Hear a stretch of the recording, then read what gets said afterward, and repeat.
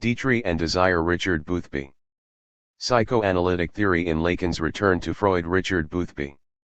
This is a book about the conceptual architecture of psychoanalytic theory. It is centrally concerned with one of Freud's most radical and far-reaching formulations, the hypothesis of a primordial self-destructive impulse or death drive. It is a concept that occupies a pivotal position in Freud's mature theory but has been pivotal, too, for the development of psychoanalysis after Freud. To clarify its meaning is therefore to open a privileged window on the significance and transmission of Freud's discovery. Yet, of all Freud's major concepts, the hypothesis of the death drive remains the most maligned and neglected. In an attempt to raise again the question of the meaning and function of the death drive in psychoanalytic theory, I will turn to close readings of key Freudian texts. This effort will draw its guiding clue from the contribution of the French analyst Jacques Lacan, in which Freud's concept is significantly reinterpreted. Lacan repositions the theme of death in psychoanalysis in relation to Freud's cardinal concern, the nature and fate of unconscious desire.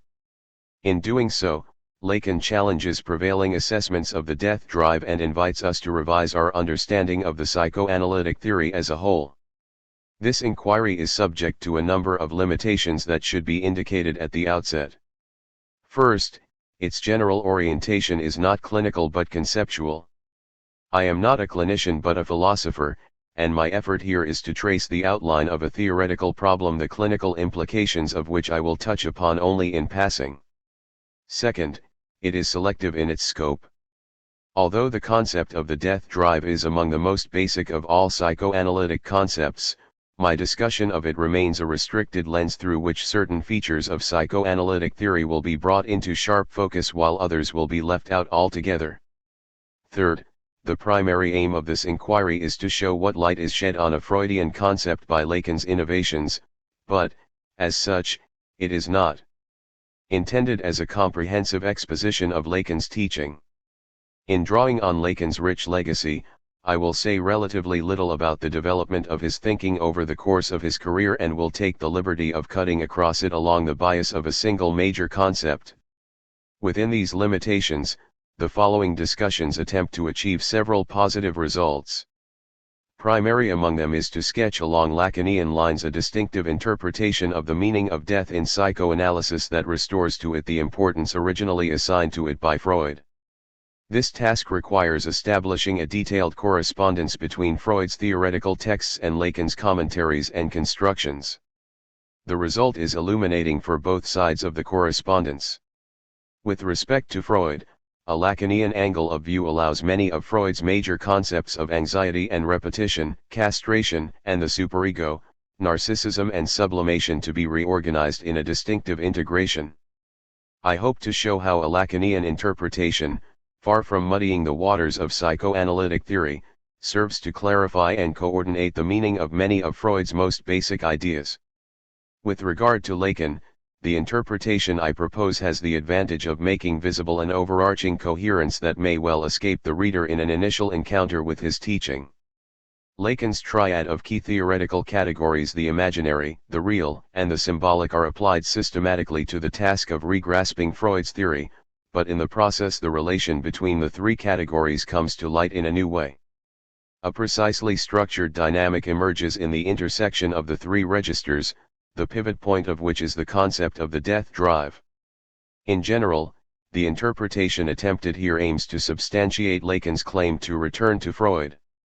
For many students of Freud, a passing familiarity with Lacan's text, as theoretically far-ranging as it is stylistically challenging, can make Lacan's claim of fidelity to Freud sound dubious indeed. I will try to show with reference to a key concept how Lacan's innovations, however far afield they may appear to wander, can be seen to retrieve and synthesize the essential points of Freud's thought.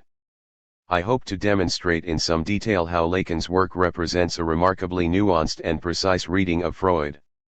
Indeed, Lacan's interpretation of the psychoanalytic theory amounts to nothing less than a rediscovery of Freud's essential insights, a reading so deeply penetrating and clarifying that it might justly be described in the words of Eliot, that the end of all our exploring will be to arrive where we started and know the place for the first time.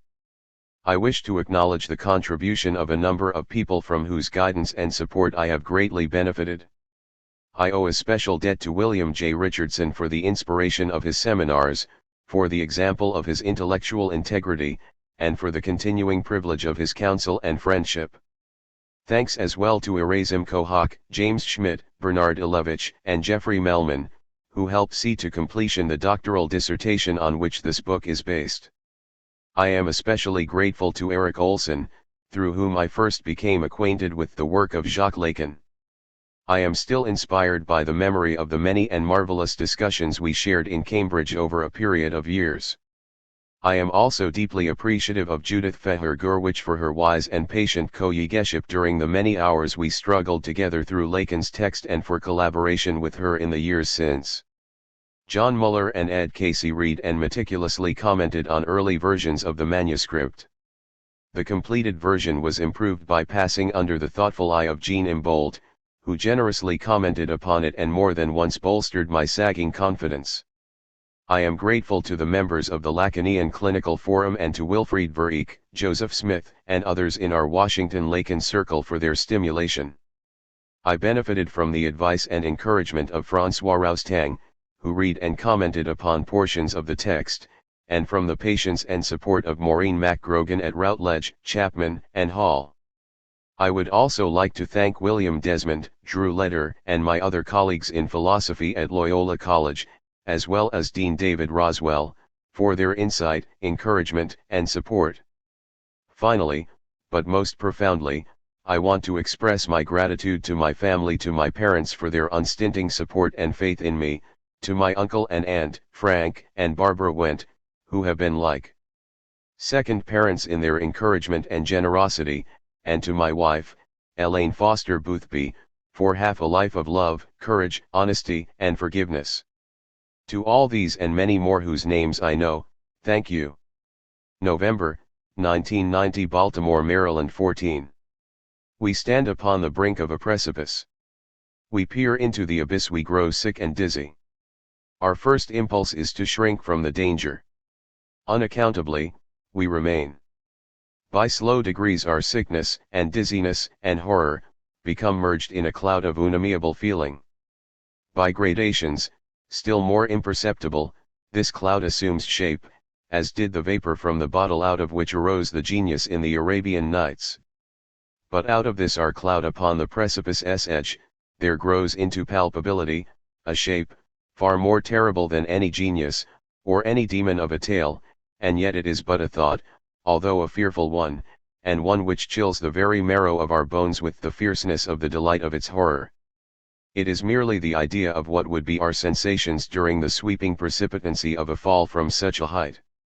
And this fall, this rushing annihilation, for the very reason that it involves that one most ghastly and loathsome of all the most ghastly and loathsome images of death and suffering which have ever presented themselves to our imagination, for this very cause do we now most vividly desire it. Edgar Allan Poe, The Imp of the Perverse. Men do not always take their great thinkers seriously, even when they profess most to admire them. Sigmund Freud, Freud's Theorie der Todestriebe, translated by James Strachey as the death instinct, is arguably the darkest and most stubborn riddle posed by the legacy of psychoanalysis. Jean Laplanche has remarked that, which in 1920 introduces the death drive, remains the most fascinating and baffling text in the entire Freudian corpus, if life is regarded as materially present at the frontiers of the psyche, death's entry on the Freudian scene is far more enigmatic. In the beginning, like all modalities of the negative, it is radically excluded from the field of the unconscious. Then suddenly in 1920, it emerges at the center of the system as one of the two fundamental forces, and perhaps even as the only primordial force in the heart of the psyche, of living beings, and of matter itself. Death becomes the soul of conflict, an elemental force of strife, which from then on is in the forefront of Freud's most theoretical formulations. As Laplanche indicates, Freud's hypothesis of the death drive was of central importance during his last years. Unlike so many of Freud's basic ideas, however, the death drive has not found a significant place in the popular diffusion of the psychoanalytic perspective. Not infrequently, expositions of psychoanalysis omitted altogether. In comparison with other key psychoanalytic concepts, the unconscious, repression, the agencies of id, ego, and superego, Freud's supposition of a self-destructive drive has suffered positive neglect. Precisely to that extent we may be led to ask how adequately it has been understood. What did Freud mean by positing a drive toward death? How did the concept of the death drive function in the totality of the psychoanalytic theory? What has it meant to psychoanalytic theory since Freud? What can it mean for us today? The intention of this book is to raise these questions on the level of a theoretical inquiry and to indicate the direction of an answer. Freud's most daring hypothesis. Let us briefly recall the problem to which Freud's theory of the death drive provided a solution. From the inception of psychoanalysis in the 1890s and throughout the 2.5 decades that followed, Freud conceived the psychic apparatus as a homeostatic system invested with quantities of energy and regulated by the pursuit of pleasure and the avoidance of pain. Operating in this way according to a pleasure principle, the system seeks to release the tension of accumulated excitations and to promote an equilibrium of psychic energies. Evacuation, or at least constancy and stability of energy, were taken to be the basic aims of psychic life. The pleasure principle was therefore tantamount to a constancy principle, the reality principle, under the operation of which tensions might be tolerated for a time in order to be more satisfactorily discharged later on, qualified the functioning of the pleasure principle but in no way departed from its basic logic. By 1920, however, the assumption of the pleasure principle and the view of psychic functioning that followed from it could no longer satisfactorily account for a number of observations made in clinical practice. In a number of instances, the psychic system appeared to behave precisely contrary to expectation, deliberately reintroducing or increasing energetic tensions. The evidence fell into four main categories. First, there were cases of recurrent traumatic dreams. Observed particularly in victims of war neuroses, the repetition of traumatic experiences in dreams and memories failed to tally with Freud's earlier view, itself an expression of the pleasure principle, that dreams represent the fulfillment of wishes.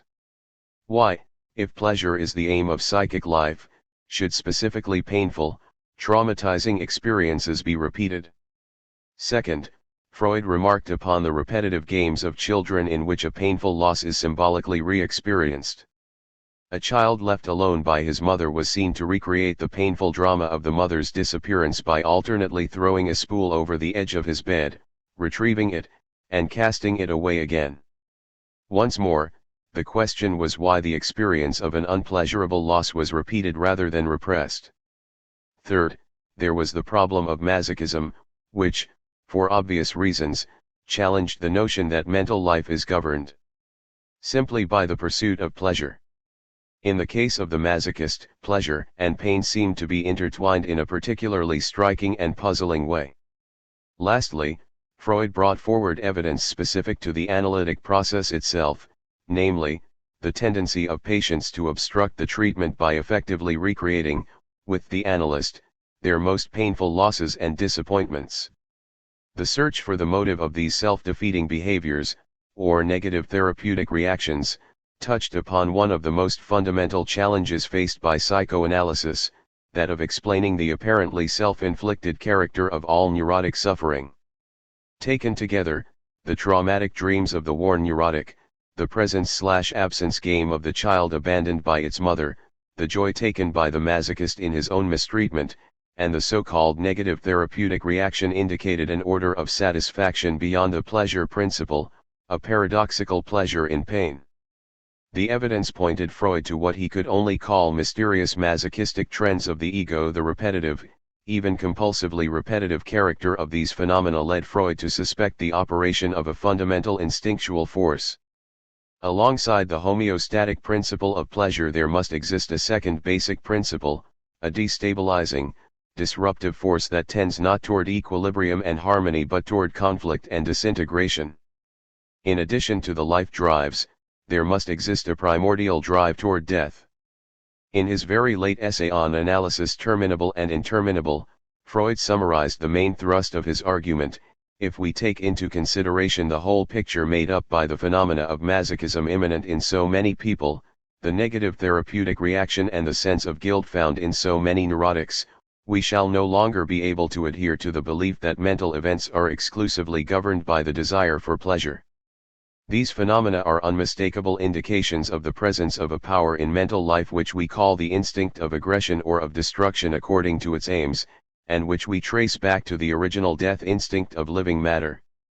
The theoretical value of the death drive. It is difficult to overstate the strangeness and radicality of Freud's death drive hypothesis. It amounts to saying that the true goal of living is dying and that the life course of all organisms must be regarded as only a circuitous route to death. Shocking as this conclusion appeared, even to its author, the hypothesis of the death drive served to account for clinical observations that otherwise remained inexplicable. But in addition, and perhaps even more significantly, the idea appealed to Freud on purely theoretical grounds. First and foremost, the opposition between the life and death drives allowed Freud to reassert a fundamental dualism in the aftermath of his studies on narcissism. The theory of narcissism, which supposed a differential investment of libido between the ego and its objects, seemed to lend support to the instinctual monism of Jung and his followers. The new theory of life and death instincts re-expressed Freud's deeply held dualist sensibility as it installed conflict in the heart of the psychical process, indeed, in the very substance of organic material itself. Freud insisted that only by the concurrent or mutually opposing action of the two primal instincts eros and the death instinct, never by one or the other alone, can we explain the rich multiplicity of the phenomena of life. Although he maintained a cautious skepticism concerning his revised outlook, Freud valued the elegance and simplicity of the new theory. To my mind, he said, the hypotheses of the life and death instincts are far more serviceable from a theoretical standpoint than any other possible ones. They provide that simplification, without either ignoring or doing violence to the facts, for which we strive in scientific work despite the tireless fidelity to the details of observation that has made Freud an intellectual hero. Even among many who disagree with his conclusions, Freud's scientific spirit retained a decidedly philosophical bent. Metapsychology, as he hinted in a letter to Fliess and reiterated in his Psychopathology of Everyday Life, was Freud's answer to metaphysics. The theory of the death drive was the high water mark of Freud's speculative urge. In one of his late essays, Freud enthusiastically compared his view of the life and death instincts with the Empedoclean principles oiphilia and neokos. He claimed to be all the more pleased when not long ago I came upon this theory of mine in the writings of one of the great thinkers of ancient Greece. I am very ready to give up the prestige of originality for the sake of such a confirmation. After 1920, Freud's commitment to his most controversial hypothesis was reinforced by the fact that the death drive came to play a key role in resolving several specific problems plaguing psychoanalytic theory. Primary among them were the origins of human aggressiveness and the nature and function of the superego.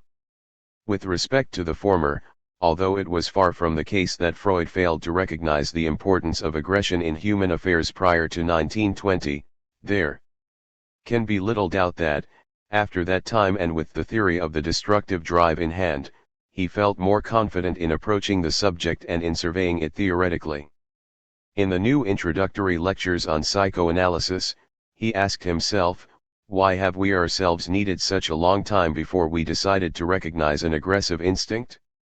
Why did we hesitate to make use, on behalf of our theory, of facts which were obvious and familiar to everyone? In fact, Freud's rhetorical question bears directly on certain points in the history of the psychoanalytic movement. Freud resisted the idea of an aggressive instinct when it was introduced in 1908 by Alfred Adler. In 1912, Sabina Spielrein posited a specifically self-destructive instinct in her paper Destruction as the Cause of Becoming, but again Freud refused to accept it. Only with the working out of his own approach did Freud settle on a definitive view of the problem of aggression. Only then did he resolve the difficult question of sadism and masochism that had always oriented his thinking about human aggression. It became clear that although masochism and sadism are intimately bound up with one another, masochism is the more primary impulse. Sadism is to be conceived as a turning outward of a more primitive masochistic tendency. This view led Freud to the revolutionary thesis that all aggression and destructiveness in human beings is, according to its original nature, self-destructiveness. This means that human aggressiveness is to be understood neither as a reaction of self-defense nor as a result of an innately brutish disposition, but rather as an expression of an internal conflict of the individual human being with itself.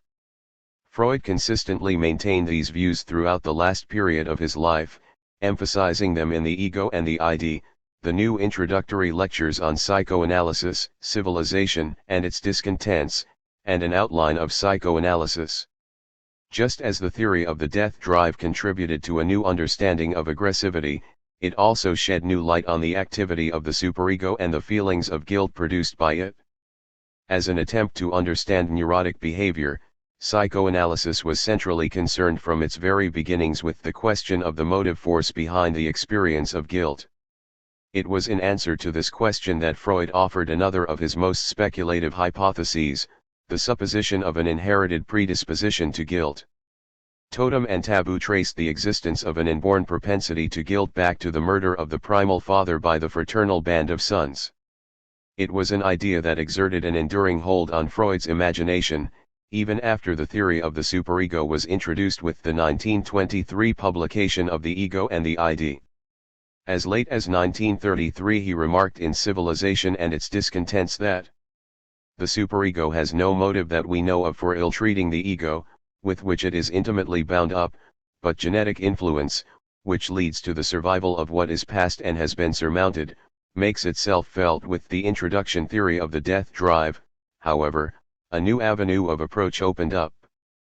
If human aggressiveness could be shown to derive from a fundamental aggressiveness of the individual against itself, then the self-inflicted sufferings of the neurotic became understandable in a new way.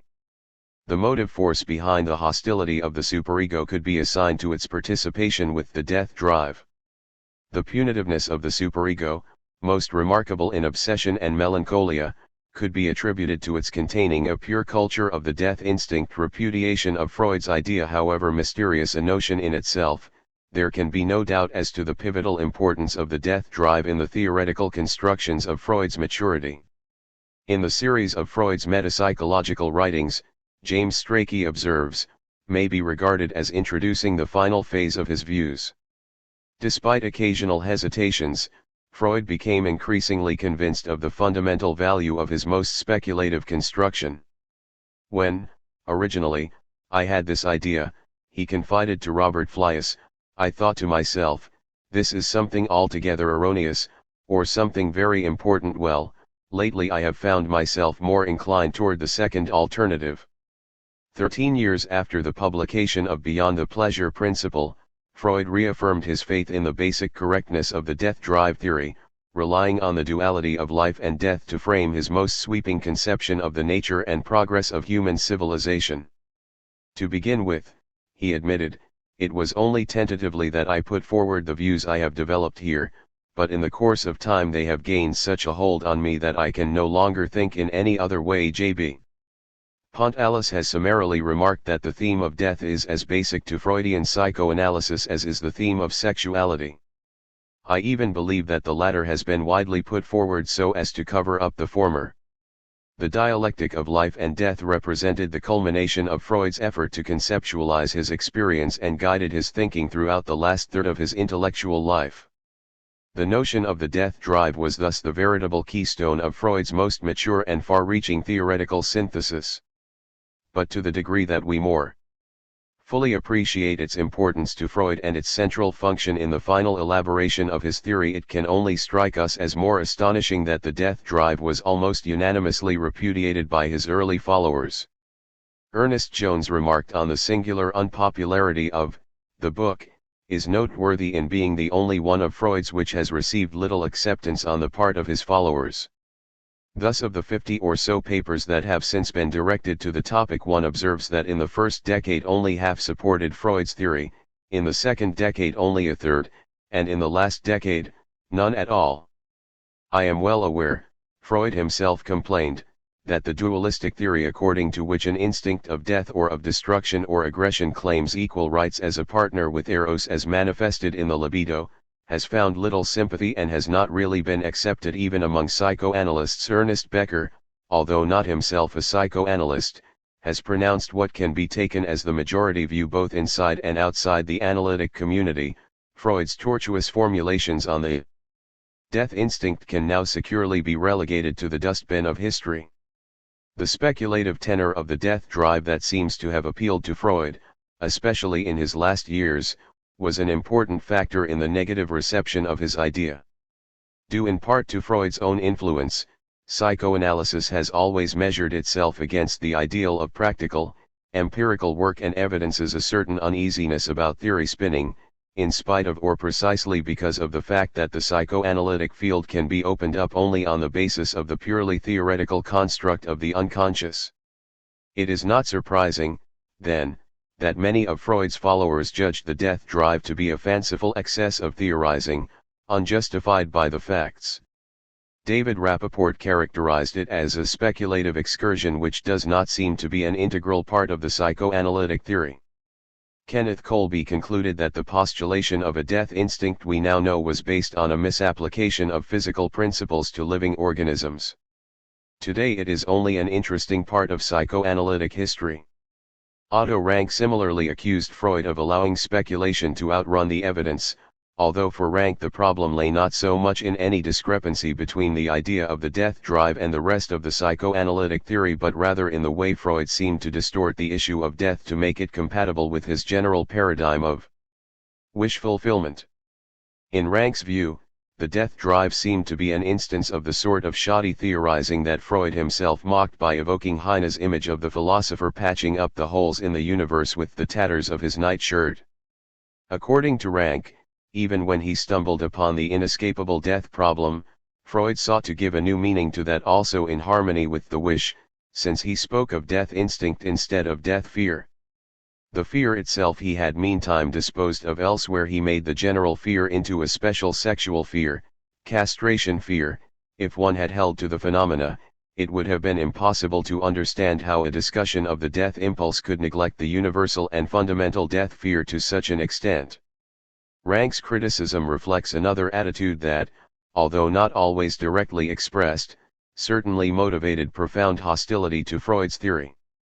The idea that every organism is destined to die for internal reasons, that death and destruction are the aims of a basic principle, perhaps the most basic principle of all life, violated the canons of common sense and religious belief even more than it offended scientific rationality.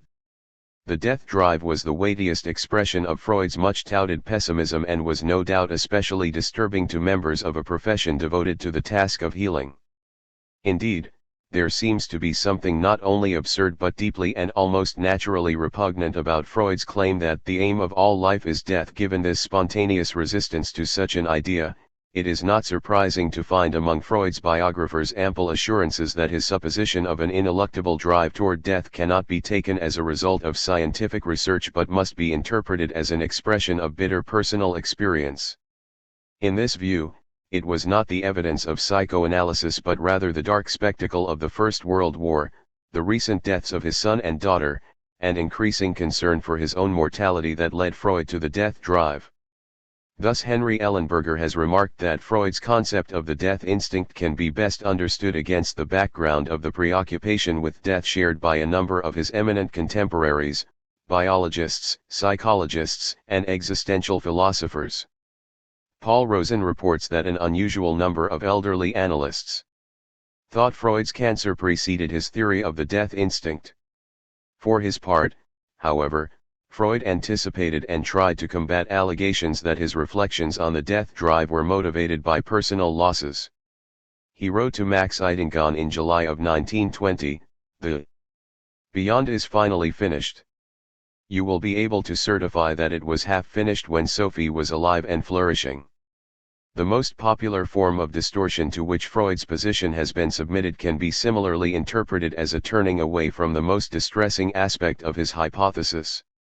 According to a common view, we need not worry ourselves about a specifically self-annihilating drive. We need only recognize the natural tendency in human beings toward aggressivity and destructiveness. This view is invited by distinguishing between theoretical and clinical contexts of discussion. On the clinical level, it is held, there is no need to invoke the complexities of the dual instinct theory. As Edward Bibring puts it, instincts of life and death are not psychologically perceptible as such, they are biological instincts whose existence is required by hypothesis alone.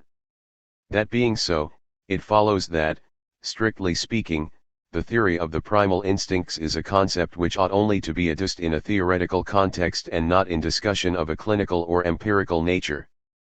In them, the idea of aggressive and destructive instincts will suffice to account for all the facts before us. The repudiation of the death drive hypothesis presents a striking and nearly unique exception to the otherwise conspicuous and enduring authority of Freud. Indeed, in many circles the theory of the death drive remains one of the great embarrassments of psychoanalysis. We can be only more deeply intrigued that this exception concerns a point of theory that Freud himself held to be of capital importance. But the question of the death drive poses an enigma of more than merely political or historical significance. It demands a basic decision. We are led to ask whether the theory of the Todestrieb was simply a misguided speculative excess, the error of which Freud's followers saw better than the master himself, or whether, on the contrary, it really did constitute the crowning discovery of psychoanalysis, as Freud himself believed, and that its almost universal repudiation must therefore be seen to involve a fundamental and widely shared misunderstanding of Freud's teaching. Perhaps the most damaging consequence of posterity's judgment on Freud's theory of the death drive has been the near silencing of the question itself. In fact, most treatments of the problem have amounted to a sidestepping of it. Denounced as misconceived biology or denigrated as a speculative flight of fancy, the meaning and function of Freud's hypothesis in the larger framework of his theory is not taken into account. Dismissed as fodder for biographers or trimmed down to an assertion of simple brutishness, the theory of the death drive is robbed of its power to challenge our basic assumptions. Unless we are willing to dismiss Freud's own estimate of the critical importance of his idea as easily as his interpreters have dismissed the idea itself, we must recognize in the death drive a question worth raising again. Reposing the question of the death drive, Freud's theory of the death drive, although rejected by many, has always found some supporters. In the early days, the theory was embraced by Eidingon, Ferenczi, and, for a time, Franz Alexander. More notably, it was taken over and reworked by Melanie Klein and her school. Over the past 40 years, however, the most significant treatment of Freud's most unpopular conception has been the work of a renegade French analyst named Jacques Lacan. Lacan does more than re-emphasize Freud's notion of the death drive, he reinstalls it at the very center of psychoanalytic theory. To ignore the death instinct in Freud's doctrine, he insists, is to misunderstand that doctrine completely. Lacan characterizes as the pivotal point in the evolution of Freud's thought. In that work is announced the culminating point of Freud's doctrine. That death instinct whose enigma Freud propounded for us at the height of his experience. To give Freud's conception of death its due, it must be seen to imply the lineaments of the entire psychoanalytic discovery. For Lacan, life and death are the terms par excellence of the Freudian dialectic. When we get to the root of this life, behind the drama of the passage into existence, we find nothing besides life conjoined to death. That is where the Freudian dialectic leads us. Lacan insists that the death drive is not merely an unthinkable conundrum. The death instinct isn't an admission of impotence, it isn't a coming to a halt before an irreducible, an ineffable last thing, it is a concept. But, further, it is not merely one concept among others. Perhaps more than any other point in the Freudian theory, it is with respect to the death drive that Lacan's innovation is rightly called a return to Freud. What makes the death drive theory so important is its pivotal position in the structured totality of the psychoanalytic theory. For Lacan, the death drive is the key to understanding the topography of id, ego, and superego upon which Freud based the final and most complete elaboration of his theory. is the work of Freud that most of those who authorize themselves with the title of psychoanalyst don't hesitate to reject as a superfluous, even chance, speculation. Insofar as the supreme antinomy which results from it, the death instinct, becomes unthinkable for them. It is difficult, however, to take as a mere sideshow, still less as a mistake, of the Freudian doctrine, the work which is precisely the prelude to the new topography represented by the terms ego, id, and superego that has become as prevalent in its theoretical usage as in its popular diffusion. Lacan insists that the death drive be understood in its original radically. Freud was not simply concerned to expose a general tendency toward aggressivity and destructiveness in human beings. The thrust of Freud's idea was to conceive of a force of S/F destructiveness, a primordial aggressivity toward oneself, from which aggressivity toward others is ultimately derived. To fail to see that it is one's own death that is at stake in the death drive is to miss the point entirely. Such was the typical error of the ego psychologists, as Jean Laplanche has pointed out in a passage that might well have been written by Lacan himself. For these authors, for a Fenichel, the situation is fundamentally the same. In every case, there is a refusal of the essential thesis of Freud which affirms that the death drive is in the first instance turned, not toward the outside, as aggressivity, but toward the subject, that it is radically not a drive to murder, but a drive to suicide or to kill oneself. Lacan returns to the death drive but not without reappropriating it in a distinctive way. Lacan finds in the death drive a privileged point at which the system of psychoanalytic concepts remains open to question. Contrary to the dogmatism that is sometimes imputed to us, we know that this system of psychoanalytic concepts remains open both as a whole and in several of its articulations. These gaps seem to focus on the enigmatic signification that Freud expressed in the term death instinct, which, rather like the figure of the Sphinx, reveals the aporia that confronted this great mind in the most profound attempt so far made to formulate an experience of man in the register of biology. According to Lacan, the problem of the death drive opens psychoanalysis to question and, ultimately, to reformulation. But what sort of reformulation is announced here? The answer is not immediately easy to determine. The question of the death drive in Lacan will take us to the heart of his theoretical innovations insofar as he links the meaning of death in psychoanalysis to the faculty of speech and language, on the one hand, and to the fate of desire, on the other. In this way, two of the prime themes of Lacan's thought, language and desire, can be seen to intersect in his treatment of the death drive. The question, one that will occupy us throughout this book, remains: how are language, desire, and death related? The most recognizable feature of Lacan's rereading of psychoanalysis is his insistence that the essential meaning of the psychoanalytic discovery concerns the role of language in the functioning of the unconscious.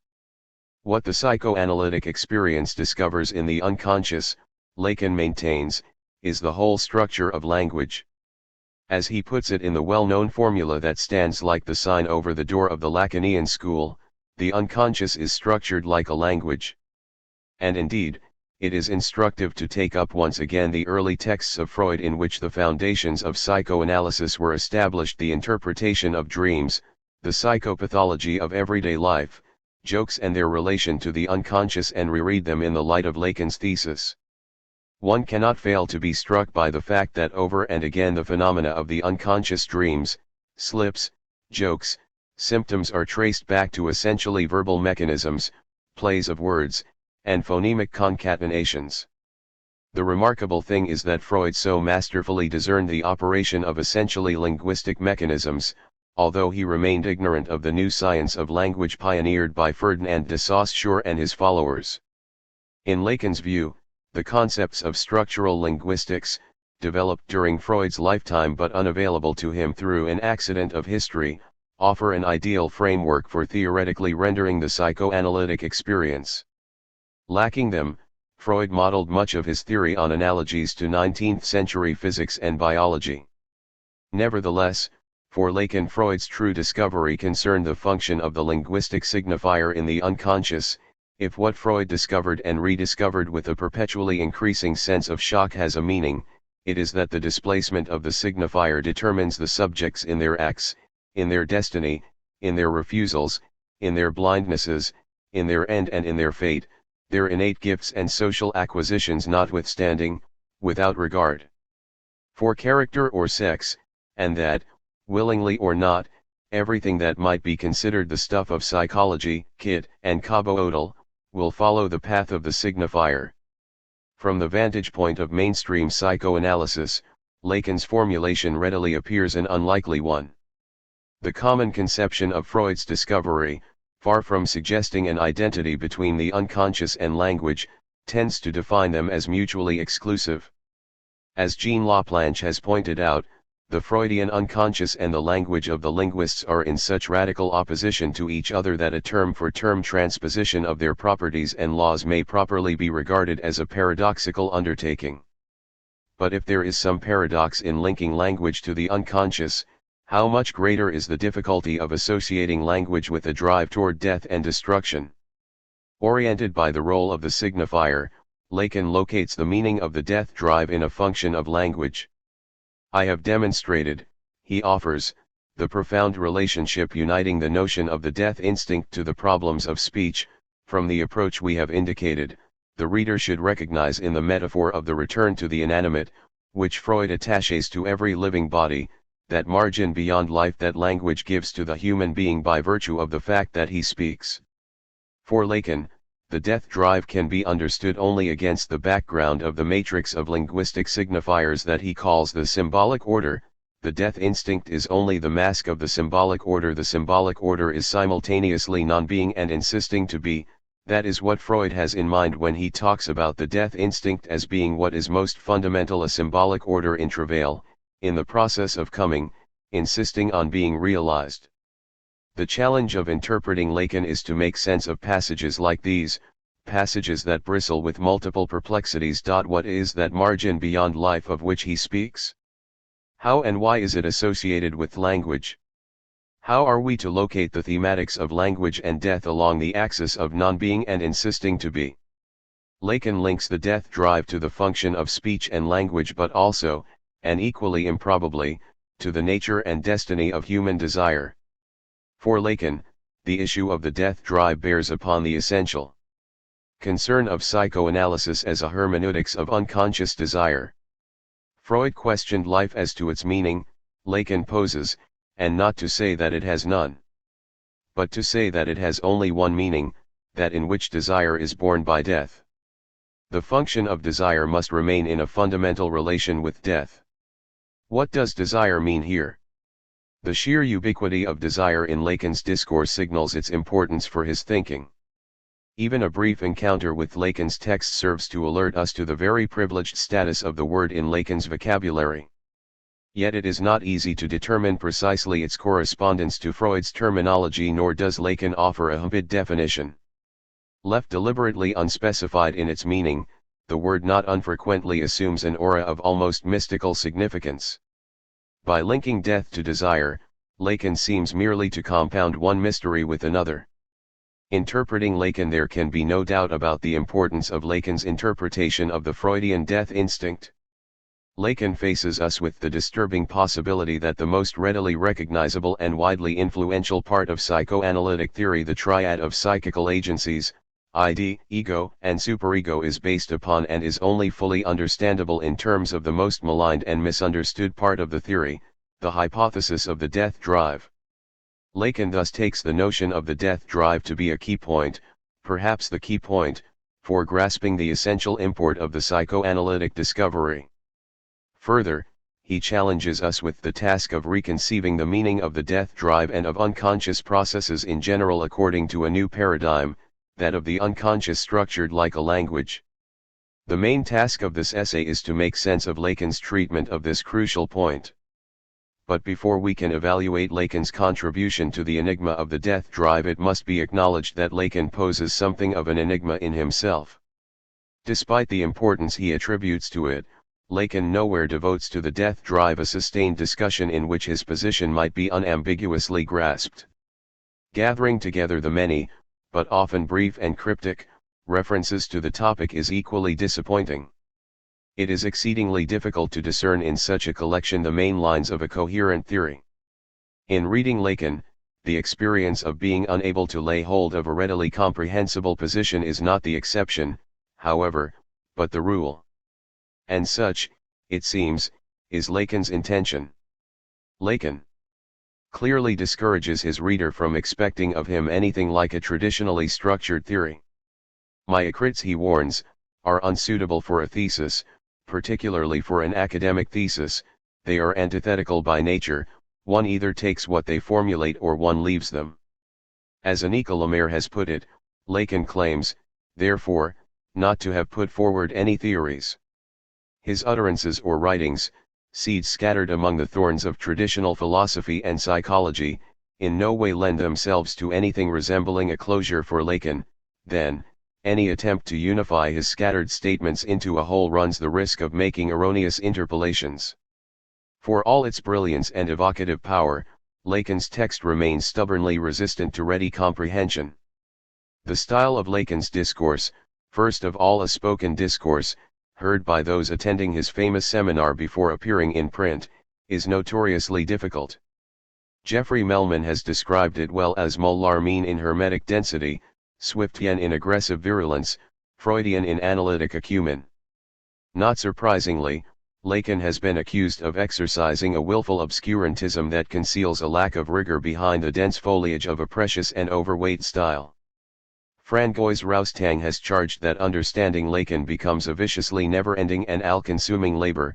The work becomes infinite, thanks on the one hand to the obscurity of the discourse, for one would like to understand what has been intentionally rendered incomprehensible, thanks on the other hand to the very vague links Lacan makes to other disciplines, for one can never discover the relations which exist only on a metaphorical plane.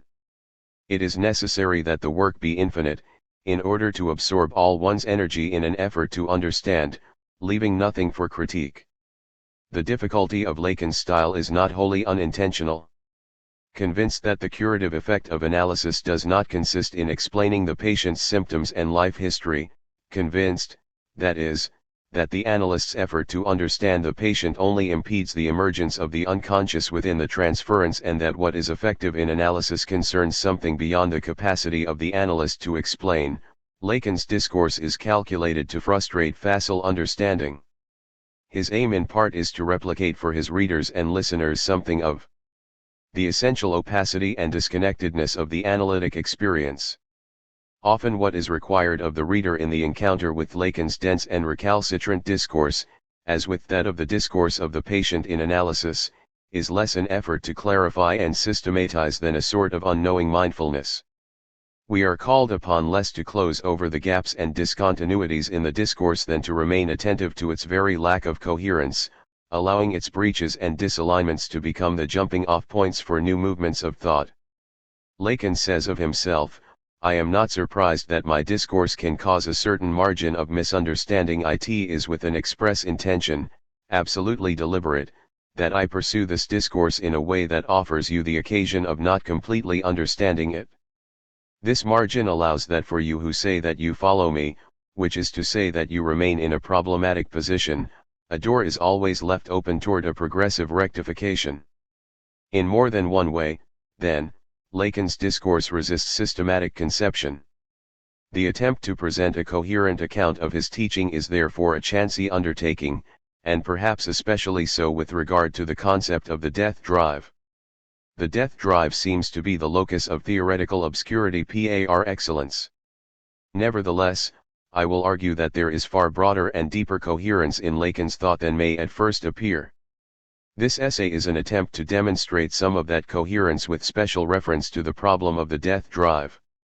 Do I remain true to Lacan? I will quote extensively from Lacan's text and will try to acknowledge those points at which I clearly depart from him. In the end, perhaps, I will be judged to have departed from Lacan through the door he left open toward a progressive rectification. My aim, however, is not to provide a comprehensive account of Lacan's work, but to traverse his thought obliquely along the lines of a specific concept. In doing so, I hope to reveal in a limited way some aspects of the structure of his thinking, but, more important, I hope to show that the value of Lacan's innovations for reading the text of Freud. I will take seriously Lacan's claim to return to Freud. My effort must finally be considered an explication of Lacan's work less for its own sake than for the light it sheds on a concept we find in Freud. Reference to Freud is not only the goal of my analysis but also a guide for interpreting Lacan. Lacan was fond of reminding would-be Lacanians that he, Lacan, strove only to be a Freudian. As his discussions of Freud's texts so powerfully demonstrate, Lacan's genius consisted not merely in bringing to psychoanalysis the concepts of structural linguistics, Gestalt psychology, or philosophy, but doing it in a way that allows us to experience Freud's great cases as if for the first time. Lacan was first and last a reader of Freud.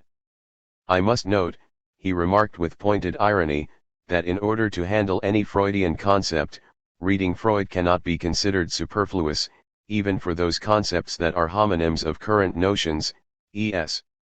Consistent with this advice, it will be helpful to keep the text of Freud very clearly in view. It will be necessary during the course of this essay to locate, painstakingly, the origin and function of the death drive in Freud's theory. Only by determining its point of emergence in the unfolding of Freud's thought, by understanding the nature of the questions to which it provided an answer, and by discerning its linkages with other key concepts and problematics can we clarify how Lacan makes new sense of it. Lacan's claim to remain faithful to Freud gives us some warrant to use Freud in reading Lacan, but it can hardly be forgotten, for all the talk of return, that Lacan is not Freud. To return to Freud is by no means simply to repeat him. We are not following Freud, Lacan poses, we are accompanying him. The fact that an idea occurs somewhere in Freud's work doesn't, for all that, guarantee that it is being handled in the spirit of the Freudian researches. As for us, we are trying to conform to the spirit, to the watchword, to the style of this research. The concept of the death drive in particular must be interpreted in a spirit that transcends the letter of Freud's text. This notion of the death drive must be approached through its resonances in what I shall call the poetics of the Freudian corpus, the first way of access to the penetration of its meaning, and the essential dimension from the origins of the work to the apogee marked in it by this notion, for an understanding of its dialectical repercussions. It is toward the end of revivifying the spirit of Freud's teaching that Lacan offers his most significant innovation, the three orders of the imaginary, the symbolic, and the real. They constitute, he suggests, a sort of preface or introduction to a certain orientation of psychoanalysis. But that is too modestly said. Beginning in the early 1950s, Lacan's work is at every point saturated with the distinction of these three fundamental registers. Without these three systems to guide ourselves by, he insists, it would be impossible to understand anything of the Freudian technique and experience. In order to gain an idea of the function which Freud designates by the word ego, as indeed to read the whole of the Freudian metapsychology, it is necessary to use this distinction of planes and relations expressed in the terms, the symbolic, the imaginary, and the real. The imaginary was the first of the three orders to appear, introduced in by Lacan's article on the mirror stage. It was inspired by research in ethology, which associated behavior patterns in animals with the perception of specific visual images. Lacan proposed that a similar imaginary function operates in human beings. In the mirror phase, the most rudimentary formations of psychic life are organized for the 6 to 18-month-old infant as it identifies itself with a body image, either its own image in a mirror, or that of a caretaker or peer.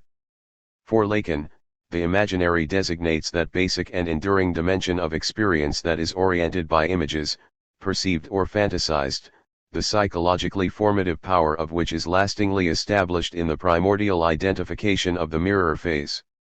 Lacan's first and arguably most original and far-reaching innovation in psychoanalytic theory was to characterize the Freudian ego as a formation of the imaginary. The symbolic, announced in his 1953 paper on the function and field of speech and language in psychoanalysis, was conceived by Lacan from the outset in dynamic opposition to the captures of the imaginary. Lacan's notion of the symbolic is indebted to the linguistics of Ferdinand de Saussure and Roman Jakobson, and to the structural anthropology of Claude Lévi-Strauss. The symbolic is the register of language and of linguistically mediated cognitions. In the symbolic order, Lacan envisions a complex system of signifying elements whose meaning is determined by their relation to the other elements of the system, a grand structure, then, in which meaning is free to circulate among associated elements or signifiers without necessarily referring to a particular object or signified. In opposition to the Gestalt principles and relations of perceptual resemblance that govern the semiotics of the imaginary, the order of the symbolic functions in accordance with rules internal to the signifying system itself. Lacanian psychoanalysis came fully into its own when Lacan identified the Oedipus complex discovered by Freud with the formative moment in which the child, molded and snared by the imaginary, accedes to a symbolic mode of functioning. It is a good deal more difficult to characterize briefly the Lacanian sense of the real. Especially in his later work, Lacan tries to show the interconnectedness of the imaginary, symbolic, and real, comparing them to the three interlocking rings of a Borromean knot. But the notion of the real is perhaps best introduced as being precisely that which escapes and is lacking in the other two registers. Neither figured in the imaginary nor represented by the symbolic, the real is the always still outstanding, the radically excluded, the wholly uncognized. As Lacan puts it, the real is the impossible. In Lacan's sense, then, the real has very little to do with common reality. By the measure of everyday reality, the Lacanian real is closer to being un or surreal. The real is sheer, wholly undifferentiated, and unsymbolized force or impact. It is an experience of the real, therefore, that lies at the heart of trauma. However, the real is not simply a designation of something unknown external to the individual. It inhabits the secret interior as well. The real is therefore also to be associated with the active yet ineffable stirrings of organic need, the unconsciousness of the body. The tripartite distinction of imaginary, symbolic, and real constitutes the master key of Lacan's work. To interpret his treatment of the death instinct will therefore ultimately require determining its relation to these three essential registers.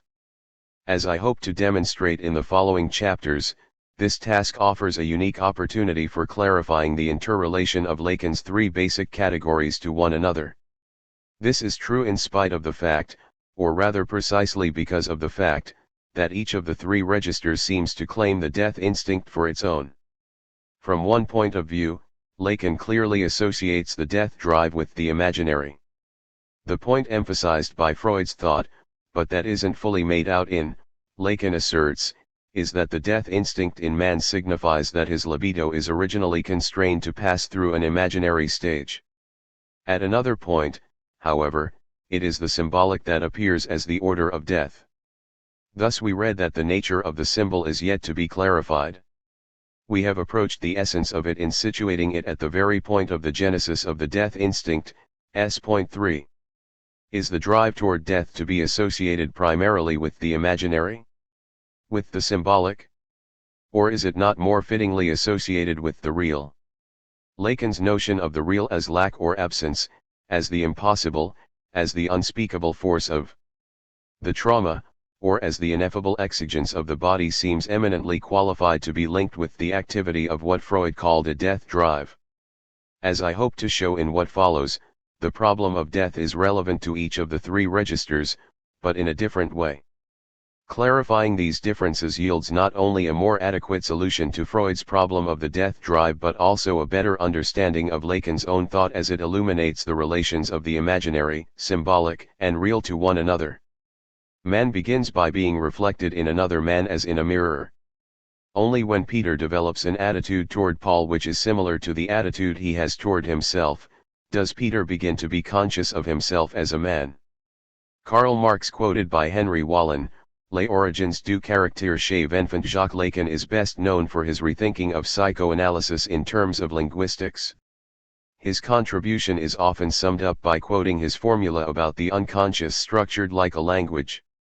There is a danger, however, in putting too much stress on the linguistic side of Lacan. For all its importance in Lacan's thought, his notion of the symbolic and its role in the unconscious must be understood in its dynamic relation to his earlier and seminal conception of the imaginary. Catherine Clement has proposed that Lacan may not have had any idea other than that of the mirror stage. This was a true discovery. In this discovery we find all his future work in embryonic form. Philippe Julien maintains that the teaching of Lacan is, from start to finish, a debate with the imaginary. However we evaluate the relative importance of the imaginary and the symbolic in Lacan's work, there is good reason why a discussion of his approach to the death drive must begin with the imaginary. This is so because Lacan's treatment of the death instinct is closely bound up with his concept of alienation. Central to Lacan's conception of both death and desire, alienation finds its first and decisive point of reference in the imaginary structuration of the mirror phase. Lacan asks of this alienation, isn't it the fundamental, original, specular foundation of the relation to the other, insofar as it is rooted in the imaginary? The first alienation of desire is linked to this concrete phenomenon. Alienation not only begins in the imaginary is somehow alienating in its very essence. In the order of the imaginary, alienation is constitutive. Alienation is the imaginary. As such as fundamentally alienating, the imaginary is tied to death. Lacan therefore claims that this life we're captive of, this essentially alienated life, existing, this life in the other, is as such joined to death, it always returns to death, sji. And elsewhere, this image of the master, which is what man sees in the form of the specular image, becomes confused in him with the image of death. It is the alienating character of the imaginary that links it to death. Understanding what Lacan means by alienation is therefore a key requirement for clarifying his treatment of the death instinct. In this chapter, I will give a general account of Lacan's notion of the imaginary, which, before arriving at an answer, aims at posing the nature of imaginary alienation as a question. Life in the Mirror. Lacan's theory of the imaginary function in human beings is inspired in part by ethological research into the role of perceptual mechanisms in animal behavior. In Lacan's view, the work of Lorentz, Tinbergen, and others has established beyond doubt the key part played by perceptual gestalten in triggering behaviors of parade, territoriality, attack, courtship, and mating. For such behaviors, the primary stimulus is the visual image of another member of the same species. In his article on the mirror phase, Lacan cites the example of the female pigeon, for which the sight of another member of its species is a necessary condition for the anatomical maturation of its reproductive organs, that this effect is produced by the perception of an image and not by the real presence of another individual is shown by the fact that a bird raised in isolation from its peers is able to develop normally when it is supplied with a mirror. These observations suggest that the functioning of the sexual instinct in animals cannot be understood apart from such imaginary mechanisms, what serves as support for the sexual instinct on the psychological plane. What is the basic mainspring determining the setting into motion of the gigantic sexual mechanism? What is its releasing mechanism, as Tinbergen puts it, following Lorentz? It isn't the existence of the sexual partner, the particularity of one individual, but something which has an extremely intimate relation to what I have been calling the type, namely an image. The mechanical throwing into gear of the sexual instinct is thus essentially crystallized in a relation of images. Now I come to the term you're expecting, an imaginary relation. In his conception of the mirror phase, Lacan transposes from animal ethology to human beings the importance of the perceptual imago of another member of the species. During the mirror phase, the psychically formative moment that occurs in the human infant at age 6 to 18 months, the most rudimentary contours of psychical structure are laid down in perceptual registrations. However, the function of the imago that is so decisive for animal behavior assumes an even greater importance in human beings due to a striking feature of human development, the phenomenon embryologists call fetalization. For Lacan, as for Henry Wallin, whose work influenced him, the first months of life in the human being are characterized by a state of radical motor incoordination that evidences a specific prematurity of birth in man.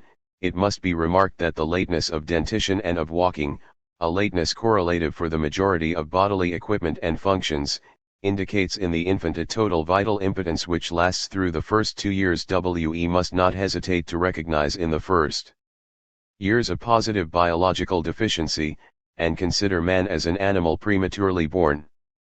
I am led, therefore, to regard the function of the mirror stage as a particular case of the function of the imago, which is to establish a relation between the organism and its reality, or, as they say, between the ineenwelt and the umwelt. In man, however, this relation to nature is altered by a certain dehiscence at the heart of the organism, a primordial discord betrayed by the signs of uneasiness and motor incoordination of the neonatal months. Because Lacan conceives the specific function and effects of the imaginary in human beings to be so closely bound up with the fact of prematurity, it is vital to understand more precisely what he takes prematurity to mean. He characterizes it less in terms of a general underdevelopment of functions than as a lack of coordination between functions. The basic elements are in place, it is the connections between them that are missing. This is particularly true for development of the central nervous system. Human beings, Lacan claims, are born with all sorts of extremely heterogeneous dispositions. The prematurely born human infant is, for all intents and purposes, a corps morcele, a body in bits and pieces. The study of the behavior of the newborn infant permits us to affirm that exterio-proprio- and interoceptive sensations are not yet, after the 12th month, sufficiently coordinated in order either to achieve the recognition of the infant's own body nor, correlatively, the notion of what is exterior to it. In animals, knowledge is cooptation, an imaginary cooptation. In man, there is nothing of the kind. The anarchy of his elementary impulses is demonstrated by analytic experience.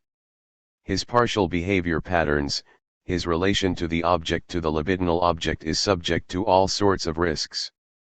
Synthesis miscarries. The beneficial effect of the imago as Lacan thinks of it, again following Wallin, relates to the radical incoordination of the neonatal months. It is through the image of another person that the human infant gains the first inkling of its bodily integrity and the first measure of control over its own movements. As Wallin put it, far from constituting a closed system, the infant is devoid of internal cohesion and quite unable to exercise the least control over even the most fortuitous influences.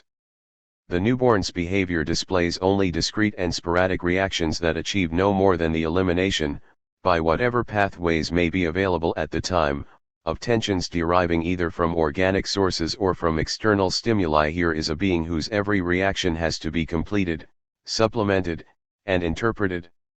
As he is unable to do anything for himself, he is manipulated by others, and it is through the movements of others that his first attitudes will take shape.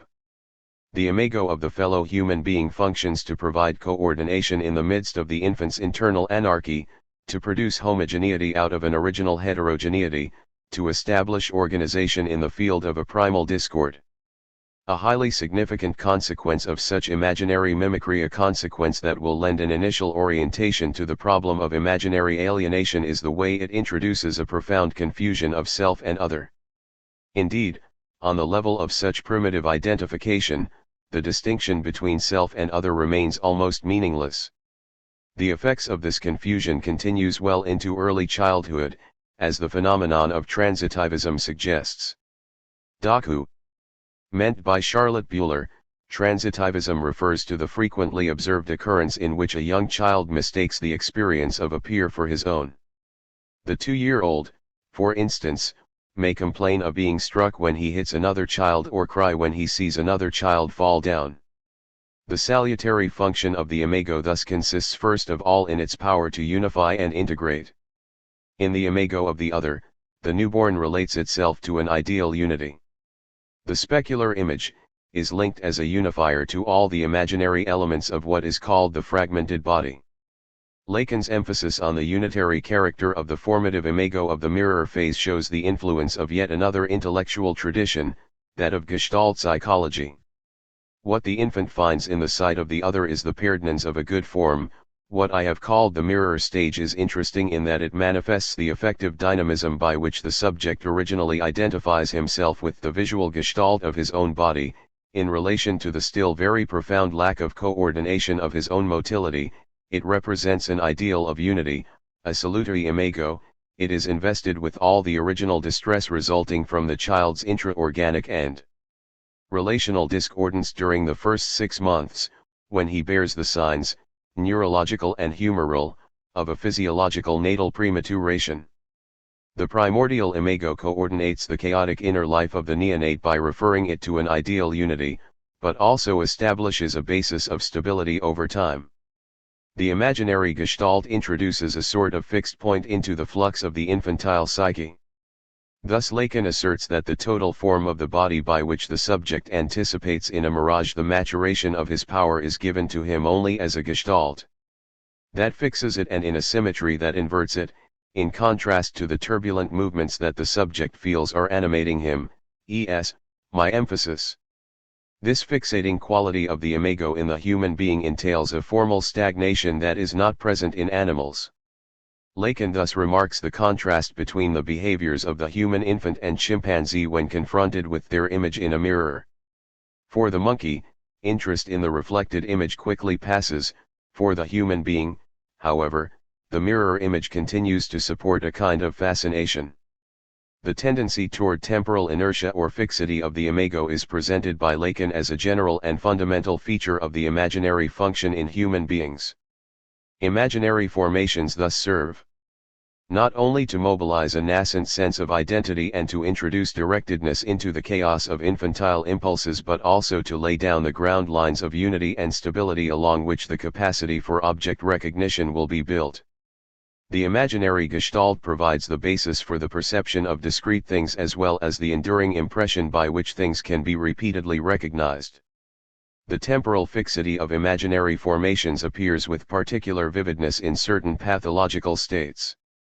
Delusional feelings of persecution, for instance, are said to be similar in their strangeness to the faces of actors when a film is suddenly stopped in mid-action. His formal stagnation is akin to the most general structure of human knowledge, that which constitutes the ego and its objects with attributes of permanence, identity, and substantiality, in short, with entities or things that are very different from the gestalt and that experience enables us to isolate in the shifting field, stretched in accordance with the lines of animal desire. In fact, this formal fixation, which introduces a certain rupture of level, a certain discord between man's organization and his Umwelt, is the very condition that extends indefinitely his world and his power, by giving his objects their instrumental polyvalence and symbolic polyphony, and also their potential as defensive armor. As it serves to organize the internal confusion of the newborn, the imago may be said to enable the most primitive form of human action.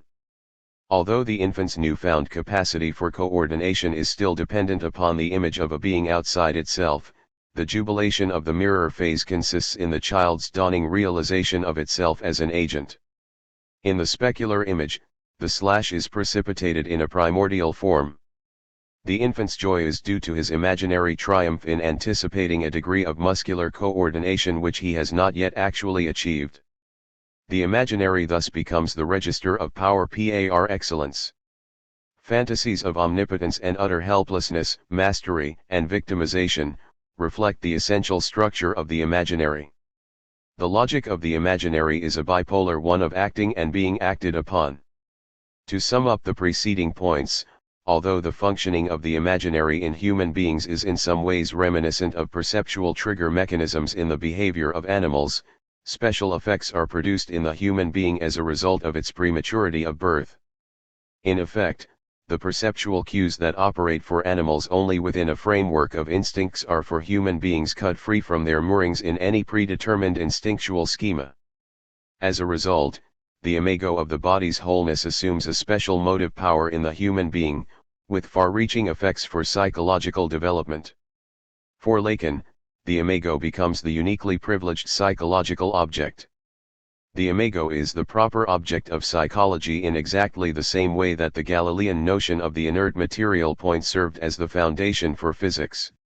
The imaginary register of the drives in more than one respect. Lacan's conception of the imaginary bears important implications for the psychoanalytic theory of the instincts or drives, Triberii. For Freud, a key goal of psychoanalytic research was to clarify the way in which psychological functions are related to a substratum of somatic impulses and energies. It was toward the end of explaining this relation of psyche to soma that Freud offered one of his earliest and most enduring concepts, that of the instinctual representative, Triebrepersentens. Freud insisted that instinctual forces are never present in themselves, either consciously or unconsciously, but become psychically effective only in and through a sort of proxy or delegate. He thus proposed that the antithesis of conscious and unconscious is not applicable to instincts. An instinct can never become an object of consciousness, only the idea that represents the instinct can. Even in the unconscious, moreover, an instinct cannot be represented otherwise than by an idea. If the instinct did not attach itself to an idea or manifest itself as an affective state, we could know nothing about it. The matter becomes more complicated as Freud offered three terms, psychical, and ideational, as well as instinctual representative, that are difficult to distinguish. Nevertheless, the general intent of all three terms is clear. The Freudian concept of instinct is poised precariously at the juncture of the somatic and the psychical. By differentiating the instinct from its representative, Freud meant to distinguish the upsurge of biological forces or excitations, reason, within the organism from the idea or mental content in which those forces become psychologically palpable. Lacan's concept of the imaginary is extremely suggestive at this point. In the mirror phase, the most primitive formations of the libido are thought to come into being in and through the recognition of a perceptual gestalt. The imago might thus be taken to be the most fundamental form of instinctual representative. Recognition of the imago mobilizes vectors of impulse from out of the chaos of excitations in the infantile body. In this way, too, the Lacanian conception illuminates the connection between fantasy and the genesis of the drive impulse remarked upon by Freud but never fully worked out by him. Laplanche and Pontalis recall that in one of his first reflections on fantasy, Freud notes that the impulse could perhaps emanate from fantasy. They go on to conclude that the origins of fantasy cannot be isolated from the origins of the drive itself. Lacan makes this conclusion explicit in his own terms. The libidinal drive, he insists, is centered on the function of the imaginary. Lacan finds in the imaginary matrix of the mirror phase, itself a sort of proto-fantasy, the first channeling of libidinal energy that will influence all subsequent fantasies. The image of the body thus establishes an essential dimension of the human, which entirely structures his fantasy life. One of the things that makes Freud's theory of instincts difficult to handle is the double intention that motivates it. On the one hand, Freud wants to assert the rootedness of the mind in the body and to suggest the profound linkage between psychology and biology.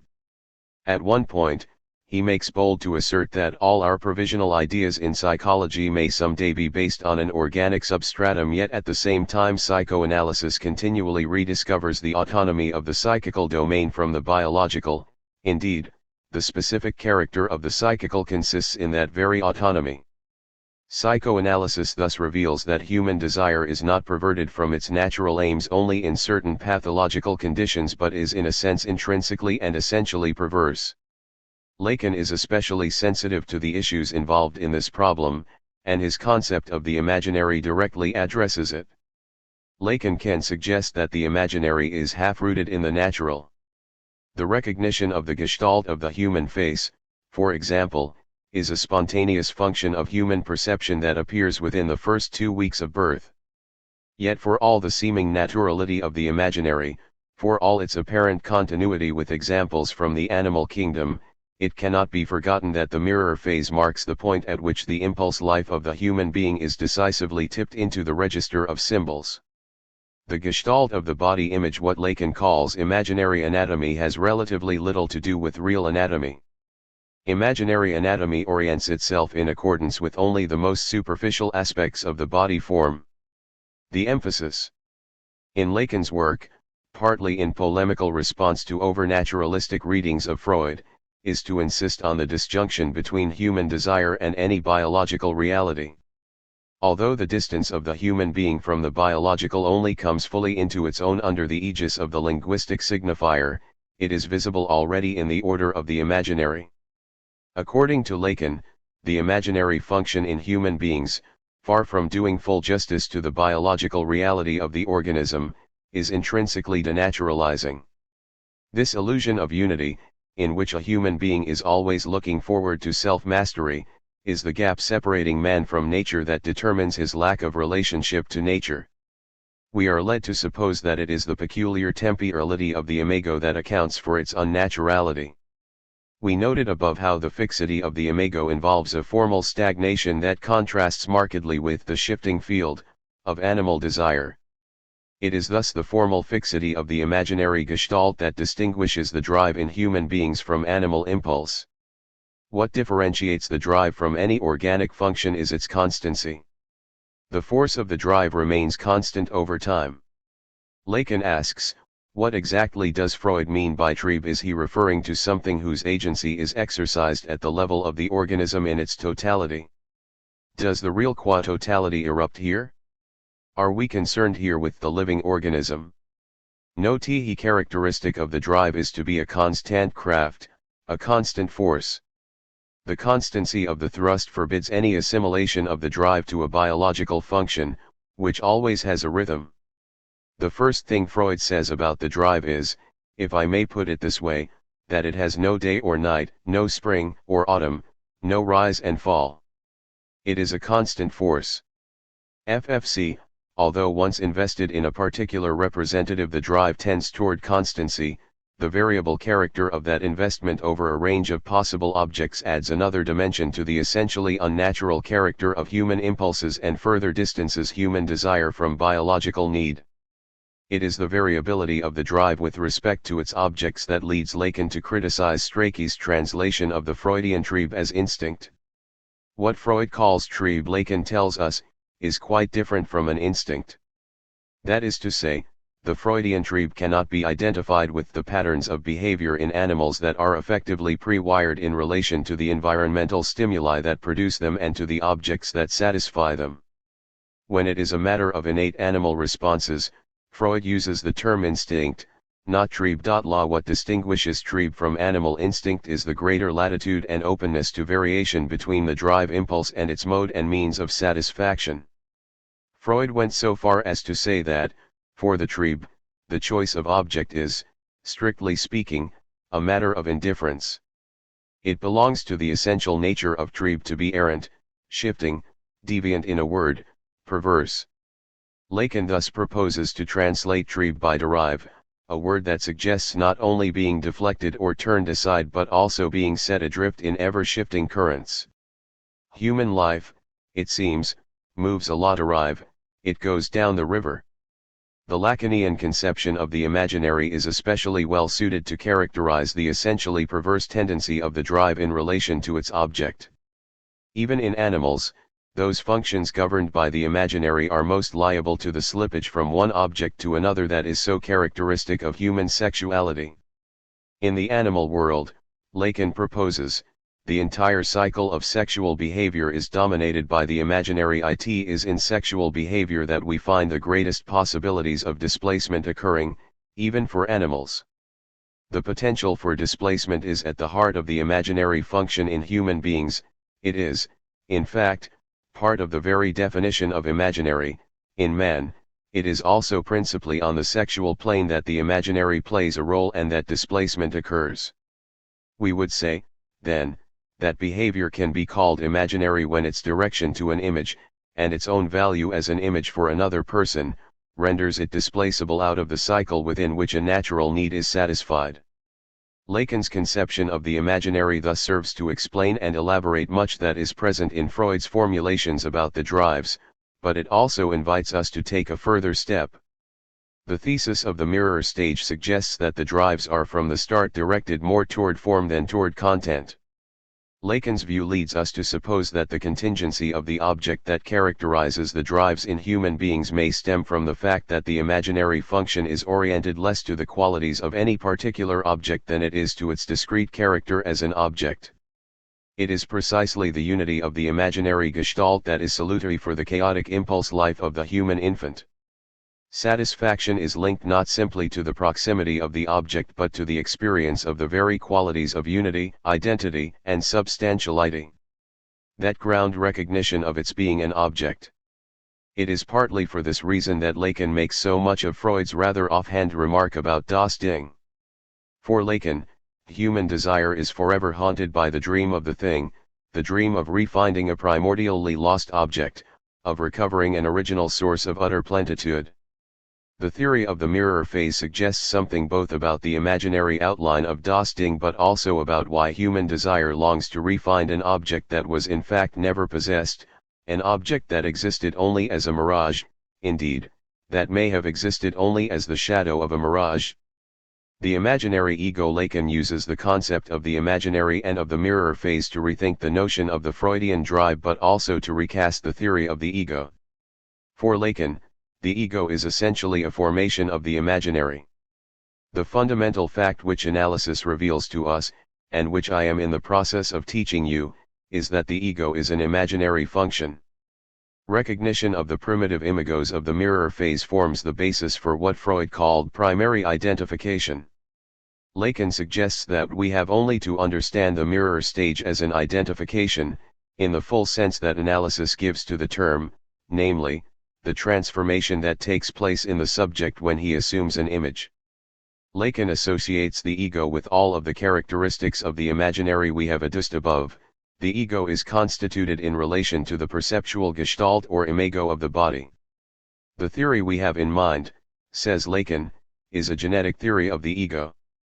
Such a theory can be considered psychoanalytic insofar as it treats the relation of the subject to his own body in terms of his identification with an imago. Akin to the effect of the imago in animal behavior, the ego is the product of a sort of primitive, animal fascination. We are to think here of the infant whose wide-eyed gaze, fixed on the face of its mother, seems to deliver it momentarily, as if by magic, from the chaos of movements that characterize most of its waking life. Fascination, Lacan insists, is absolutely essential to the phenomenon of the constitution of the ego. The uncoordinated, incoherent diversity of the infant's primitive fragmentation gains its unity insofar as it is fascinated. As the form of the ego is modeled on the body image, it always tends toward the replication of a bounded unity. Lacan therefore claims that the only homogeneous function of consciousness is in the imaginary capture of the ego by its specular reflection. As imaginary, the primitive ego exhibits the same characteristics of permanence and identity possessed by things in the world. Literally, Lacan never tires of insisting, the ego is an object. In its capacity of providing unity and stability of form, the imaginary gestalt grounds a certain parity between the cognition of objects and the identity of the ego. For there to be an object relation, Lacan claims, there must already be a narcissistic relation of the ego to the other. Moreover, that is the primary condition for any objectification of the external world of naive, spontaneous objectification no less than that of scientific objectification. This thesis installs at the most fundamental level of psychic life a profound libidinal equivalence of ego, others, and objects in the world, an equivalence that remains inchoatively present in all subsequent experience. The ego and its function in the psychic economy is closely bound up with the primitive libidinal drives. Everything pertaining to the ego is inscribed in imaginary tensions, like all the other libidinal tensions. Libido and ego are on the same side. It is in the erotic relation in which the human individual fixes upon himself an image. That are to be found the energy and the form on which this organization of the passions that he will call his ego is based.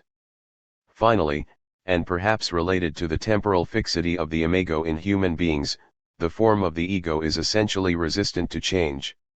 The ego strives to retain its structure intact in diverse relations and over the course of various developmental transformations.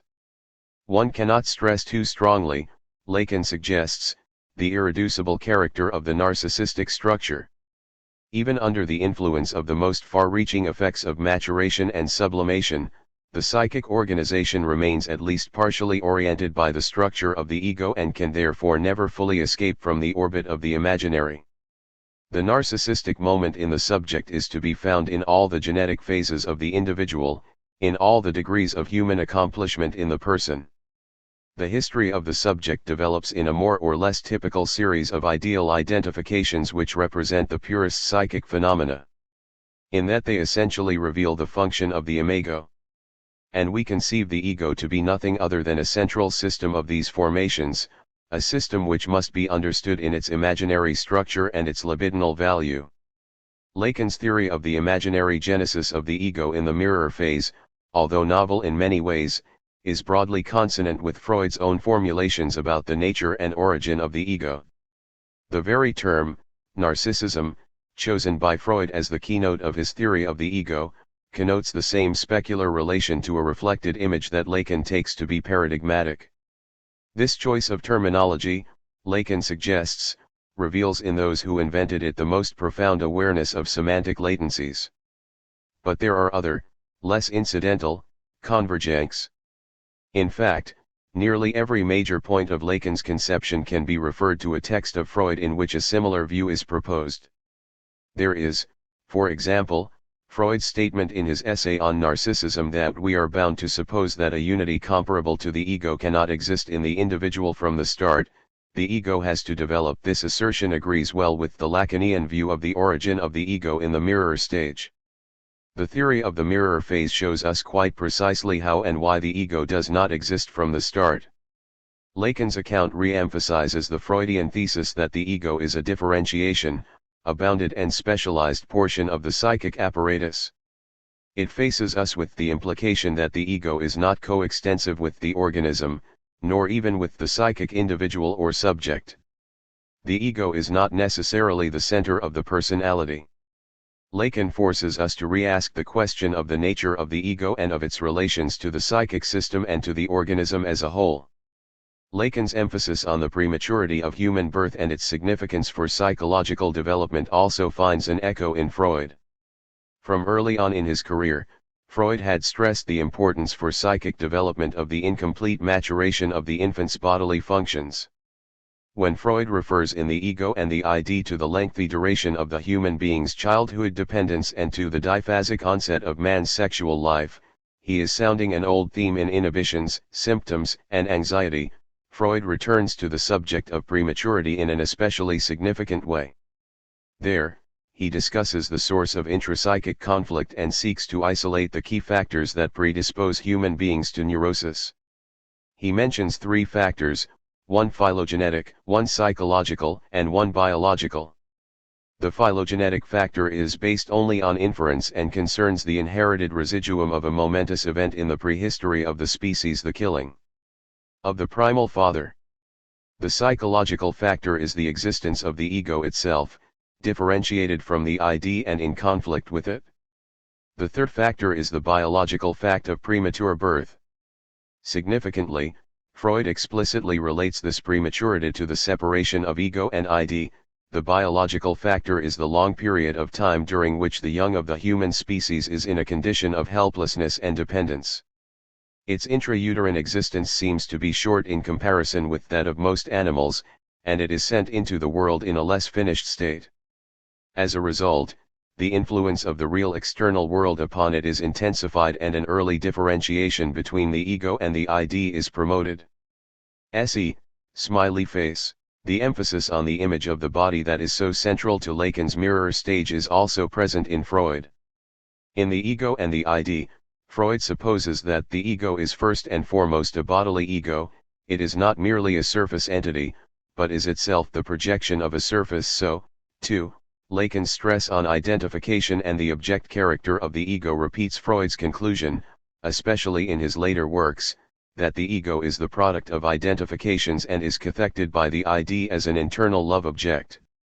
Even more striking, perhaps, is the corroboration in a text of Freud of Lacan's thesis about the role of visual fascination in the constitution of the ego. It occurs in Group Psychology and the Analysis of the Ego, a text in which Freud sets out to relate the formation and character of the individual ego to the psychological processes at work in groups. This comparison of individual and group psychology is itself significant in relation to the Lacanian view, as the theory of the mirror stage posits a profound identity of ego and other at the very foundation of psychic life. Lacan's view of the genesis of psychic structure blurs the distinction between self and other and therefore tends to close the gap between individual and group psychology from the very start. But the discussion in group psychology and the analysis of the ego touches on themes that are more immediately reminiscent of Lacan's notion of the imaginary. Indeed, Freud's book can be transposed almost page for page into the terms of Lacan's concept. The psychology of groups, which Freud calls the oldest human psychology, is said to be essentially imagistic. The group thinks in images. The feelings of a group are always very simple and exaggerated. So that a group knows neither doubt nor uncertainty. Throughout Freud's book, the bond by which the individual is connected to the group is compared to hypnosis.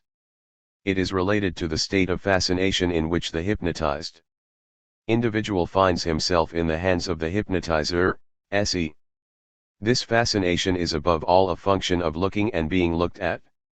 How, Freud poses, does the hypnotist exercise his power of possession? By telling the subject to look him in the eyes. His most typical method of hypnotizing is by his look. This power of looking and being looked at, the power of the imaginary, is an essential part of the psychic constitution of groups. It is precisely the side of the chieftain that is dangerous and unbearable for primitive people, just as later that of the Godhead is for mortals. Whatever its correspondences with specifics of Freud's text, the importance of the more general issue at stake in Lacan's definition of the ego as an imaginary construct can hardly be overestimated. It is on this point that what is most distinctive about Lacanian psychoanalysis can be located, particularly in contrast to the trend toward ego psychology prevalent in England and in the United States. Taking its clue from Anna Freud's account of the ego's defensive strategies in The Ego and the Mechanisms of Defense, ego psychology emphasizes the executive and synthetic functions of the ego. In this view, the ego is charged with the task of drawing up compromises between the demands of instinct within and the constraints of reality without. Accordingly, the ego tends increasingly to be identified with the core of individual identity. Among many Anglo-American analysts, the terms ego and self are virtually synonymous. This trend toward the concept of an agent ego was given impetus by the publication of Heinz Hartmann's The Ego and the Problem of Adaptation, in which the function of the ego was identified with adaptation to reality. For Hartmann, such adaptation is thought to be possible for the ego by virtue of its possession of a conflict-free sphere, a margin of independence from the clamoring of the id. In turn, more successful adaptation and the greater ego strength implied by it is credited to the enlargement of the ego's conflict-free sphere. It is not difficult to see why and how the ego-psychological emphasis on adaptation leads to a distinctive understanding of the nature of psychological health and illness, as well as a revised approach to the goals and methods of analytic practice. Psychological distress is thought to derive from inadequacies of the ego in being either too weak or too inflexible to perform its adaptive, integrative functions. The array of defensive strategies available to the ego are organized into a hierarchy of increasingly mature and reality-oriented solutions to the ego's task of mediating between satisfaction and security. Correspondingly, the curative effects of the analytic situation are attributed to the presence of the more well-adjusted and successful ego of the analyst with which the patient identifies, at least temporarily, while engaged in the process of building new and more adequate ego structures.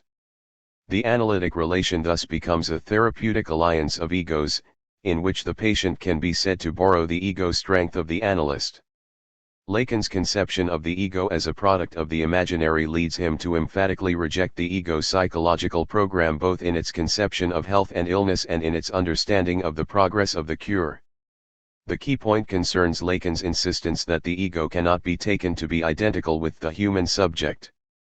In fact, the very heart of Lacan's appropriation of psychoanalysis, the fulcrum of his polemical return to Freud, is his assertion that the true discovery of Freud consists in the distinction between the ego and the subject.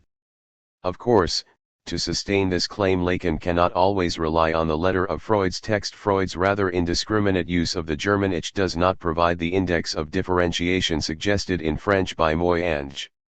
Is Lacan's interpretation a fair one? It is a question as large as any in Lacan's oeuvre, and we will return to it numerous times throughout the present study. To begin to understand what is at stake in the question, we must succeed in clarifying the problem of alienation in the imaginary. For the moment, it can at least be said that Lacan's intention is unambiguous. He categorically denies any identity between the ego and the subject.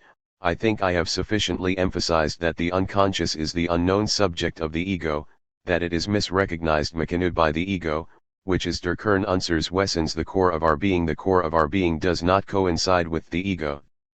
The ego is an imaginary function, it is not to be confused with the subject. As a precipitate of the imaginary, the ego must be taken to be an internal object and, as such, an essentially fictive and alienating formation. In his early paper on the mirror phase, Lacan suggests that the imaginary ego, far from offering a conflict-free margin in which the potentialities of the subject can unfold, must be linked to the source of psychical illness. We can thus understand the inertia characteristic of the formations of the imaginary and find there the most extensive definition of neurosis, just as the captation of the subject by the situation gives us the most general formula for madness, not only the madness that lies behind the walls of asylums, but also the madness that deafens the world with its sound and fury.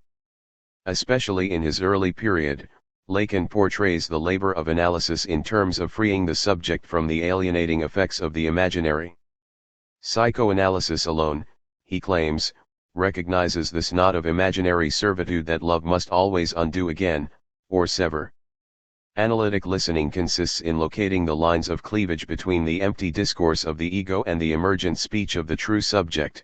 It is therefore always in the relation between the subject's ego, moi, and the I, je, of his discourse that you must understand the meaning of the discourse if you are to achieve the delineation of the subject. From this perspective, it becomes abundantly clear why Lacan's evaluation of the aims of analysis differ so dramatically from the ego*psychological program. To begin with, Lacan raises the question of how, within the ego-psychological strategy, the patient is ever to move beyond identification with the analyst. But Lacan's real concern is more radical. From a Lacanian point of view, ego psychology requires that the treatment deepen the very imaginary relationships of the ego that lie at the root of the patient's deepest conflicts. Psychoanalysis that deserves the name must effect precisely the opposite, bringing about a certain deconstruction of already existing imaginary incrustations.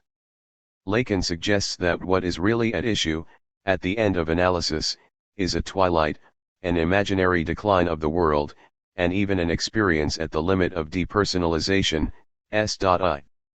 Aggressivity in psychoanalysis, the human being against itself. We have introduced Lacan's distinction between the ego and the subject, and, although we have stressed its importance, we have yet to clarify it in relation to the theme of imaginary alienation.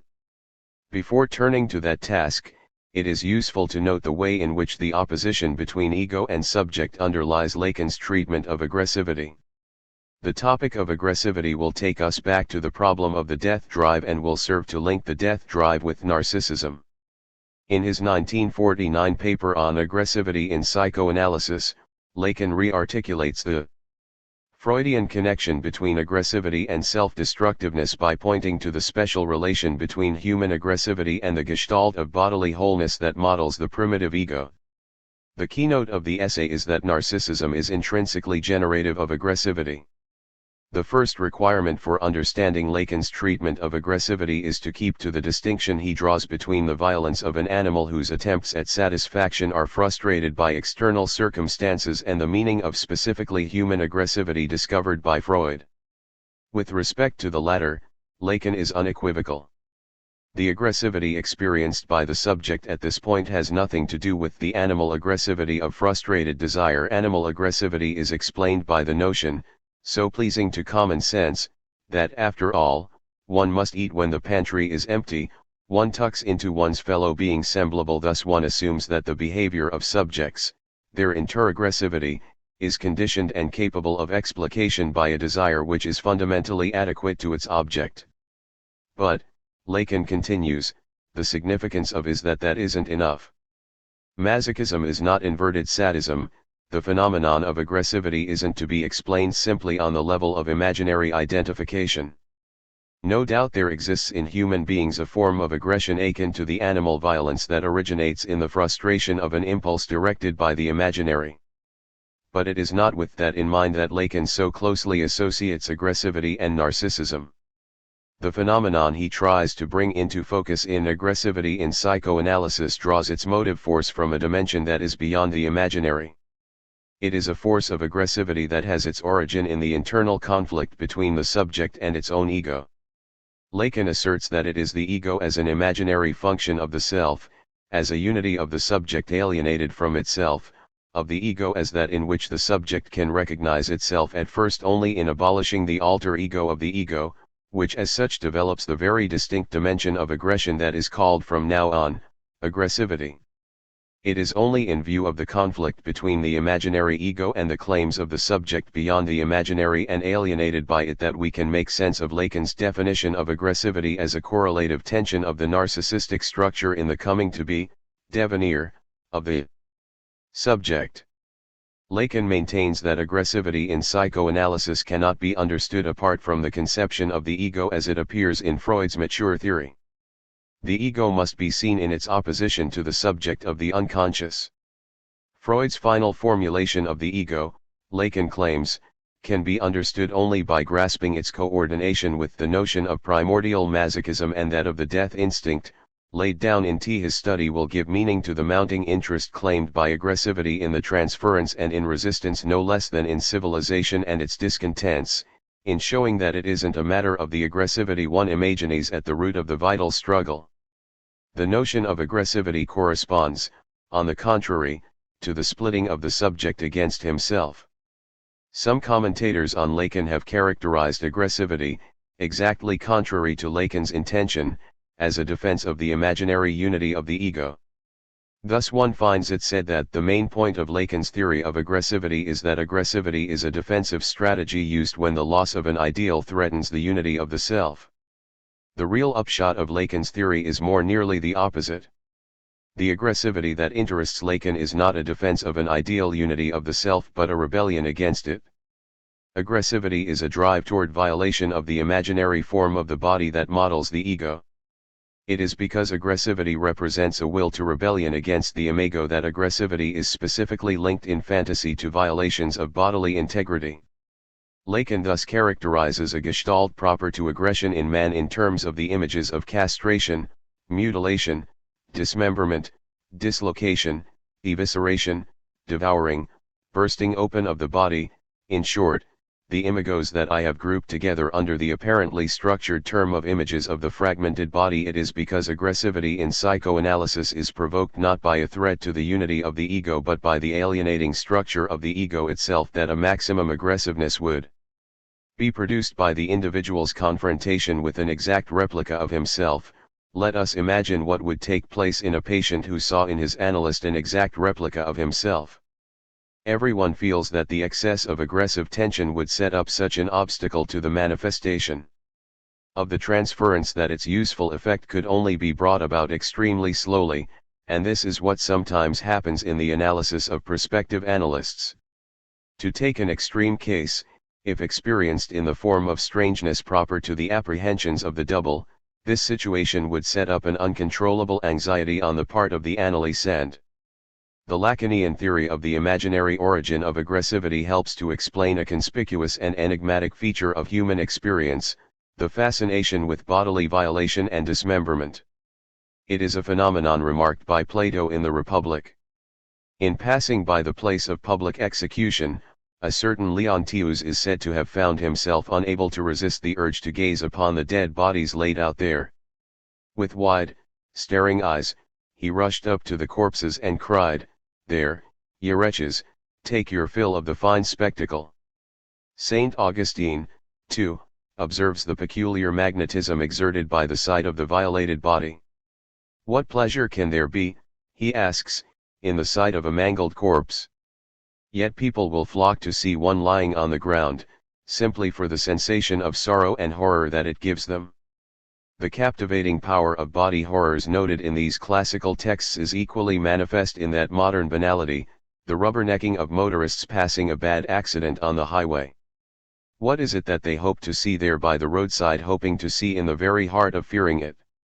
As his aggressivity in psychoanalysis makes clear, the propensity to images of bodily evisceration is rooted for Lacan in tensions internal to the imaginary origin of the ego and represents the most primitive expression of the coming into being of the subject against the constraints of its imaginary identity.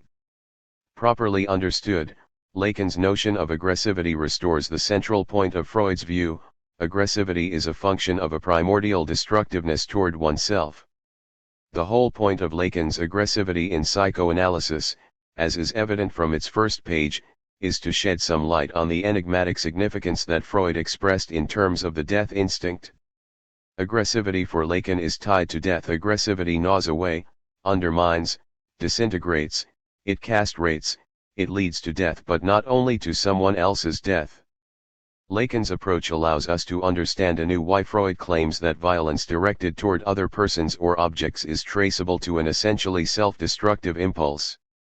Freud explained the dynamic in terms of a turning outward of an original self-destructive force.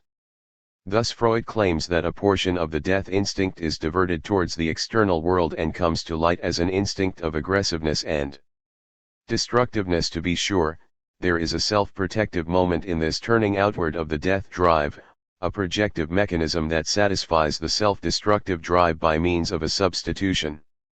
In this way, the organism was destroying some other thing, whether animate or inanimate, instead of destroying its own self. The advantage of a Lacanian account is that it shows us the very workings of that mechanism in terms of an imaginary transitivism. For the infant of the mirror stage, whose identity is bound up in a transitivistic parody, the fantasized dismemberment of another individual provides the unconscious equivalent of self-mutilation. The Lacanian perspective thus retains Freud's basic point and simplifies it. Along the axis of reflection in the imaginary, double, murder, and suicide amount to the same thing. In the mirror of the imaginary, sadism conceals and is ultimately motivated by a more fundamental masochistic impulse, for a sadistic fantasy to endure. The subject's interest in the person who suffers humiliation must obviously be due to the possibility of the subject's being submitted to the same humiliation himself. It's a wonder indeed that people could ever think of avoiding this dimension and could treat the sadistic tendency as an instance of primal aggression, pure and simple. What is alienation? We have opened up as yet only a very limited access to Lacan's thought, but already the fundamental point in his treatment of the death drive has emerged. What Freud called a drive toward death is to be related to the alienating structure of the imaginary ego. The death drive has its origin in the conflict between the subject and its imaginary identity. Thus Lacan asserts that the death instinct in man signifies that his libido is originally constrained to pass through an imaginary stage. Or, as he puts it elsewhere, the libidinal tension that shackles the subject to the constant pursuit of an illusory unity which is always luring him away from himself, is surely related to that agony of dereliction which is man's particular and tragic destiny. Here we see how Freud was led to his deviant concept of a death instinct. But although we may thus be able to determine a crucial element of Lacan's view, we will be helpless to develop it much further without specifying more precisely how and why Lacan conceives the imaginary to be alienating. Lacan unequivocally lays it down as the essential point, that the first effect which appears from the imago in the human being is an alienation of the subject. It remains for us to determine what alienation means. The locus clas psychus for explaining the nature of imaginary alienation is the Hegelian dialectic of master and slave. The Hegelian paradigm constitutes a prototypical alienation of desire. Lacan continues, in the passage just quoted, the first effect which appears from the imago in the human being is an alienation of the subject. It is in the other that the subject first identifies and makes certain of himself, a phenomenon that is less surprising when we remember the fundamentally social conditions of the human Umwelt and if one evokes the intuition which dominates the entire speculation of Hegel. The desire of man is constituted, he tells us, under the sign of mediation. It is desire for the recognition of his desire. The reference to Hegel lends confirmation to Lacan's thesis that the confusion of self and other in the imaginary establishes the fundamental structure of human desire as the desire of the other, the object of man's desire, and we are not the first to say this, is essentially an object desired by someone else. A further value for Lacan of the allusion to Hegel's master and slave is that it corroborates the link Lacan finds between the first formations of identity in the mirror phase and the generation of a primordial competitiveness. For Hegel, too, a primordial aggressivity is installed at the very origin of human subjectivity. Finally, the reference to Hegel echoes the theme of death. Just as death expresses for Lacan the limit and breakdown of imaginary identification, death signifies for Hegel the stake against which the struggle for recognition is waged. But can the dynamics of alienation and aggressivity in psychoanalysis be fully explained in Hegelian terms? One of the key points to be explained is precisely how aggressivity is related to the alienating character of narcissism. It is readily understandable how imaginary identification involves a confusion of oneself with the image of the other, but how and why does it result in a primordial aggressivity? It is difficult to find passages in Lacan that directly clarify this point, perhaps because he tends to present the connection between narcissistic identification and aggressivity on a more or less empirical basis.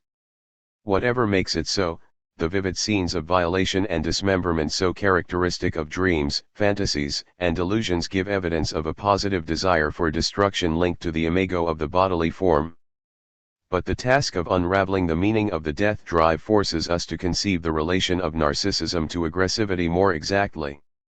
An adequate theory of the imaginary genesis of the ego must account for narcissistic aggressivity as well as it explains the meaning of infantile transitivism. We are led to suppose that imaginary identification is somehow profoundly unsatisfying, that it generates a primordial frustration or privation. What could this mean? What sort of frustration is this? Following the Hegelian clue, alienation appears as a kind of slavery and aggressivity as the refusal of the slave to accept his oppression. But, at this point, one may question whether the analogy to the Hegelian scheme is not more confusing than it is clarifying. The idealist presuppositions that undergird the Hegelian account of the struggle between master and slave are, after all, among the first pillars of metaphysics swept away by the force of the Freudian discovery. For all Lacan's allusions to Hegel, there remains an important margin of difference between the Hegelian philosophy and psychoanalysis. As Rosalind Coward and John Ellis have observed, although Lacan often refers to Hegel in a totally didactic fashion, the dialectic of desire as it appears in Lacan is in no way comparable to Hegelian idealism. It can in no way be seen as the same as the alienation of self-consciousness of the phenomenology of the spirit. J.A. Miller asked, surely the definition of being born into, constituted in, and regulated by a field external to him, is very different from the alienation of self-consciousness. Lacan replied, yes indeed, it is much more a case of Lacan vs. Hegel. Elsewhere, Lacan remarks that it may be no bad thing to see what the root of this celebrated alienation really is. Does it mean, as I seem to be saying, that the subject is condemned to seeing himself emerge, in initio, only in the field of the other? Could it be that? Well, it isn't. Not at all, not at all, not at all. We should resist the temptation, invited by Lacan's own references to Hegel and relied upon by many commentators of Lacan, to explain imaginary alienation solely in terms of the relations between the subject and an other or others outside itself. It is not enough to say, as Annika Lemire puts it, that alienation is the fact of giving up a part of oneself to another. The alienated man lives outside of himself. The alienation Lacan points to is correlative with the constitution of psychic identity at the most primordial level, a level that developmentally precedes the structuration of an intersubjective dialectic. It is precisely the point of Lacan's mirror stage to delineate a period in which self and other are radically indistinguishable. Yet it is in this very period that the most profound alienation occurs. The question therefore arises, who or what is it that is alienated? In order to conceive alienation as an intersubjective conflict in which the self-possession of the subject is compromised by its dependence on the image of the other, it is necessary to assume the agency of an idealist or existential subject who feels so compromised. We must tacitly assume the existence of a sort of homunculus subject that resents its dependence on the other. But in the Lacanian scheme, such an assumption is illegitimate. The existence of such a subject, a petitum qui est dans vihum, is precisely the sort of thing to which the whole of Lacan's work stands opposed. But further, even if we could answer the question about who is alienated in imaginary identification, we still lack an account of why they might react aggressively to it. To explain alienation in terms of an intersubjective conflict presupposes not only a subject who experiences itself as alienated, but also assumes something like a primordial impetus toward self-sufficiency in the face of which dependence on the other is objectionable. Far from qualifying as an originary motivation in human beings, such a desire for independence from the other is more likely to appear in the light of psychoanalysis as a hard-won and highly derivative achievement of psychic development. I offer these considerations merely to suggest that the alienation Lacan associates with the formation of the ego is not as readily understandable as it may at first appear. Above all, alienation is not well accounted for by the recourse to a simple opposition between intersubjective domination and autonomy, a recourse that Lacan's own references to Hegel tend to encourage. Neither is it readily conceivable how such an intersubjective conflict could be possible for an infant in the mirror stage, nor is it clear, even if we grant the possibility of an infantile experience of domination, how and why the infant would object or react aggressively to it. The main problem with the master-slave approach is that it locates the meaning of alienation between two individuals. On a closer look, it is clear that the alienation Lacan has in mind is describable, and, indeed, must be describable, in other terms. What is at stake is an alienation of oneself from oneself. What is alienating is not the relation of the nascent ego to another ego, but of the inchoate subject to its own ego. Thus Lacan claims that the spatial captation of the mirror stage, even before the social dialectic, is the effect in man of an organic insufficiency, e.s., my emphasis. We must interpret imaginary alienation in a way that makes sense of the fact, as Lacan puts it, that this form of the imago situates the agency of the ego, before its social determination, in a fictional direction which will always remain irreducible for the individual alone, or rather, which will only rejoin the coming into being, le devenir, of the subject asymptotically, whatever the success of the dialectical syntheses by which he must resolve his discordance with his own reality. E.s., my emphasis, if the imaginary formation of the ego somehow generates a primordial frustration, it is not owing to any obstacle or inhibition the ego experiences from outside objects or persons. It is the ego itself that is frustrating. The ego, Lacan maintains, is frustration in its essence. Similarly, narcissistic aggressivity is first of all a response not to a social but to an internal conflict. Lacan conceives of aggressivity, as Freud did, in terms of an original aggressivity toward oneself. The aggressiveness involved in the ego's fundamental relationship to other people, Lacan insists, is based upon the intrapsychic tension we sense in the warning of the ascetic that a blow at your enemy is a blow at yourself. It is clear, he claims, that the structured effect of identification with the rival is not self-evident, except at the level of fable, and can only be conceived of by a primary identification that structures the subject as a rival with himself.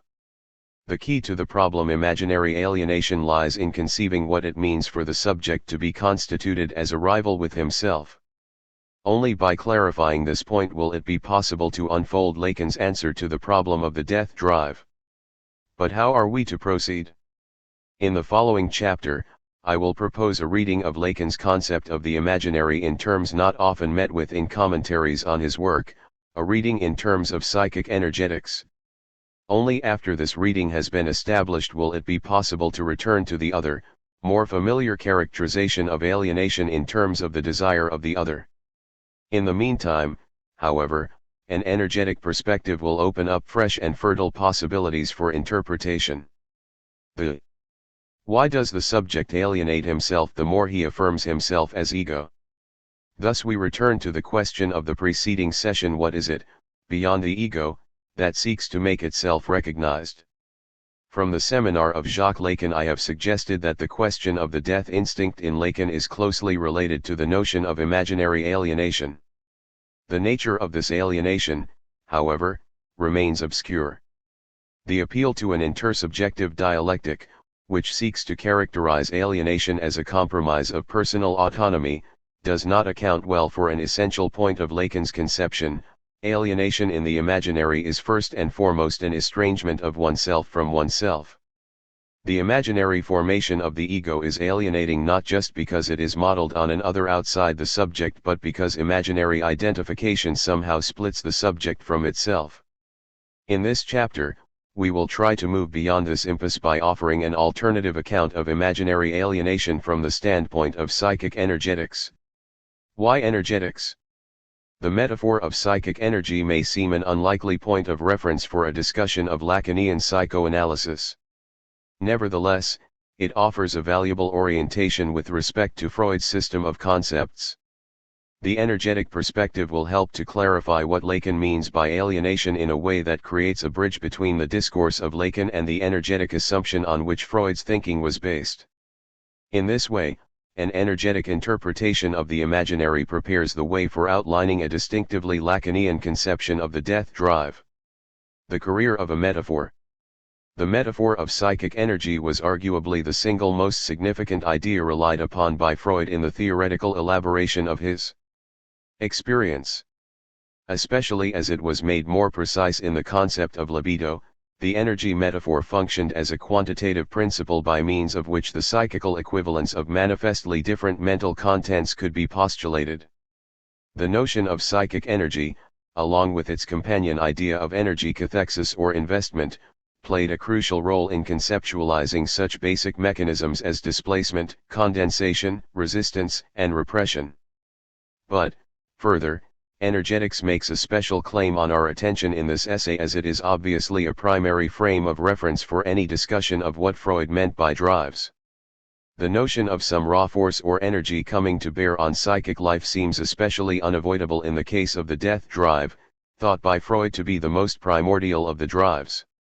In addition, the task immediately before us is to make sense of the Lacanian notion of imaginary alienation. We are therefore concerned to determine more precisely the functions and effects of the narcissistic ego.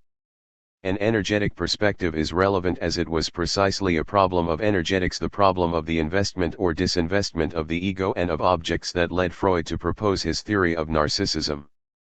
To return to the metaphor of energetics is to return to the original staging of Freud's theory of the ego. But even if we accept the centrality of energetics in Freud's thought, how can re-emphasizing it be anything but step backward? Isn't Freud's concept of psychical energy the most anachronistic and outmoded part of psychoanalysis? One could easily devote a long book to cataloging the successive waves of criticism to which the concept of psychic energy has been subjected.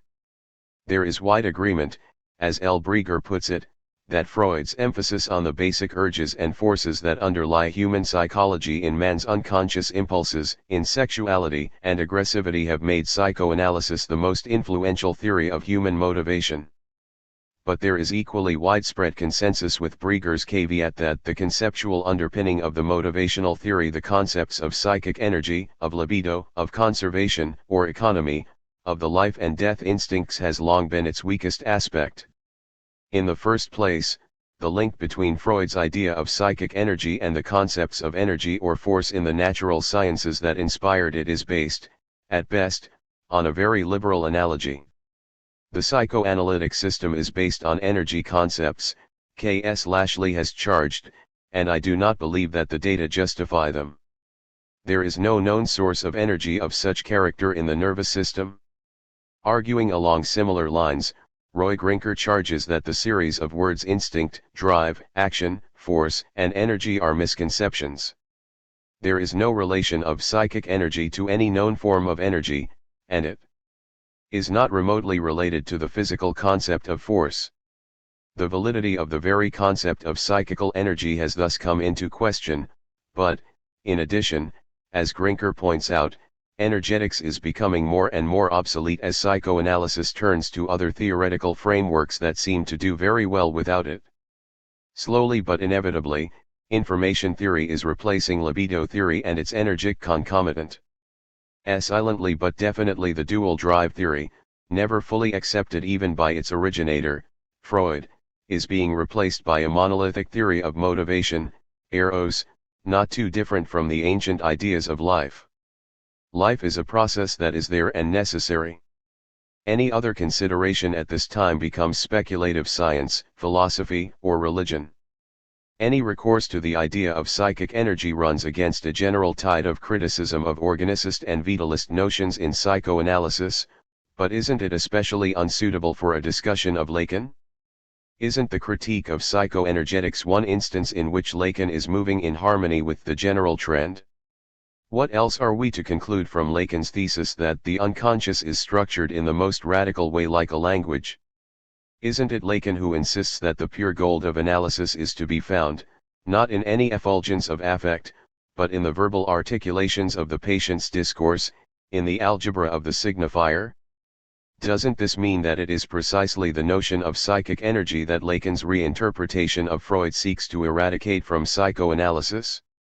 Clearly, the place of energetics in Lacanian psychoanalysis is problematic. Paul Ricoeur has faulted Lacan on precisely this point, claiming that Lacan's linguistic interpretation fails to encompass the energetic hermeneutic duality of Freud's thought. But, on closer examination, it will be seen that the energetic standpoint is not so much absent in Lacan as it is significantly reconceptualized. Lacan is well aware of the importance of energetics in Freud. The innovation of Freud, he writes in his early monograph on paranoid psychosis, seems to us capital in that it brings to psychology an energetic notion, which provides a common measure to very diverse phenomena. In fact, the notion of libido reveals itself in Freud's doctrine as an extremely broad theoretical entity, which far outstrips the specialized sexual desire of the adult. It tends to identify itself rather with desire, the eros of antiquity taken in a very extended sense, namely as the ensemble of appetites in the human being which surpass the strict limits of conservation. For all the relative imprecision of the concept of libido, it seems to us to retain its value. Our immediate problem is the nature of imaginary alienation, for which the Hegelian perspective was seen to be only partially illuminating. It is especially suggestive, therefore, that Lacan emphasizes that the standpoint of energetics so central to Freud is precisely what is lacking in Hegel. Thus Lacan claims that in Freud something is talked about, which isn't talked about in Hegel, namely energy. That is the major preoccupation, the dominant preoccupation. It is with respect to energetics that Lacan maintains that Hegel is at the limit of anthropology. Freud got out of it. His discovery is that man isn't entirely in man. Lacan obviously appreciates the importance to Freud of an energetic perspective, and he does not hesitate to rely upon many of the Freudian concepts most thoroughly informed by the energetic metaphor. In his seminar of 1963-64, for example, Lacan counts the problem of the drive among the four fundamental concepts of psychoanalysis. It is, of course, precisely the point of Lacan's work to demonstrate the circuiting of unconscious desire in the system of the signifier. The emphasis is shifted from force to structure. Any attempt to specify organic forces acting upon psychic life is rejected in favor of linguistic, even mathematical analysis. However, the point of Lacan's linguistic approach is not to throw out the notion of energetics altogether, but rather to repose it in a way that both radicalizes it and makes it less accessible to reification. Lacan demonstrates the metonymy of desire in language, but he never intends simply to identify the life of unconscious desire discovered by Freud with the object studied by linguistics.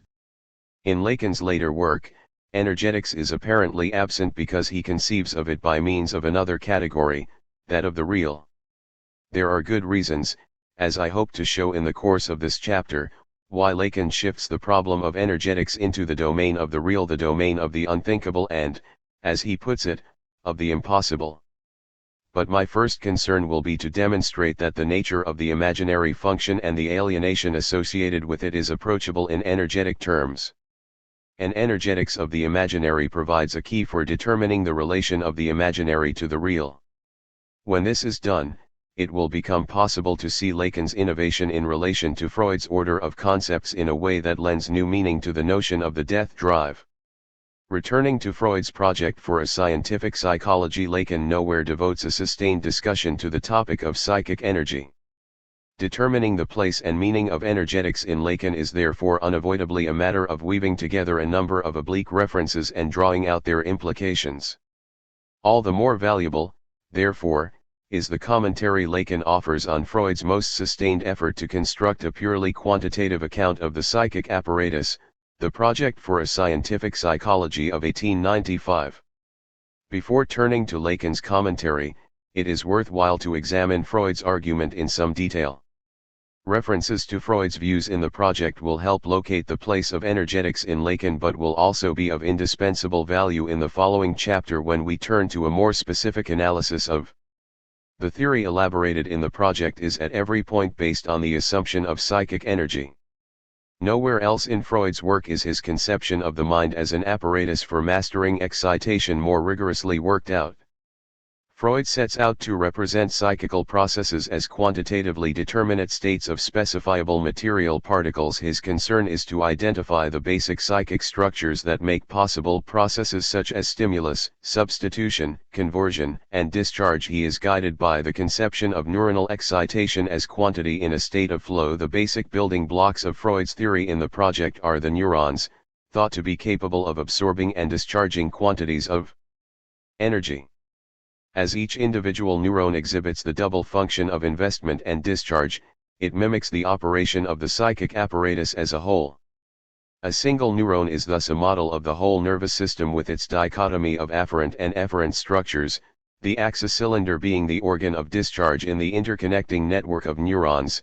The economy of excitation and discharge is organized by a series of differentiated thresholds or contact barriers between neurons. The system of contact barriers thus constitutes an architecture of Bonungen, or pathways, facilitations in Strachey's translation, which are more and less permeable to the transmission of energy. Thus conceived, the function of the psychic apparatus is to regulate the flow of energy along variously conducive pathways. This regulatory function is subject to the interplay of two basic principles. The first and most basic principle is that of neuronic inertia, Neuronintertkeit, according to which the neurons strive for complete discharge of energy. The system thus aims at neutralizing the reception of Qn quantity of energy by giving it off. This discharge is primarily accomplished in one of two ways. First, the quantity of energy taken on by a neuron may be passed along by associative links to other neurons. In a second mode of discharge, more satisfying for the system as a whole, neuronal energy is directed into the musculature and expended in motor activity. To these primary strategies of discharge an auxiliary is added, that of flight from the stimulus. When it is not possible to discharge energy taken on by contact with some stimulus, it may be necessary simply to get out of range of the source of excitation. However, not all sources of stimulation can be dealt with in this way. In particular, excitations originating from the interior of the organism cannot be eliminated by flight. Freud's statement on this point is worth quoting at length. The principle of inertia is, however, broken through from the first owing to another circumstance. The nervous system receives stimuli from the somatic element itself, endogenous stimuli which have equally to be discharged. These have their origin in the cells of the body and give rise to the major needs: hunger, respiration, sexuality. From these the organism cannot withdraw as it does from external stimuli. They only cease subject to particular conditions, which must be realized in the external world. Cf., for instance, the need for nourishment.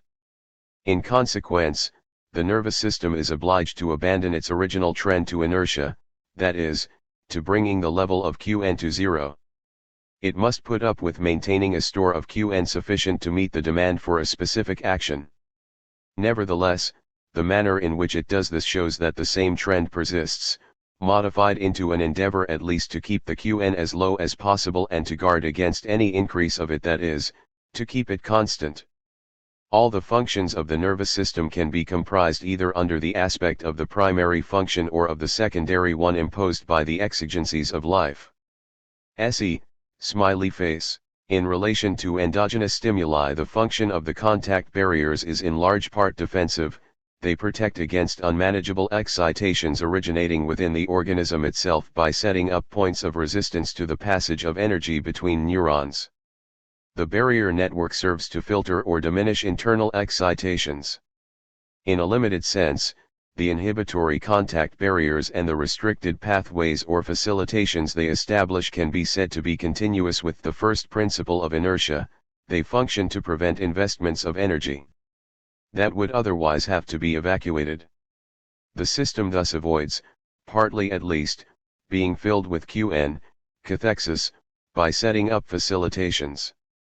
It will be seen, then, that facilitations serve the primary function, but in another, important sense, the barriers work in opposition to the primary tendency toward complete and immediate evacuation of energy and thereby establish a second basic principle of functioning.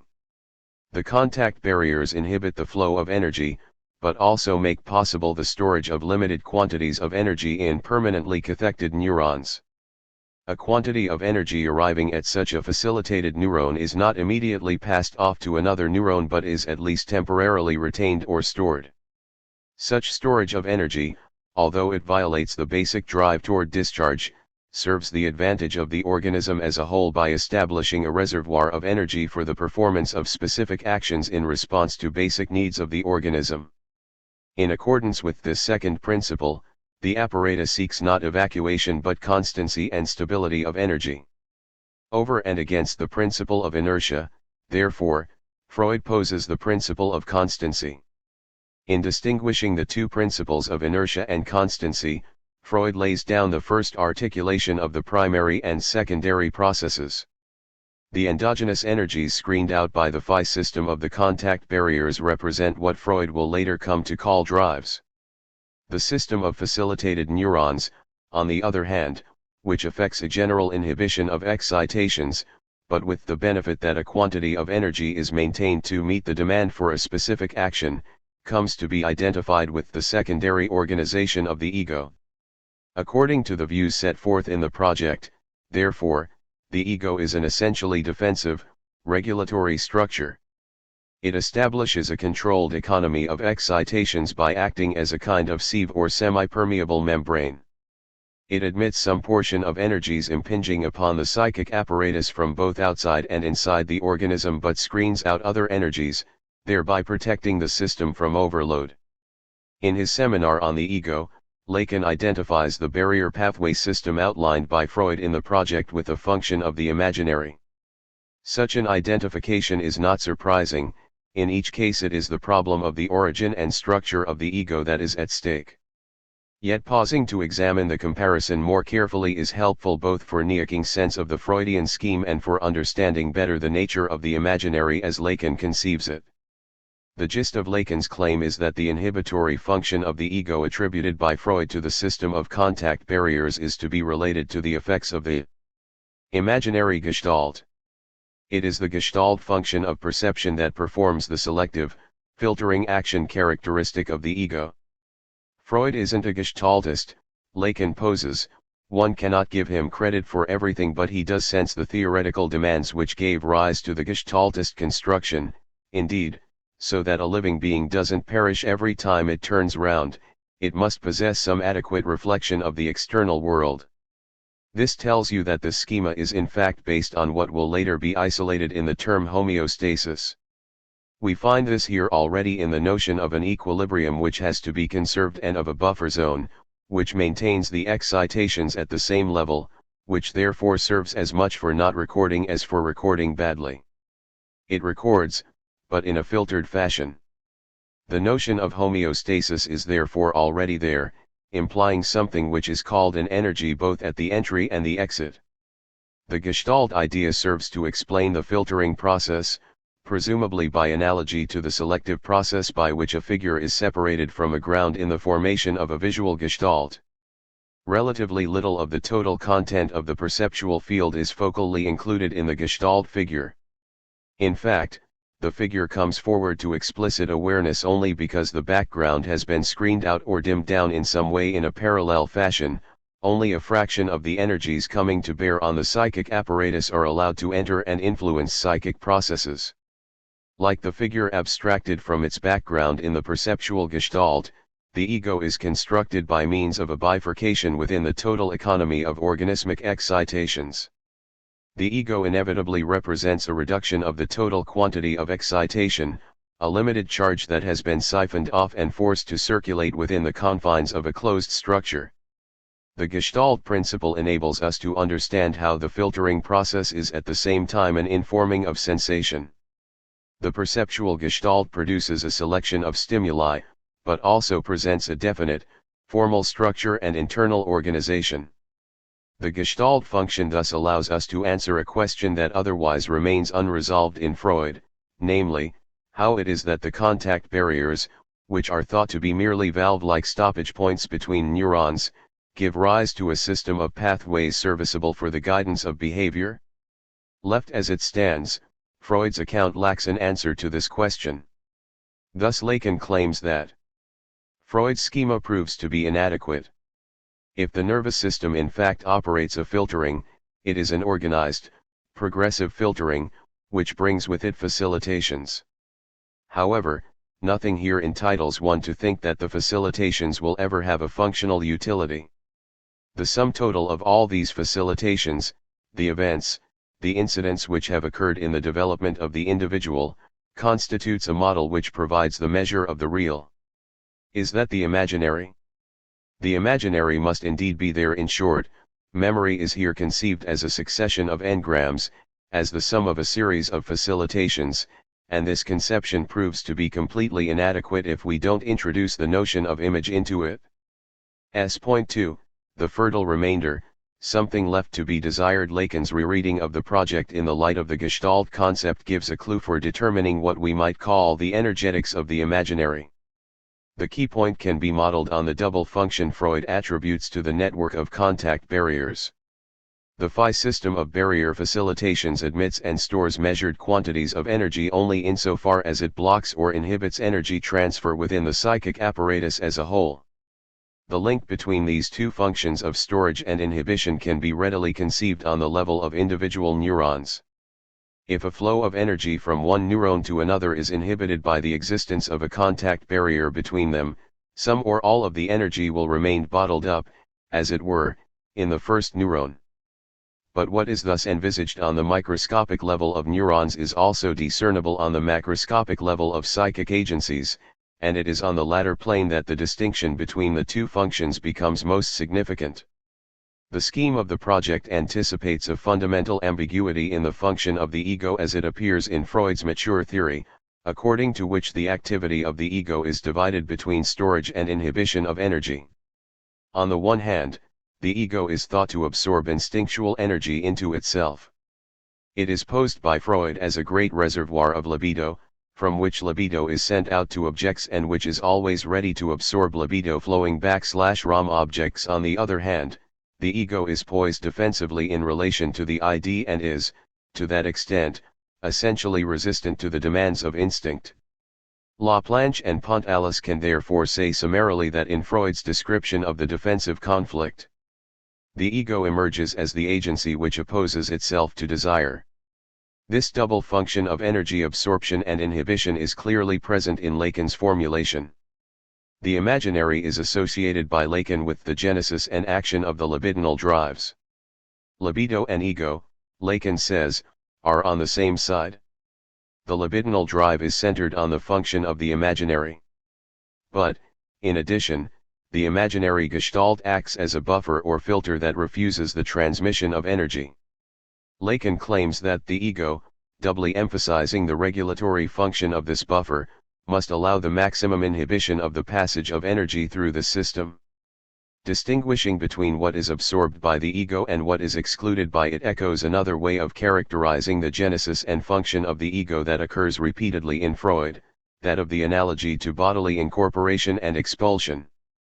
It is the latter moment of expulsion or exclusion that is decisive for determining the ego's relation to the psychic apparatus as a whole. As Lacan comments, the specific domain of the primitive ego, urich, or lustic, is constituted by a splitting, by a differentiation from the external world. What is included inside is differentiated from what is rejected by the processes of exclusion, Aufstoßung, and projection. The ego makes itself manifest there as defense, as refusal. It is in a similar register of primordial exclusion or refusal that Freud conceives the genesis of the unconscious. What does Freud now tell us about the unconscious? Lacan asks. We declare that it is constituted essentially, not by what the unconscious may evoke, extend, locate, bring out of the subliminal, but by that which is, essentially, refused. The primitive form of the ego is constituted by a primordial force of exclusion, and exclusion that, as Luce Irigaray remarks, is an essential feature of the imaginary function. In its structuring powers, she writes, the specular image, visualization of the signifier, well illustrates the neurological anticipation which it permits for the still immature infant, anticipation from which it finds itself constituted by the signifier as one. But this unification is also a disjunction. If the imaginary unifies, it also separates. All structure supposes an exclusion, an empty ensemble, its negation, as the very condition of its functioning. The effect of the imago introduces a primordial bifurcation in the totality of the organism's energies. In doing so, it gives rise to a radical discord between the ego and the organism as a whole. Thus Lacan claims that experience demonstrates on the simplest glance that nothing separates the ego from its ideal forms, and that everything limits it with respect to the being which it represents, since almost the whole of the life of the organism escapes it, not only in so far as that life is the most commonly misrecognized by the ego, but in that for the most part it doesn't have to be known by the ego. The key point that emerges from Lacan's conception of the imaginary, approached here in terms of energetics, is that the unity of the imago remains forever inadequate to the fullness of desire. There is always a remainder, always something left out. Desire is split against itself insofar as only a portion of the forces animating the living body find their way into the motivating imaginary gestalt. The imaginary ego is characterized by its essential resistance to the elusive process of becoming, to the variations of desire. What is left out, what is excluded, constitutes an ineffable reservoir of desire. The original notion of the totality of the body as ineffable, as lived, the initial outburst of appetite and desire comes about in the human subject via the mediation of a form which he at first sees projected, external to himself, and at first, in his own reflection. Man knows that he is a body although he never perceives it in a complete fashion, since he is inside it, but he lives it.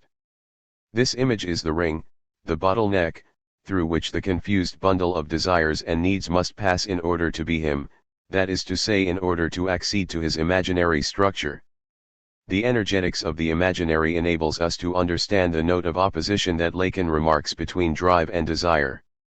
It is because the imaginary siphons off and directs only a portion of the energies animating the organism that the drive, which is centered on the function of the imaginary, must always be a partial drive.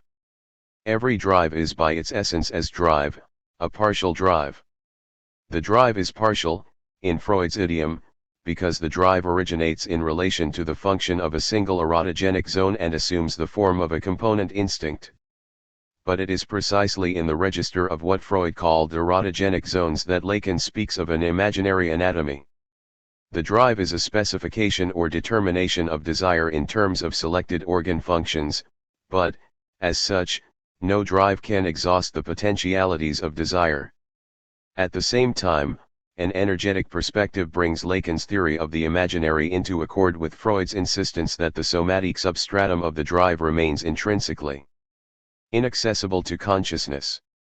On the level of a purely somatic excitation, drive energy remains an ineffable, unthinkable organic force or pressure. Lacan's conception of the mirror phase requires us to think of the situation of the newborn in terms of a primal chaos of wholly unsymbolized somatic excitations. Identification with the imago is said to be the psychic relationship par excellence insofar as the imago functions to erect the most elemental forms of psychic life out of an anarchy of unformed and inarticulate organic strivings. Prior to the recognition of the primordial imagos of the mirror stage, the force of instinct remains dispersed amid a panoply of bodily energies. The psychically unprocessed exigency of the body can thus be indicated only as an unknowable X. If, for lack of representation, the trieb is not there, Lacan poses, what is this trieb? We may have to consider it as being only trieb to come. We are now in a position to interpret imaginary alienation as an alienation of oneself from oneself. The function of the imago is alienating as it installs the most primitive formation of psychic identity only at the cost of refusing a portion of the organism's vital energies. The dynamism and structure of the imaginary is essentially twofold. It is divided between an anarchy of impulses that remain outside the ego and a partial investment in an imaginary unity, the entire dialectic which I have given you. Under the name of the mirror stage is based on the relation between, on the one hand, a certain level of tendencies which are experienced, let us say, for the moment, at a certain point in life as disconnected, discordant, in pieces, and there's always something of that remains, and on the other hand, a unity with which it is merged and paired.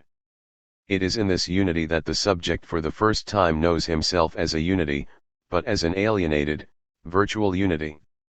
The salutary effect of the imago is to inform and mobilize the heterogeneity of infantile impulses and to enable their discharge in the most primitive form of action. The fictive, alienating character of the imaginary formation is explainable in terms of the notion that the imago can represent only a fraction of the organism's panoply of vital energies. The imago fulfills its function of unity only by imposing an intrinsic limitation, only, in effect, by leaving something out. A quantity of energy is pressed into the service of the drive, but there is always an excluded and unimaged remainder. The build of this formation of the imaginary ego, Lacan concludes, is alienating.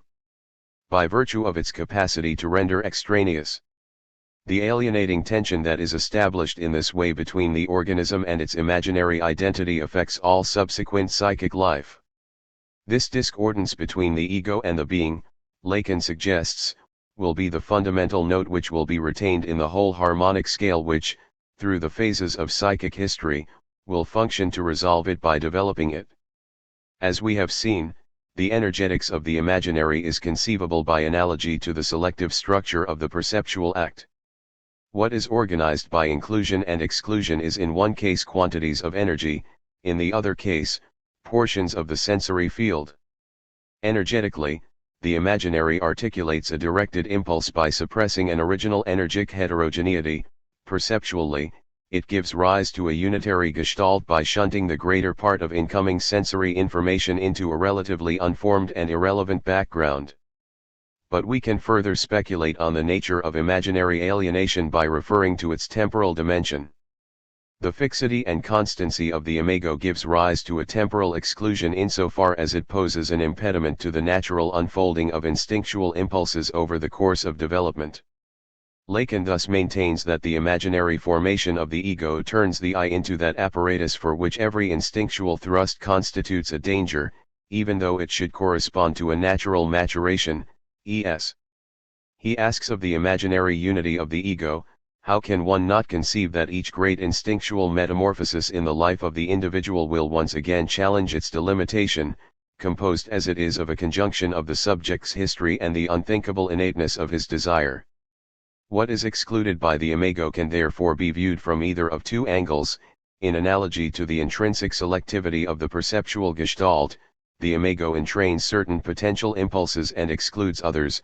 Correlatively, owing to the temporal fixity of the imago, it excludes new forms of impulse arising in the course of a natural development. The perspective of energetics helps illuminate a number of key points in Lacan's thinking about the imaginary. First, Lacan attributes to the imaginary ego a function of distortion or mechanescence, which, far from being a merely incidental feature of the ego, is actually constitutive of it. Viewed from an energetic standpoint, the notion of imaginary mechanescence is given its full measure of significance. What Lacan wants to say by this word concerns something more fundamental than its stem, connaissance, may suggest. The imaginary involves relations, not of knowledge, but of power. Connaissance points to a dimension that is excluded, rejected, remaindered by the imaginary. A dimension not only of ideas but of the energies that animate ideas. That the ego hasn't a clue about the subject's desires, Lacan says, is called misrecognition, connaissance. Second, an energetic viewpoint allows us to understand why Lacan claims that the ego, whose strength our theorists now define by its capacity to bear frustration, is frustration in its essence. The ego is intrinsically frustrating as it inhibits and refuses as well as discharges energy. Third, energetics helps explain what Lacan means by saying that there is something originally, inaugurally, profoundly wounded in the human relation to the world. The imaginary function in human beings, he repeats over and again, is distinct from its operation in animals. The imaginary in man generates a primordial lack or gap at the very origin of human desire. Living animal subjects are sensible to the image of their kind. This is an absolutely essential point, thanks to which the whole of living creation isn't an immense orgy. But the human being has a special relation with his own image, a relation of gap, of alienating tension. One has to assume a certain biological gap in the human being, which I try to define when I talk to you of the mirror stage. The total captation of desire, of attention, already assumes the lack. The lack is already there when I speak of the desire of the human subject in relation to his image, of this extremely general imaginary relation which we call narcissism. The myth of the real, the energetics of the imaginary as I have presented it, parallels Lacan's distinction between the imaginary and the real. From this point of view, Lacan's dichotomy of the real and the imaginary amounts to a distinction between the unsymbolized forces of the biological organism and the most primitive institution of psychic form, a distinction that is fundamental for the psychoanalytic conception of the human being. Psychoanalysis, Lacan claims, involves the real of the body and the imaginary of its mental schema. Lacan clearly poses the relation between the imaginary and the real in terms of mutual exclusion and locates the genesis of their disjunction in the structure of narcissism. In referring to the origin of the experience of inner and outer, he remarks that the distinction is drawn between what is included in the narcissistic relation and what isn't. It is at the seam where the imaginary joins the real that the differentiation takes place. Imaginary and real designate the primordial partitioning of an originally undifferentiated and wholly unsymbolized reality.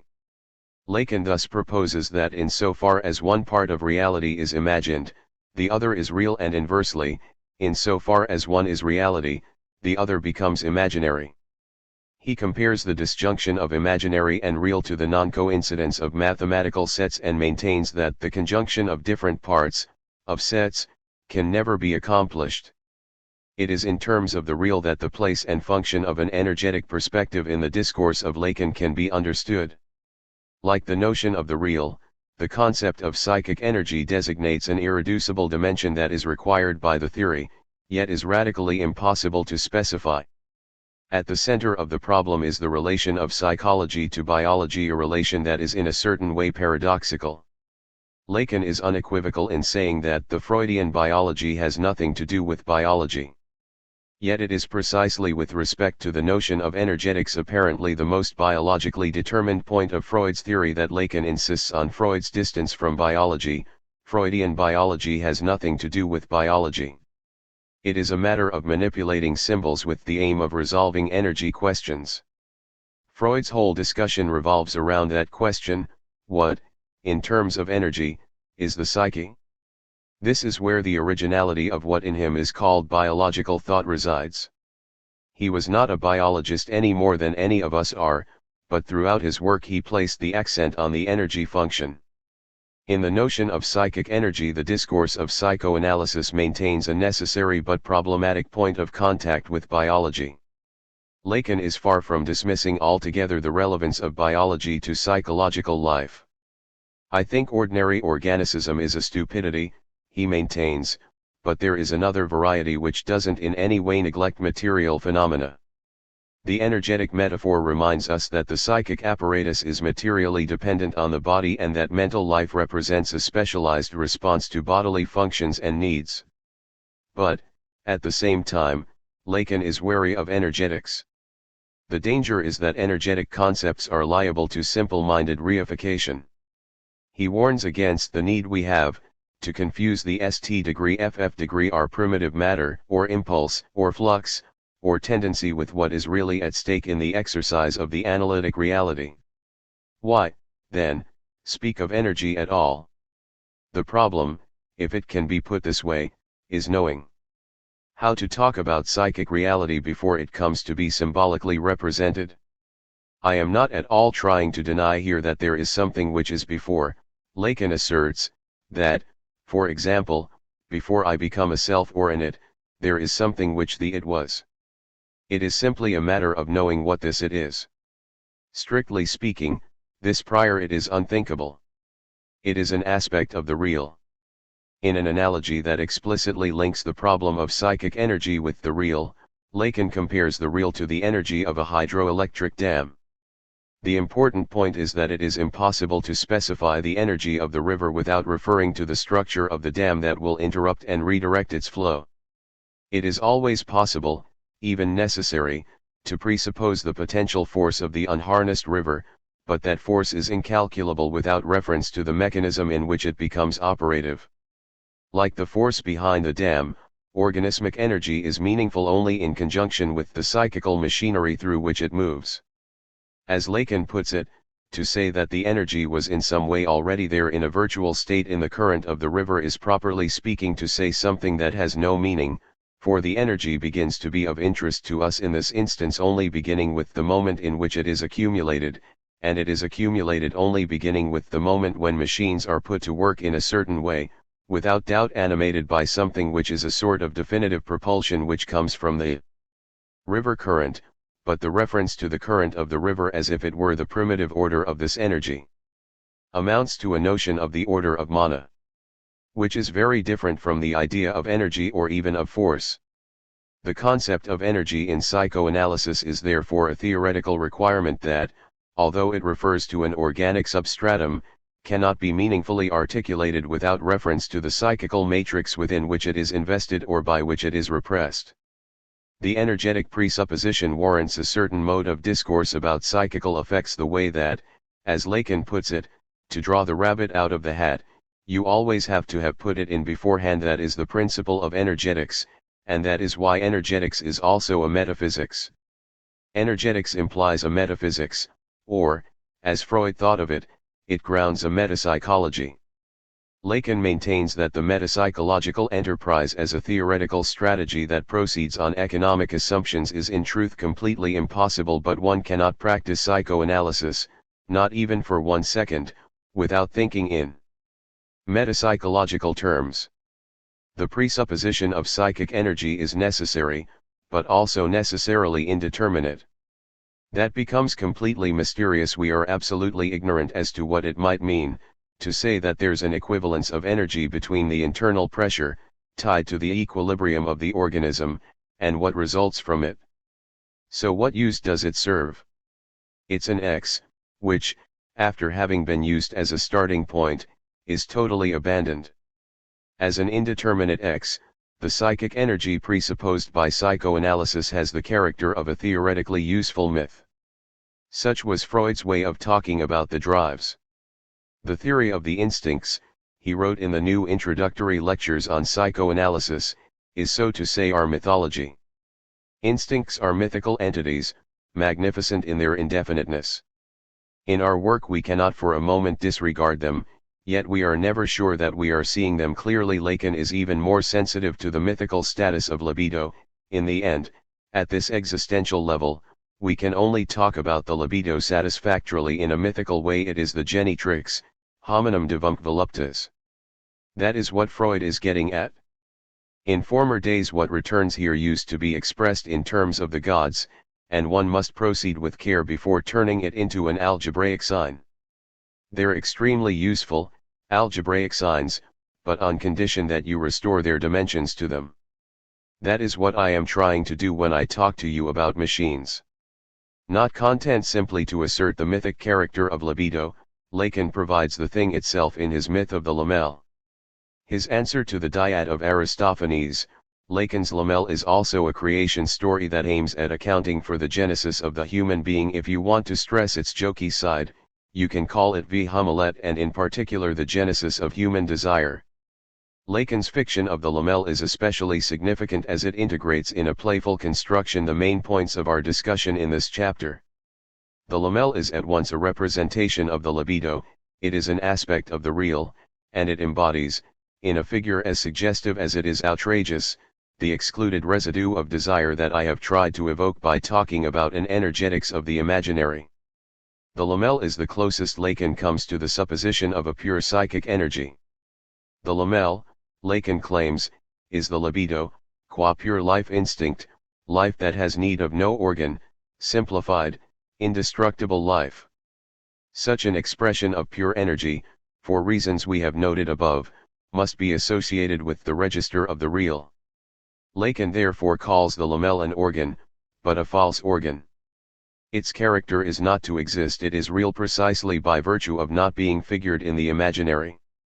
This organ ought to be called irreal, in the sense in which irreal is not imaginary, and precedes the subjectivity that it conditions by being in direct contact with the real. As an irreal organ, the lamel is defined by articulating itself on the real in a way that eludes us, and it is precisely this that requires that its representation should be mythical, as I have made it. Like the severed other half of Aristophanes' lover, the lamel is intended to embody the missing part. Lacan begins with the image of an egg, whose twofold structure of white and yolk suggests the idea of a differentiation between the individual and the organic substratum to which it is attached before its entry into the world. The price of birth is the loss of connection to that organic support. As Lacan puts it, let us imagine that each time the membranes of the egg are ruptured, by the same issue a phantom flies off which has a form infinitely more primary than life and which could hardly be closer to redoubling the world in microcosm. Libido in its purest form is thus pictured as a sort of byproduct, an entity that flies off at the moment when the individual human being comes into existence. Lacan compares it to the placenta born with the baby. The lamel is a byproduct, but is nevertheless active and seeking. Lacan amusingly pictures it as a large crepe which spreads out like an amoeba, ultra-flat in order to pass under doors, omniscient as it is guided by the pure instinct of life, immortal as it is capable of splitting itself. After flying off at birth, it tends to return. But precisely because the lamel names something that is fundamentally excluded, a part of oneself that has become alien, its return is experienced as menacing. As Lacan says of it, here's something you wouldn't want to feel silently slipping over your face while you're sleeping. Lacan's fiction of the lamel emphasizes that energetics can only be approached in full awareness of its status as a myth. But, in addition, it reminds us that there is an absolutely crucial role to be played by the energetic myth in the theory and practice of psychoanalysis. By assuming the existence of a reservoir of psychic energy at work behind the theater of images and symptoms, Freud found a way to hold fast to the conviction that a human being is always something more than the sum of its representations. Energetics was a way to render palpable his discovery, as Lacan puts it, that man isn't entirely in man's point too. The notion of psychic energy underlies the central Freudian assumption that the human being is not really a being at all if we understand by that a mere entity in the world. The human being is fundamentally a manque d'être, a want of being. Human being is essentially, not a being, but desire. The Freudian experience starts from an exactly contrary notion of the theoretical perspective. It starts by postulating a world of desire. It postulates it prior to any kind of experience, prior to any considerations concerning the world of appearances and the world of essences. Desire is instituted within the Freudian world in which our experience unfolds, it constitutes it, and at no point in time, not even in the most insignificant of our maneuvers in this experience of ours, can it be erased. The Freudian world isn't a world of things, it isn't a world of being, it is a world of desire as such. The return of the real, we can now see why, as Lacan puts it, in the order of the imaginary, alienation is constitutive.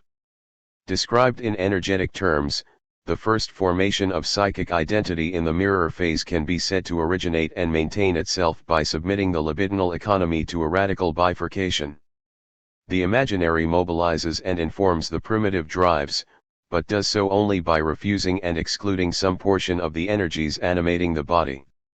In her Powers of Horror, Julia Kristeva evokes a similar conception of self-constitution by means of self-rejection and self-exclusion. I spit myself out, I object myself within the same motion through which T claimed to establish myself.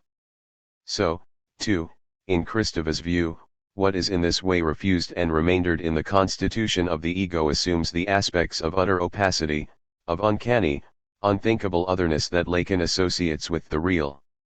In Kristeva's terms, I become a subject capable of dealing with objects only by virtue of having constituted a domain of the abject. Thus refuse and corpses show me what I permanently thrust aside in order to live. But what threatens to emerge from the real is ultimately a part of oneself, one's own refuse, one's own corpse. The imaginary function in human beings generates a primordial internal conflict in the subject even as it institutes the most basic formation of psychic identity and mobilizes the most primitive forms of intentionality. So conceived, the alienating character of the imaginary, whose function in animals and in human beings is intimately bound up with sexuality, can be proposed as an explanation of the idea, so fundamental to Freud's thought, that sexuality is somehow intrinsically generative of intrapsychic conflict. The energetics of the Lacanian imaginary, which locates in the formative effects of the imago a function of defense as well as discharge, an energetic exclusion as well as investment, helps explain what Freud might have meant by saying that however strange it may sound, we must reckon with the possibility that something in the nature of the sexual instinct itself is unfavorable to the realization of complete satisfaction, but the Lacanian view as I have developed it explains a further, much more significant point. If we suppose that the dynamics of the imaginary constitute the ego and its objects by a twofold process of investment and exclusion of organismic energies, the Lacanian account becomes precisely homologous to Freud's characterization of the ego and the idea. In his final formulation of the ego and the idea, formulation that recapitulated his separation of primary and secondary processes set out in the project 30 years earlier, Freud emphasized that, from an economic standpoint, the ego is merely a bounded and specialized portion of the idea, split off under the influence of perceptual mechanisms from the larger mass of drive energies. We were justified, he claimed, in dividing the ego from the idea, for there are certain considerations which necessitate that step. On the other hand, the ego is identical with the idea, and is merely a specially differentiated part of it. The ego is, indeed, the organized portion of the idea. In the opening pages of, Freud summarized his view in terms that are now quite familiar to us. Almost all the energy with which the apparatus is filled arises from its innate instinctual impulses. But these are not all allowed to reach the same phases of development. In the course of things it happens again and again that individual instincts or parts of instincts turn out to be incompatible in their aims or demands with the remaining ones, which are able to combine into the inclusive unity of the ego. The former are then split off from this unity by the process of repression, held back at lower levels of psychic development and cut off, to begin with, from the possibility of satisfaction. If they succeed subsequently, in struggling through that event, which would in other cases have been an opportunity for pleasure, is felt by the ego as unpleasure. Se, smiley face, the splitting off of drives incompatible with the inclusive unity of the ego attributed by Freud to a force of repression is accounted for, from a Lacanian perspective, in terms of an essential feature of the imaginary function in the human being. Recognition of the imago affects a truly primordial form of repression. What is split off by it is not a particular psychic content or representation, but a quantity of energy that might otherwise animate such a representation. The myth of psychic energetics has served to accentuate a basic feature of Lacan's thinking and to highlight its homology with Freud, the constitutive tension between the imaginary and the real, and its parallel to Freud's distinction between the ego and the idea. As we will see in subsequent chapters, such bold strokes will have to be qualified in a number of ways. Nevertheless, they take us a step further in outlining the first contours of a Lacanian interpretation of beyond the pleasure principle. From a Lacanian point of view, the source of what Freud called a death drive is to be located in the tension between the real and the imaginary, between the real of the body and the imaginary of its mental schema. The pressing toward expression of somatic energies alienated by imaginary identification constitutes a force of death insofar as it threatens the integrity of that identity. It is because there exists a dimension in the human subject that extends beyond his ego that there must be another principle beyond the pleasure principle. We are beginning to see why it is necessary that beyond the pleasure principle, which Freud introduces as what governs the measure of the ego and installs consciousness in its relation with the world in which it finds itself, that beyond, exists the death instinct. Beyond the homeostasis of the ego, there exists a dimension, another current, another necessity, whose plane must be differentiated. This compulsion to return to something which has been excluded by the subject, or which never entered into it, the verdrängt, the repressed, we cannot bring it back within the pleasure principle.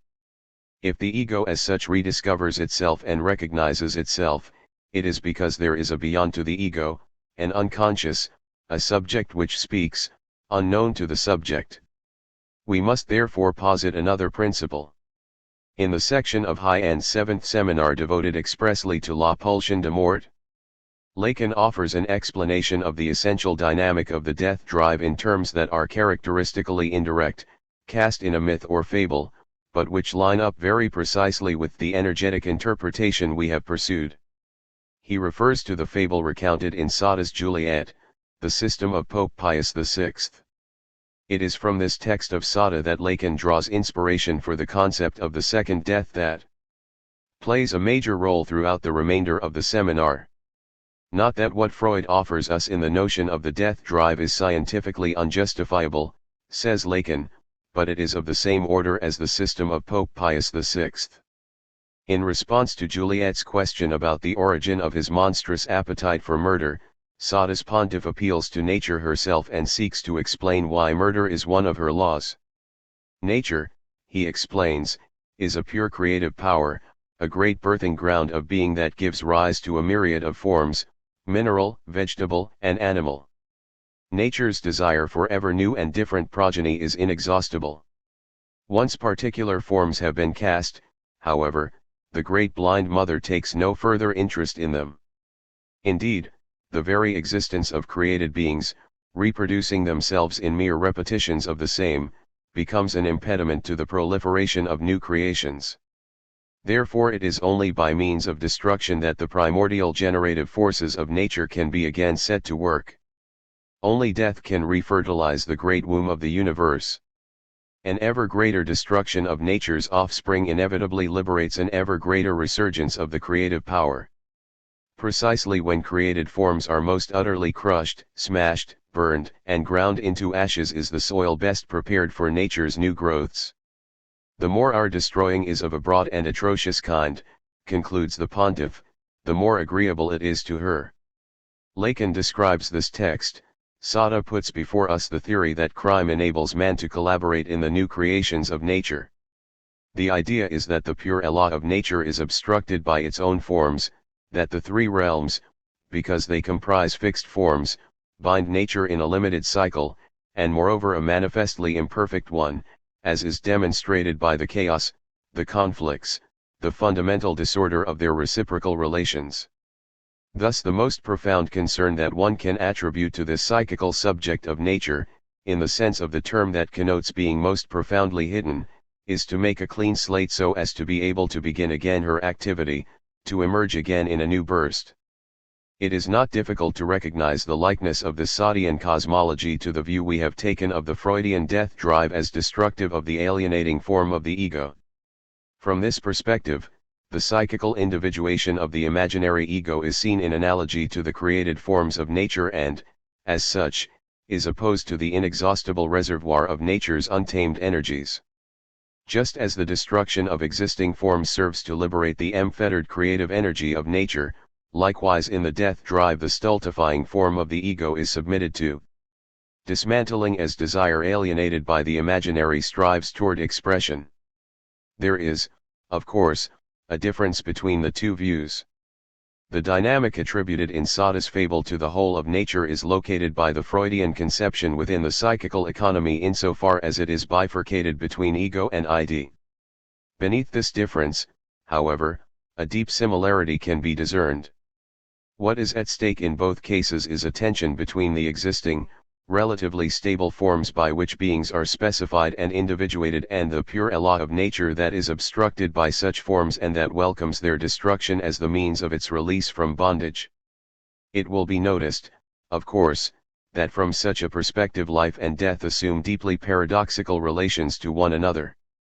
The process of individuation that grounds the life of the specific being introduces mortifying effects into the generative economy of natural processes. The death of the individual form, by contrast, must be counted as a movement toward renewal of a larger vitality. The death of the individual is thus called by Sada a second life. Sada's character explains, at the instant we call death, everything seems to dissolve, but this death is only imaginary, it exists figuratively but in no other way.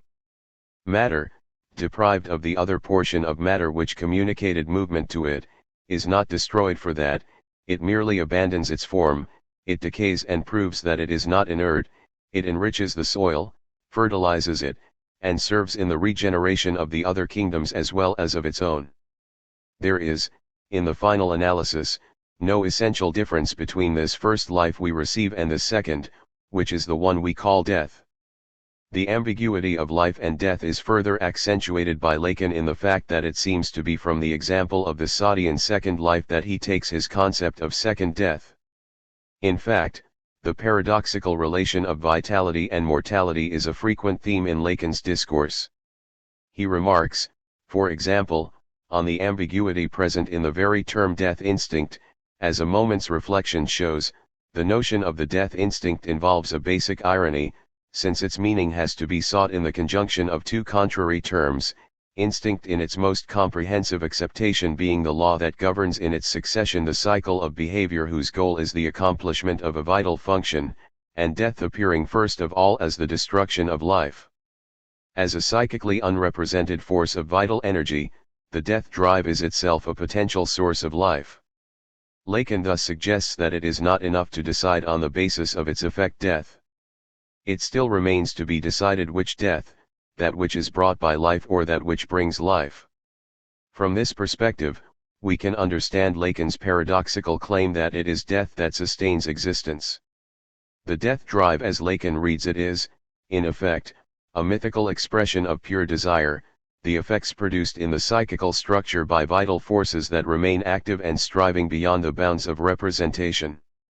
It is for this reason that Lacan can state that Freud questioned life as to its meaning and not to say that it has none, but to say that it has only one meaning, that in which desire is born by rereading. For all things, from the void, called forth, deserve to be destroyed. Thus, all which you as sin have rated, destruction ought with evil blent. That is my proper element. Goethe's Faust, part, scene quoted by Freud, civilization and its discontents thou owest nature a death. Shakespeare, Henry IV quoted by Freud in a letter to Flius, February. In the preceding chapter, we arrived at a first expression of the meaning of the death drive in Lacanian terms. The death drive has its origin in the tension between the imaginary ego and the real of the body that is only partly encompassed by the ego. But how are these ground lines of a Lacanian interpretation to be squared with the specifics of Freud's own formulation of the death drive? In what sense can Lacan's perspective be said to constitute a return to Freud? The primary question concerns the major point of difference between the Lacanian and the Freudian conception. For Lacan, the traumatic force of the death drive aims not at the biological organism but at the unity of the ego. Must not this difference be counted as a radical departure from Freud's views? In what follows I will try to show that the Lacanian conception, which opposes the force of the death drive to the imaginary identity of the ego, far from contradicting Freud, satisfactorily explains and integrates much of what Freud says about the death drive, but with the advantage of avoiding the conundrums into which Freud was led by posing the death drive as a biological reality. In the course of this analysis, it will become increasingly evident that Freud's attempt to establish the death drive on a biological basis was not in keeping with many aspects of his own framing of the problem, and actually constitutes an awkward wrinkle in what can otherwise be construed as a surprisingly coherent framework of concepts. A Lacanian approach, which rejects Freud's biologism in favor of the dynamics of the imaginary and the real, serves to rectify a confusion in Freud's own thinking in a way that allows a deeper theoretical coherence to shine through.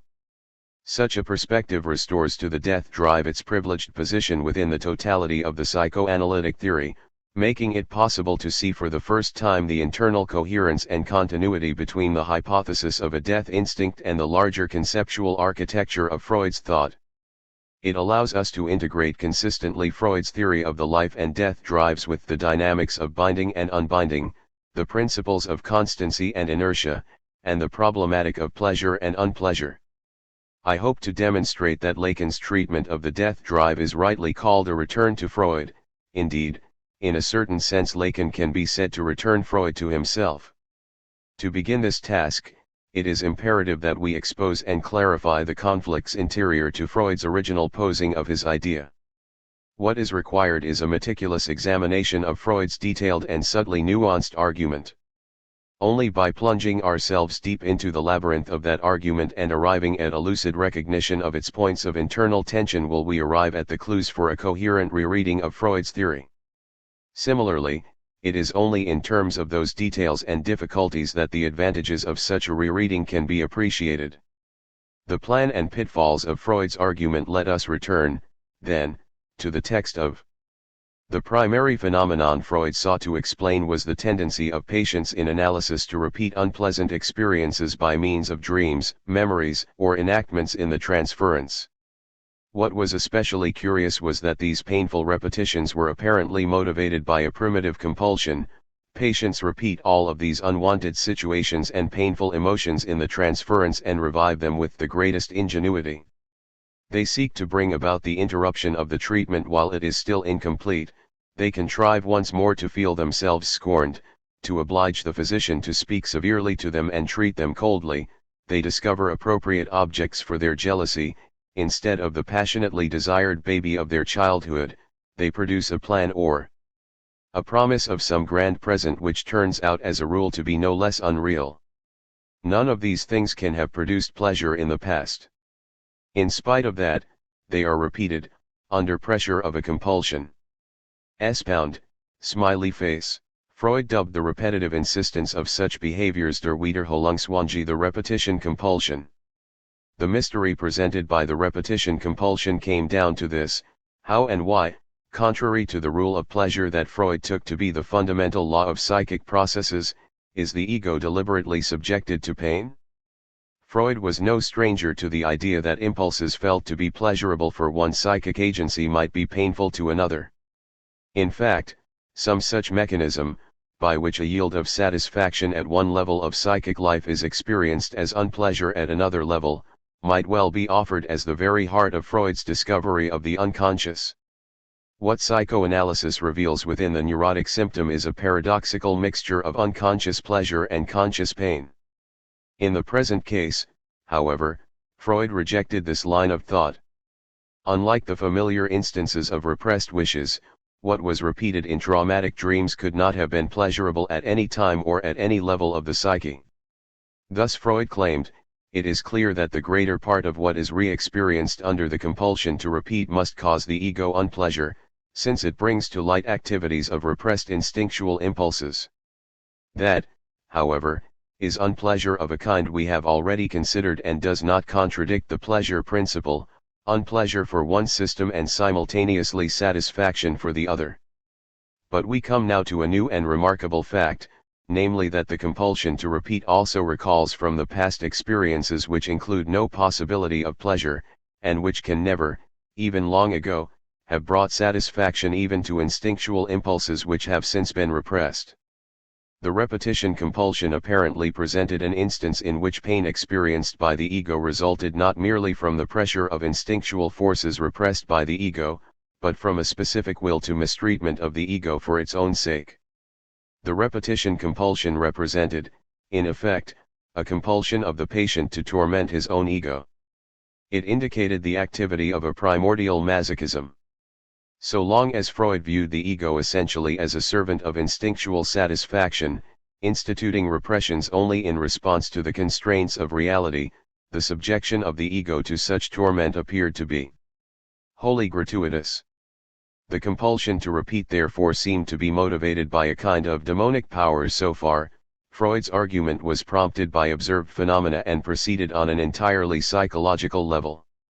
However, in the subsequent course of his discussion, Freud moved the argument onto biological grounds, proposing that the clinical observations must ultimately be explained in terms of a self-destructive instinct operative in the very substance of organic material. Only a biological explanation seemed capable of accounting for the primordiality of the power at work in the repetition compulsion. The fact that this power was capable of overriding the fundamental principle of pleasure suggested the activity of an absolutely elemental force, even more primitive than the erotic instincts. Opposite the life instincts, there must exist a second, more basic class of instincts. If the compulsiveness of the repetition suggested the operation of a basic instinct, it was the phenomenon of repetition itself that provided the clue for specifying more precisely the nature of the instinct involved. Impressed by the fact that every instance of repetition under consideration involved the activity of memory, Freud concluded that the compulsion to repeat was tantamount to a desire to restore an earlier state of things. This impulse toward restoration of the past signaled the effect of an essentially conservative tendency. If the most primitive instinct was thus found to be essentially conservative, it stood to reason that all instincts possess a conservative nature. By this route Freud came to posit the death drive not only as the most fundamental instinct but as paradigmatic of instinctual forces in general. How, Freud asked, is the predicate of being instinctual related to the compulsion to repeat? At this point we cannot escape a suspicion that we may have come upon the track of a universal attribute of all instincts and perhaps of organic life in general which has not hitherto been already recognized or at least not explicitly stressed. It seems, then, that an instinct is an urge inherent in organic life to restore an earlier state of things.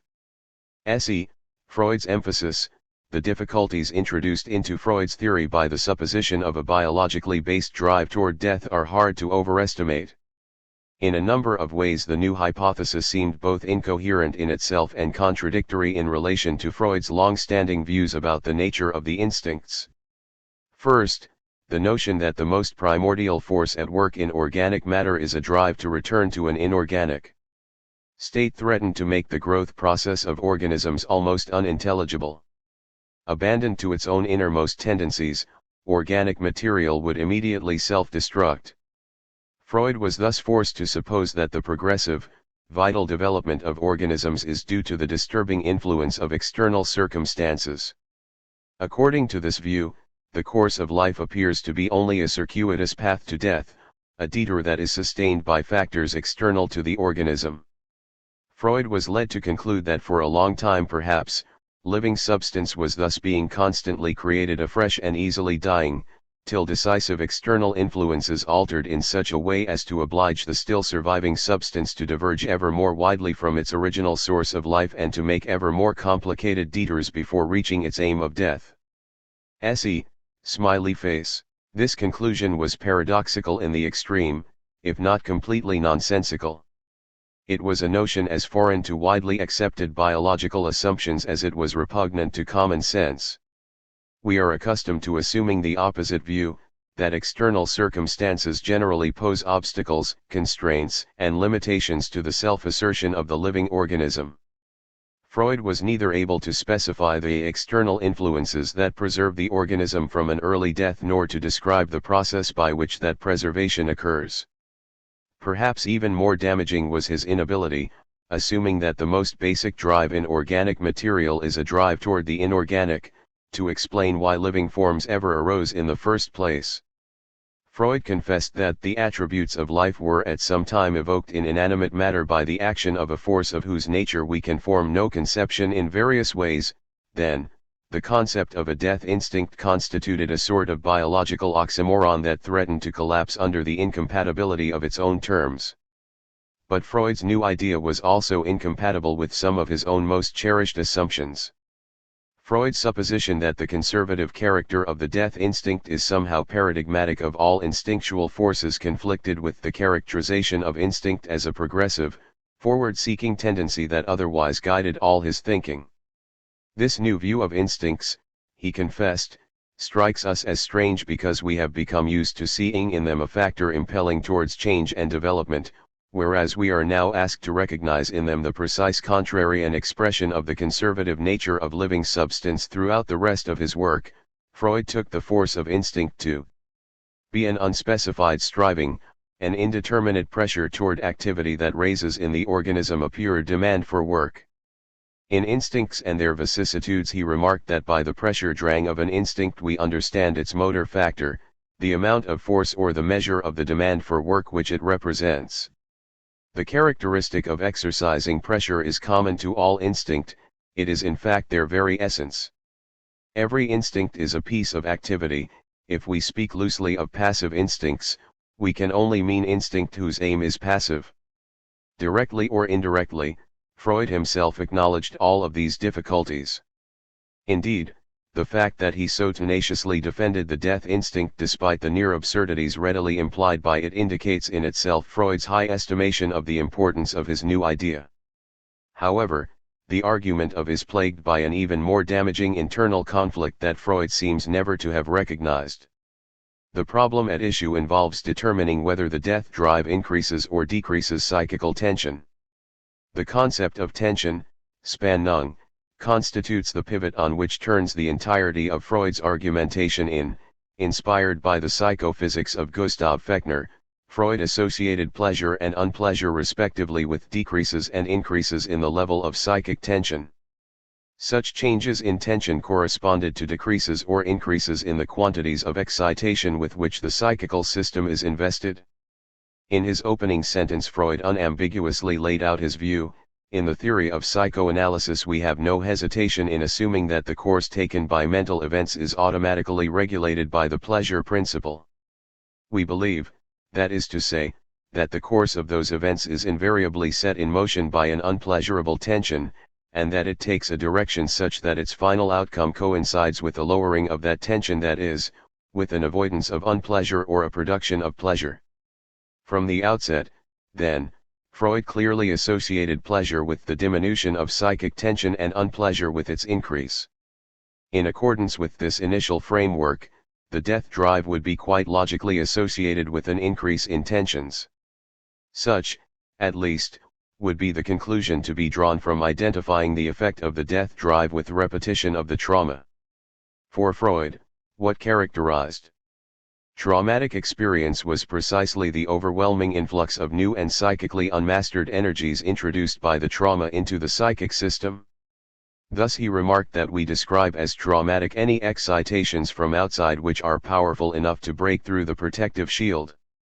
It seems to me that the concept of trauma necessarily implies a breach in an otherwise efficacious barrier against stimuli if, as Freud suggested, the death drive evidences its essential character in repetition of the trauma, then we are led to suppose that the essential activity of the death drive involves the infusion of fresh quantities of energy into the psychic apparatus, resulting in an unpleasurable increase in psychic tension. Adopting this view, we can make sense of the title of Freud's book. The death drive is said to be beyond the pleasure principle because the death drive increases rather than decreases psychical tensions and thereby constitutes a source of unpleasure internal to the psychic apparatus. Given this initial association of the activity of the death drive with increase of psychical tension, it comes as a complete surprise to find the death drive characterized toward the end of Freud's book in precisely opposite terms. As an impulse toward return to an inorganic state, the death drive is thought to constitute a drive not toward increase but toward reduction of tensions to an absolute minimum. It is this tendency toward reduction of tensions to zero that warranted identifying the death drive with the nirvana principle. What has happened to the original association of the death drive with dramatic increase of tension? We seem faced with an contradiction inhabiting the very heart of, the death drive is first identified with a dramatic increase, then with maximal decrease of tension. What has made this inversion possible? The pivot point occurs when Freud translates the terms of his discussion out of its originally psychological frame of reference and into a biological one. As his discussion unfolds, Freud's use of the concept of tension undergoes an unacknowledged but utterly decisive shift that parallels his movement from a psychological to a biological discourse. On the first page, tension, Spannung, is clearly conceived psychologically. Psychical events, see Lacans, are said to be put in motion by an unpleasant tension, eine unlustvolle Spannung.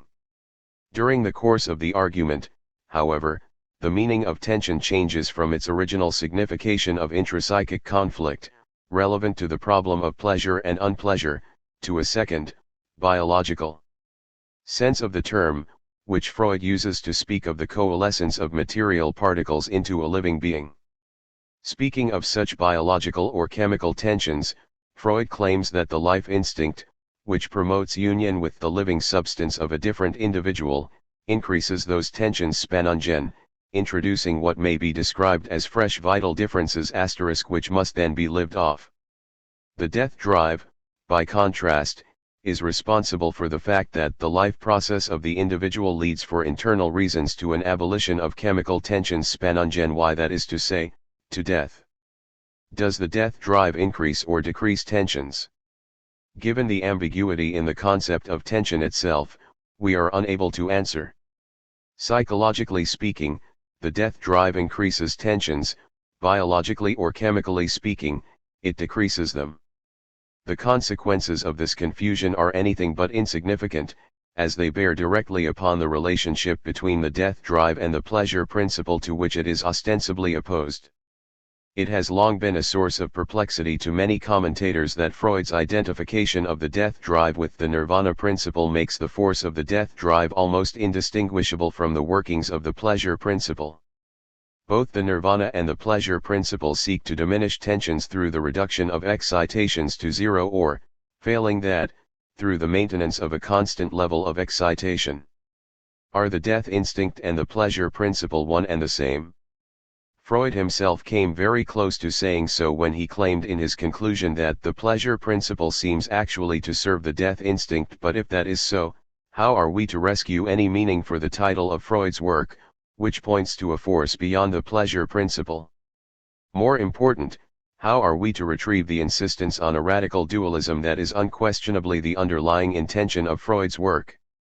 Toward an alternative reading it is with respect to the concept of psychical tension that Freud's shift from the psychological to the biological generates the greatest confusion.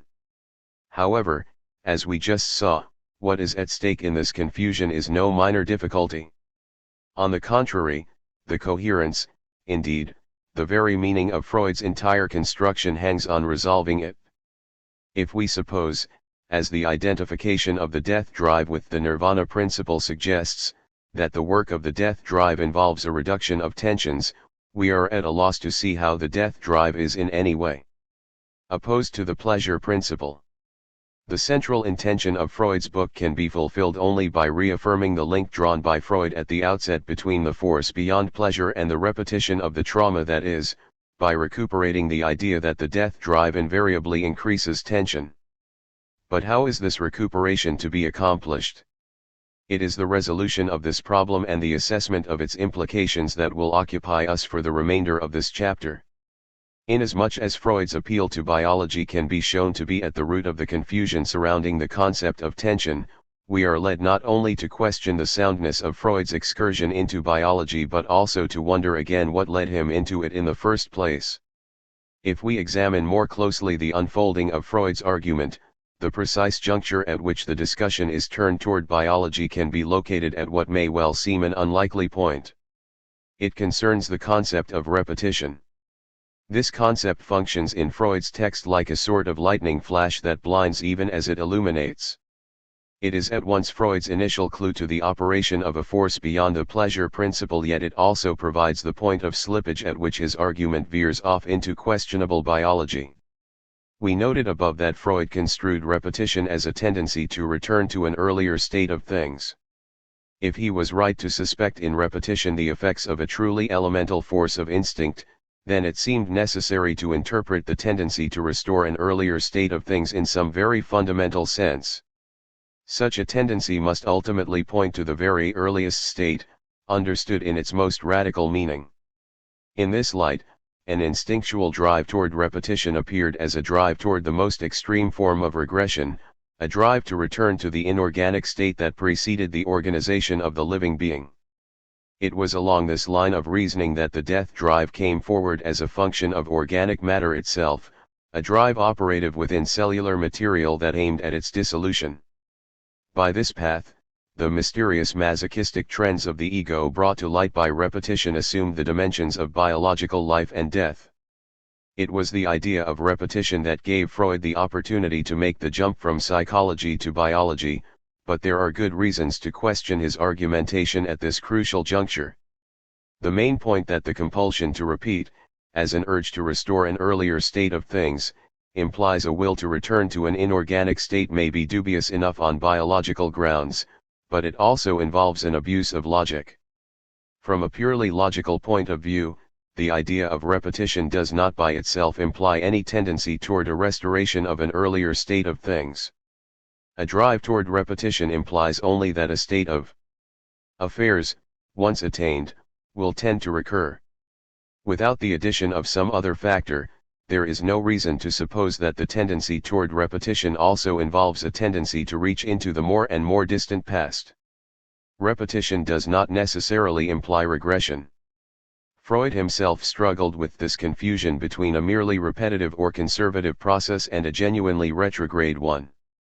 He first offered the conservative character of the death instinct as a universal attribute of all instincts, but then identified the greatest conservatism with the instincts of life, as it is the erotic instincts that preserve the apparently immortal germ cells. Freud asserted that these instincts are conservative to a higher degree in that they are peculiarly resistant to external influences. This sort of conservatism, however, is clearly a matter of maintaining a given state, not returning to an earlier one. He finally qualified his position by proposing that while the life instincts are conservative, only the death instinct is truly retrograde. It is not difficult to show how the concept of repetition opens a special door for Freud's recourse to biology, nor is it difficult to recognize the weakness of his reasoning at this critical moment. But the privileged role of repetition in Freud's argumentation is all the more curious for the fact that in itself repetition is rather poorly suited to represent what is distinctive about the death drive. In fact, it was not repetition as such but only repetition of unpleasurable experiences that raised the question about the operation of a force beyond the pleasure principle. As Freud himself noted, a will to repetition is more conspicuous in the case of pleasurable experiences than it is for unpleasurable ones. Freud goes so far as to say that repetition itself, as the re-experiencing of something identical, is clearly in itself a source of pleasure, but these facts suggest that the impulse toward repetition must, at the very least, be admitted for both classes of instincts and is arguably more appropriately linked with the life instincts and the functions of the ego insofar as they are thought to obey a principle of constancy. Despite all the difficulties it generated, Freud clung fast to the concept of repetition as a kind of indispensable key to unlocking the mystery of the death drive. It is almost as if, once the phenomenon of repetition had showed him the trail, he dared not let it go for fear of losing his bearings. But perhaps the most damaging consequence of Freud's reliance on repetition is the way it obscures the extent to which the argument of is organized around a second basic idea, the twofold concept of psychical binding and unbinding, Bindung and Entbindung. In fact, Freud's thinking in Beyond the Pleasure Principle is rather awkwardly stretched around the two basic loci of repetition and binding. When we read Freud's book in the broader context of his work as a whole, it is hard not to conclude that of the two themes, repetition and binding, the latter is the more important. In any case, it makes a very great difference for the task of interpreting Freud's text how the choice between these two alternatives is weighted. We have already seen how a repetition, construed as a return to the earliest state of things, gave Freud an entree into a biological reframing of his argument. By contrast, the concepts of binding and unbinding retain a decidedly psychological emphasis. To be sure, binding is eventually drawn up into the biochemical metaphors that proliferate toward the end of the book. Thus binding is linked to the process by which organic material is melded into the unity of a living being. But the dominant connotation of binding, established in some of Freud's earliest papers and maintained throughout his career, is unquestionably psychological. Binding refers above all to the origin and function of the ego. By following out the logic of the concept of binding, we are led to reconsider Freud's biologizing of the death drive. Although often overlooked in expositions of psychoanalytic theory, the notion of bound and free psychic energy was nevertheless assigned by Freud a place of capital importance. The idea may be said to be as old as psychoanalysis itself. It appeared first in the studies on hysteria, figured prominently in the Project for a Scientific Psychology, and was drawn upon in the theoretical chapter of the Interpretation of Dreams.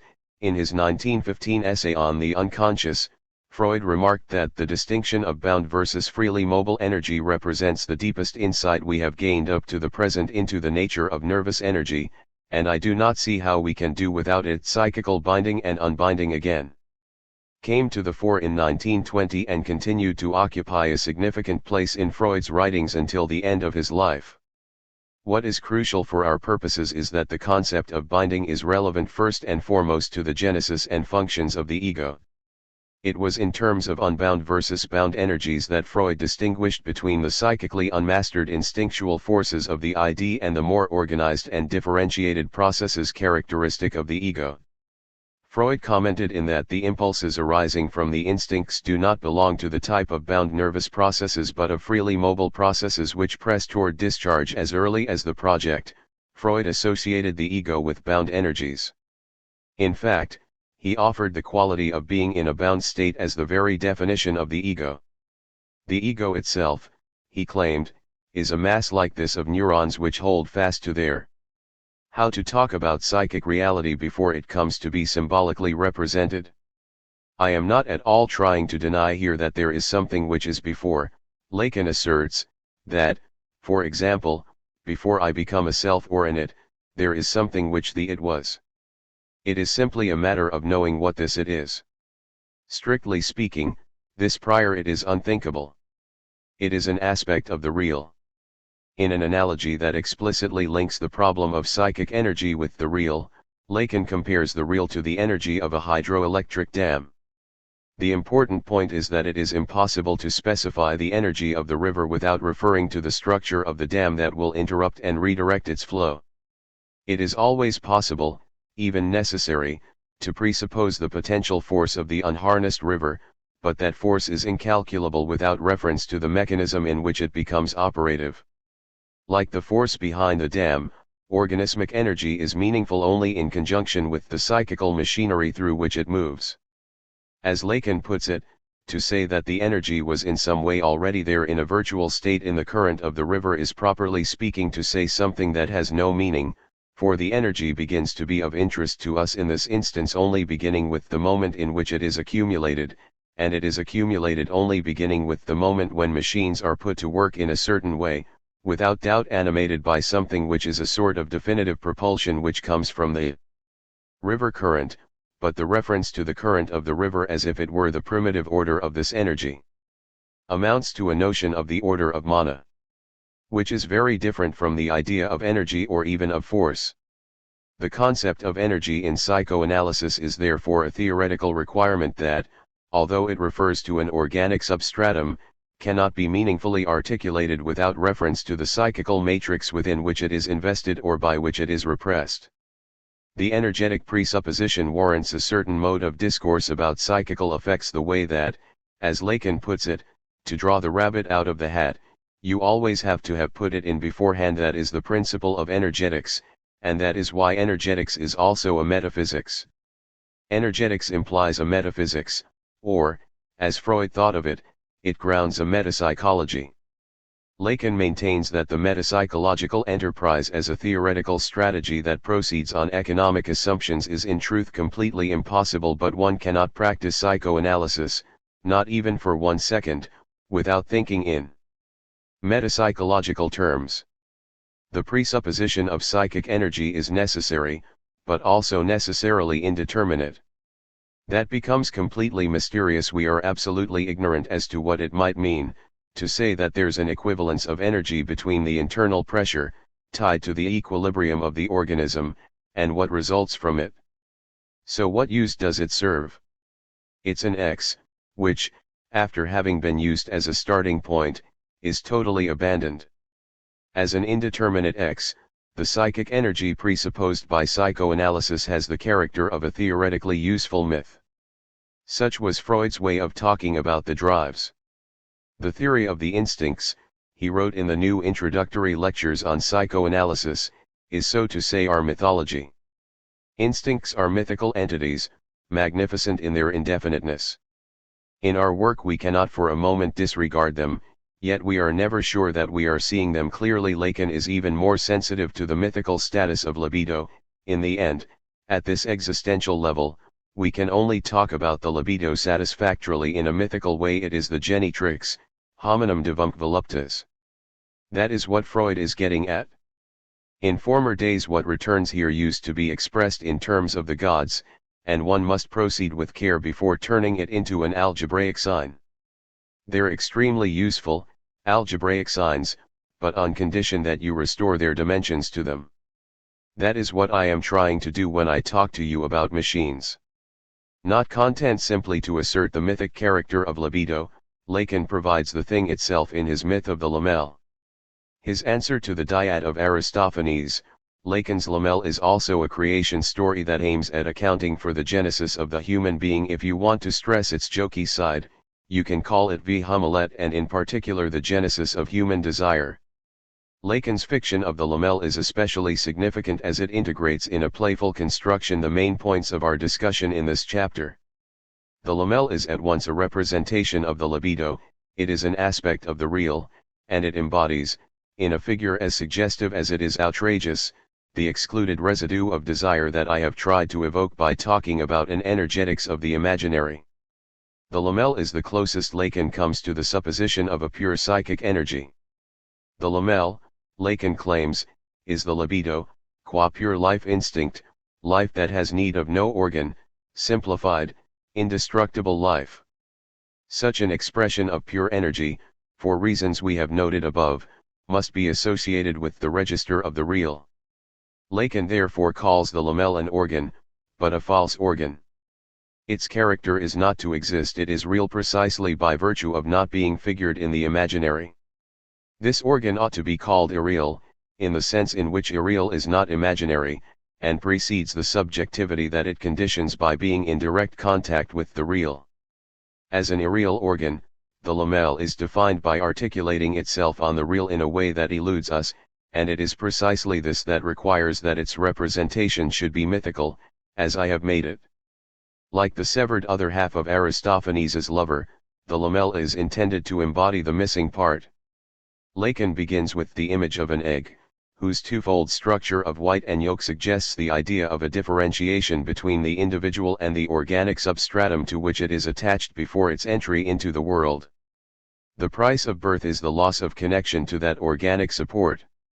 As Lacan puts it, let us imagine that each time the membranes of the egg are ruptured, by the same issue a phantom flies off which has a form infinitely more primary than life and which could hardly be closer to redoubling the world in microcosm.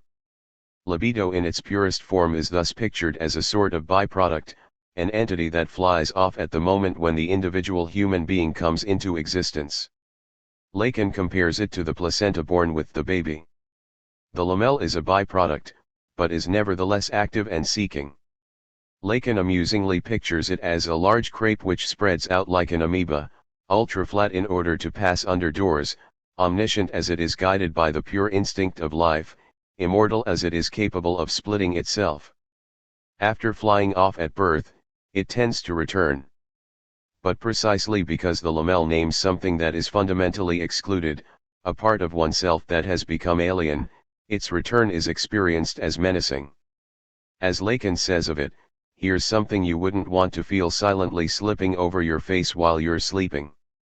Lacan's fiction of the Lamel emphasizes that energetics can only be approached in full awareness of its status as a myth.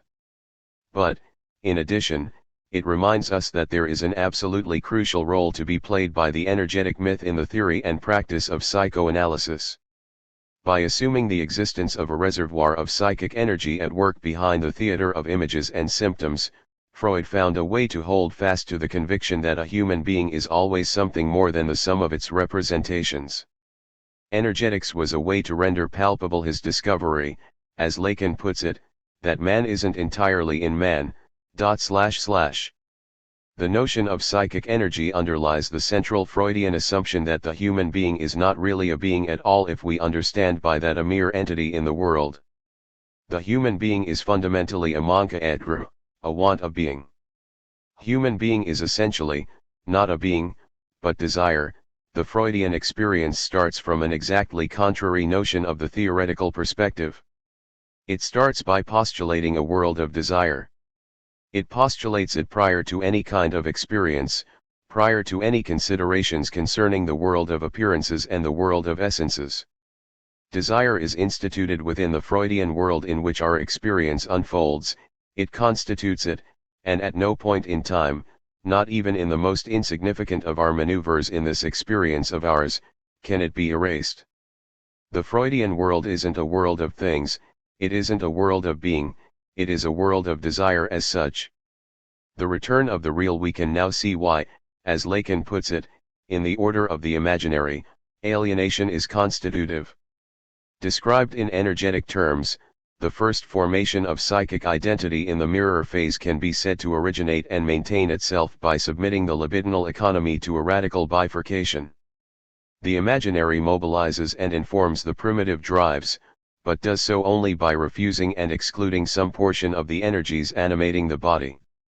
In her Powers of Horror, Julia Kristeva evokes a similar conception of self-constitution by means of self-rejection and self-exclusion. I spit myself out, I object myself within the same motion through which T claim to establish myself.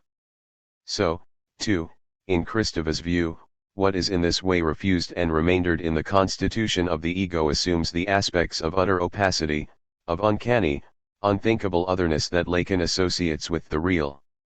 In Kristeva's terms, I become a subject capable of dealing with objects only by virtue of having constituted a domain of the abject.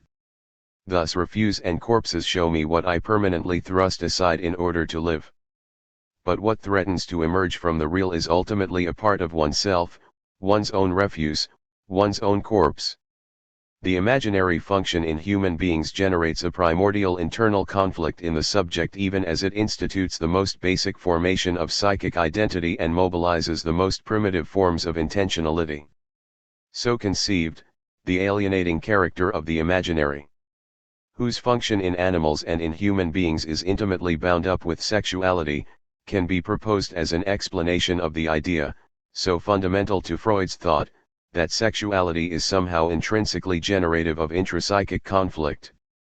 The energetics of the Lacanian imaginary, which locates in the formative effects of the imago a function of defense as well as discharge, an energetic exclusion as well as investment, helps explain what Freud might have meant by saying that however strange it may sound, we must reckon with the possibility that something in the nature of the sexual instinct itself is unfavorable to the realization of complete satisfaction, but the Lacanian view as I have developed it explains a further, much more significant point. If we suppose that the dynamics of the imaginary constitute the ego and its objects by a twofold process of investment and exclusion of organismic energies, the Lacanian account becomes precisely homologous to Freud's characterization of the ego and the idea.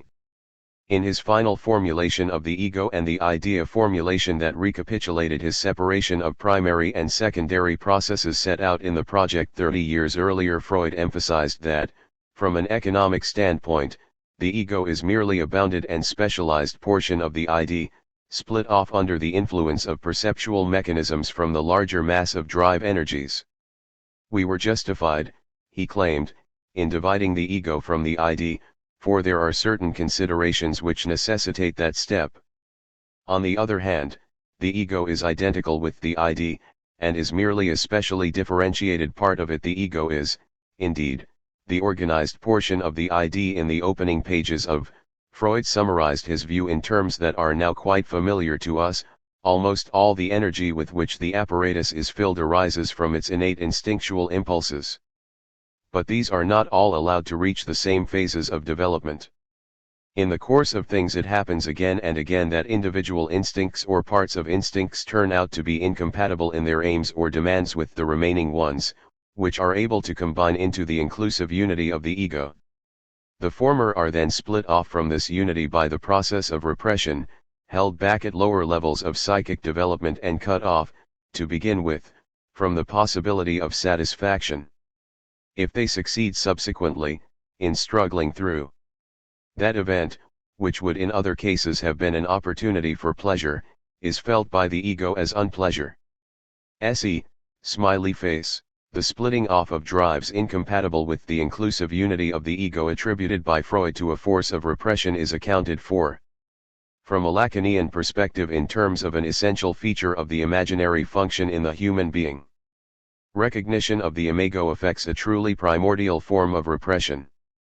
What is split off by it is not a particular psychic content or representation, but a quantity of energy that might otherwise animate such a representation. The myth of psychic energetics has served to accentuate a basic feature of Lacan's thinking and to highlight its homology with Freud, the constitutive tension between the imaginary and the real, and its parallel to Freud's distinction between the ego and the id. As we will see in subsequent chapters, such bold strokes will have to be qualified in a number of ways. Nevertheless, they take us a step further in outlining the first contours of a Lacanian interpretation of beyond the pleasure principle. From a Lacanian point of view, the source of what Freud called a death drive is to be located in the tension between the real and the imaginary, between the real of the body and the imaginary of its mental schema. The pressing toward expression of somatic energies alienated by imaginary identification constitutes a force of death insofar as it threatens the integrity of that identity. It is because there exists a dimension in the human subject that extends beyond his ego that there must be another principle beyond the pleasure principle. We are beginning to see why it is necessary that beyond the pleasure principle, which Freud introduces as what governs the measure of the ego and installs consciousness in its relation with the world in which it finds itself, that beyond, exists the death instinct. Beyond the homeostasis of the ego, there exists a dimension, another current, another necessity, whose plane must be differentiated. This compulsion to return to something which has been excluded by the subject, or which never entered into it, the verdrängt, the repressed, we cannot bring it back within the pleasure principle. If the ego as such rediscovers itself and recognizes itself, it is because there is a beyond to the ego, an unconscious, a subject which speaks, unknown to the subject. We must therefore posit another principle. In the section of his seventh seminar devoted expressly to the pulsion de mort, Lacan offers an explanation of the essential dynamic of the death drive in terms that are characteristically indirect, cast in a myth or fable, but which line up very precisely with the energetic interpretation we have pursued. He refers to the fable recounted in Sada's Juliet, the system of Pope Pius VI. It is from this text of Sada that Lacan draws inspiration for the concept of the second death that plays a major role throughout the remainder of the seminar. Not that what Freud offers us in the notion of the death drive is scientifically unjustifiable, says Lacan, but it is of the same order as the system of Pope Pius VI. In response to Juliet's question about the origin of his monstrous appetite for murder, Sada's pontiff appeals to nature herself and seeks to explain why murder is one of her laws. Nature, he explains, is a pure creative power, a great birthing ground of being that gives rise to a myriad of forms, mineral, vegetable, and animal. Nature's desire for ever new and different progeny is inexhaustible. Once particular forms have been cast, however, the great blind mother takes no further interest in them. Indeed, the very existence of created beings, reproducing themselves in mere repetitions of the same, becomes an impediment to the proliferation of new creations. Therefore it is only by means of destruction that the primordial generative forces of nature can be again set to work. Only death can refertilize the great womb of the universe. An ever greater destruction of nature's offspring inevitably liberates an ever greater resurgence of the creative power. Precisely when created forms are most utterly crushed, smashed, burned, and ground into ashes is the soil best prepared for nature's new growths. The more our destroying is of a broad and atrocious kind, concludes the pontiff, the more agreeable it is to her. Lacan describes this text. Sada puts before us the theory that crime enables man to collaborate in the new creations of nature. The idea is that the pure law of nature is obstructed by its own forms, that the three realms, because they comprise fixed forms, bind nature in a limited cycle, and moreover a manifestly imperfect one, as is demonstrated by the chaos, the conflicts, the fundamental disorder of their reciprocal relations. Thus the most profound concern that one can attribute to this psychical subject of nature, in the sense of the term that connotes being most profoundly hidden, is to make a clean slate so as to be able to begin again her activity, to emerge again in a new burst. It is not difficult to recognize the likeness of the Sadian cosmology to the view we have taken of the Freudian death drive as destructive of the alienating form of the ego.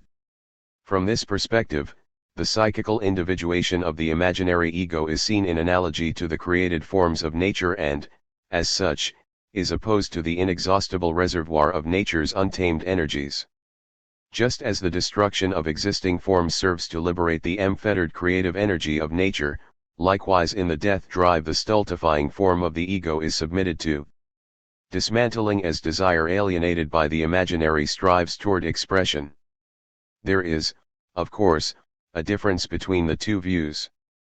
The dynamic attributed in Sada's fable to the whole of nature is located by the Freudian conception within the psychical economy insofar as it is bifurcated between ego and id. Beneath this difference, however, a deep similarity can be discerned. What is at stake in both cases is a tension between the existing, relatively stable forms by which beings are specified and individuated and the pure law of nature that is obstructed by such forms and that welcomes their destruction as the means of its release from bondage. It will be noticed, of course, that from such a perspective life and death assume deeply paradoxical relations to one another. The process of individuation that grounds the life of the specific being introduces mortifying effects into the generative economy of natural processes. The death of the individual form, by contrast, must be counted as a movement toward renewal of a larger vitality. The death of the individual is thus called by Sada a second life. Sada's character explains, at the instant we call death, everything seems to dissolve, but this death is only imaginary, it exists figuratively but in no other way. Matter, deprived of the other portion of matter which communicated movement to it, is not destroyed for that, it merely abandons its form, it decays and proves that it is not inert, it enriches the soil, fertilizes it, and serves in the regeneration of the other kingdoms as well as of its own. There is, in the final analysis, no essential difference between this first life we receive and the second, which is the one we call death. The ambiguity of life and death is further accentuated by Lacan in the fact that it seems to be from the example of the Sadian second life that he takes his concept of second death. In fact, the paradoxical relation of vitality and mortality is a frequent theme in Lacan's discourse. He remarks, for example, on the ambiguity present in the very term death instinct. As a moment's reflection shows, the notion of the death instinct involves a basic irony, since its meaning has to be sought in the conjunction of two contrary terms, instinct in its most comprehensive acceptation being the law that governs in its succession the cycle of behavior whose goal is the accomplishment of a vital function, and death appearing first of all as the destruction of life. As a psychically unrepresented force of vital energy, the death drive is itself a potential source of life. Lacan thus suggests that it is not enough to decide on the basis of its effect death. It still remains to be decided which death, that which is brought by life or that which brings life. From this perspective, we can understand Lacan's paradoxical claim that it is death that sustains existence. The death drive as Lacan reads it is, in effect, a mythical expression of pure desire, the effects produced in the psychical structure by vital forces that remain active and striving beyond the bounds of representation.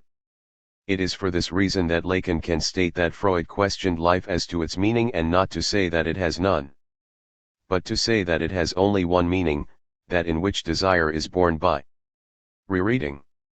For all things, from the void, called forth, deserve to be destroyed.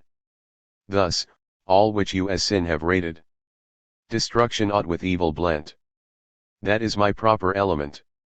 Goethe's Faust, part, scene quoted by Freud, civilization and its discontents, thou owest nature a death. Shakespeare, Henry IV quoted by Freud in a letter to Flius, February. In the preceding chapter, we arrived at a first expression of the meaning of the death drive in Lacanian terms. The death drive has its origin in the tension between the imaginary ego and the real of the body that is only partly encompassed by the ego. But how are these ground lines of a Lacanian interpretation to be squared with the specifics of Freud's own formulation of the death drive? In what sense can Lacan's perspective be said to constitute a return to Freud?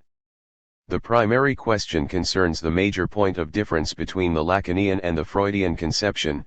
For Lacan, the traumatic force of the death drive aims not at the biological organism but at the unity of the ego. Must not this difference be counted as a radical departure from Freud's views? In what follows I will try to show that the Lacanian conception, which opposes the force of the death drive to the imaginary identity of the ego, far from contradicting Freud, satisfactorily explains and integrates much of what Freud says about the death drive, but with the advantage of avoiding the conundrums into which Freud was led by posing the death drive as a biological reality. In the course of this analysis, it will become increasingly evident that Freud's attempt to establish the death drive on a biological basis was not in keeping with many aspects of his own framing of the problem, and actually constitutes an awkward wrinkle in what can otherwise be construed as a surprisingly coherent framework of concepts. A Lacanian approach, which rejects Freud's biologism in favor of the dynamics of the imaginary and the real, serves to rectify a confusion in Freud's own thinking in a way that allows a deeper theoretical coherence to shine through. Such a perspective restores to the death drive its privileged position within the totality of the psychoanalytic theory, making it possible to see for the first time the internal coherence and continuity between the hypothesis of a death instinct and the larger conceptual architecture of Freud's thought. It allows us to integrate consistently Freud's theory of the life and death drives with the dynamics of binding and unbinding, the principles of constancy and inertia, and the problematic of pleasure and unpleasure. I hope to demonstrate that Lacan's treatment of the death drive is rightly called a return to Freud. Indeed, in a certain sense Lacan can be said to return Freud to himself. To begin this task, it is imperative that we expose and clarify the conflicts interior to Freud's original posing of his idea. What is required is a meticulous examination of Freud's detailed and subtly nuanced argument. Only by plunging ourselves deep into the labyrinth of that argument and arriving at a lucid recognition of its points of internal tension will we arrive at the clues for a coherent rereading of Freud's theory.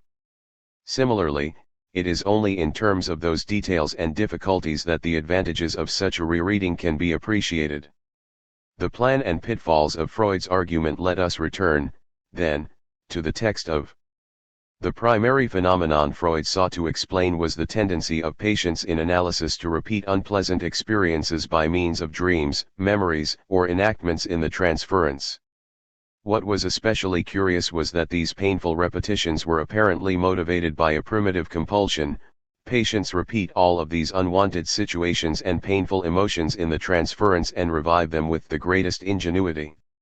They seek to bring about the interruption of the treatment while it is still incomplete.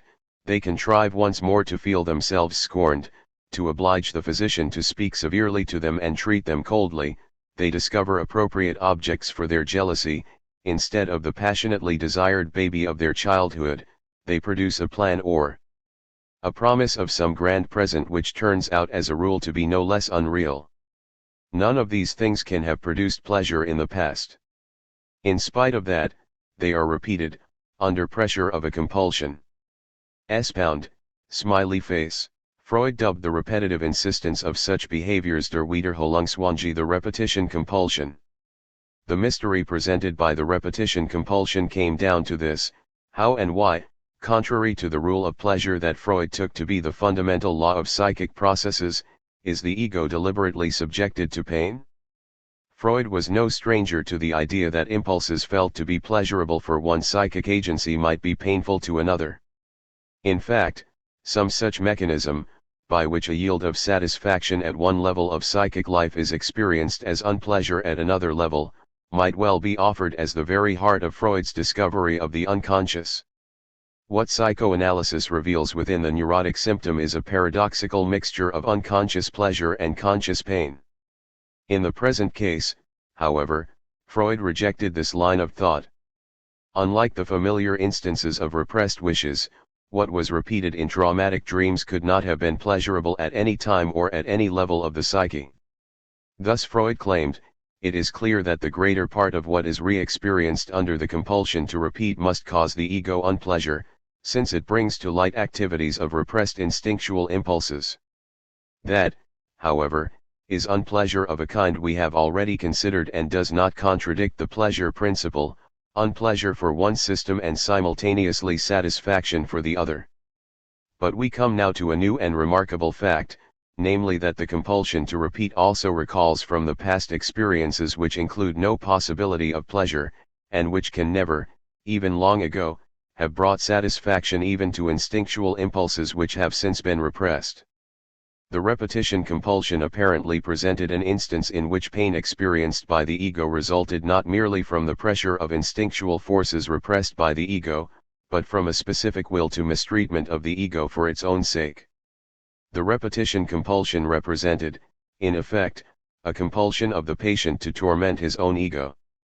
It indicated the activity of a primordial masochism.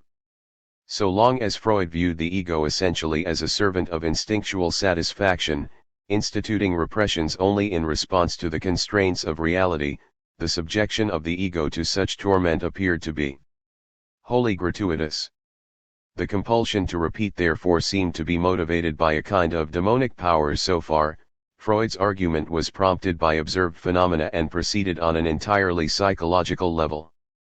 However, in the subsequent course of his discussion Freud moved the argument onto biological grounds, proposing that the clinical observations must ultimately be explained in terms of a self-destructive instinct operative in the very substance of organic material. Only a biological explanation seemed capable of accounting for the primordiality of the power at work in the repetition compulsion. The fact that this power was capable of overriding the fundamental principle of pleasure suggested the activity of an absolutely elemental force, even more primitive than the erotic instincts. Opposite the life instincts, there must exist a second, more basic class of instincts. If the compulsiveness of the repetition suggested the operation of a basic instinct, it was the phenomenon of repetition itself that provided the clue for specifying more precisely the nature of the instinct involved. Impressed by the fact that every instance of repetition under consideration involved the activity of memory, Freud concluded that the compulsion to repeat was tantamount to a desire to restore an earlier state of things. This impulse toward restoration of the past signaled the effect of an essentially conservative tendency. If the most primitive instinct was thus found to be essentially conservative, it stood to reason that all instincts possess a conservative nature. By this route Freud came to posit the death drive not only as the most fundamental instinct but as paradigmatic of instinctual forces in general. How, Freud asked, is the predicate of being instinctual related to the compulsion to repeat? At this point we cannot escape a suspicion that we may have come upon the track of a universal attribute of all instincts and perhaps of organic life in general which has not hitherto been already recognized or at least not explicitly stressed. It seems, then, that an instinct is an urge inherent in organic life to restore an earlier state of things. Se, Freud's emphasis, the difficulties introduced into Freud's theory by the supposition of a biologically based drive toward death are hard to overestimate. In a number of ways the new hypothesis seemed both incoherent in itself and contradictory in relation to Freud's long-standing views about the nature of the instincts. First, the notion that the most primordial force at work in organic matter is a drive to return to an inorganic state threatened to make the growth process of organisms almost unintelligible. Abandoned to its own innermost tendencies, organic material would immediately self-destruct. Freud was thus forced to suppose that the progressive, vital development of organisms is due to the disturbing influence of external circumstances. According to this view, the course of life appears to be only a circuitous path to death, a detour that is sustained by factors external to the organism. Freud was led to conclude that for a long time perhaps, living substance was thus being constantly created afresh and easily dying, till decisive external influences altered in such a way as to oblige the still surviving substance to diverge ever more widely from its original source of life and to make ever more complicated detours before reaching its aim of death. S.E. Smiley face. This conclusion was paradoxical in the extreme, if not completely nonsensical. It was a notion as foreign to widely accepted biological assumptions as it was repugnant to common sense. We are accustomed to assuming the opposite view, that external circumstances generally pose obstacles, constraints, and limitations to the self-assertion of the living organism. Freud was neither able to specify the external influences that preserve the organism from an early death nor to describe the process by which that preservation occurs. Perhaps even more damaging was his inability, assuming that the most basic drive in organic material is a drive toward the inorganic, to explain why living forms ever arose in the first place. Freud confessed that the attributes of life were at some time evoked in inanimate matter by the action of a force of whose nature we can form no conception in various ways. Then, the concept of a death instinct constituted a sort of biological oxymoron that threatened to collapse under the incompatibility of its own terms. But Freud's new idea was also incompatible with some of his own most cherished assumptions. Freud's supposition that the conservative character of the death instinct is somehow paradigmatic of all instinctual forces conflicted with the characterization of instinct as a progressive, forward-seeking tendency that otherwise guided all his thinking.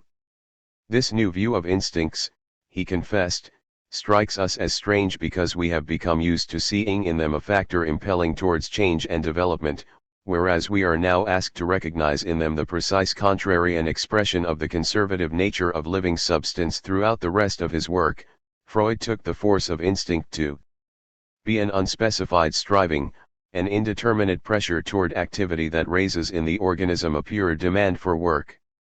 In Instincts and Their Vicissitudes he remarked that by the pressure drang of an instinct we understand its motor factor, the amount of force or the measure of the demand for work which it represents. The characteristic of exercising pressure is common to all instinct, it is in fact their very essence. Every instinct is a piece of activity. If we speak loosely of passive instincts, we can only mean instinct whose aim is passive. Directly or indirectly, Freud himself acknowledged all of these difficulties. Indeed, the fact that he so tenaciously defended the death instinct despite the near absurdities readily implied by it indicates in itself Freud's high estimation of the importance of his new idea. However, the argument is plagued by an even more damaging internal conflict that Freud seems never to have recognized.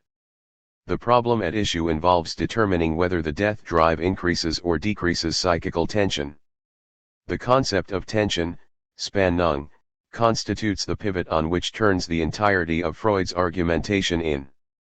Inspired by the psychophysics of Gustav Fechner, Freud associated pleasure and unpleasure respectively with decreases and increases in the level of psychic tension. Such changes in tension corresponded to decreases or increases in the quantities of excitation with which the psychical system is invested. In his opening sentence Freud unambiguously laid out his view: in the theory of psychoanalysis we have no hesitation in assuming that the course taken by mental events is automatically regulated by the pleasure principle. We believe, that is to say, that the course of those events is invariably set in motion by an unpleasurable tension, and that it takes a direction such that its final outcome coincides with a lowering of that tension, that is, with an avoidance of unpleasure or a production of pleasure. From the outset, then, Freud clearly associated pleasure with the diminution of psychic tension and unpleasure with its increase. In accordance with this initial framework, the death drive would be quite logically associated with an increase in tensions. Such, at least, would be the conclusion to be drawn from identifying the effect of the death drive with repetition of the trauma. For Freud, what characterized traumatic experience was precisely the overwhelming influx of new and psychically unmastered energies introduced by the trauma into the psychic system. Thus he remarked that we describe as traumatic any excitations from outside which are powerful enough to break through the protective shield.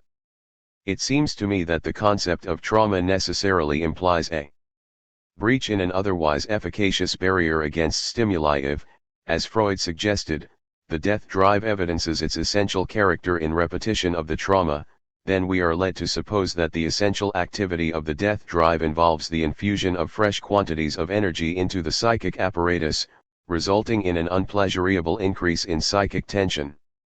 Adopting this view, we can make sense of the title of Freud's book. The death drive is said to be beyond the pleasure principle because the death drive increases rather than decreases psychical tensions and thereby constitutes a source of unpleasure internal to the psychic apparatus. Given this initial association of the activity of the death drive with increase of psychical tension, it comes as a complete surprise to find the death drive characterized toward the end of Freud's book in precisely opposite terms. As an impulse toward return to an inorganic state, the death drive is thought to constitute a drive not toward increase but toward reduction of tensions to an absolute minimum. It is this tendency toward reduction of tensions to zero that warranted identifying the death drive with a nirvana principle. What has happened to the original association of the death drive with dramatic increase of tension? We seem faced with an contradiction inhabiting the very heart of, the death drive is first identified with a traumatic increase, then with maximal decrease of tension. What has made this inversion possible? The pivot point occurs when Freud translates the terms of his discussion out of its originally psychological frame of reference and into a biological one.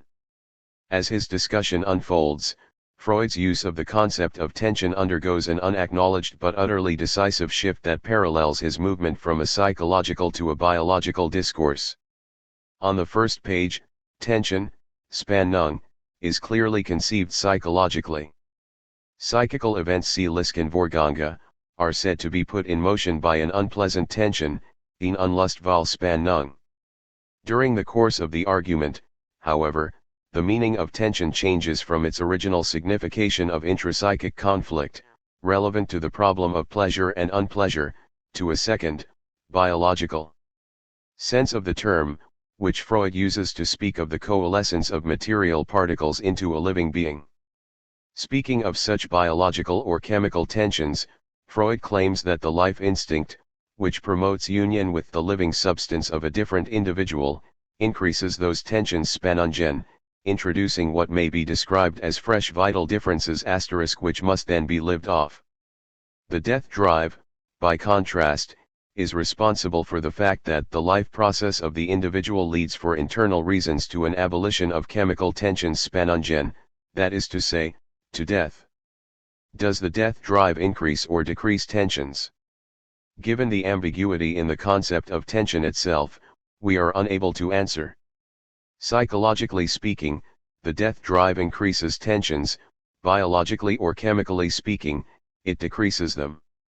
The consequences of this confusion are anything but insignificant, as they bear directly upon the relationship between the death drive and the pleasure principle to which it is ostensibly opposed. It has long been a source of perplexity to many commentators that Freud's identification of the death drive with the nirvana principle makes the force of the death drive almost indistinguishable from the workings of the pleasure principle. Both the nirvana and the pleasure principle seek to diminish tensions through the reduction of excitations to zero or, failing that, through the maintenance of a constant level of excitation. Are the death instinct and the pleasure principle one and the same? Freud himself came very close to saying so when he claimed in his conclusion that the pleasure principle seems actually to serve the death instinct. But if that is so, how are we to rescue any meaning for the title of Freud's work, which points to a force beyond the pleasure principle? More important, How are we to retrieve the insistence on a radical dualism that is unquestionably the underlying intention of Freud's work? Toward an alternative reading it is with respect to the concept of psychical tension that Freud's shift from the psychological to the biological generates the greatest confusion. However, as we just saw, what is at stake in this confusion is no minor difficulty. On the contrary, the coherence, indeed, the very meaning of Freud's entire construction hangs on resolving it. If we suppose, as the identification of the death drive with the nirvana principle suggests, that the work of the death drive involves a reduction of tensions, we are at a loss to see how the death drive is in any way opposed to the pleasure principle.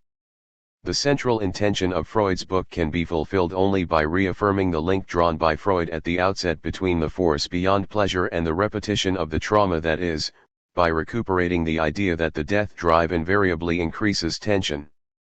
But how is this recuperation to be accomplished? It is the resolution of this problem and the assessment of its implications that will occupy us for the remainder of this chapter. Inasmuch as Freud's appeal to biology can be shown to be at the root of the confusion surrounding the concept of tension, we are led not only to question the soundness of Freud's excursion into biology but also to wonder again what led him into it in the first place. If we examine more closely the unfolding of Freud's argument, the precise juncture at which the discussion is turned toward biology can be located at what may well seem an unlikely point. It concerns the concept of repetition. This concept functions in Freud's text like a sort of lightning flash that blinds even as it illuminates. It is at once Freud's initial clue to the operation of a force beyond the pleasure principle, yet it also provides the point of slippage at which his argument veers off into questionable biology. We noted above that Freud construed repetition as a tendency to return to an earlier state of things. If he was right to suspect in repetition the effects of a truly elemental force of instinct, then it seemed necessary to interpret the tendency to restore an earlier state of things in some very fundamental sense. Such a tendency must ultimately point to the very earliest state, understood in its most radical meaning. In this light, an instinctual drive toward repetition appeared as a drive toward the most extreme form of regression, a drive to return to the inorganic state that preceded the organization of the living being. It was along this line of reasoning that the death drive came forward as a function of organic matter itself, a drive operative within cellular material that aimed at its dissolution. By this path, the mysterious masochistic trends of the ego brought to light by repetition assumed the dimensions of biological life and death. It was the idea of repetition that gave Freud the opportunity to make the jump from psychology to biology, but there are good reasons to question his argumentation at this crucial juncture. The main point that the compulsion to repeat, as an urge to restore an earlier state of things, implies a will to return to an inorganic state may be dubious enough on biological grounds, but it also involves an abuse of logic. From a purely logical point of view, the idea of repetition does not by itself imply any tendency toward a restoration of an earlier state of things. A drive toward repetition implies only that a state of affairs, once attained, will tend to recur. Without the addition of some other factor, there is no reason to suppose that the tendency toward repetition also involves a tendency to reach into the more and more distant past. Repetition does not necessarily imply regression. Freud himself struggled with this confusion between a merely repetitive or conservative process and a genuinely retrograde one. He first offered the conservative character of the death instinct as a universal attribute of all instincts, but then identified the greatest conservatism with the instincts of life, as it is the erotic instincts that preserve the apparently immortal germ cells. Freud asserted that these instincts are conservative to a higher degree in that they are peculiarly resistant to external influences. This sort of conservatism, however, is clearly a matter of maintaining a given state, not returning to an earlier one. He finally qualified his position by proposing that while the life instincts are conservative, only the death instinct is truly retrograde. It is not difficult to show how the concept of repetition opens a special door for Freud's recourse to biology, nor is it difficult to recognize the weakness of his reasoning at this critical moment.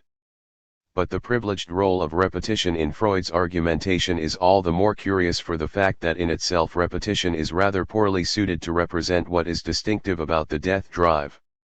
In fact, it was not repetition as such but only repetition of unpleasurable experiences that raised the question about the operation of a force beyond the pleasure principle. As Freud himself noted, a will to repetition is more conspicuous in the case of pleasurable experiences than it is for unpleasurable ones.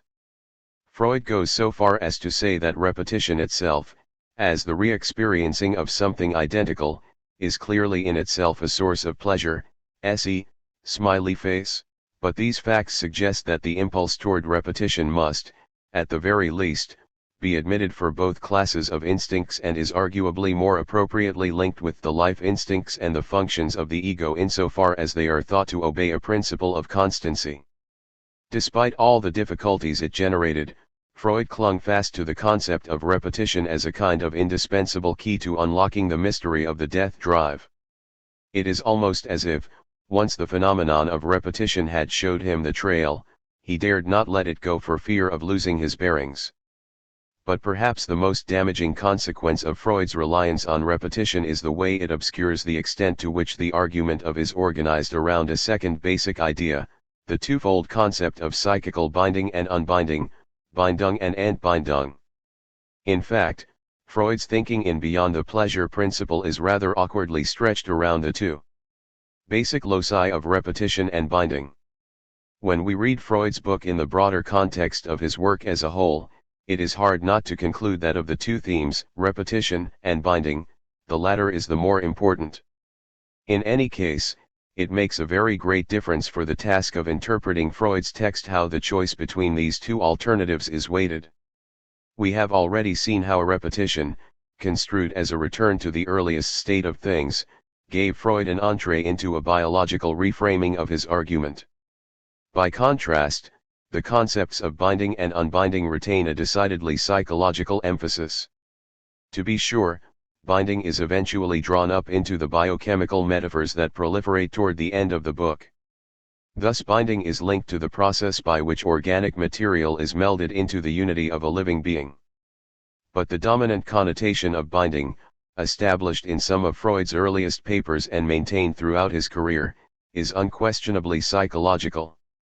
Binding refers above all to the origin and function of the ego.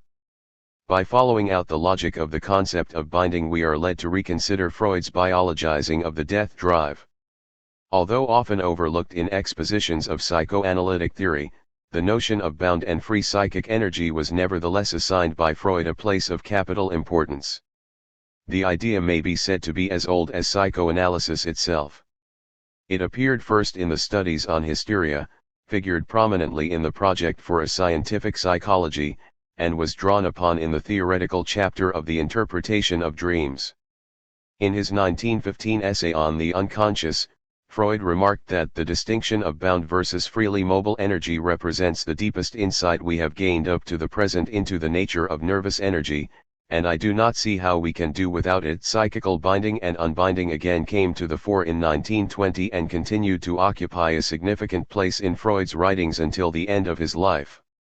What is crucial for our purposes is that the concept of binding is relevant first and foremost to the genesis and functions of the ego.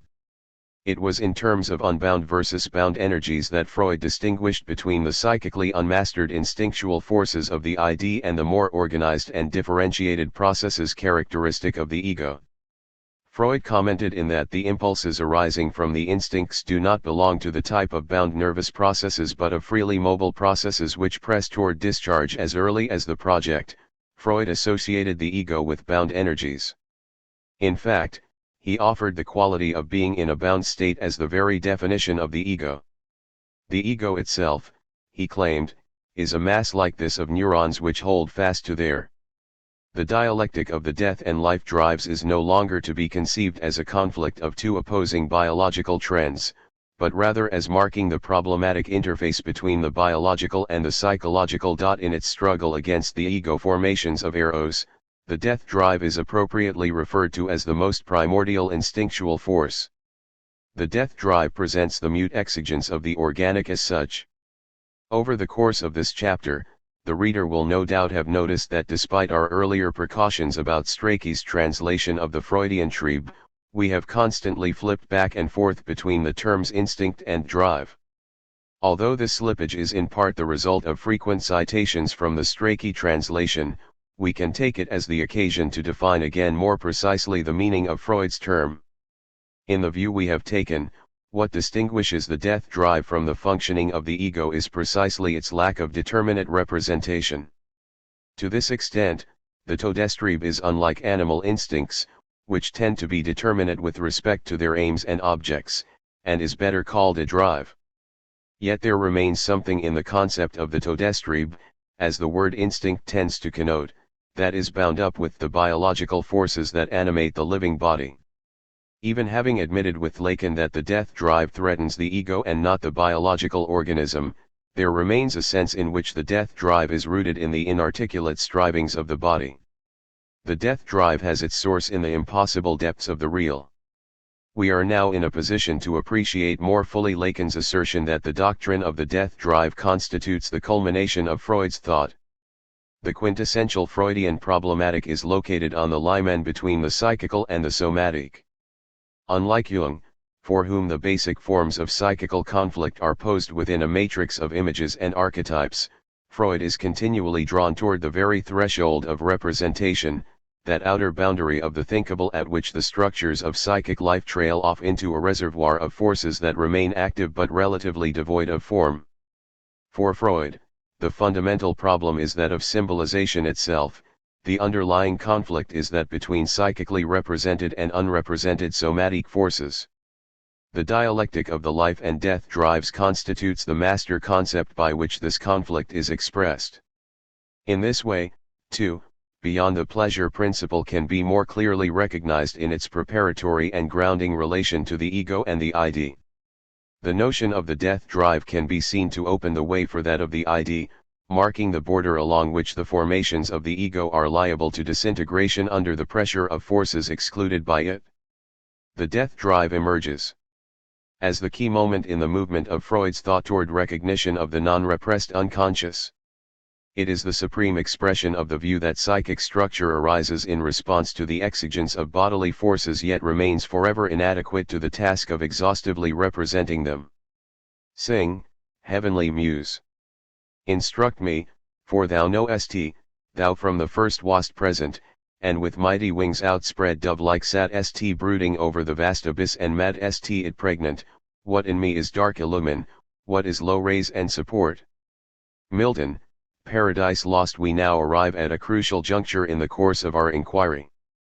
We have framed a rereading of on the basis of the dynamics of the imaginary and the real, a rereading that we have not hesitated to call Lacanian.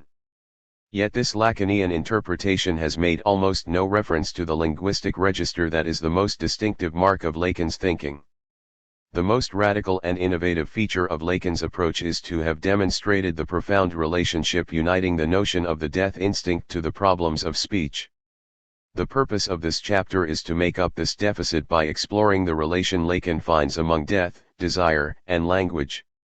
For readers familiar with Lacan, postponing discussion of the symbolic may already have seemed a questionable strategy, as we have introduced on the level of the imaginary the opposition between the ego and the subject that, strictly speaking, is articulable only within the register of the symbolic.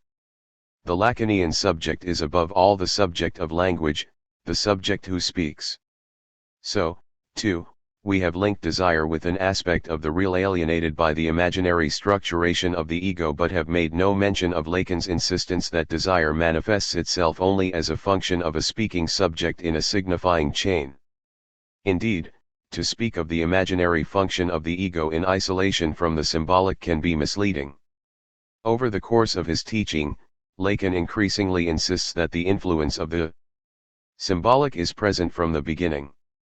The human child is born into an order of symbolic relations that, although it cannot be said to precondition imaginary identification in the sense that such identification could not take place without it, nevertheless provides the environing context in which the definition of subjective identity will finally assume its meaning. We are thus given to understand that there is never a simple duplicity of terms. There are always three terms in the structure, even if these terms are not explicitly present. The drama of the mirror stage, which we have presented as a wholly presymbolic function unfolded in the register of perceptual relations, must finally be recognized as an abstraction. For the child, to start with, there is the symbolic and the real, contrary to what one might think. Everything which we see taking on consistency, becoming enriched and being diversified in the register of the imaginary begins with these two poles. If you think that the child is more a captive of the imaginary than of the rest, you are right in a certain sense. The imaginary is there, but it is completely inaccessible to us. It is only accessible to us when we start from its realization in the adult. Admittedly, there are dangers in abstracting the imaginary from the symbolic, but there are also advantages. Of prime importance, focusing on the relations between the imaginary and the real apart from the role of the symbolic served to frame more clearly the homology of the two Lacanian categories with the Freudian ego and ID. On the basis of this homology, some key points of a Lacanian reading of could be sketched. The abstraction of the imaginary from the symbolic will continue to be of value in the present chapter, as it will allow us to contrast more decisively the structure and functions of imaginary identification from those of linguistic signification.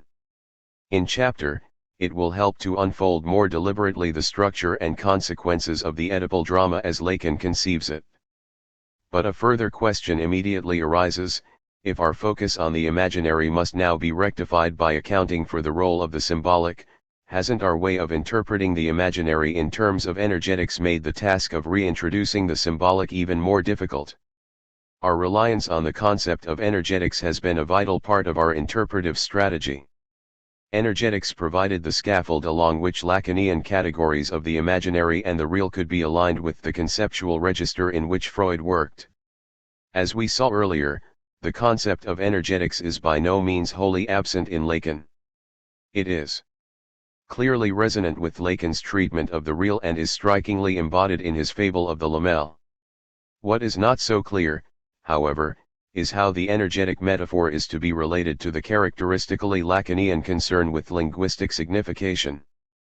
Doesn't an energetic perspective, far from preparing us to understand the attention to the details of the patient's verbal discourse that is the prime feature of Lacanian psychoanalysis, tend rather to cast Lacan in the role of an ID psychologist, an avatar of catharsis more than of interpretation?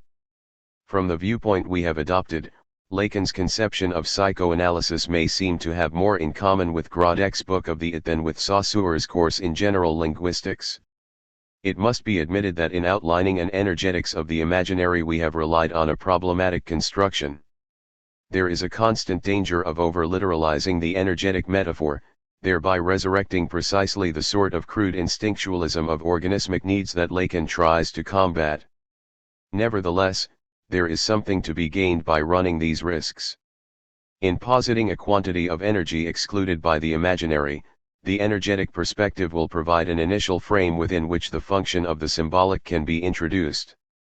By giving some tentative meaning to the notion of the real, the energetics of the imaginary will allow us to locate provisionally an indeterminate dimension beyond the imaginary out of which the desire of the subject will fleetingly appear in the play of the signifier. Au-delà de l'imaginaire, le symbolique. What, then, is the relation of the symbolic to the imaginary, and how are they linked to the real? This question will occupy us for the remainder of this book, and for good reason. It is the most fundamental question raised by Lacanian psychoanalysis. From the outset, Lacan conceives the relation between the symbolic and the imaginary to be one of dynamic conflict. Lacan repeatedly opposes the task of psychoanalysis to the captures of the imaginary. He conceives the imaginary structuration of identity as a problem to be overcome, as a form of bondage from which the subject must escape. Psychoanalysis alone, he offers, recognizes the knot of imaginary servitude that love must always undo again, or sever. This work of love, the work Freud identified with the dynamics of the transference, is essentially a labor of language. The keynote of Lacan's sensibility is to be heard in his insistence that imaginary incidences, far from representing the essence of our experience, reveal only what in it remains inconsistent. unless they are related to the symbolic chain which binds and orients them. What is problematic about the imaginary, as we have seen, is its alienation of desire. In the urbild of the imaginary ego, Lacan locates the delay, the unsticking, décollement, of man in relation to his own libido. In the formation of the ego something is inevitably lost, excluded, remaindered. What is this lost libido, this alienated desire? Lacan assigns it a purely negative status. Imaginary identification introduces a biological gap, an essential breach or lack. One has to suppose a certain biological gap in man, which is what I try to define when I talk to you about the mirror stage. The total captation of desire, of attention, already assumes the lack. The lack is already there when I speak of the desire of the human subject in relation to his image, of the extremely general imaginary relation which we call narcissism. Desire originates from a primordial lack, a hole, or gap, a manqueter, lack, or want, of being. In the captures of the imaginary, desire is essentially a negativity. The function of the symbolic is to give this negativity a name. Desire, a function central to all human experience, is the desire for nothing nameable. And at the same time this desire lies at the very origin of every variety of animation. That the subject should come to recognize and to name his desire, that is the efficacious action of analysis. Point 2, the symbolization of desire beyond the imaginary is a process evoked over and over again by Lacan in different contexts, a reiteration appropriate to the phenomenon he describes, as the recovery of desire is an unending and unendable task. What is my desire? What is my position in the imaginary structuration? This position is only conceivable insofar as one finds a guide beyond the imaginary, on the level of the symbolic plane, of the legal exchange which can only be embodied in the verbal exchange between human beings. The relation of the subject to his urbild, his idealich, through which he enters into the imaginary function and learns to recognize himself as a form, can always seesaw. Each time that the subject apprehends himself as form and as ego, each time that he constitutes himself in his status, his stature, his static, his desire is projected outside. From whence arises the impossibility of all human coexistence. But, thank God, the subject inhabits the world of the symbol, that is to say a world of others who speak. That is why his desire is susceptible to the mediation of recognition, without which every human function would simply exhaust itself in the unspecified wish for the destruction of the other as such. Speech is that dimension through which the desire of the subject is authentically integrated onto the symbolic plane. Excluded and alienated by the imaginary, desire is retrievable in some measure through the power of language. Lacan thinks of the function of the symbolic as a power of memory, an activity of profound recollection. In the reality of the present, Lacan claims, only speech bears witness to that portion of the powers of the past that has been thrust aside at each crossroads when the event has made its choice. What is this portion of the powers of the past that has been thrust aside? What is it that is recalled by the action of the symbolic? Ultimately, the retrieval of desire concerns the possibility of what Lacan calls jouissance, for which there is no adequate English equivalent. As the English translator of Lacan's Écrits notes, enjoyment conveys the sense, contained in puissance, of enjoyment of rights, of property, etc. Unfortunately, in modern English, the word has lost the sexual connotations it still retains in French. Faire is slang for to come. Pleasure, on the other hand, is preempted by plaisir, and Lacan uses the two terms quite differently. Pleasure obeys the law of homostasis that Freud evokes in Beyond the Pleasure Principle, whereby, through discharge, the psyche seeks the lowest possible level of tension. Jouissance transgresses this law and, in that respect, it is beyond the pleasure principle. The emergence of desire in the signifying chain brings with it a promise of jouissance. In the following passage, jouissance is placed in the context of Freudian energetics by being associated with the aim of the living being governed by the pleasure principle. Yet, if jouissance is thus posed in terms of energy discharge, it is at the same time shown to be an excluded, forbidden discharge, an energy that is put out of play by the pleasure principle in its defensive aspect of avoiding displeasure. The function of language appears in the role of a liberating influence, which opens up the possibility of testing a foreclosed and forbidden jouissance. If the living being is something at all thinkable, it will be above all a subject of the jouissance, but this psychological law that we call the pleasure principle, and which is only the principle of displeasure, is very soon to create a barrier to all jouissance. The organism seems to avoid too much jouissance. Probably we would all be as quiet as oysters if it were not for this curious organization which forces us to disrupt the barrier of pleasure, or perhaps only makes us dream of forcing and disrupting this barrier. All that is elaborated by the subjective construction on the scale of the signifier in its relation to the other, and which has its root in language, is only there to permit the full spectrum of desire, to allow us to approach, to test, this sort of forbidden jouissance, which is the only valuable meaning that is offered to our life. The nature of this forbidden jouissance is illuminated by the energetic interpretation of the imaginary, which locates the source of desire in a quantity of energy excluded by the ego. This interpretation has made us familiar with the paradox that the pleasure principle, insofar as it affects the regulatory function of constancy and homostasis characteristic of the ego, installs a barrier to pleasure in the more basic sense of energetic discharge. The erection of this barrier to complete discharge creates a remainder of vital energies incapable of discharge on the level of the imaginary alone. The recovery of these excluded energies, the very substance of jouissance, is the work of the signifier. The signifier, Lacan claims, is situated at the level of the substance jouissant. The signifier is the cause of jouissance. Without the signifier, how can this part of the body even be approached? How, without the signifier, can this something that is the material cause of jouissance be brought into focus? As blurred, as confused as it is a part of the body that is signified by this contribution. S.XX, from the ego to the subject, in speaking of a substance jouissant that is approached by the signifier, or of the material cause oi jouissance that is brought into focus by signification. Lacan seems to underwrite the myth of energetics in a way that links energetic metaphors to the salutary effects of language in granting access to the subject's desire.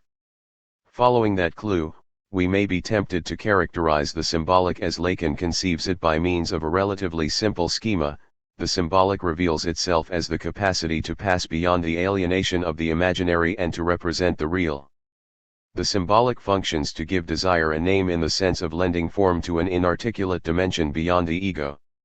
In this way, the Lacanian perspective would appear to echo Freud's famous epigram where id was, their ego shall be, compared by Freud to the way the Dutch claimed dry land from the Zuiderzee.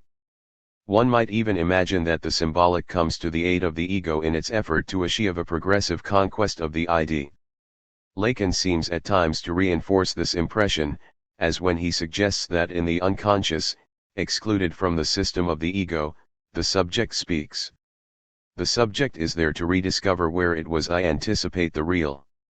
Where it was, the ich, the subject, not psychology. The subject must come into existence.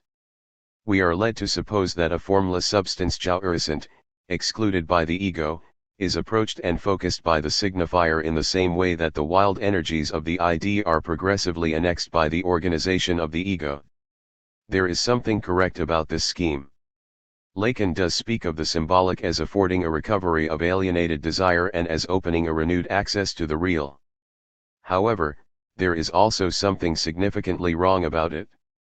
Two key points must be made against it, the implications of which will orient us in our subsequent discussions. In the first place, such a scheme ignores the positive opposition Lacan draws between the imaginary ego and the speaking subject.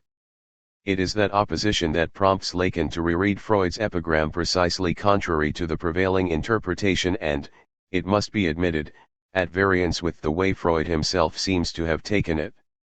To do justice to the real import of Freud's discovery, the ich in the formula wo es war, soil ich werden must be taken to mean, not the ego, but the subject. Freud wrote das Ich und das Es, Lacan proposes, in order to maintain this fundamental distinction between the true subject of the unconscious and the ego as constituted in its nucleus by a series of alienating identifications. Not only is there an absolute dissymmetry between the subject of the unconscious and the organization of the ego, but also a radical difference. Freud's dictum does indeed concern the recovery and reintegration of unconscious desire. The end that Freud's discovery proposes for man was defined by him at the apex of his thought in these moving terms: wo es war, soll ich werden. This is one of reintegration and harmony, I would even say of reconciliation. But for Lacan, it is the ego itself that makes this labor of self-recovery necessary, and it is the ego that remains the primary obstacle to its accomplishment. This effort of self-recovery is undertaken not in the service of the ego but at its expense. The work of analysis, effected along the paths of linguistic signification, far from extending the hegemony of the ego, tends to bring about a certain deconstruction of its domain. The agency of the symbolic cannot be understood as an extension of the imaginary but must rather be taken as a challenge to it. The speaking subject is emphatically discentered in relation to the ego. The scheme proposed above is misleading in another important respect, inasmuch as it envisages a direct intervention of the symbolic in the field of the real. Such a formulation generates a classical aporia, as it supposes an introduction of form into the heart of the utterly formless. By what means, in relation to what points of support, might the articulations of the symbolic gain a foothold in the real? It is easy to see how we were led to represent the relation of the symbolic and the real in this fashion. From an energetic perspective, we conceived the relation of the imaginary to the real in terms of a bifurcated economy of energies in which a limited quantity of energy invested in the formative imago is set apart from a relatively formless remainder constitutive of the real. When we then turned to the task of determining the role of the symbolic in the recovery of the real beyond the bounds of the imaginary, we found ourselves predisposed to think of it as the introduction of form into a formless substance. And, indeed, Lacan himself occasionally puts the matter in similar terms, inviting us to imagine a substance jouissant beyond the ego that is addressed by the signifier. Lacan suggests that this idea beyond the ego should be called a pure whatness, or, better, it should be designated in the form of a question, a what is it? Under certain conditions, this imaginary relation itself reaches its own limit and the ego fades away, dissipates, becomes disorganized, dissolves.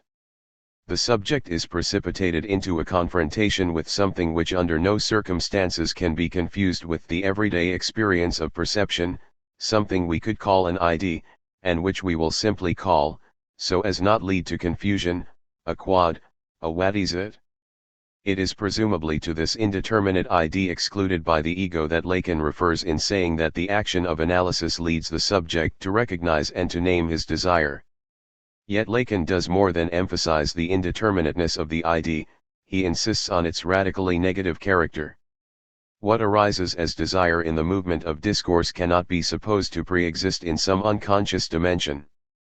What the action of the signifier brings to life is something new, that the subject should come to recognize and to name his desire, that is the efficacious action of analysis.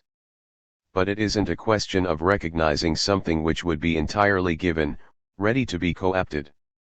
In naming it, the subject creates, brings forth, a new presence in the world. Point 2, desire remains a perennial gap, a missing chapter, an essential negativity. The emergence of desire in the signifying chain is therefore said to be a metonymy of the want to be manque être.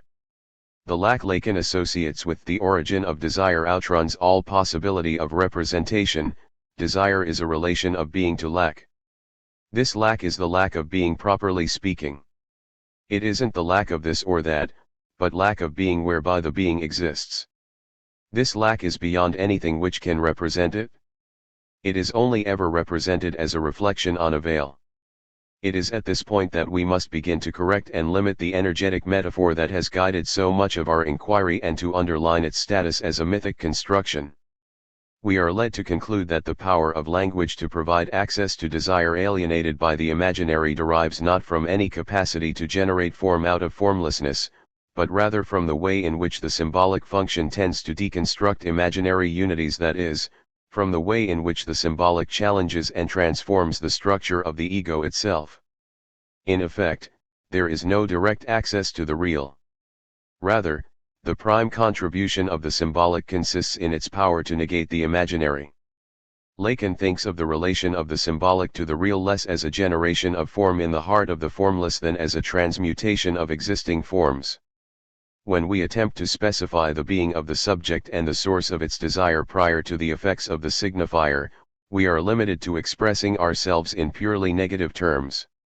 We can invoke only the fragmentation of the imaginary, the death of the ego. So when we wish to attain in the subject what was before the serial articulations of speech, and what is primordial to the birth of symbols, we find it in death, from which his existence takes on all the meaning it has. The question of the real is situated in the opposition of the symbolic and the imaginary. The real is encountered in the negation of the imaginary. Far from being merely an ancillary precision, this point designates what is most distinctive in Lacan's work. The Lacanian problematic par excellence concerns the dynamic play of image and signifier. To see it worked out in Lacan's text, we can refer to what John Muller and William Richardson have called the most fundamental of all Lacan's schemata, Schema L. Reading Schema L in his seminar on the ego, Lacan introduces Schema L in the following form: es, sno other //cc ego, other. I will not pretend to exhaust the very rich possibilities for interpretation afforded by this schema, but want only to indicate its bearing on the problems immediately before us. The schema is formed by the crisscrossing of two axes, graphically indicating the irremediably conflictual character of what it represents. An imaginary vector, which links the ego to the objects of its imaginary identifications, is traversed by a second, symbolic axis, os, which represents the coming into being of the subject through the agency of the other in discourse. Taken as a whole, the diagram maps the dynamic field in which the human subject is constituted. It reveals a combinatory structure in which the being of the subject, if we can provisionally use that expression, is not locatable at any single corner of the matrix, but is stretched over the four corners of the schema, namely, s, his ineffable, stupid existence, o, his objects, o, his ego, that is, that which is reflected of his form in his objects, and o, the locus from which the question of his existence may be presented to him. I qualify the expression being of the subject as provisional because what is expressed by schema L has the structure of a question. That is to say, the schema is intended to represent not a static being but a process, a coming into being. It is readable in terms of the commentary Lacan gives on Freud's formula, wo es war, soll ich werden. In fact, the formula itself can be glimpsed in a collapsed form at the upper left-hand corner of the diagram, es, standing over the schema as a master cipher. Lacan elucidates the Freudian epigram as follows: wo, where, es, the subject devoid of any das or other objectivating article, war, was it is a locus of being that is referred to here, and that in this locus, soil, must, that is, a duty in the moral sense, as is confirmed by the single sentence that follows and brings the chapter to a close: ich, I, there must I, just as one declared, this am I, before saying, it is I, werden, become, that is to say, not occur, survenir, or even happen. Advenir, but emerge, venir au jour, from this very locus in so far as it is a locus of being. Lacan's schema L articulates the structured process, tensed by the interaction of imaginary and symbolic effects, in which the speaking subject emerges as a question to itself. This questioning is in its essence a questioning of the ego. Accordingly, the schema implies a certain priority of the imaginary axis that corresponds to the developmental ordering suggested by Lacan's conception. The imaginary relation in which the ego takes shape is laid down first, to be later transformed by the torsion of the Oedipal triangulation. In the schema itself, this priority is suggested by the way in which the symbolic relation, as if to represent its essential incompleteness and problematic character, is indicated in its upper extension by a dotted line. The initial position of the schema, designating the formation of the ego in imaginary identification with an other, the other which isn't an other at all, since it is essentially coupled with the ego, in a relation that is always reflexive, interchangeable, SJI, might therefore be drawn simply, ego other. On this imaginary axis we may indicate the desire of the subject alienated by the ego by placing the es in brackets beyond the ego and outside it, es, ego other. The contribution of the symbolic function can now be plotted by opening this axis against itself. What is required is a differentiation of the desire of the subject from the ego with which it is originally confused. This differentiation is effected in concert with a differentiation in the other, according to which the specular other of imaginary identification is distinguished from the other who speaks, the other with a capital O. Envisaging this process of double differentiation, we are able to recognize that the shape of the schema inscribes less an L than a Z. As such, it suggests a possible accordion-like movement of expansion or collapse. Lacan remarks that the schema signifies that the condition of the subject S, neurosis or psychosis, is dependent on what is being unfolded, se de role, in the other O. We are thus led to propose that the matrix as a whole presents a process of déroulement, of unfolding or uncoiling as the French suggests, like the uncoiling of a snake in which the imaginary axis OO is opened up to a new dimensionality by the action of the symbolic. Ego, other. The new dimension opened up in the negation of the imaginary by the symbolic is that of the real. This point can be clarified with reference to another schema, the so-called schema R, in which the field of the real is plotted within the quadrangular configuration of schema L. Schema R, like schema L, this new schema, elaborated by Lacan in his discussion of psychosis, affords a wealth of significations that extend beyond the scope of our present purposes. Indeed, even the most cursory attempt to plumb its meaning will force us to touch on extremely obscure matters. For the moment, we note only the way in which the real is depicted in a zone adjacent to the imaginary axis but distinct from it. The trapezoid described by this zone coincides with the portion of the symbolic axis that was indicated in the original schema by a broken line. We may take this coincidence to indicate, in the first place, the variable character of the real, that it is liable to greater and lesser access. In schema R, the field of the real appears to be bound and stabilized by the imaginary and the symbolic. It is as if the real, like the volatile reaction of nuclear fusion, is held in place by the contending forces of the imaginary and symbolic functions. In a third, related schema, schema I, offered by Lacan to represent the dynamics of psychosis in the Schreiber case, we see the same field distorted by the effects of a foreclosure of the symbolic. The real undergoes a kind of leakage toward the four corners of the schema, thus indicating the way in which the real comes to dominate pathologically the experience of the psychotic in hallucinations and delusional ideas. Schema IESJT, loves his wife. We may make a further point. The coincidence of the zone of the real with the broken line of the symbolic vector can be taken to suggest the episodic, evanescent character of the experience of the real, what Lacan calls the essentially pulsative function of the unconscious.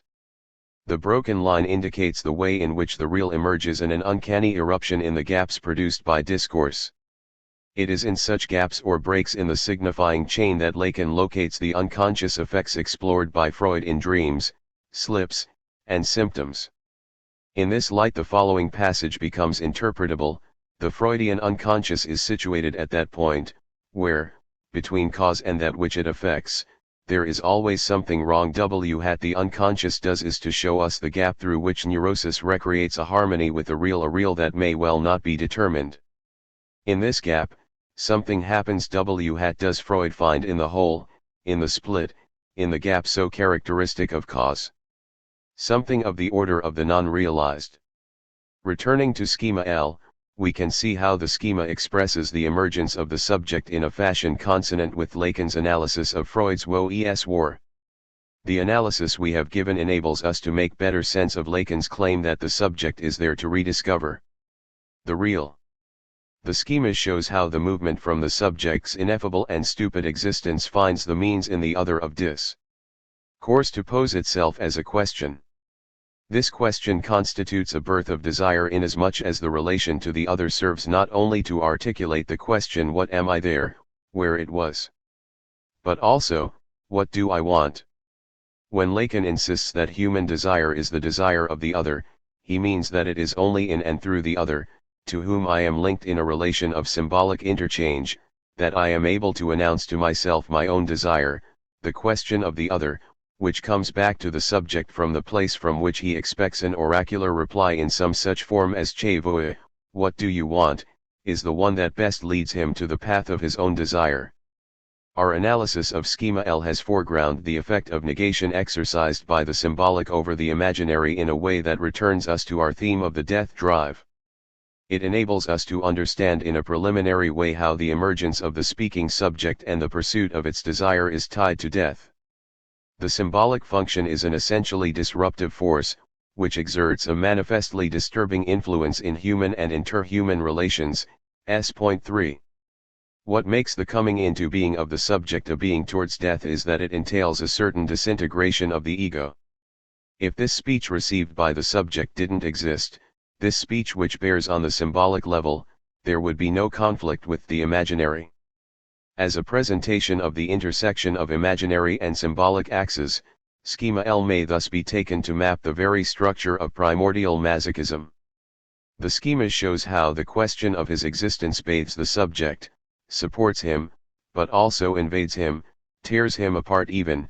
We cannot understand the masochistic outcome without the dimension of the symbolic. It is located at the juncture between the imaginary and the symbolic. What, in its structuring form, is generally called primary masochism is located at this juncture. That is also where one must locate what is usually called the death instinct, which is constitutive of the position of the human subject. The agency of the symbolic order constitutes an agency of death as it gives to the subject the law of the acts that will follow him right to the place where he is not yet. The transformative effects of the symbolic bring about a realization of being. The symbolic order is simultaneously non-being and insisting to be. That is what Freud has in mind when he talks about the death instinct as being what is most fundamental, a symbolic order in travail, in the process of coming, insisting on being realized. This is the point where we open out into the symbolic order, which isn't the libidinal order in which the ego is inscribed, along with all the drives. It tends beyond the pleasure principle, beyond the limits of life, and that is why Freud identifies it with the death instinct. The symbolic order is rejected by the libidinal order, which includes the whole of the domain of the imaginary, including the structure of the ego. And the death instinct is only the mask of the symbolic order. The agency of the letter from the position we have attained, we have provisionally answered the question posed at the outset about the relation of the symbolic function to the death drive. It is centered on the conflict between the symbolic and the imaginary, the way the symbolic affects a negation of imaginary structures. Only by means of this effect of negation can the desire of the subject be rendered accessible. It remains for us to specify how such a negation is possible and to determine its modes of action. To accomplish this task, it is necessary to explore Lacan's conception of language with an eye to determining the way in which the entry of the subject into language introduces structures and functions essentially different from those of the imaginary. Lacan's understanding of the symbolic function is based on a conception of language inspired by the structuralist linguistics of Ferdinand de Saussure. As Lacan appropriates it, this conception can be summarized in 5 main points.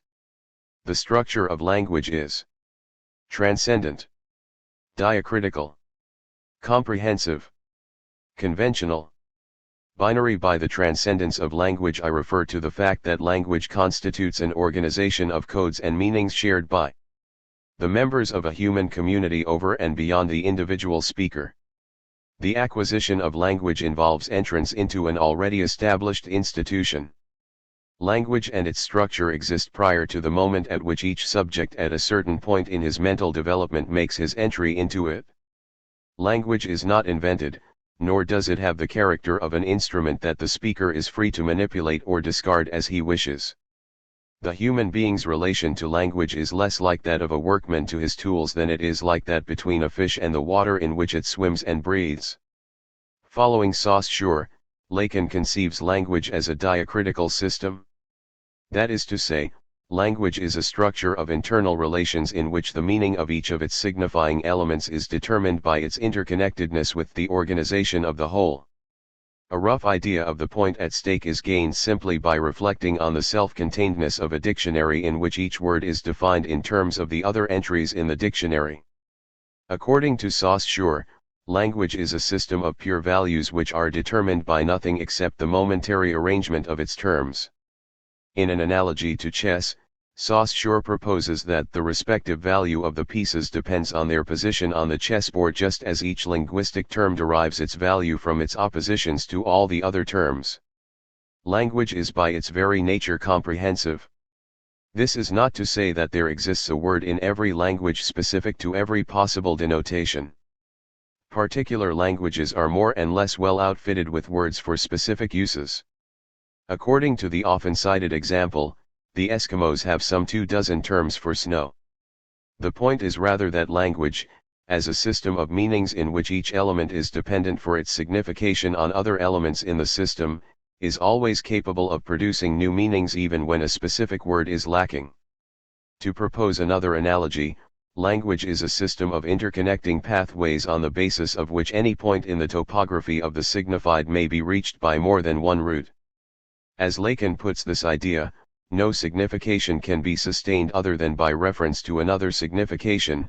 In its extreme form, this amounts to the proposition that there is no language, langue, in existence for which there is any question of its inability to cover the whole field of the signified, it being an effect of its existence as a language, langue, that it necessarily answers all needs. E.s. Lacan insists on the conventional character of language, or, in the terms of Saussure, on the arbitrariness of the relation between the linguistic signifier and what it signifies. Saussure defined the linguistic sign in terms of a sound image, or signifier, bound to a concept, or signified. He expressed their relationship in the following diagram.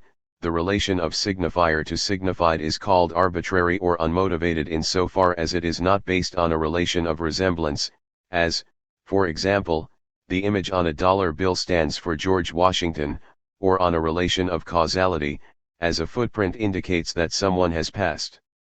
The arbitrariness of the signifier is demonstrated by the fact that the same signified may be indicated by completely different signifiers: tree, arbre, bomb, I am going to school, je vais à l'école, ich gehe in die Schule. The arbitrariness of the link between signifier and signified, which marks language as a conventional rather than a natural organization of forms, is closely related to and is in fact interdependent with the character of language as a diacritical system. Because it constitutes a system defined in and through itself, the signifying network of language can theoretically be posed in its independence from the entirety of the signified. Saussure was thus led to speak of signifier and signified as two floating kingdoms. This analogy of floating kingdoms held together only by convention suggests the possibility of slippage between the two realms.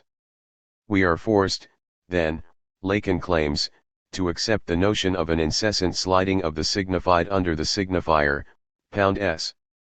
Although the relation of signifier to signified may thus be taken to be arbitrary, the speaker is not free to use a signifier in a way that fully ignores its conventional meanings.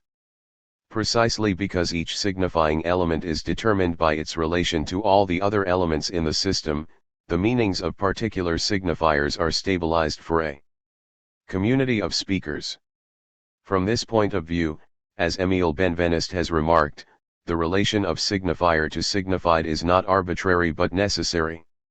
Finally, Lacan conceives the most elemental components of language to be binary in structure. In this respect, he follows the proposal of Roman Jakobson that all language is analyzable in terms of 12 pairs of distinct, vocal physiological oppositions such as voiced-unvoiced, dental-labial, rounded-non-rounded, etc., which Jakobson calls differential features. The building blocks of language, the phonemes, are composed of bundles of differential features. Along the lines described by these 5 aspects of language, it is possible to specify the differential relation of the symbolic and the imaginary. In the first place, unlike the effects of the imaginary, the origin of which is circumscribed within the present experience of an individual perceiver and which remains coextensive with the ego identity it forms and limits, the symbolic system always extends beyond the position of the perceiving subject both diachronically and synchronically. In the terms used a moment ago, language is both transcendent and diacritical. On the one hand, as a system of shared codes that exists prior to the individual's entry into it, language offers an inexhaustible reservoir of forms from which psychic development beyond the infantile ego may draw its guiding clue. The symbolic order is adequate to provide a rule which pre-exists the infantile subject and in accordance with which he will have to structure himself. On the other hand, as comprehensive in its power to signify an ever wider domain of meanings, language encompasses every form of motive and response. This language system, within which our discourse makes its way, Lacan remarks, isn't it something which goes infinitely beyond every intention that we might put into it, and which, moreover, is only momentary. In this respect, too, language differs from the effect of the imaginary, which tends toward a fixed and unilinear structuring of the drives. When language gets into the act, the drives tend rather to proliferate, and the question, if anyone were there to ask it, would instead be how the subject will find any place whatsoever. Lacan summarizes the all-encompassing character of language in these terms: symbols in fact envelop the life of man in a network so total that they join together, before he comes into the world, those who are going to engender him by flesh and blood, so total that they bring to his birth, along with the gifts of the stars, if not with the gifts of the fairies, the shape of his destiny, so total that they give the words that will make him faithful or renegade, the law of the acts that will follow him right to the very place where he is not yet and even beyond his death, and so total that through them his end finds its meaning in the last judgment, where the word absolves his being or condemns it. Unless he attain the subjective bringing to realization of being for death. The opposition between the symbolic and the imaginary may be related to the fact that language exists before and extends beyond the subject who speaks, but also to the way that entry into language effects a certain release from enthrallment with the objects of imaginary identification. In comparison with the relations of resemblance that govern the imaginary, the arbitrariness of the linguistic signifier implies a certain negation of the object. The being of language is the non-being of objects. Lacan links this moment of negation with the themes of death and desire, claiming that the symbol manifests itself first of all as the murder of the thing, and this death constitutes in the subject the eternalization of his desire. Language effects an uncoupling from the imaginary object by virtue of the fact that the symbolic function is not dual, but triadic. All dual relations, Lacan maintains, are more or less of an imaginary style, and in order for a relation to take its symbolic value, it is necessary that there be a mediation by a third person which realizes, by relation to the subject, the transcendent element thanks to which his relation to the object can be sustained at a certain distance. This triadic character of the symbolic function is related by Lacan to the triangularity of the Oedipus complex, but it is ultimately based on the nature of the linguistic signifier. The capacity of the linguistic sign to evoke the signified depends on its imbrication in the whole system of signifiers. The third term introduced between subject and object is, ultimately, the entire signifying system itself. Of capital importance, therefore, is the way in which the subject, in being freed from the captures of the imaginary, is thrust into circulation within the symbolic system. It is tempting to put the matter thus: drawn out of the bipolar relation to the object that characterizes the imaginary, the subject enters into the system of language. Yet strictly speaking, this formula is misleading, as it tends to assume an already existing subject who leaves the imaginary and enters the symbolic. As Lacan thinks of it, the subject is constituted by the entry into language. The subject is an effect of the unfolding of the signifying chain. According to his definition, a signifier is that which represents the subject for another signifier. What does this mean? What are we talking about when we refer to the signifying chain? The property of language that Lacan refers to in terms of a chaining of signifiers derives from the fact, simply put, that the meaning of words is oriented less to the concrete things they may stand for than to other words that complete and complement them. Meaning in language is ultimately less a function of any one-to-one correspondence of words to things than it is a function of the ways in which words follow upon and interpret one another. The trap we must not let ourselves fall into is to believe that the signified are objects, things. The signified is something else altogether. It is the signification of which I have explained, thanks to St. Augustine, who is a linguist just as much as Mr. Benveniste, that it always refers to the signification, that is to say, to another signification. Signification is a human discourse in so far as it always refers to another signification. Point 3. The priority emphasized by Lacan of relations between signifiers over relations to the signified can be schematized as a succession of signifiers above and separated from the signified by a bar, SL-SS, SNS. This schema graphically represents Lacan's contention that meaning is a function of the signifying chain itself and cannot be determined by any one of its elements in isolation, or, as he puts it, that it is in the chain of the signifier that the meaning insists, but that none of its elements consists in the signification of which it is at the moment capable, e.s.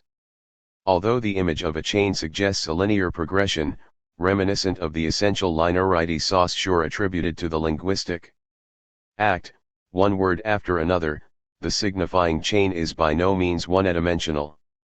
As Lacan remarks, there is in effect no signifying chain that does not have, as if attached to the punctuation of each of its units, a whole articulation of relevant contexts suspended vertically as it were, from that point. As polysemic as an orchestral score is polyphonic, linguistic discourse resonates with a multitude of meanings, some momentarily more prominent than others, arranged along different levels of attention and relevance. This polysemy is an essential feature of discourse and is of interest to psychoanalysis, first, in grounding the possibility of multiple meaning that Freud called overdetermination. Overdetermination is strictly speaking only conceivable within the structure of language. But, in addition, the tendency of discourse to evoke a multitude of meanings, what might be called the essential extravagance of speech, establishes the capacity of language to accommodate unconscious intentionality even in the most apparently mundane and innocent banter. Freud's psychopathology of everyday life is a veritable encyclopedia of this phenomenon.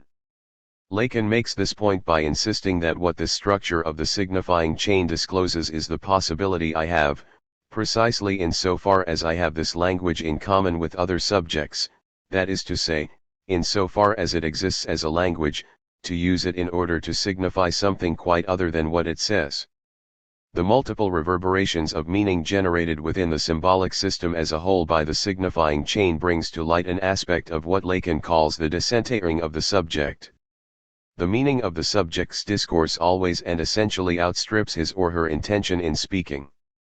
Yet the eccentricity of the speaking subject to itself, in which Lacan locates the essential import of Freud's discovery, is even more strikingly exhibited by the fact that it is the symbolic system itself that gives rise to the signifying chain. The diachrony of language is possible only on the basis of the fundamental synchrony of its internal relations. The unfolding of the chain of discourse is immanently conditioned by the structure of the symbolic order. The status of the Lacanian subject is thus put at a double remove from any conception of autonomous and sovereign intentionality. The subject is strung along by the unfolding of the signifying chain, but, in addition, the course of that unfolding is determined in large part by the network of grammar and syntax, of codes and meanings that comprise the symbolic order. Much of what has just been said can be summarized in terms of the examples Lacan provides in his essay on the agency of the letter in the unconscious.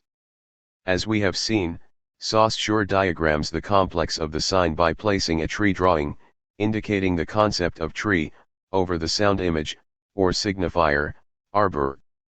Lacan reprints the same diagram in his essay, but inverts it, placing the signifier on top of the signified to indicate the primacy of the signifier over the signified. He then offers an example of his own that further emphasizes his distance from Saussure.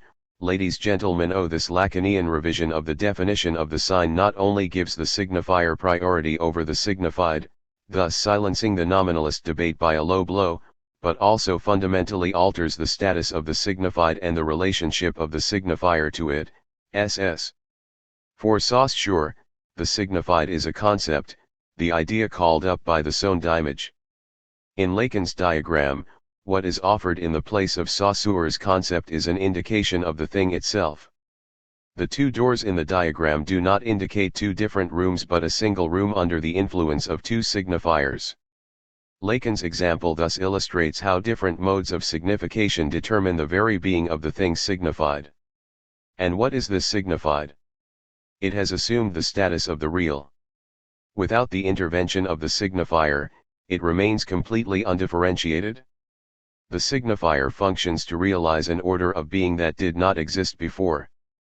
Further, it is because the signified for Lacan ultimately occupies the place of the real that the line dividing signifier and signified in the diagram, the line that indicates an absolutely intimate connection for Saussure, a connection he compares at one point to the two sides of a piece of paper, must be recognized as a bar, a barrier to all signification. At the very heart of the sign there is a failure of transmission, a lack of any ultimate connection to the signified. There is something in the real that forever escapes the attempt to signify it. This conclusion returns us to the point made earlier: there is no question for Lacan of the real being carved at the joints, as it were, by the signifier. Rather, the effect of the signifier consists only in the negation of the imaginary. This, too, is suggested by the ladies and gentlemen inasmuch as it is the dynamics of sex difference that is at stake in it. By means of its imbrication in a system of signification, the signifier lifts the entire issue of sex difference out of the specular order in which it is originally registered and renders it available to an unending slippage of significations.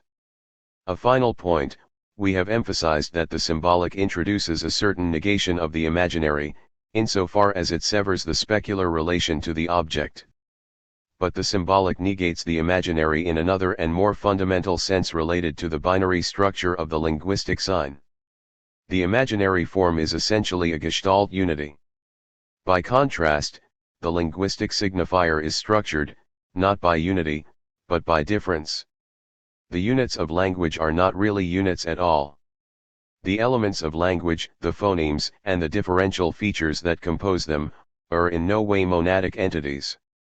Their essential nature consists in pairings of oppositions. Linguistic cognition is through and through a recognition of differences, and is such even on the level of its microstructure. The whole function of the linguistic phoneme is to register increments of distinction.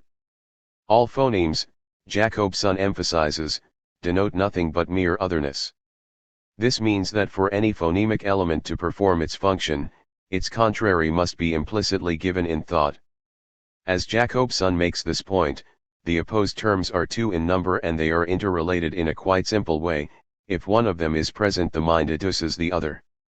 In an oppositive duality, if one of the terms is given, then the other, though not present, is evoked by thought. The significance for the problem of desire of this structural distinction between imaginary and symbolic effects is that where the imaginary generates a lack, a gap, or absence for which it is unable to compensate, the symbolic retains within itself the antipode of every position. Speech is able to recover the debt that it engenders. The symbolic bears within itself the capacity to respond to the alienating effect of the imaginary, which produces a primordial absence. Thus Lacan suggests that the human being has a special relation with his own image, a relation of gap, of alienating tension. That is where the possibility of the order of presence and absence, that is, of the symbolic order, comes in. The tension between the symbolic and the real is subjacent here, SJI. The special power of the symbolic lies in its capacity to give absence a name, a capacity that is based on the way in which the binary structure of language itself functions as a ceaseless alternance of presence and absence. Through the word already a presence made of absence, absence gives itself a name.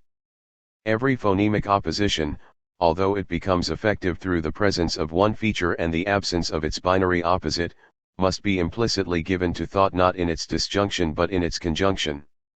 The linguistic sign operates in so far as it connotes presence or absence, by introducing essentially the and that links them, since in connoting presence or absence, it establishes presence against a background of absence, just as it constitutes absence in presence.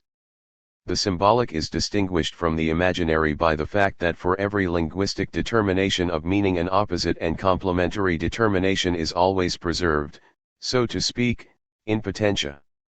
Thus Lacan concludes that it is not because of some mystery concerning the indestructibility of certain infantile desires that these laws of the unconscious determine the analyzable symptoms.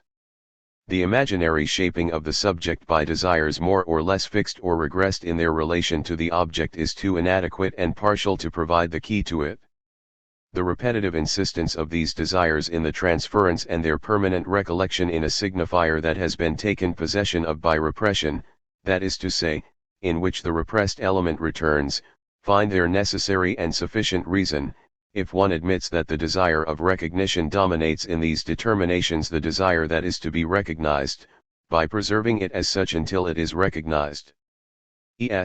My emphasis, a curanta mubbo. Although we have supplied some key points of reference for understanding Lacan's concept of the symbolic, we have yet to specify concretely the meaning of his claim that the unconscious is structured like a language.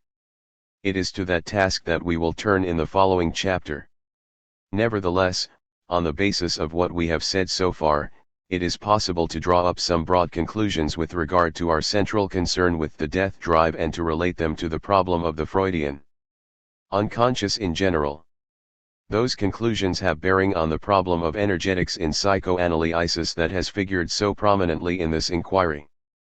At the outset of this chapter, we noted the basic tension between Lacan's concern for language and the energetic perspective along which we sought to establish a first avenue of approach to his work.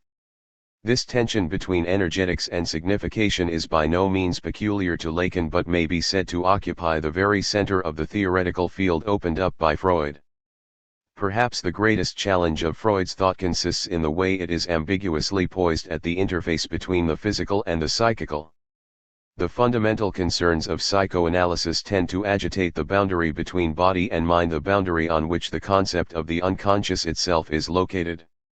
On the one hand, Freud based his metapsychological speculations on suppositions about the organic sources of desire.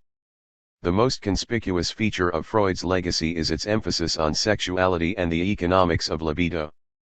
Freud invites us to conceive the unconscious, as the concept of the ID suggests, as a cauldron of seething forces, the primeval acheron of the mind, whose black waters underlie and obscurely influence everything that occurs on the level of consciousness. Psychoanalysis might thus be characterized as first and foremost an attempt to illuminate the instinctual life of human beings. Freud himself called the theory of the instincts the most important but at the same time the least complete portion of psychoanalytic theory, SEN. On the other hand, however, the psychoanalyst is never confronted with the raw force of bodily energies. Although Wilhelm Reich could justly claim Freud as his forebear, Reich's quest for argon energy had nothing to do with psychoanalysis.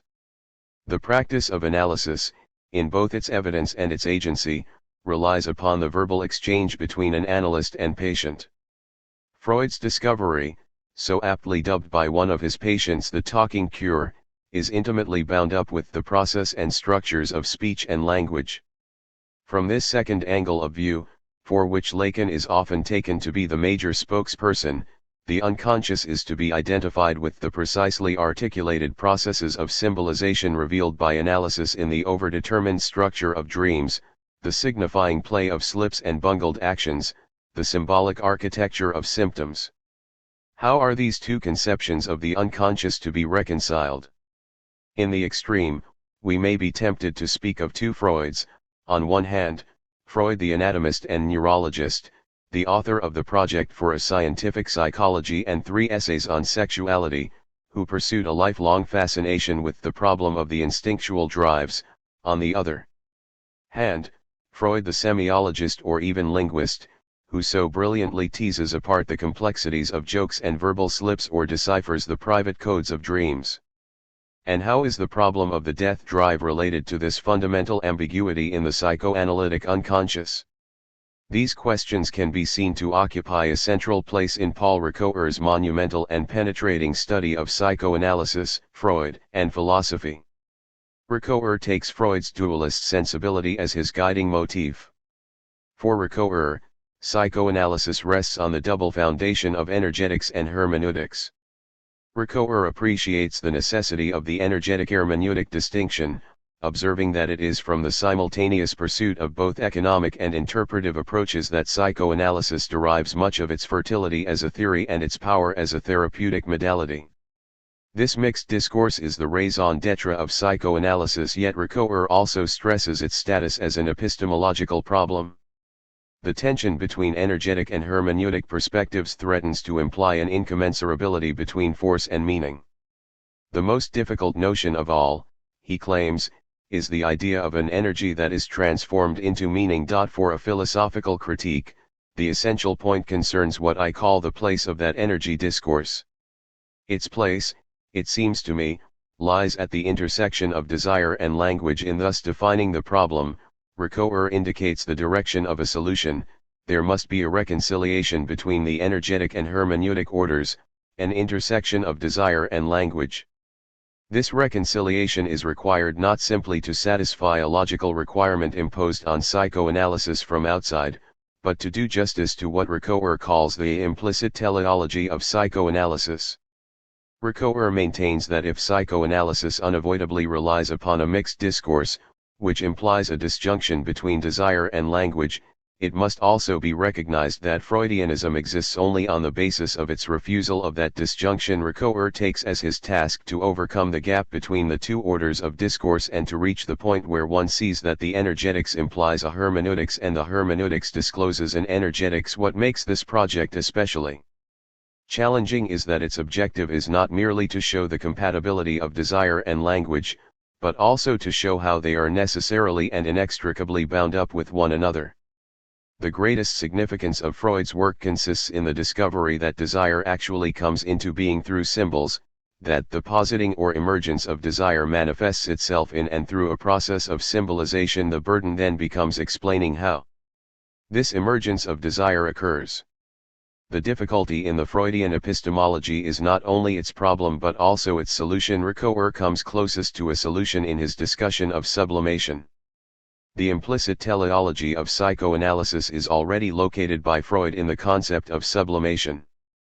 There, if anywhere, it seems we will be able to map the meeting place of desire and language. What, then, is sublimation? As Ricoeur himself acknowledges, his discussion, although immensely suggestive, remains tentative and programmatic.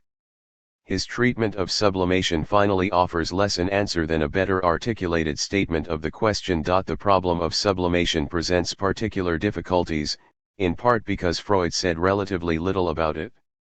Around certain key notions there remains an unspoken factor in Freud's doctrine.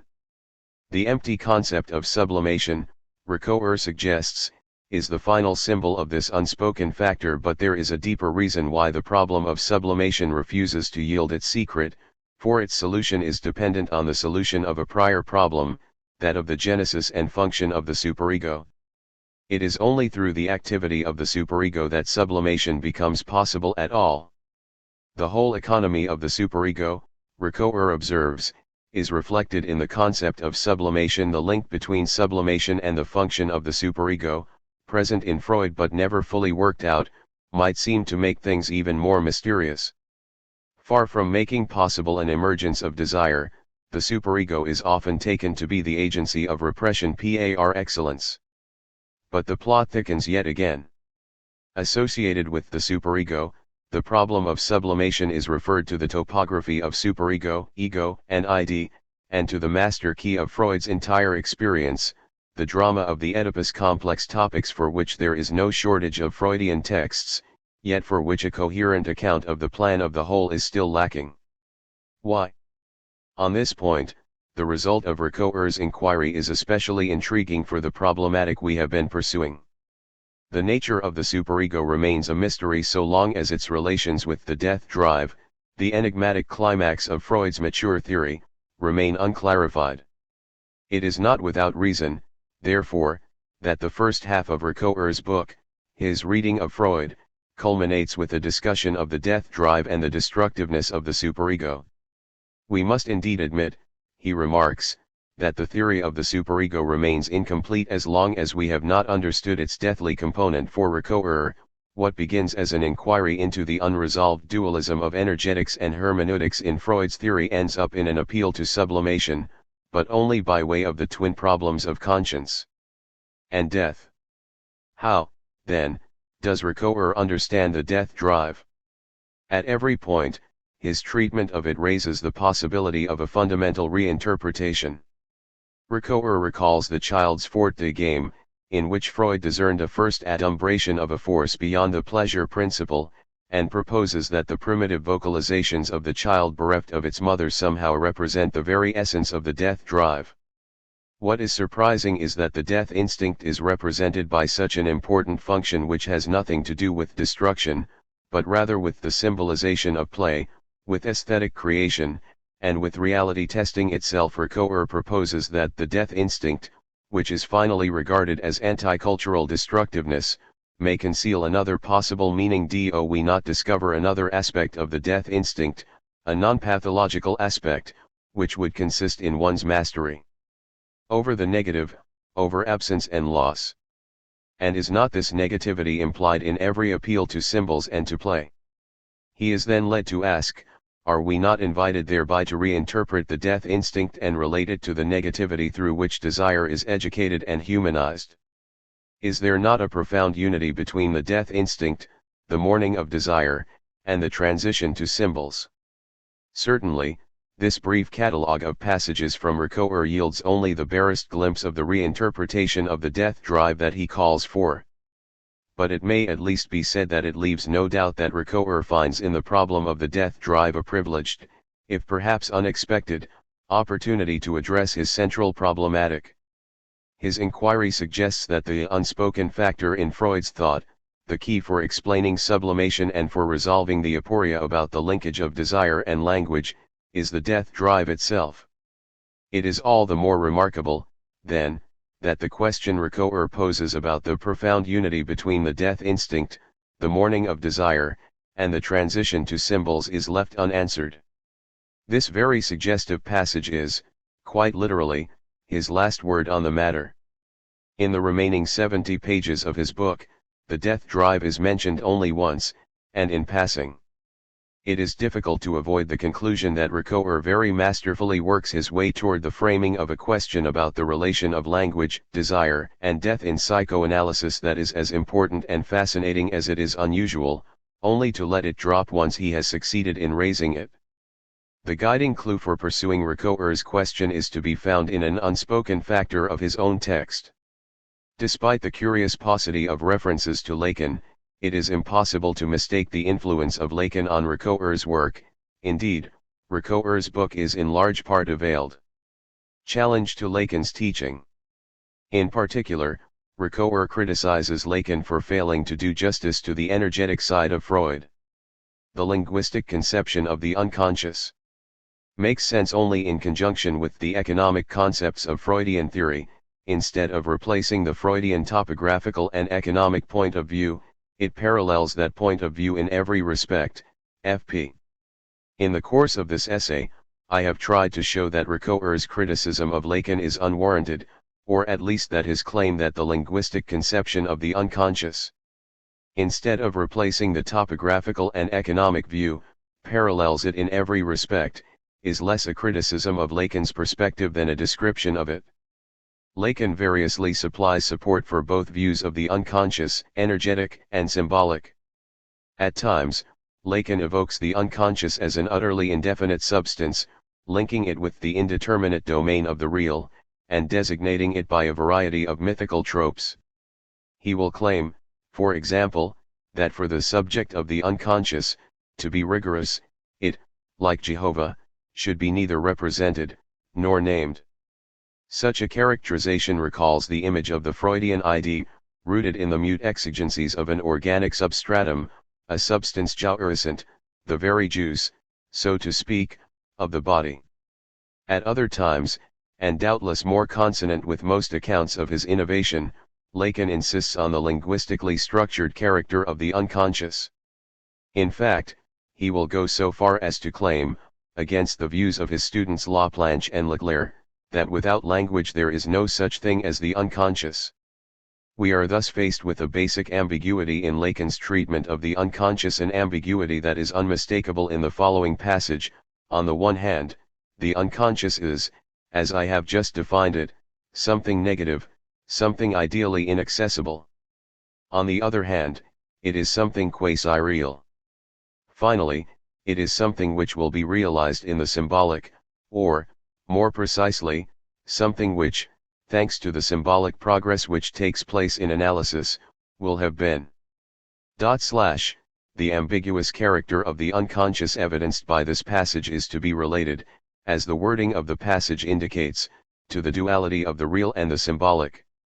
The unconscious is both something ideally inaccessible, something quasi-real, yet it is also realized by the symbolic. In this distinction between the real and symbolic aspects of the unconscious, Lacan expresses Ricoeur's duality of energetics and hermeneutics. For Lacan, however, there is a third term in relation to which the real and the symbolic are brought into dynamic interchange. In our analysis of Schema L, we have seen how the two sides of this ambiguity meet in relation to the imaginary. Even by itself, the function of the imaginary is almost unintelligible apart from a double reference to energy and representation, force and form. The imaginary fixes the primitive libidinal drives in relation to perceptual registrations.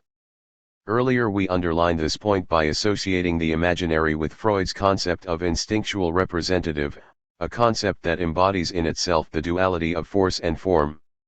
Yet the conjunction of energy and structure effected by the imaginary is essentially problematic. The imaginary establishes the defensive structure of the personality and lays down the initial contours along which objects in the world can be stably and predictably experienced.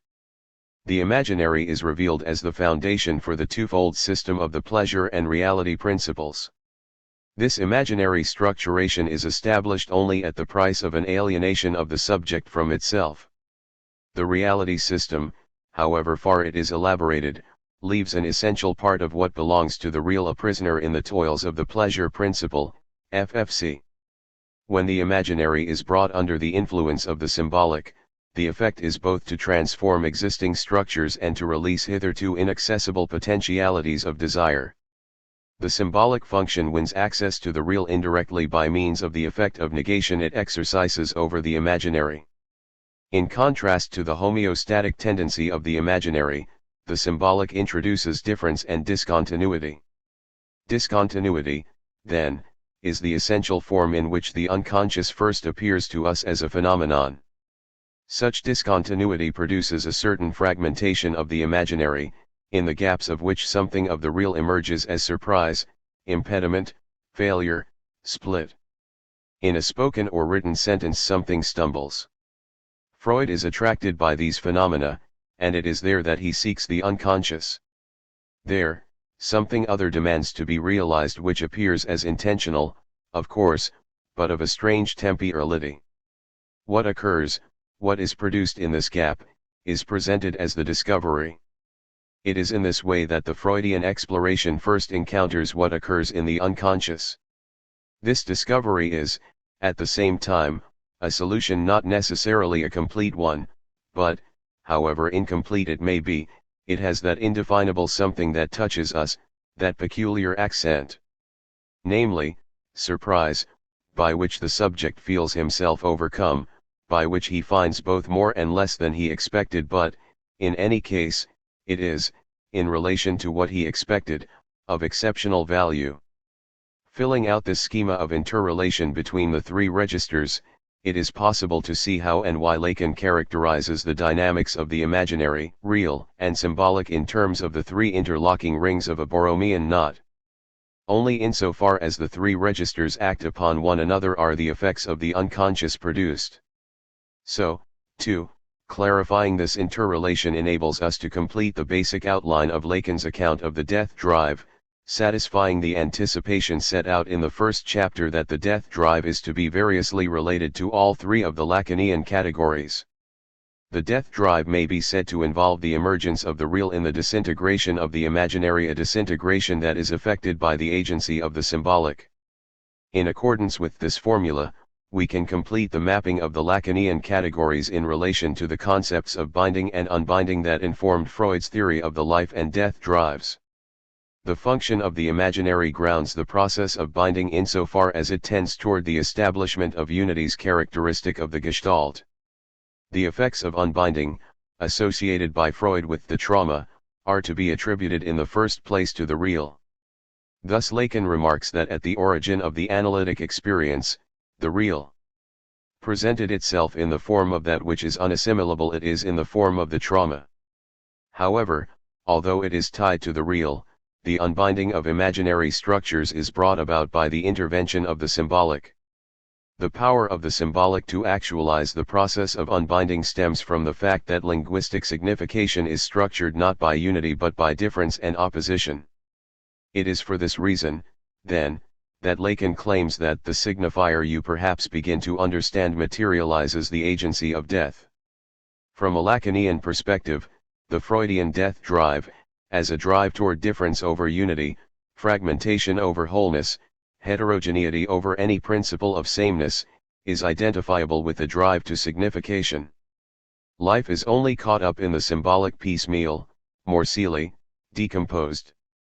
The human being himself is in part outside life, he partakes of the death instinct. With this conclusion, we are able to resolve Ricoeur's dilemma about the energetic hermeneutic duality in psychoanalysis.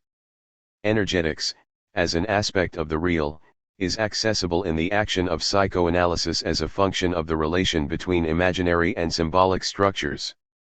The energy of the real emerges in the very heart of psychoanalytic hermeneutics insofar as that hermeneutics involves a realignment of imaginary forms under the influence of the symbolic. At the same time, we arrive at the answer to our original question about the enigmatic conjunction of desire, language, and death in Lacan's thought. Understood as an emergence of the real in the dynamism of the imaginary and the symbolic, the death drive becomes the very engine by which the intersection of desire and language is effected in the coming tobe of the subject.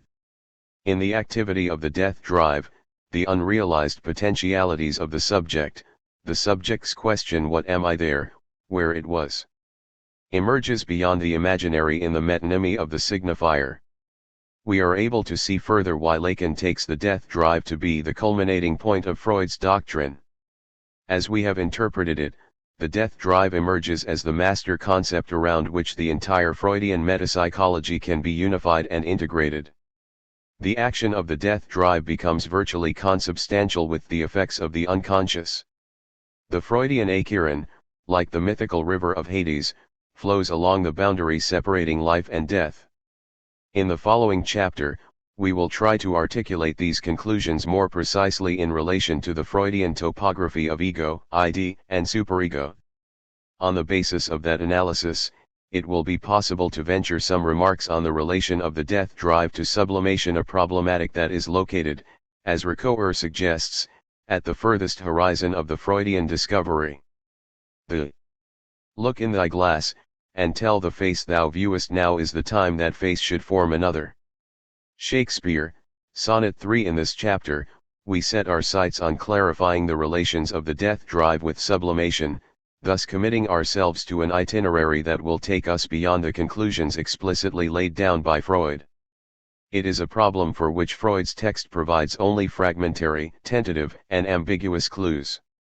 In view of this lack of direction by Freud, but also in consideration of the importance and complexity of the questions involved, we must cautiously limit our expectations from the start. Our aim will not be to provide an exhaustive account of the process of sublimation, either in its Freudian or Lacanian incarnations, but only to indicate some general and suggestive correspondences in relation to the theme of the death drive. Even to approach the question of sublimation, however, it will be necessary to traverse a twofold series of preliminary problematics. On the one hand, the theory of the Oedipus and castration complexes, on the other, the nature and function of the superego. As we will see, they are problematics very significantly illuminated by a Lacanian perspective. Indeed, whatever contribution we can make in these domains will provide a measure of the fruitfulness of the Lacanian innovations we have been following.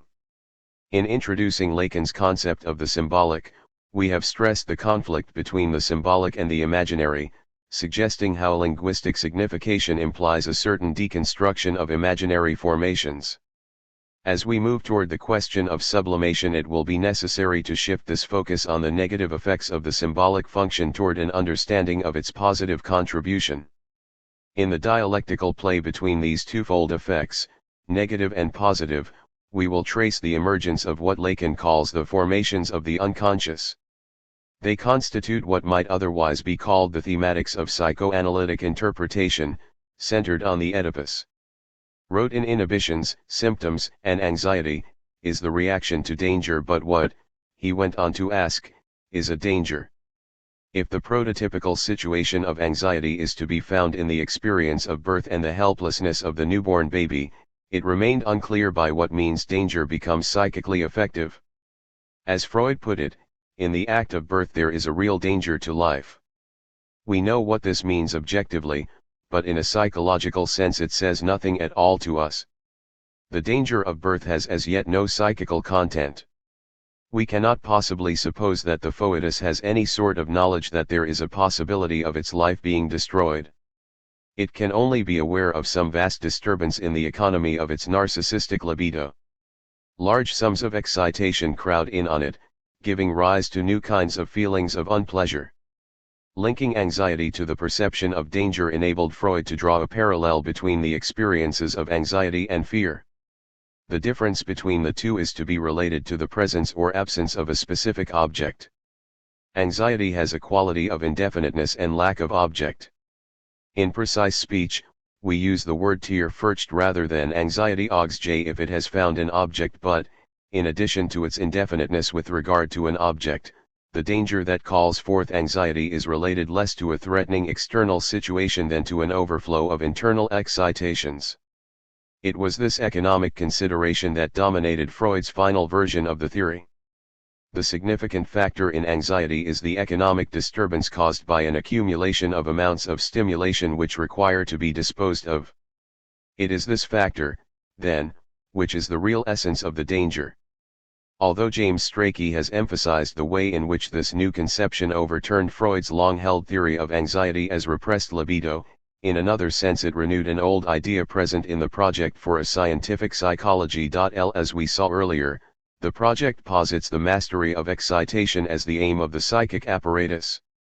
Excessive stimulation is the primary danger to the psychic system, and especially so when the source of the stimulus lies within the organism itself, making physical withdrawal from the stimulus impossible.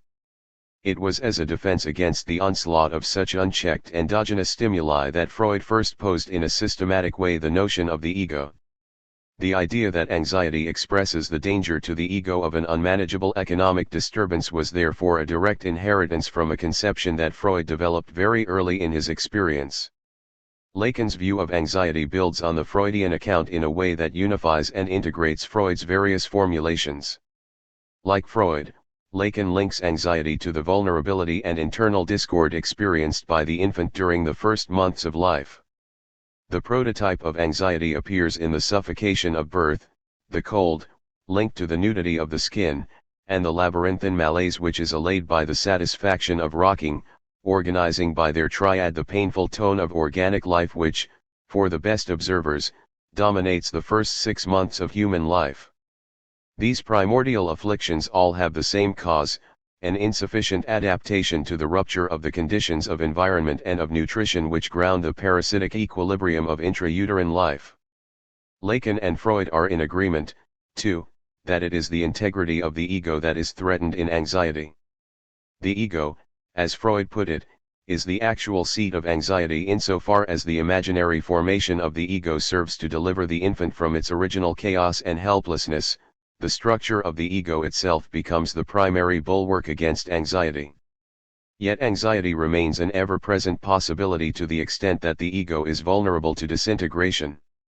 The very possibility of anxiety testifies to the fact that the formation of the ego does not fully quell the infant's internal chaos. Lacan maintains that the structure of the primitive ego, this illusion of unity, in which a human being is always looking forward to self-mastery, entails a constant danger of slipping back into the chaos from which he started. It hangs over the abyss of a dizzy ascent in which one can perhaps see the very essence of anxiety. Lacan's view of anxiety as a breakdown of the imaginary form of the ego serves to clarify a number of problematic points in Freud's account. In particular, it specifies the meaning of the danger to the ego signaled by anxiety. Freud clearly found it difficult to determine the nature of the danger. In The Ego and the ID he remarked that what it is that the ego fears from the external and from the libidinal danger cannot be specified. We know that the fear is of being overwhelmed or annihilated, but it cannot be grasped analytically. For Lacan, the danger is readily interpretable in terms of an explanation of the unity of the ego that is lacking in Freud. Inasmuch as it is formed on the basis of a unifying perceptual gestalt, the ego is liable to anxiety in fantasies of the fragmented body, or corps morciel. This idea might readily be extended to give new meaning to the opposition complex, its conditions and derivatives. As such, the formations of the unconscious serve to explain the appearance of certain privileged fantasies encountered by analytic work. In addition to the family dynamics of the Oedipus complex, and in fact underlying those dynamics, the formations of the unconscious concern the role of the body image and parts of the body in the formation of character, sexual identity, and various pathological conditions. Of prime importance is the role of the phallus. For Lacan, the phallus is the privileged signifier of that mark in which the role of the logos is joined with the advent of desire. Centered on the function of the phallus, the formations of the unconscious are thus to be related above all to the function of castration. From a Lacanian point of view, the castration complex remains an essential point of reference for psychoanalytic theory, and its reinterpretation constitutes one of Lacan's most important contributions. If the drama of Oedipus is the guiding myth of psychoanalysis, Lacan contends, what is not a myth, and which Freud nevertheless formulated soon after the Oedipus complex, is the castration complex. It is castration that governs desire, whether in the normal or the abnormal. What, then, does Lacan understand by castration? To move forward toward an answer, let us begin with the basics. Castration is an expression of anxiety. Before undertaking a discussion of castration, it is helpful to review Freud's formulations on the problem of anxiety in general and to assess Lacan's treatment of it. Freud's thinking on the problem of anxiety can be roughly divided into two main periods. In the first period, beginning in the 1890s with his research on hysteria and continuing into the 1920s, Freud identified anxiety with the energy of repressed libido. In this view, anxiety was taken to be an alternative mode of release for instinctual energies denied expression by the secondary agencies of the psychic apparatus. Refused discharge along preferred pathways, energies subject to repression undergo a transformation and are experienced in characteristic somatic reactions, shortness of breath, weakness, sweating, shaking, dizziness, etc. Thus, in a draft from, Freud associated the genesis of anxiety with sexual abstinence or coitus interruptus and asserted that anxiety has arisen by transformation out of the accumulated sexual tension. What finds discharge in the generating of anxiety, he later commented, is precisely the surplus of unutilized libido. One of the most important results of psychoanalytic research, he concluded, is the discovery that neurotic anxiety arises out of libido, that it is a transformation of it, and that it is thus related to it in the same kind of way as vinegar to wine. The wine into vinegar theory remained a central part of Freud's explanation of hysteria and of his view of mental functioning in general until the 1920s, when it finally collapsed under the weight of a number of difficulties. Primary among them was the case of phobic anxiety, for which the onset of anxiety could not readily be traced to a repression. In fact, the example of phobia seemed to demand precisely the inverse of Freud's earlier view. In phobia it was anxiety which produced repression and not, As I formerly believed, repression which produced anxiety in regard to phobias, it is always the ego's attitude of anxiety which is the primary thing and which sets repression going. Anxiety never arises from repressed libido. The example of phobia suggested that the phenomenon of anxiety represents a more fundamental feature of mental life than Freud's early theory had indicated. In his early account of anxiety as transformed libido, anxiety was thought to be a consequence of repression and, more specifically, of neurotic repression, the prime agency of which Freud came to identify with the superego. But this approach failed to account for the very striking occurrence of anxiety in infancy, prior to the formation of the superego. There is a danger, he wrote in his monograph on inhibitions, symptoms, and anxiety, of our overestimating the part played in repression by the superego. The earliest outbreaks of anxiety occur before the superego has become differentiated. In fact, it seemed possible to locate the prototype of anxiety in the situation of the infant at birth. In man and the higher animals it would seem that the act of birth, as the individual's first experience of anxiety, has given the affect of anxiety certain characteristic forms of expression. Freud further suggested that it is not simply birth but the prematurity of birth that predisposes the human being to anxiety. He maintained that the long period of time during which the young of the human species is in a condition of helplessness and dependence establishes the earliest situation of danger. The idea that anxiety might be the cause of repression and not the other way around, along with the fact that infantile anxiety could not always be attributed to the activity of the superego, led Freud to identify anxiety with a signal of danger to the ego. Anxiety, between ego syntonics cognition versus those that are dissonant with the ego's imaginary homogeneity. Lacan's conception of the ego as imaginary better explains its endangerment in phantasmatic disintegration, but also clarifies the economic situation of the ego in a way that reveals the unity of Freud's two formulations about anxiety as repressed libido and as danger to the ego. The ego as Lacan conceives it functions to inform the libidinal drives only at the cost of refusing some portion of the heterogeneity of organismic impulses, that quantity of alienated desire attributable to the real. Lacan's account thus makes it clear how and why anxiety is possible prior to the formation of the superego by locating the origin of anxiety in a form of repression more primitive than that at the disposal of the superego. The propensity to anxiety does not depend on the existence of an agency superior to the ego, but represents the price paid for the institution of the ego itself. From a Lacanian perspective, the most constant and elemental form of danger faced by the ego stems not from its relations with the superego nor with the external world, but from the reassertion of the real refused by its imaginary unity. Anxiety is the felt encounter with the real, the experience of a traumatizing economic overload. Jean Laplanche has characterized anxiety in very similar terms. Anxiety would be precisely what comes closest to a kind of pure quantitative manifestation. It is, we might say, an affect without quality, an affect in which nothing remains but the quantitative aspect. A similar view is suggested by Lacan's mythic Lamel, the menacing reassertion of which is evoked in the image of a suffocating, amoeboid stuff which may slip over one's face while one is sleeping. This outlandish Lamel, said by Lacan to represent the libido qua pure life instinct, life that has need of no organ, is intrinsically anxiety-producing.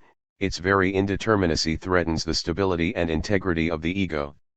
Stressing the conflict between the structure of the ego and the potentially anxiety-producing force of desire that it excludes enables Lacan to suggest that the ego not only finds its own interests served by the formation of symptoms that protect it from anxiety, the ego itself functions as a symptom. The ego is structured exactly like a symptom. At the heart of the subject, it is only a privileged symptom, the human symptom par excellence, the mental illness of man. Finally, the Lacanian view opens the way to integrating Freud's lifelong concern for the problem of anxiety with his hypothesis of the death drive.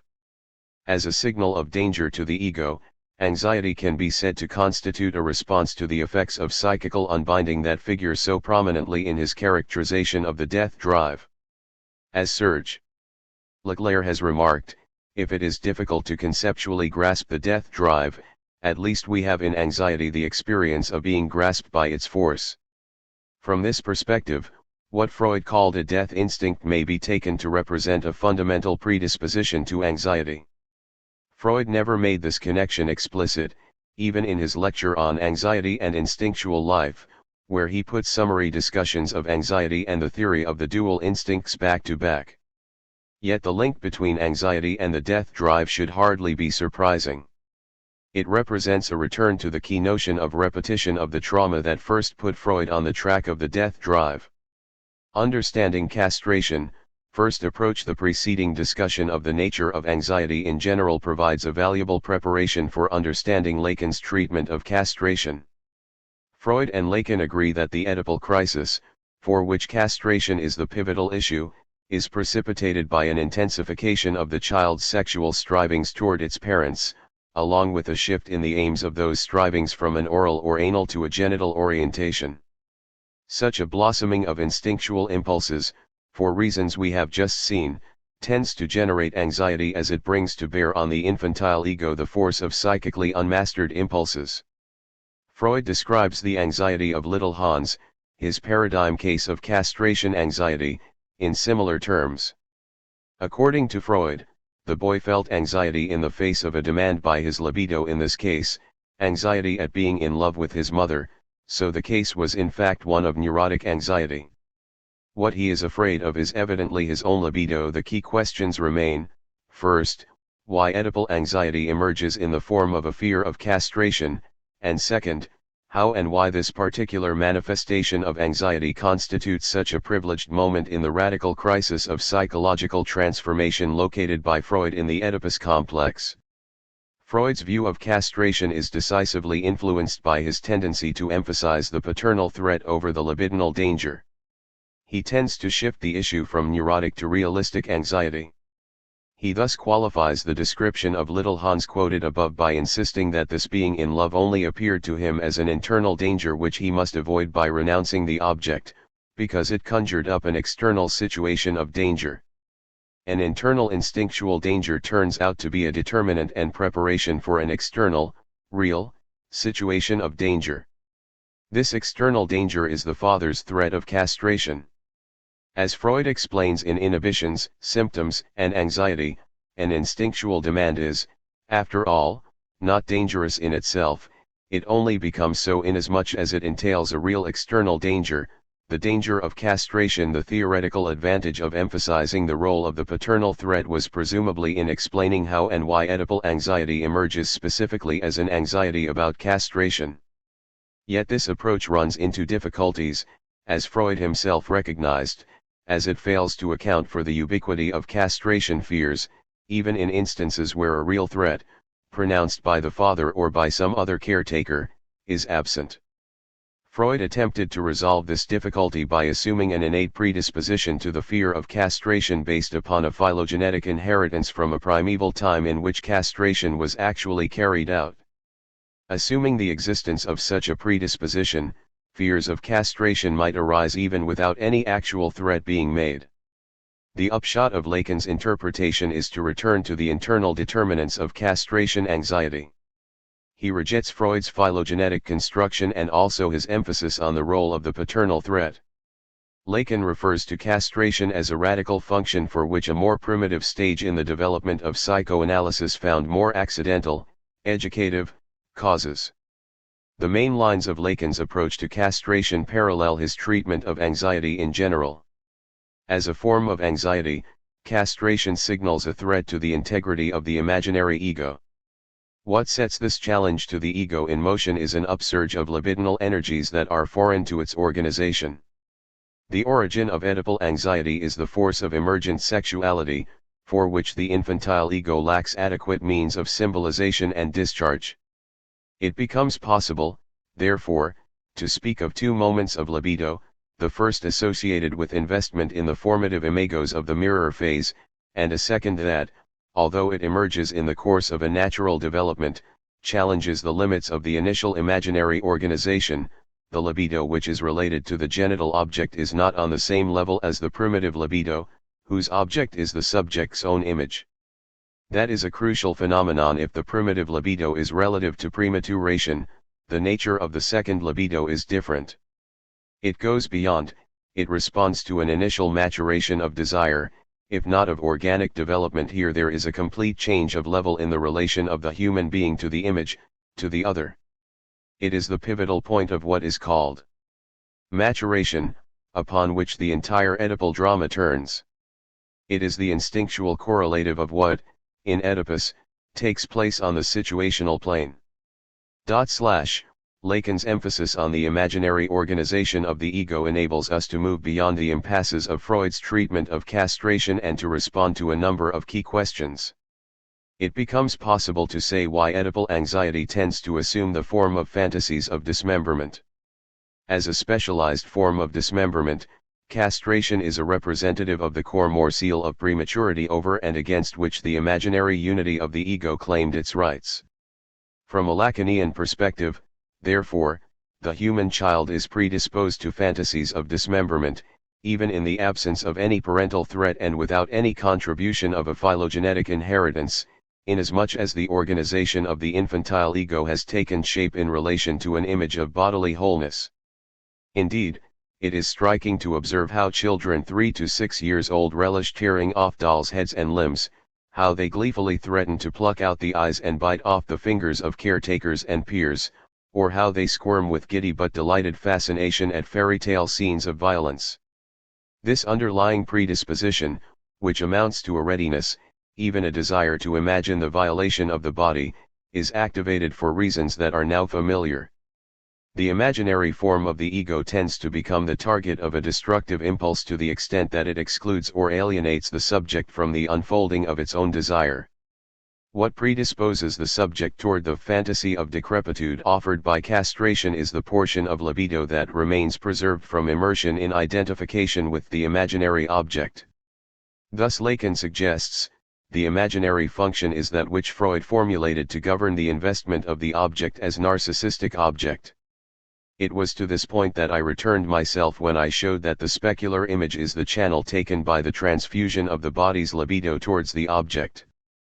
But even though part of it remains preserved from this immersion, concentrating within it the most intimate aspect of autoerotism, its position at the tip of the form predisposes it to the fantasy of decrepitude in which is completed its exclusion from the specular image and from the prototype that it constitutes for the world of objects.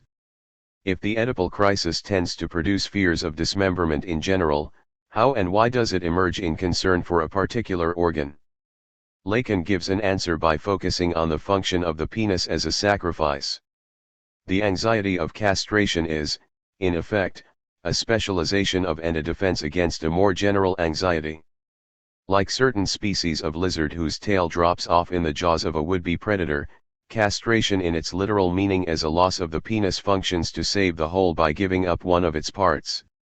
Understood in this way, what is at stake in castration is not only anxiety but a transition from anxiety to fear, a transition, that is, in which an indeterminate restlessness caused by the upsurge of somatic energies lacking psychic representation becomes specified by being attached to a definite content. It is a shift remarked by Freud in the case of little Hans. Hans' anxiety, he pointed out, was, like every infantile anxiety, without an object to begin with. It was still anxiety and not yet fear. Smiley face. Why the penis? We have noted the connection Lacan finds between the upsurge of anxiety and fantasies of bodily dismemberment, but what privileges the idea of castration in particular? For the little boy, the penis is at once a primary seat of pleasure and is well suited to express the child's emerging sense of power over his own bodily functions and over objects in the environment by its capacity to project the flow of urine. Of far greater importance for children of both sexes, however, is the way that the central elements of the Oedipal situation are brought together and embodied by the penis. The penis is the distinguishing mark of the father and symbolizes the desire of the mother. At this point, a crucial feature of Lacan's revised outlook shows itself. Where Freud focused on the way the child's desire for the mother is interdicted by the father, Lacan reconceives the nature of desire along Hegelian lines, emphasizing that it is not the other qua object that is desired, but rather the other as him or herself desiring. Human desire is essentially desire of the other's desire. For Lacan, then, the key issue in the Oedipus complex is not the availability of the mother to the desire of the child but the position of the child in relation to the desire of the mother.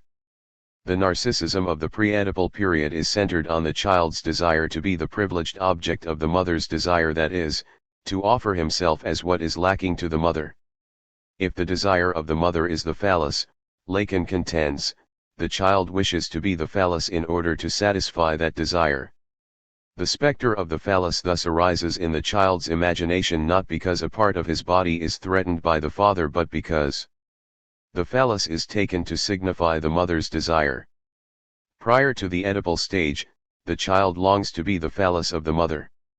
Just as Lacan rereads the drama of desire in the Oedipus complex in terms of the mother's desire for the phallus, so, too, he reinterprets and radicalizes the meaning of the loss of the phallus. Lacan reveals how castration involves coming to terms with what one is not, with what one does not have, with what one cannot be.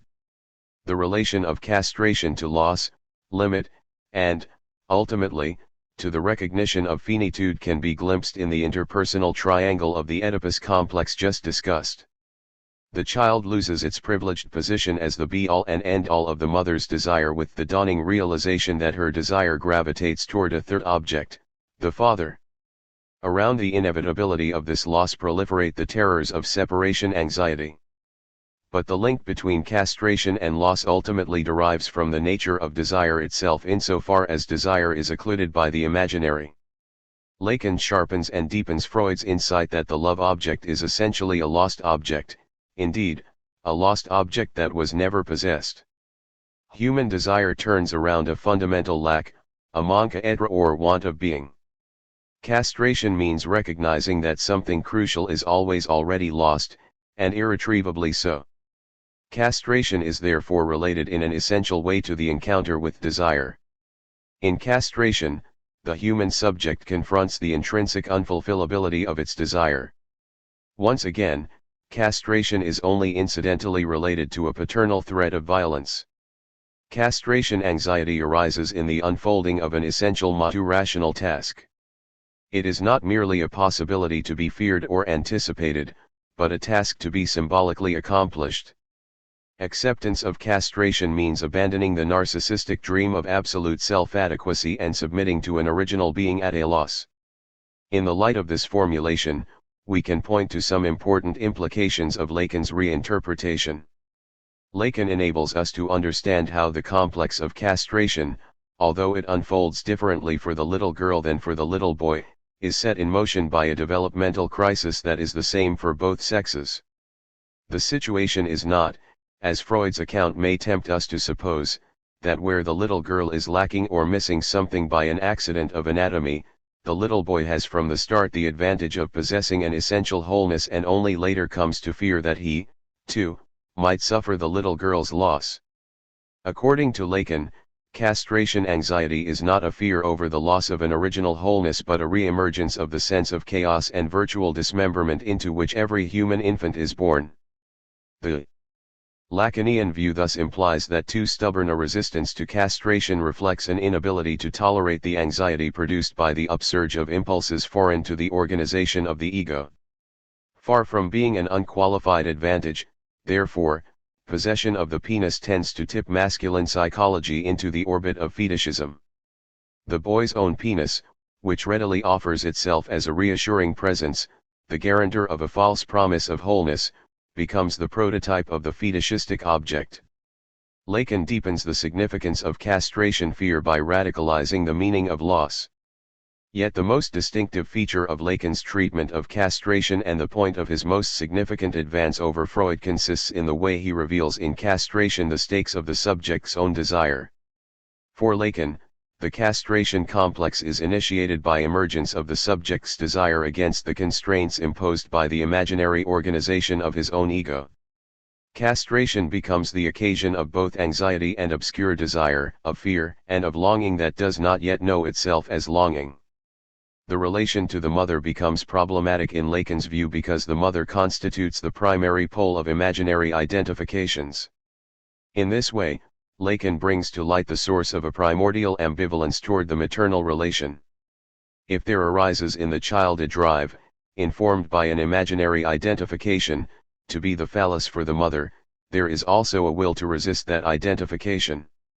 It is an ambivalence evidenced in the case of little Hans by the fact that in spite of his exaggerated yearning to be the object of his mother's desire, Hans initially experiences the fantasy of the biting horse as a female horse. The biting fantasy, which is destined to represent castration, is originally related to a fear of engulfment by the mother. The Lacanian view, which relates castration to the overturning of an imaginary organization, thus serves to explain the role of castration in the transition out of narcissism. Freud had repeatedly emphasized the significance of the penis and of castration for the child's narcissism, but was unable to oppose castration and narcissism in a systematic way.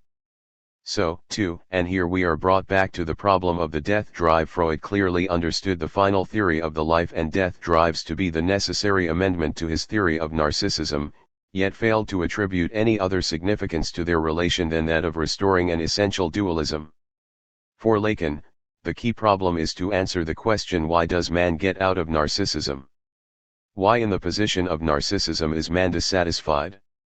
The answer, as we have seen, is to be found in the death drive itself, in the notion that forces of the real that are alienated by the imaginary structure of the narcissistic ego assert themselves against the strictures of that organization.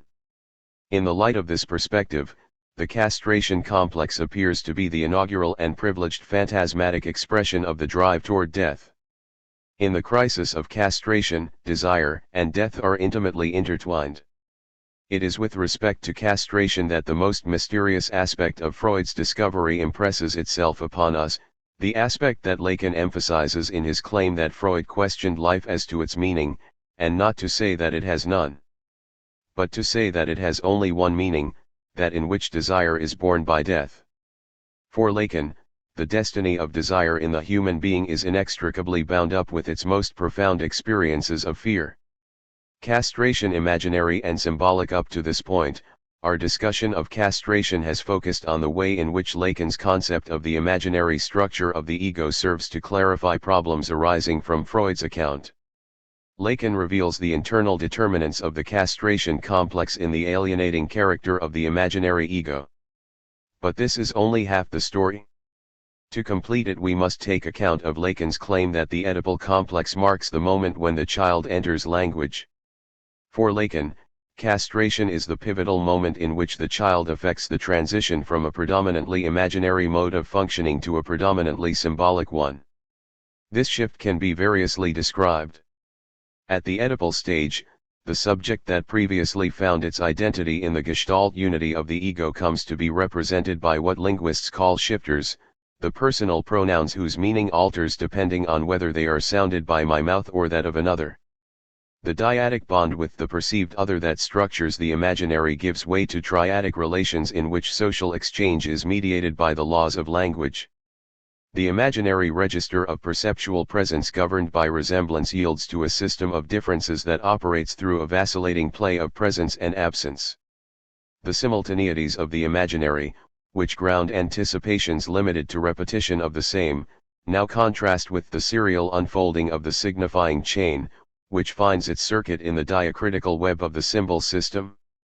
Reduced to its most absolutely basic terms, the Oedipal transition constitutes a shift from unity to complexity, from identity to difference.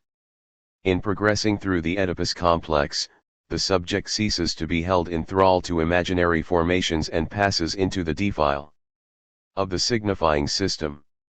The psychic process moves beyond the bounds of imaginary unities and is taken up into the universe of signifies. It is a shift that readily finds a perceptual analog in a contrast between the integrity of the body gestalt and its dismemberment into fragments.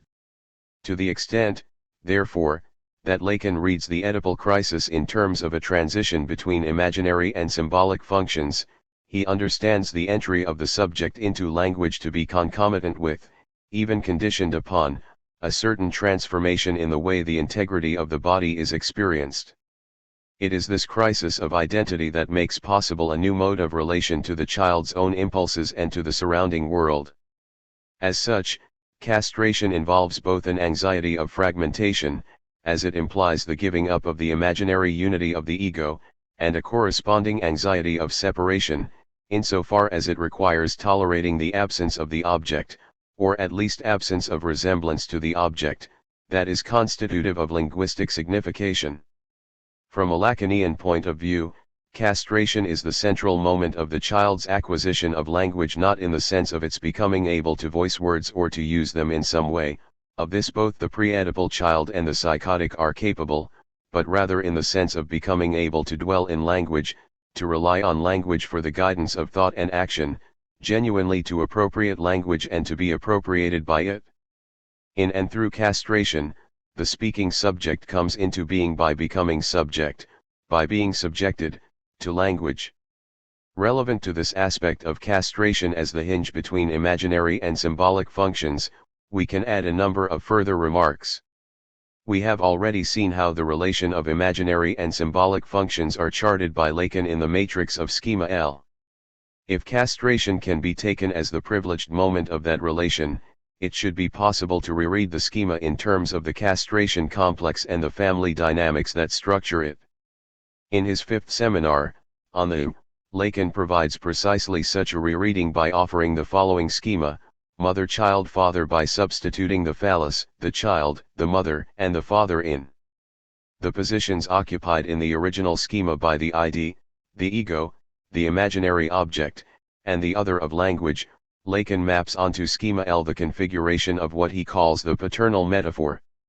In the paternal metaphor, the child passes beyond the imaginary relation to the mother, in which his desire is fixed and alienated by virtue of a mediating third term, that of the father, understood not as a literal father but as the paternal function of the symbolic law. The unfolding of the paternal metaphor produces the phantasm of the phallus in the locus of the subject. What is it doing there? We ask again, how and why is the penis privileged in this conception?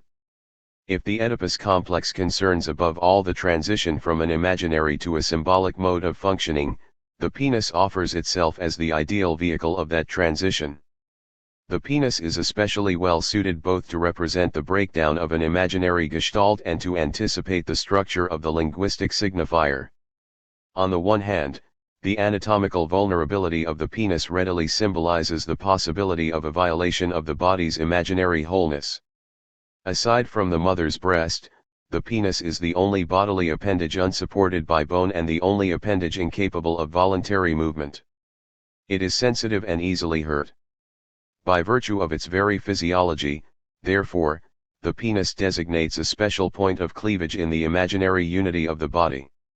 Like the other partial objects enumerated by Lacan, the mamilla, the faces, the urinary flow, the penis bears the mark of the cut. What these objects have in common is their potential separability from the body proper.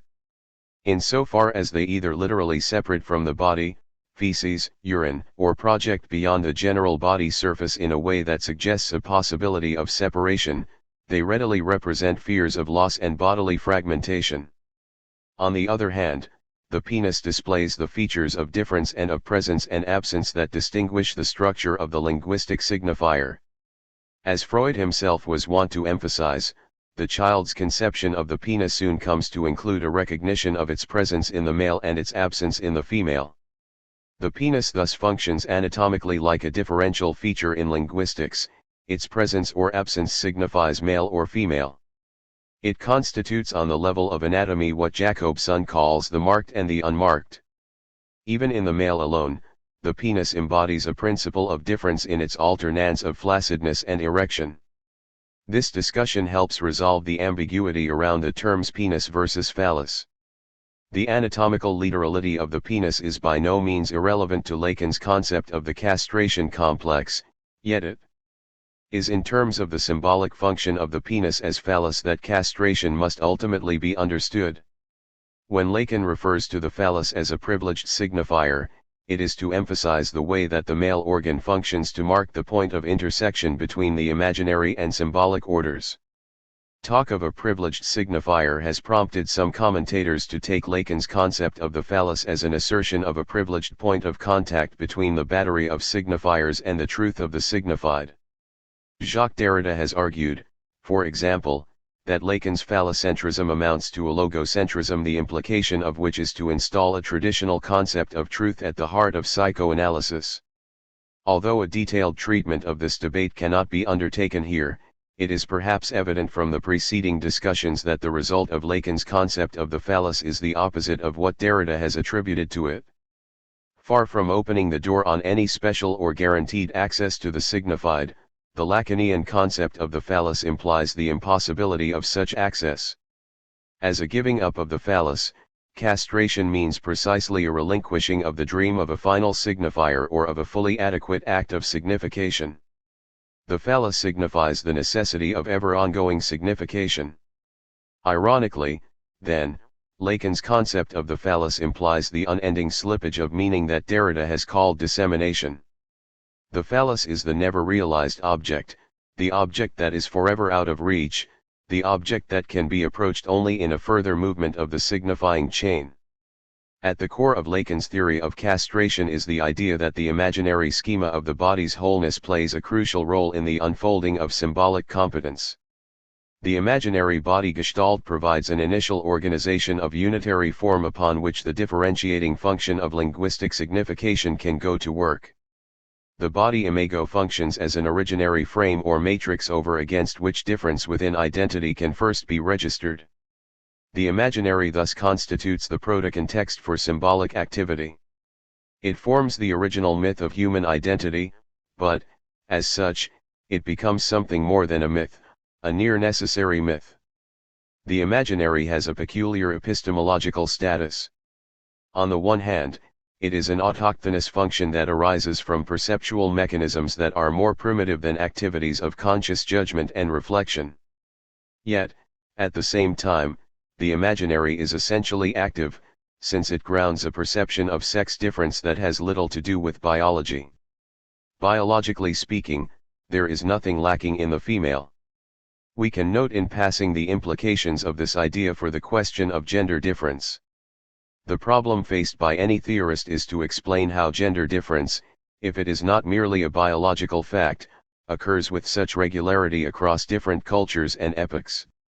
Like Freud, Lacan is convinced that there is nothing biologically fixed or determined about gender identity, as the very existence of homosexuality suggests. Yet neither is sex difference purely and simply a result of learning or role socialization. From a Lacanian point of view, the psychology of patriarchal gender difference is not fixed or necessary. One might imagine other possible configurations of sexual identity, but it is, we might say, favored by the imaginary construal of anatomy. The structuring of desire in the unconscious is to be explained in terms of the positioning of the subject with respect to the presence or absence of the phallus as an imaginary object. Lacan's approach to castration illuminates the function of the Oedipus complex in promoting the movement from primary to secondary identification. As Lacan sees it, the complex of castration not only raises the specter of a potential dismemberment, but also concerns a much more fundamental relationship between the child and the phallus, a relation that he says will turn around a to be and a to have / in the negotiation of the Oedipus complex. The child faces the question of being versus having the phallus. On the level of the imaginary identification constitutive of the mirror phase, the child is unable to symbolize to itself its own desire except in and through the desire of the other. But, in the Oedipal period, the child comes increasingly to realize that the mother's desire aims at an object over and beyond him/herself. The question for little Hans was therefore, what is it that the mother desires when she desires something other than me, the child? SJV, // Under the pressure of that question, the primary imaginary identification with the phallus first intensifies, setting in motion a jealous rivalry with the father, then must finally be abandoned. The shift from being to having or not having the phallus implies a transition from an imaginary to a symbolic orientation, a shift, that is, from the all-or-nothing stakes of a dual relation to a more complex, more mediated mode of functioning concerned with the presence or absence of an element in a structured configuration.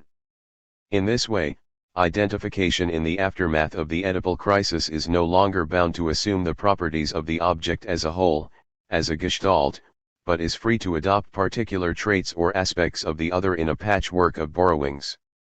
It is beyond the scope of this essay to ask whether or to what extent this theory is empirically verified or verifiable.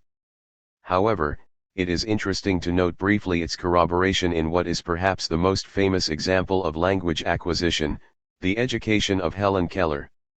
Aside from the fact of her famous infirmity, Helen Keller's passage into language was remarkable for its suddenness. Gently prodded by her teacher, Anne Sullivan, Helen came to recognize the meaning of the word water in a kind of flash of insight. All at once, she recognized that the pattern traced by her teacher, water, referred to the wonderful, cool something that was flowing over her hand. Once this breakthrough had occurred, Helen was immediately able to repeat it with other objects around her. As Anne Sullivan described this moment, I spelled water in Helen's free hand. The word coming so close upon the sensation of cold water rushing over her hand seemed to startle her. She dropped the mug and stood as one transfixed. A new light came into her face. She spelled water several times. Then she dropped on the ground and asked for its name and pointed to the pump and the trellis, and suddenly turning round she asked for my name. I spelled teacher. Just then the nurse brought Helen's little sister into the pump house, and Helen spelled baby and pointed to the nurse.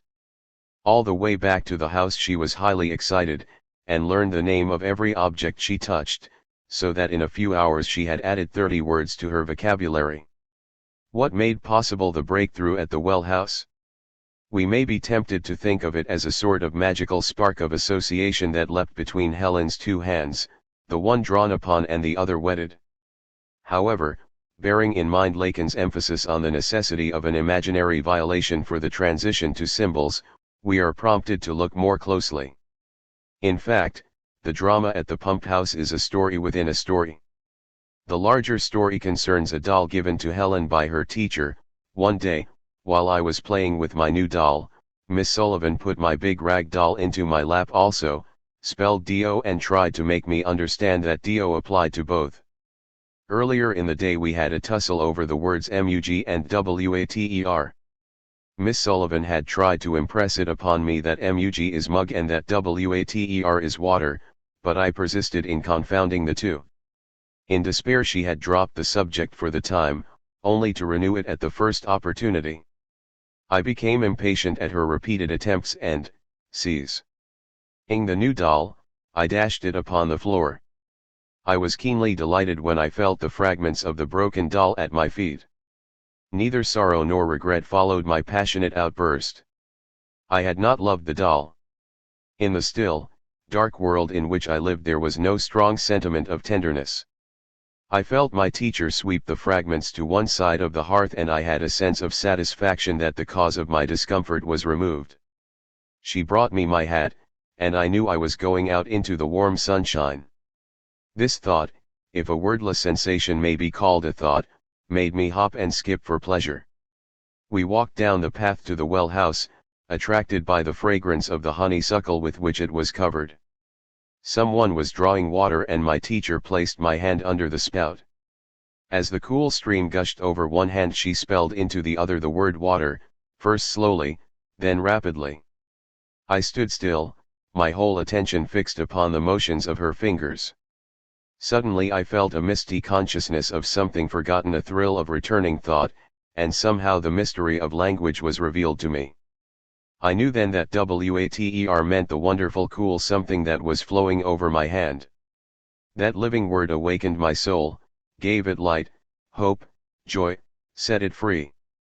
There were barriers still, it is true, but barriers that could in time be swept away. I left the well house eager to learn. Everything had a name, and each name gave birth to a new thought. As we returned to the house every object which I touched seemed to quiver with life. That was because I saw everything with the strange, new sight that had come to me. On entering the door I remembered the doll I had broken. I felt my way to the hearth and picked up the pieces. I tried vainly to put them together. Then my eyes filled with tears, for I realized what I had done, and for the first time I felt repentance and sorrow.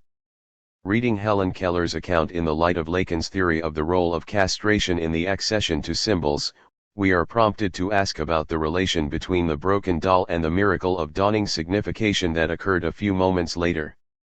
The interesting thing to note is Helen's keen sense of delight at feeling the fragments of the broken doll. She twice remarks on it. Is it possible that the experience of the smashed doll accomplished for Helen Keller the function of imaginary violation that Lacan associates with the accession to symbols? Might the doll's fragments, as an image of the body's wholeness broken into pieces, have fulfilled the function of castration in its Lacanian meaning? These suggestive questions seem underscored by the further details of Helen Keller's account. We might note, for instance, how when Helen returns to the house empowered by her strange new sight of a world with names, she remembers the broken doll and, for the first time, feels sorrow and remorse over its loss. It is tempting to take this detail as an evidence of a dawning superego, the first tremor of a new sense that the named world is subject to law. Viewed from this perspective, Helen Keller's experience at the Well House presents in extreme compression some of the key elements of the Oedipal drama as Lacan conceives it. In the defile of the signifier, the objet, if we have succeeded in shedding some light on the Lacanian meaning of castration as the threshold of the symbolic function, we have yet to determine more specifically what contribution is made by the linguistic signifier in the unconscious. To do so, we must begin to move beyond the stress on the negative effect of the symbolic in overcoming the imaginary and describe the positive contribution achieved in the play of the signifier. Let us begin by following Lacan's analysis of the Freudian wits in his fifth seminar of 1957-58. The thrust of that discussion is to identify the formations of the unconscious, circuit by the linguistic signifier, with the generation of new meaning. Lacan summarizes this point in the following terms: that by which a phenomenon can be recognized as belonging to the formations of the unconscious is strictly identifiable with what linguistic analysis permits us to refer to as being the essential modes of the formation of meaning, insofar as this meaning is engendered by combinations of signifiers. This grasp at a fundamental, elementary level of the functions of the signifier is a recognition at this level of an original power, which is precisely that in which we can localize a certain generation of something called meaning, and something that in itself is very rich in psychological implications. What Lacan here refers to as the generation of meaning is illustrated by an example given by Freud in jokes and their relation to the unconscious. It is the first joke presented by Freud, a joke of Heinrich Heine that occupies an inaugural position and performs a paradigmatic function reminiscent of the dream of Irma's injection in the interpretation of dreams. In this joke, Heine's character Hirsch Hyacinth boasts to a friend about his meeting with the wealthy Baron Rothschild by saying, "And, as true as God shall grant me all good things, doctor, I sat beside Salomon Rothschild and he treated me quite as his equal, quite familiarly." The mechanism of the joke, what Freud calls its technique, can be readily analyzed in terms of a collapsing of the words familiar and millionaire, to form a new word, familionaire. Freud schematizes it as follows: familiar millionaire by means of the coalescence of the two words into one. The joke achieves an abbreviation of the two sentences that would otherwise express the thought contained in the joke, are treated me quite familiarly, that is, so far as a millionaire can. But such a mapping of the joke's technique does not suffice to explain fully its comic effect. In what can the comic aspect be said to consist? In Lacan's analysis, which strives to present the essentials of Freud's commentary in Lacan's own terms, it depends in the first place on the way that the punchline, the familionaire, affects a violation of our expectations. The joke produces an effect of surprise and delightful confusion precisely because we don't expect to be treated familiarly by millionaires. To this extent, the joke is played on the expectations that we bring to the story beforehand, expectations that Lacan attributes to a function of the imaginary order. He points to the very intense, very close connection between the phenomenon of laughter and the imaginary function in man, namely, the captivating character of the image. When these imaginary anticipations are taken by surprise and shattered, a certain effect of release is produced. The comic outcome is thus said to be triggered when something is liberated from the constraint of the image. This analysis, both in its emphasis on the violation of routine expectations and in its evocation of an effect of liberation, echoes the view of Fischer, cited by Freud in his introduction to jokes. It might be that from aesthetic freedom there might spring to a sort of judging released from its usual rules and regulations, which, on account of its origin, I will call a playful judgment, and that in this concept is contained the first determinant, if not the whole formula, that will solve our problem. Freedom produces jokes and jokes produce freedom, wrote Jean-Paul. Joking is merely playing with ideas. In Lacans' commentary on the familiar joke we thus recognize the pattern that emerged in the preceding chapter, namely, the way in which imaginary formations are subjected to a kind of deconstruction by the action of the symbolic. The condensation of two signifiers effects a release from the stereotypy of imaginary anticipations. But if such fracturing of an imaginary form provides the point of entree to the joke, the comic effect is completed by factors internal to the signifying condensation in familiar. It is at this point that a new meaning is generated, something that hovers on the border between sense and nonsense. This aspect of the joke, too, is remarked by Freud in citing Lipp's book Comic und Humor. A remark seems to us to be a joke, if we attribute a significance to it that has psychological necessity and, as soon as we have done so, deny it again. Various things can be understood by this significance. We attach sense to a remark and know that logically it cannot have any. We discover truth in it, which nevertheless, according to the laws of experience or our general habits of thought, we cannot find in it. It is upon this sensible nonsense that Lacan trains his lens, inviting us to find in it the essential contribution of the signifying function in the unconscious.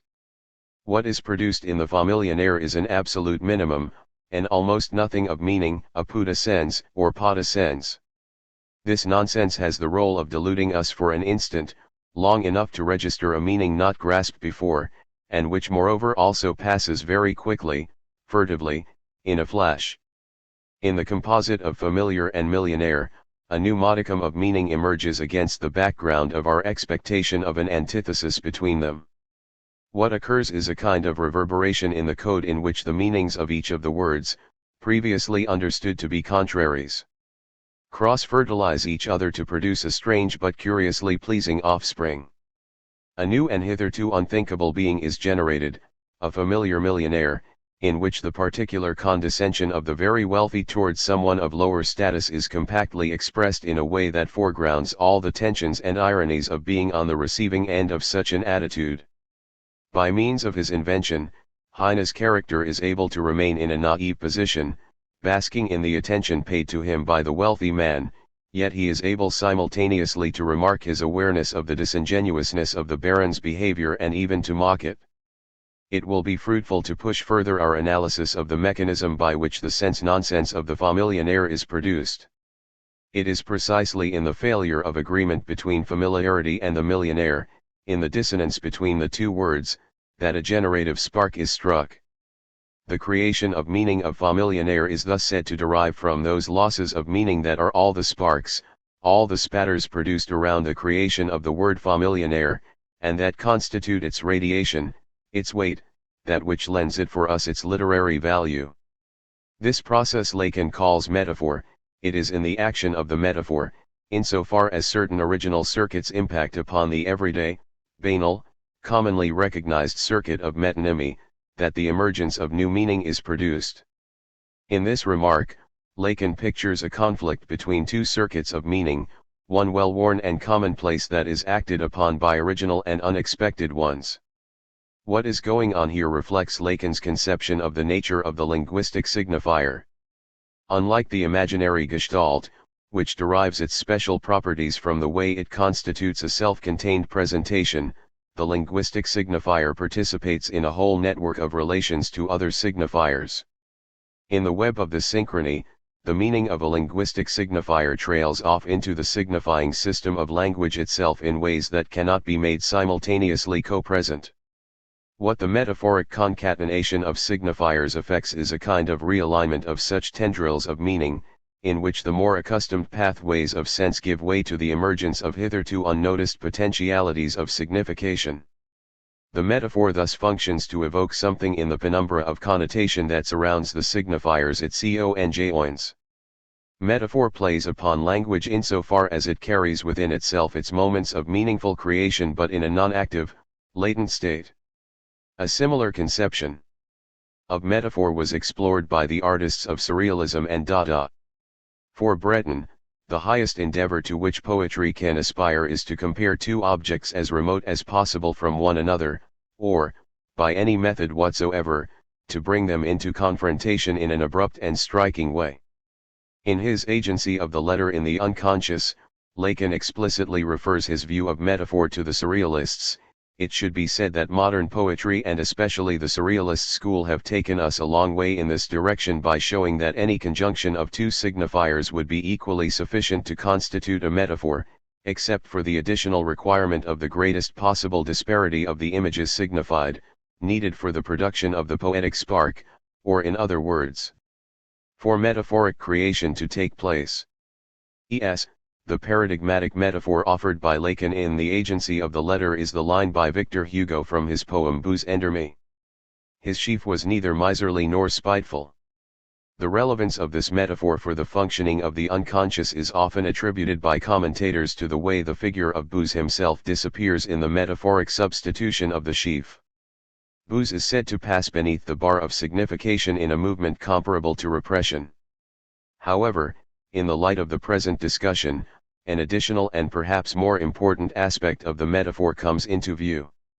It concerns less the fact that Booze has been occluded by substitution of another signifier than the subtle transformation of meaning that occurs in this substitution.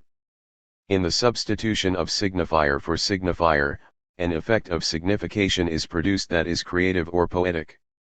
This new signification is essentially complex. In Hugo's metaphor, the connotation of fertility carried by the sheaf evokes the promise of paternity in the figure of Booze for whom it has been substituted. But that is not all.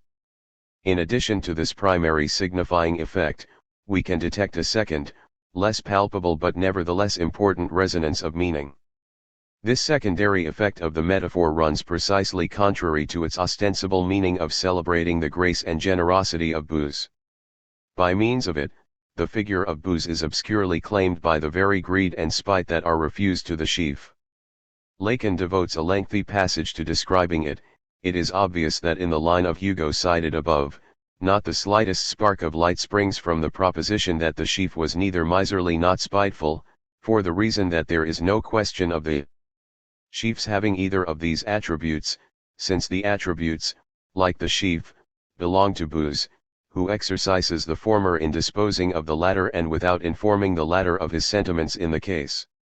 If, however, his sheaf does refer us to Booze, and this is indeed the case, it is because it has replaced him in the signifying chain at the very place where he was to be exalted by the sweeping away of greed and spite. But now Booze himself has been swept away by the sheaf, and hurled into the outer darkness where greed and spite harbor him in the hollow of their negation. But once his sheaf has thus usurped his place, Booze can no longer return there. The slender thread of the little word his that binds him to it is only one more obstacle to his return in that it links him to the notion of possession that retains him at the heart of greed and spite. So his generosity, affirmed in the passage, is yet reduced to less than nothing by the munificence of the sheaf. In the shadows of its primary meaning, the metaphor of the sheaf evokes a further signification that suggests a hint of possessiveness in the heart of Booze's emerging paternity, the subtlest implication of a service of greed in the enactment of his gift. This new meaning constitutes the pas de sens, and almost nothing of meaning, limited to the faintest suggestion. In the terms given by Lips in the quotation above, it behaves like the truth expressed in the joke, which according to the laws of our experience and our general habits of thought we cannot find in it. This subtle implication of meaning may be taken to exemplify an instance of the power of language to signify something quite other than it says. It illustrates Lacan's insistence that the function of language is not to inform but to evoke. Beyond its assertion of generosity, the metaphor suggests the way Booze himself will be the beneficiary of that generosity. The metaphor thus affords expression of the paradoxical fact that the sheaf of his plenty will be augmented by the act of sharing it. In this way, the metaphor announces a complexity and ambiguity incapable of expression in the register of the imaginary. However vague and evanescent, the potescence generated by the metaphor is taken by Lacan to bear within itself a portentous power for the remaking of the experienced world. One thinks again of the surrealists, for whom poetic creations assume the tangible character of extending, strangely, the limits of so-called reality. Lacan suggests that it is ultimately out of such almost nonsense that all human meanings are generated over the course of time. Thus we ought to consider all human meanings as having been at some time metaphorically engendered by signifying conjunctions, sv, //. It is to the potential for the evocation of something other in the play of signifiers that Lacan attributes the capacity of linguistic signification to open new access to the real, by the play of the substitution of one signifier for another. At a certain place, there is created not only the possibility of the development of the signifier, but also the possibility of the emergence of ever new meaning, serving always to ratify, to complicate, and to deepen, to give its sense of depth to what in the real is only pure opacity. It is in this sense that Lacan attributes the emergence of desire beyond the imaginary to a function of the signifying chain. In its capacity to generate a potescence, a play of new meaning that opens up beyond the routinized circuits of signification, the action of metaphor gives to the desire of the subject its points of support. Desire is articulated in that other beyond the imaginary other, the other of language itself. Desire is expressed by and passes through the signifier, namely, it crosses the signifying line, and at the level of this intersection of desire and the signifying line, it encounters what? It encounters the other. It encounters the other. I did not say as a person. It encounters the other as the treasury of the signifier, as the seat of the code. In this play of the signifier, the imaginary repetitions of the same, the reiterations of the imago, give way to a new metonymic progression constituted by the sliding of signification along the chain of discourse, the metonymy of the want to be. Contrary to the insistence of imaginary demand to be supplied with the object of its satisfaction once and for all, desire mediated by the signifier is by its essence a movement. Where demand situated in the dual relation of ego and imaginary other remains impossible of fulfillment, symbolically mediated desire is unable to satisfy itself with any single moment of signification, yet, producing new reverberations of meaning in each step of its unfolding, it is passed on indefinitely in pursuit of an ever-open possibility of further significations. Lacan thus describes the progress of desire in the signifying chain by means of an image of infinite, asymptotic approach. No part of the demand can be attained, once man has entered into the symbolic world, except by a sort of infinite succession of potescence, so that man, a new Achilles in pursuit of another tortoise, is destined by the grip on his desire in the mechanisms of language, to this infinite, never satisfied approach. We have already seen that this emergence of desire in the signifier affects a certain deconstruction of the imaginary object. In fact, it is only possible in relation to such a deconstruction. Yet the signifying chain remains haunted by the form of something object-like, as if the imaginary orientation to the object survives in a kind of ghost life in the symbolic function. If the signifying chain introduces an essential heterogeneity, says Lacan, you should understand heterogeneity with the accent placed on the heteros, which in Greek means inspired, and whose proper acceptation in Latin is that of a remainder, of a residue. What is this remainder or residue? It is present in the familianaire, insofar as Heine's neologism evokes the trace of a new and unheard of object, an object that never fully emerges from the shadows of signification but nevertheless draws our attention toward it. What happens when familianaire appears? It can be said that something is indicated, in the side effects of the phenomenon, in what will be propagated from there into the world by way of a consequence. It is a type of emerging object, that itself tends rather toward the comical, the absurd, the nonsensical. It is the familianaire insofar as it is a derisory millionaire, by tending to take on the form of a figure, and it would not be difficult to indicate the direction in which it tends to be embodied. This quasi-object, rolled ahead of the unfolding of discourse, is the Lacanian objet. It forms the nucleus of the phantasm around which desire will be lured and is closely associated by Lacan with the signifying function of the phallus.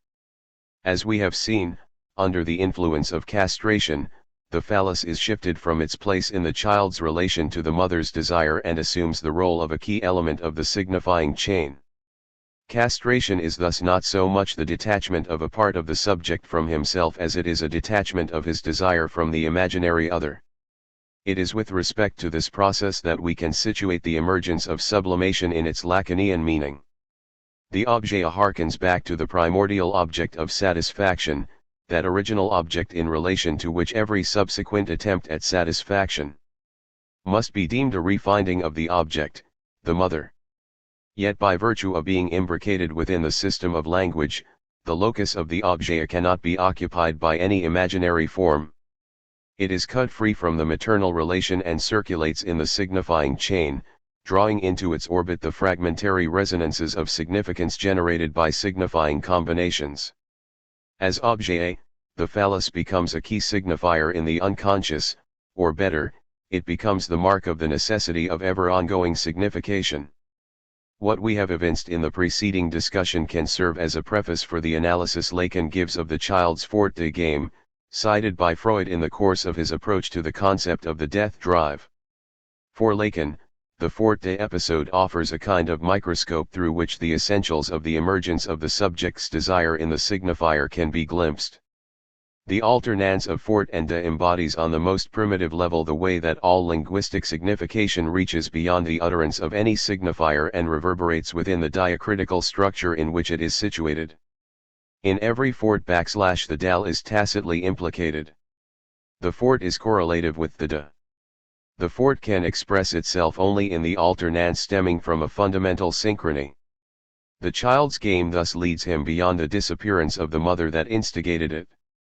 The real he throws away and retrieves in repeating fort and de is not the mother reduced to a little ball, it is a small part of the subject that detaches itself from him while still remaining his, still retained to this object we will later give the name it bears in the Lacanian algebra, the petit. The child's game provides the opening for the emergence of something that is not the mother, but rather something that will come out of the signifying chain itself. We can now grasp in this, forte, the fact that in this moment the subject is not simply mastering his privation by assuming it, but that here he is raising his desire to a second power. For his action destroys the object which it causes to appear and disappear in the anticipatory provocation of its absence and presence. His action thus negatives the field of forces of desire in order to become its own object to itself. And this object, being immediately embodied in the symbolic dyad of two elementary exclamations, announces in the subject the diachronic integration of the dichotomy of the phonemes, whose synchronic structure existing language offers to his assimilation. Toward a re-evaluation of the superego. All of the topics traversed in the preceding sections, anxiety, castration, and the Oedipal triangle, sublimation, converge on the problem of the superego. Moreover, the topic of the superego makes a special claim on our attention inasmuch as Freud closely associated it with the death drive. Yet it is an especially challenging problem and was so to Freud himself. The concept of the superego, both in its relations to neurotic anxiety and to sublimation, remains one of the most important and, at the same time, least worked out of Freud's basic ideas. What does Lacan make of it? We seem justified in expecting that if the Lacanian return to Freud overturns prevailing views of the role and functions of the ego, so, too, Lacan's approach will suggest a radical re-evaluation of the superego. In what follows, the view of the death drive we have developed along Lacanian lines will be drawn upon to illuminate some of the key dimensions of the superego. This discussion in no way claims to give a comprehensive account of the problem, but may suffice to mark some suggestive points of reference. Perhaps more than any other element of Freud's theory, the concept of the superego has been embraced and appropriated by popular consciousness, subsumed by a commonsensical notion of conscience. We are well accustomed to thinking of superego as fundamentally hostile to the satisfaction of desire. The superego is the Calvinist in all of us, the moralizing and guilt-wielding agency of repression that erects impediments to the discharge of impulse and punishes the excesses of a pleasure-seeking ego. This view, attributable to no one precisely because it is all around us, is related to the popular conception of Freud's discovery that neatly divides things up on either side of a barrier of repression. On one side is the pressure of the body's instinctual urges, represented by the Freudian ID. On the other side are the structures of language, the higher faculties of reason and judgment, and the forms of culture and convention. It is a vision of the sinful flesh constrained by the repressive and distorting forces of rationality. In this view, the activity of the superego becomes the prime source of the discontents of the civilized human being whose natural instincts are oppressed by social constraints. Although there is a difference between this vulgarized version of Freud's theory and the sort of thing one finds in the analytic literature, the difference is sometimes not as great as one might suppose. Nor is it a perspective that is without support in the text of Freud. To the extent that our concept of the superego is informed by this commonsensical perspective, however, it comes as a surprise to find the paternal figure and the symbolic law for which he stands, in short, the whole framing of the Freudian notion of the superego, revealed by Lacan in their non-repressive, even liberating aspects. The true function of the father, Lacan insists, is fundamentally to unite, and not to set in opposition, a desire and the law. Elsewhere he makes a similar point: if God doesn't exist, the Father Karamazov says, then everything is permitted. Quite evidently, a naive notion, for we analysts know full well that if God doesn't exist, then nothing at all is permitted any longer. At the very outset, then, we are led to expect a fundamental reorientation of the nature and function of the superego as Lacan interprets it. Like almost everything in Lacan's innovation, however, the seeds of his revised outlook on the superego are to be found in Freud's own text. Here, as elsewhere, Lacan's conclusions are arguably less a departure from Freud than a clarification and revivification of Freud's basic intentions. Looking more closely at the way Freud describes the superego in the ego and the ID, it becomes impossible to maintain that the superego functions simply as an obstacle to the fulfillment of wishes.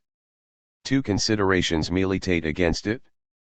First, contrary to what we might expect from an agency charged with the task of implementing moral prohibitions, Freud stresses the intimate relation between the superego and the ID, suggesting that the cathectic energy does not reach these contents of the superego from auditory perception, instruction or reading, but from sources in the ID. He suggests that the superego is always close to the ID and can act as its representative vis-a-vis the ego. It reaches deep down into the ID and for that reason is farther from consciousness than the ego is. Second, Freud's text makes clear that the superego directs its hostility not toward the impulsive ID but rather toward the ego. But perhaps the proximity of the superego to the ID and its opposition to the ego can be explained in a way that allows us to insist once again on the purely repressive character of the superego. Concerning its connection with the ID, the superego might be said to have its origin in the ID not in an unqualified sense but in relation to the specifically aggressive impulses of the ID. In regard to its hostility toward the ego, the superego might be thought to restrain the ID only indirectly, exercising its repressive function by proxy, forcing the ego to fulfill its demands for instinctual renunciation. Warrants for both these explanations may be found in Freud. Nevertheless, they are not adequate to resolve our difficulties. In fact, the close relation of the superego to the energies of the ID and its hostility toward the ego constitute a twofold anomaly at the very heart of the concept of the superego. On the first point, the close relation between the superego and the ID must be said to involve more than the aggressive energies of the ID. In its role as an ego ideal, the superego is said to promote the reintegration of the most primitive libidinal energies into the structure of the ego. The ego ideal, Freud remarked, is therefore the heir to the Oedipus complex, and thus it is also the expression of the most powerful impulses and the most important libidinal vicissitudes of the ID. Joseph Sandler clarifies the point by saying that the ID finds a pathway through the ego in two ways: directly, to the extent to which its impulses are ego-syntonic, and indirectly, through the superego. From this point of view, we must assert that the superego really does function to represent the ID vis-a-vis the ego. Indeed, if the superego provides the structure that makes possible the satisfaction of sublimation, the superego must be seen to serve the libidinal interests of the ID. On the second point, concerning the opposition of the superego to the ego, Freud over and again remarked on the excessive character of the superego's mistreatment of the ego and struggled to explain it. Freud found the punitiveness of the superego to be frequently incommensurate with the transgressions of the ego toward giving greater license to instinctual satisfactions. In some cases it seemed exactly the opposite. The wrath of the superego appeared to be related less to the ego's overpermissiveness than to its repressive control over the ID. In obsession, for example, the ego, having gained control over the libido by means of identification, is punished for doing so by the superego through the instrumentality of the aggressiveness which was mixed with the libido, particularly with respect to aggressive impulses. The function of the superego appeared to be precisely the opposite of what one might expect. The greater the renunciation of impulse, the greater the hostility of the superego toward the ego. The ordinary view sees the situation the other way round. The standard set up by the ego ideal seems to be the motive for the suppression of aggressiveness. The fact remains, however, as we have stated it, the more a man controls his aggressiveness, the more intense becomes his ideal's inclination to aggressiveness against his own ego. Freud noted with surprise that, contrary to the notion that the superego punishes the ego for its criminal licentiousness, the unconscious sense of guilt exacted upon the ego by the superego may itself emerge as a motive for criminal acts. In all these situations, Freud suggested, the superego displays its independence from the conscious ego and its intimate relations with the unconscious ID. From this perspective, therefore, the superego again appears to be a representative of the ID vis-a-vis the ego in a straightforward sense. Far from itself demanding a renunciation of instinctual satisfactions, the superego seems to retaliate against the ego in response to repressions for which the ego alone is responsible. If the hostility of the superego toward the ego could not be traced simply to the hedonistic excesses of the ego, neither could it be explained as an internalizing of the child's experience of hostile treatment at the hand of its parents. On the contrary, the most severely critical superego was often to be found in children of the most loving parents. The apparently gratuitous hostility of the superego thus faced Freud with a fundamental problem, relevant to one of the key questions of psychoanalytic research, the nature and origin of neurotic guilt. As we saw earlier, it was toward the solution of this problem that Freud offered his hypothesis of an inherited predisposition to guilt, the legacy of the murder of the primal father by the fraternal band of sons. A decade after the writing of Totem and Taboo, however, Freud sought a new answer by means of the theory of the death instinct. However, the explanatory power of this final association of the superego with a self-destructive drive were limited by the obscurities of the concept of the death drive itself. New possibilities are opened up along the lines of the Lacanian interpretation we have been pursuing. A Lacanian perspective enables us to recast the terms of the problem and to identify the mysterious masochistic trends of the ego brought to light in with the moral masochism exercised by the superego. The difficulties in Freud's concept of the superego are resolved from a Lacanian point of view. The fundamental question is why a third psychic agency arises at all. So long as the ego is regarded simply as an executor of instinctual demands, arbitrating between the ID and the constraints of a hostile external world, the anti-ego function of the superego is bound to seem superfluous. For Lacan, however, the stress is laid on the fundamentally alienating character of the ego. The infantile ego functions as a defensive structure that stabilizes the contour of a primitive identity only by excluding the heterogeneity of impulses animating the infantile body. In this way, Lacan provides an economic motive for the genesis of an agency critical of the ego and is able to explain why the hostility of the superego is aimed not at the instinctual forces of the ID but at the defensive structures of the ego that exclude those forces from the psychical economy. Lacan finds the motive for the genesis of the superego in the force of the real excluded from the imaginary organization of identity. My thesis is that the moral law, The moral commandment, the presence of the moral agency, is that by which, in our activity insofar as it is structured by the symbolic, the real makes itself present, the real as such, the weight of the real. This must have some relation with the movement that traverses the whole of Freud's thought, and which begins from a first opposition between the principle of reality and the principle of pleasure and leads, across a series of vacillations, oscillations, barely perceptible changes in his references, to something which is called the death instinct. Point 7, far from being the enemy of puissance, the superego, precisely in its hostile opposition to the ego, is the very thing that makes puissance possible. What is puissance? It is reduced here to being only a negative instance. Jouissance is what doesn't serve any purpose, say ce qui ne sert à rien. I point there to the reserve implied by the field of the right to jouissance. Right is not duty. Nothing forces anyone to enjoy, except the superego. The superego is the imperative of jouissance. Jouissel, s.xx, economically considered, the superego may be said to act as a representative of the id, yet it remains possible to speak of the repressive function of the superego insofar as it deconstructs the battery of imaginary drives. The task performed by the superego is that of a measured disintegration of the narcissistic ego, the purpose of which is to open up the ego's basic structure toward a more complex and sophisticated configuration capable of sustaining a wider range of instinctual expression. New possibilities of satisfaction are opened up only at the price of giving up forms of satisfaction established by imaginary identification. This formulation of the matter should sound familiar, and for good reason. It is precisely parallel to our earlier discussion of the schema L, in which the symbolic function was seen to realize access to the inchoate desire of the subject by means of its corrosive influence over the formations of the imaginary. This parallel can be readily mapped onto schema L, as its location in the place of the other of language suggests.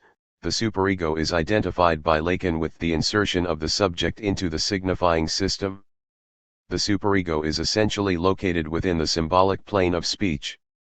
It is on the plane of the symbolic function that another agency of the subject is stabilized over and beyond the imaginary.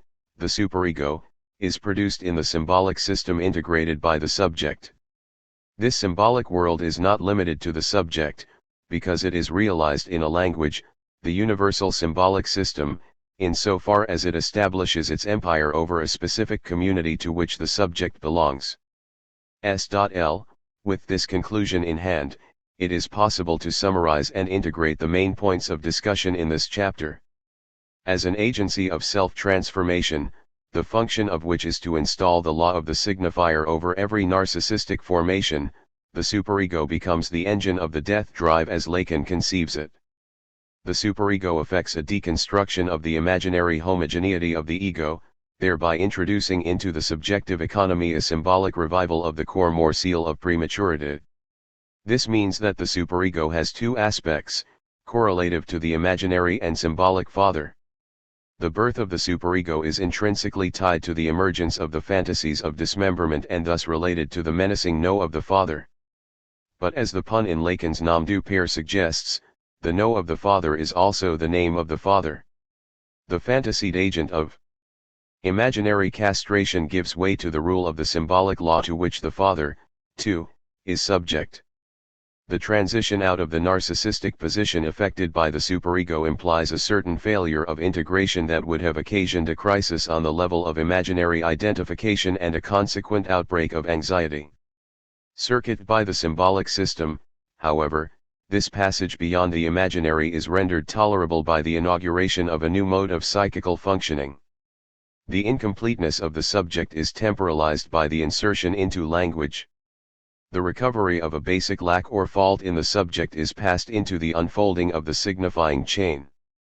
In the matrix of this new structure, anxiety is transformed into guilt. Guilt, as Freud said, is a variant of anxiety, but it is also a specification of anxiety and as such constitutes a form of defense against an unmasterable anxiety. As Lacan puts it, between imaginary and symbolic relationships there is the distance between anxiety and guilt. By means of the institution of the superego, a new and more complex identity can begin to coalesce. The personality is delivered from the totalizing tendency of imaginary formations and open to complexity and internal differentiation, by means of which ambiguity of ideation and ambivalence of feeling can be positively registered. It is on the basis of this shift that secondary identifications can be formed and that the superego can be said to make possible the formation of an ego ideal that is a composite of borrowed traits. In this passage beyond the imaginary, desire is stimulated by the generation of new and more complex configurations and finds its points of support in the emergence of novel dimensions of meaning. As Lacan suggests in a punning wordplay, jouissance is effected in the generation oi jouissance, a new register of satisfaction is opened up in the pursuit of enjoyment. This shift establishes a new relation to the object. What was previously oriented by the imaginary in the demand for a repetition of the same is delitralized and temporalized in the figure of the objet, which provides for the possibility of an unending circulation of objects. This new object is non-substantial, non-perceptual. It is related to the form of the body's imaginary anatomy by virtue of a negation and a fundamental displacement. In the resolution of the castration complex, the phallus becomes precisely what is not the penis. In these ways, the accession of the subject to the symbolic order and the establishment of the superego in which that transition is stabilized is virtually constitutive of sublimation. From this perspective, Lacan concurs with the judgment of Ricoeur that sublimation is the symbolic function itself. The upshot of Lacan's view of the superego is most striking in relation to the popular conception evinced above. Contrary to the view that opposes the superego to the expression of desire and that finds in language the very wherewithal of the superego's repressive function, for Lacan it is only by means of the superego and its agency in the symbolic system that it is possible to attain anything at all of the subject's relation to desire. It is only by virtue of the passage through the castration complex that the subject wins access to the unfolding of its desire. Lacan expresses this paradoxical conclusion in a terse and intentionally strange-sounding formula: castration means that jouissance must be refused, so that it can be reached on the inverted ladder Vechel reversi, of the law of desire. Let us take this formulation as the occasion for posing a further question. If the superego constitutes a relation to the symbolic law that spells the demise of narcissism and grants access to desire, what is the relation of this law to particular social codes and conventions? Can the symbolic law simply be identified with the status quo of existing moral and social norms? Although a complete response to this question would take us far afield of our main concerns, it is possible to indicate at least the general direction of an answer. What Lacan has in mind in speaking of the law of the symbolic order might be said to undergird the codes governing specific human communities, but is not limited to them. In fact, the symbolic law provides the matrix by which particular conventions are given their measure and are subject to a constant possibility of reformation. Thus Lacan asserts that the superego is at one and the same time the law and its destruction. As such it is speech itself, the commandment of law, in so far as nothing more than its root remains, sj. The distinction between particular codes and the law of language in general is likened by Lacan to that drawn by Kant between the specific rules of a moral system and the utterly general and formally empty law of pure reason upon which they are ultimately grounded. At one point, Lacan goes so far as to suggest that the a priori categories of thought outlined by Kant must be understood in terms of the laws of language. Like Kant, Lacan stresses the way the law functions to divide the subject from itself. For Kant duty is set against inclination, for Lacan the desire of the subject is opposed to the ego. In both cases, the ethical act is opposed to the subject's self-definition in terms of its own good. In Freudian terms, the ethical emerges in what is beyond the pleasure principle, in service to what is wholly other to the narcissistic ego. That Lacan follows the implications of such a view beyond its Kantian expression is evidenced by the parallel Lacan draws between the positions of Kant and Sada. The law of the signifier embraces the morality of Sada as readily as it does the categorical imperative of Kant. The provocative reference to Sada only serves to underscore the main point at stake in Lacan's concept of law. What is at issue is less a defense of any particular moral code than an insistence on an ethics of desire where desire is taken in opposition to the homeostasis of the ego. The Saudian ethic is an imperative of pure transgression. As such, it exemplifies in its essential form the self-transmutation by rule of law that is constitutive of the sadism of the superego.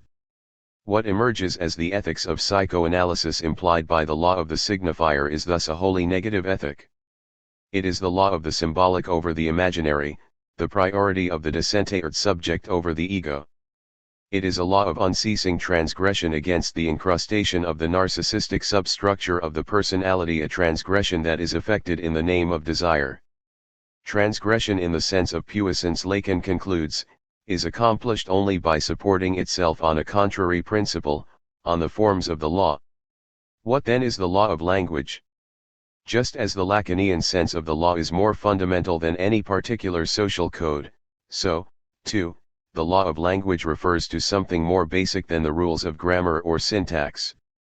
The symbolic law derives from the diacritical character of the symbolic system of language insofar as it necessitates that every entrance into the system is meaningful only in terms of other elements of the system that remain in the moment unspoken. The meaning of any signifier must be determined, indeed can only be determined, by recourse to another signifier.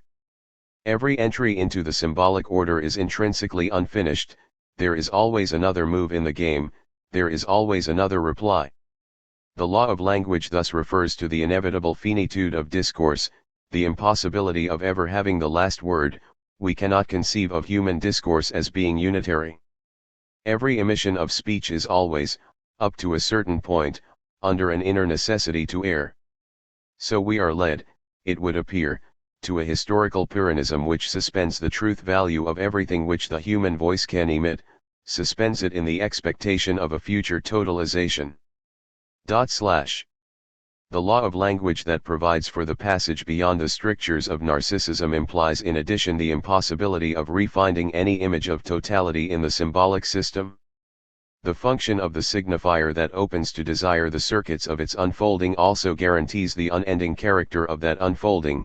If there is anything that the Freudian experience has contributed, it is that we are determined by these structural laws for that which, rightly or wrongly, can be called the condition of the most profound image of ourselves that can be signified, or more simply, that something in ourselves, beyond the idea that we can construct of ourselves, on which we base ourselves, more or less cling to, and of which we sometimes made a little too prematurely the synthesis, the totality, of the person.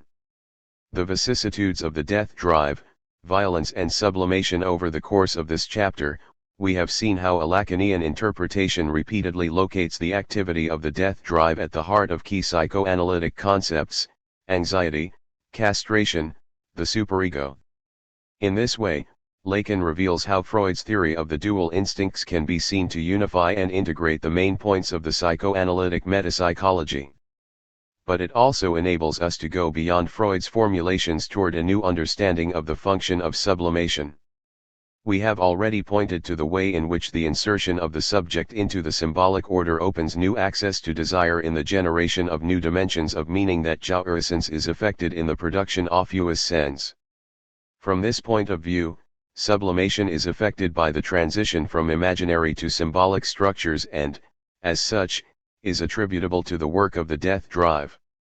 To these discussions, however, it is necessary to add a final series of remarks to distinguish the action of the death drive in the register of the symbolic, the function of sublimation, in opposition to brute violence on the level of the imaginary.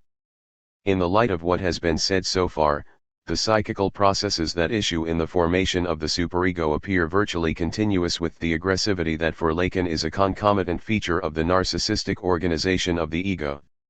Both the self-punishing criticism of the superego and the raging of imaginary aggression aim at breaking apart the unity of the ego under the pressure of impulses alienated by its defensive organization. There is, however, a crucial difference between the two. Narcissistic aggressivity is enacted on the level of literal violation of the body's imaginary integrity, whereas the self-mutative effects of the superego are achieved in the register of linguistic signification.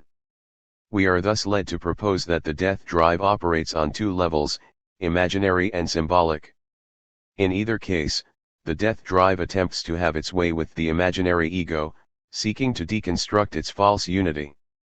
But what emerges on the level of the imaginary as literal violence is accomplished in the function of the superego by means of a symbolically mediated transformation of identity. The graduation of the subject from the imaginary plane to that of the symbolic might thus be called a sublimation of the death drive. It symbolically affects a certain disintegration of the imaginary ego that is attempted on the narcissistic level by brute aggressivity. It is for this reason that Lacan refers to the pacifying function of the Oedipus complex. The Oedipal identification, he suggests, is that by which the subject transcends the aggressivity that is constitutive of the primary subjective individuation. The installation of the symbolic function enables the transcendence of narcissistic aggressivity but is also liable to various degrees of impairment. In fact, Lacan suggests that early views of the superego, which stressed its virulently sadistic character, were mistakenly based on the evidence of such failures. Thus the emphasis that was placed at first in psychoanalytic theory on the aggressive turning around of the Oedipal conflict upon the subject's own self was due to the fact that the effects of the complex were first perceived in failures to resolve it. Such failures of accession to the level of the symbolic, although they are most readily precipitated during the formative crisis of the Oedipus complex, are ever-present possibilities for the subject insofar as the narcissistic formation retains a function in the psychic process if only as the pole of regressions.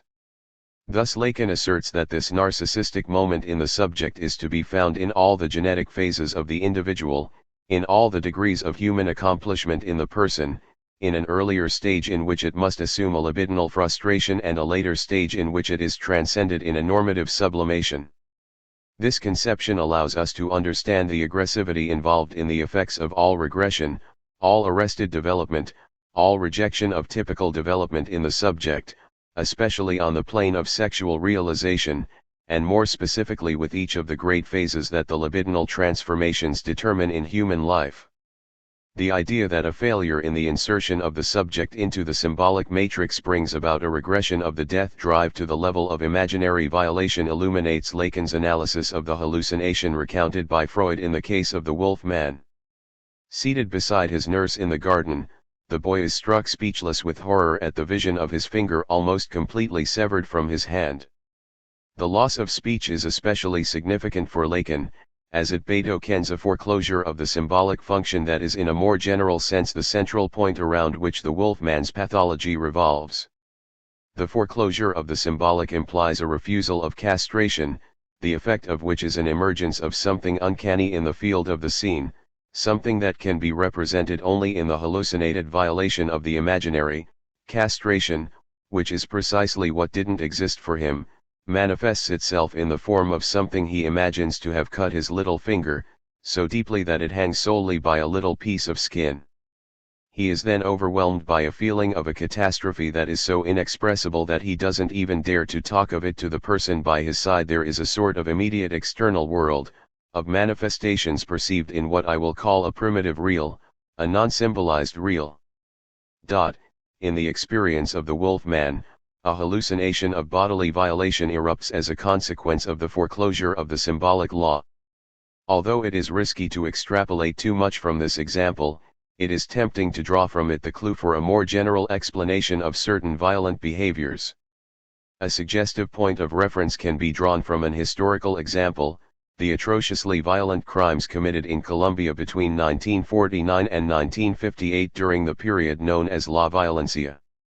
This period is remarkable first for the sheer number of crimes committed. A conservative estimate puts the number of persons killed at 135,000. Even more horrifying than the numbers, however, was the almost unimaginable savagery with which these crimes were carried out. During the height of the atrocities, roving groups of bandoleros descended upon villages in veritable orgies of brutality. To give some idea of the horrors involved, let us quote Carlos Leon's account. All of these crimes reveal an excess of aggression and cruelty and are qualified as such by a consensus of public opinion, which is shocked at them and identifies them as different from the usual types of crime. These aberrant criminal actions are performed either as part of the killing of the victims or after they are dead. Foremost among these crimes is quartering or dismembering of victims and burning of the bodies. This may involve individual victims or groups of them. After killing a priest in Yoruba, a bandolero burned the body and the house where the priest was staying. When the body was half burned, he chopped it in pieces, put them in a bag and threw them in a river, upon which he became psychotic and ran into the jungle. In a small village in Tolima, persons were locked in a house, the walls soaked in kerosene and then set on fire. The whole house became a huge bonfire. A man was crucified on a log and then killed by hammering nails through his eyes. Another victim had all his teeth broken with pliers and then was forced to walk with his previously sliced feet on a floor covered with salt. He died of pain. Dismembering of children is performed in the presence of parents before they are actually killed. Dynamite is placed in the mouth of a victim and then exploded. Recruits are forced to try themselves out with machetes on a prisoner or a dead body until some sort of exhilaration or climax is achieved after the body is cut up. Mutilation of noses, tongues, and ears is rather frequent. The leader of one gang instructed his people to bring him no reports but ears as tangible evidence of their crimes. Atrocious crimes of a sexual nature were both abundant in number and utterly shocking in design. These involved the extraction of fetuses from pregnant women, the mutilation of breasts, and emasculation of live victims and corpses. Rape was frequent and sometimes carried out in indescribable circumstances. In one instance, a paralytic girl was raped by bandoleros and burned alive afterwards. Women were raped in the presence of their husbands, parents, or children, who were previously immobilized and afterwards killed. Impaling was quite frequent, especially in Los Llanos. Vampirism was practiced by some bandoleros who, after decapitating their victims, drank their blood from the open blood vessels. This litany of atrocities, in which bodily dismemberment is a grisly leitmotif, is strikingly reminiscent of the aggressive potentiality attributed by Lacan to the narcissistic organization of the ego in his Agrès. Civity in psychoanalysis. Indeed, La Violencia seems to realize in actual deeds the fantasies of castration, mutilation, dismemberment, dislocation, evisceration, devouring, bursting open of the body that Lacan associates with a gestalt proper to aggression in man. The imaginary character of the crimes is further evidenced by the way in which much of the killing seems to have been carried out in a manner designed to produce a maximum effect of spectacle. These atrocities were intended to be seen. The highly ritualized nature of certain methods of killing, called mottos, only underscores their scenic character. Carlos Leon, several ways of beheading or wounding invented by the bandoleros were used as their trademark. A few of these are: /corte de franela, t-shirt cut. Especially practiced in Tolima, this consists of a deep wound along the line where the throat joins the chest. It is not done by striking but by sliding a very sharp machete over the throat, usually with the help of another person to hold the head in place. /corte de corbata, necktie cut. This consists of an incision under the mandible, through which the tongue of the victim is pulled to hang like a tie. Corte de mica, monkey cut. The victim is beheaded and the head placed on the chest.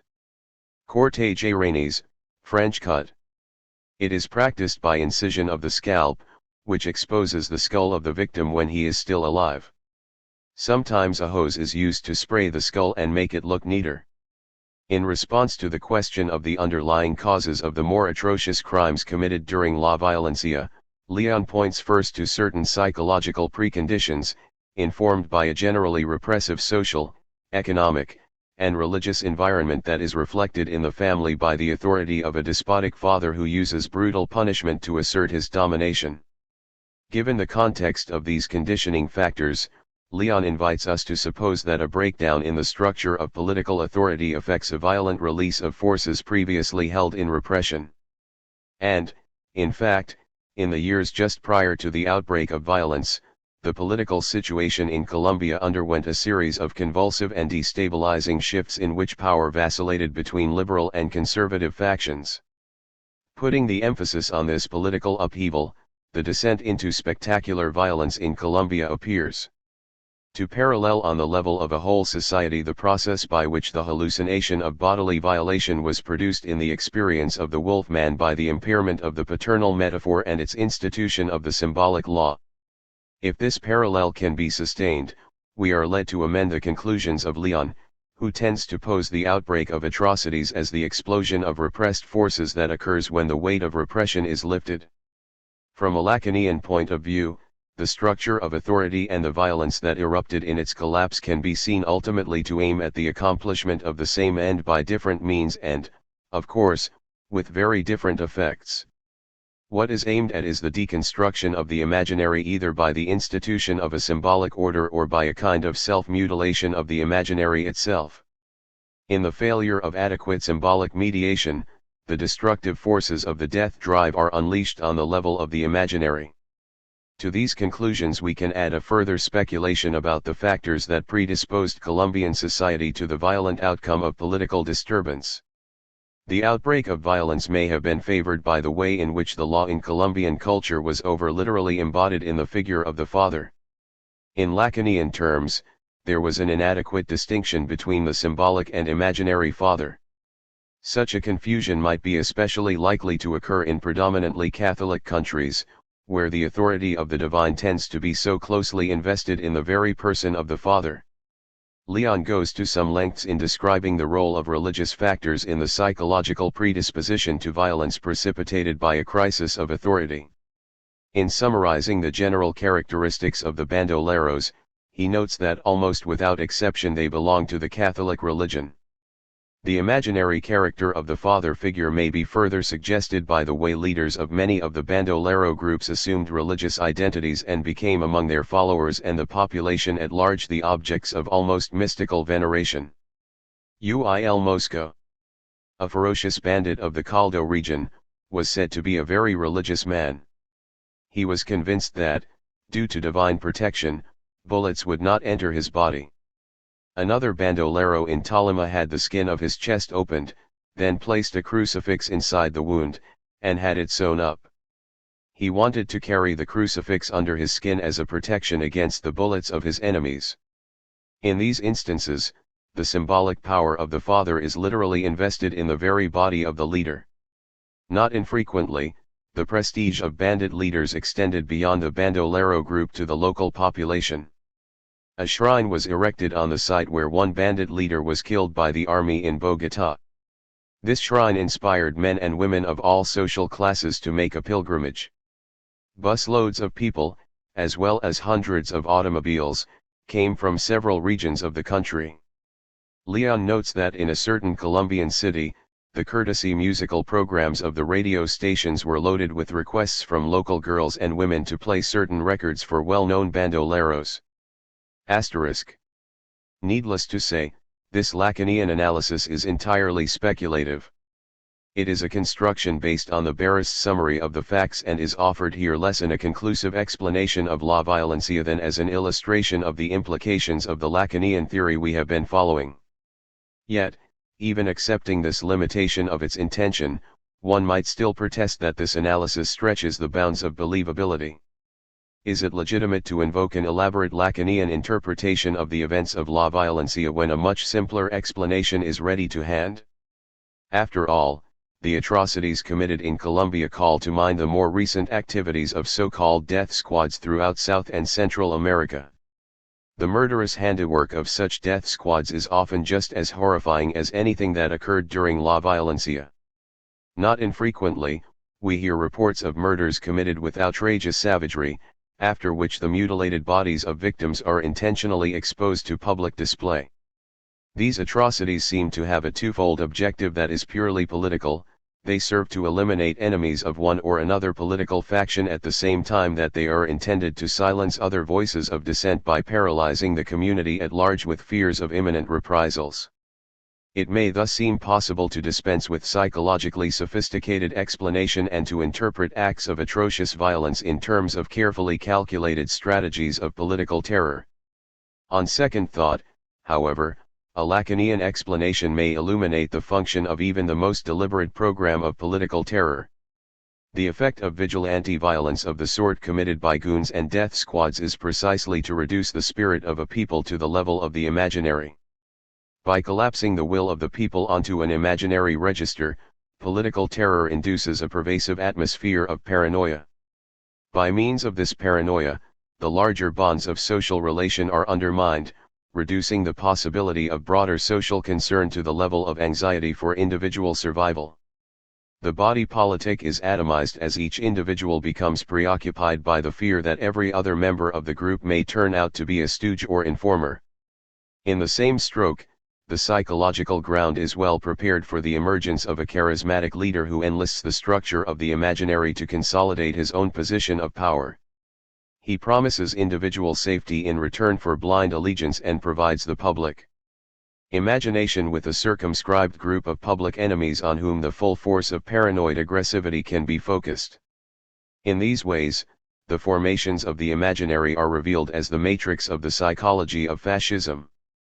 These bold and admittedly oversimple strokes, although far from conclusive in themselves, are perhaps sufficient to indicate the direction in which a Lacanian rereading of Freud's Civilization and its discontents might be constructed. The argument of this late text is reminiscent of in the breadth of its problematics and the profundity of its proposed solutions, as well as in the degree of relentless self-criticism with which it is developed. It is further reminiscent of Freud's earlier text in the way its most far-reaching conclusions are framed on the theory of the dual instincts. At the end of a long and halting series of discussions in which almost nothing is said with explicit qualification, the nature and destiny of civilization is related to the epical contest between the forces of the life and death drives. Yet this conclusion, too, is anything but simple. Around the figure of the death drive, Freud's argument is especially enigmatic. On the one hand, the operation of the death drive in aggression and destruction is said to pose the most potent obstacle to civilized life. Freud thus concludes that the fateful question for the human species seems to me to be whether and to what extent their cultural development will succeed in mastering the disturbance of their communal life by the instinct of aggression and self-destruction. It is for this reason that the establishment of the superego is of such supreme importance for the achievement of communal harmony.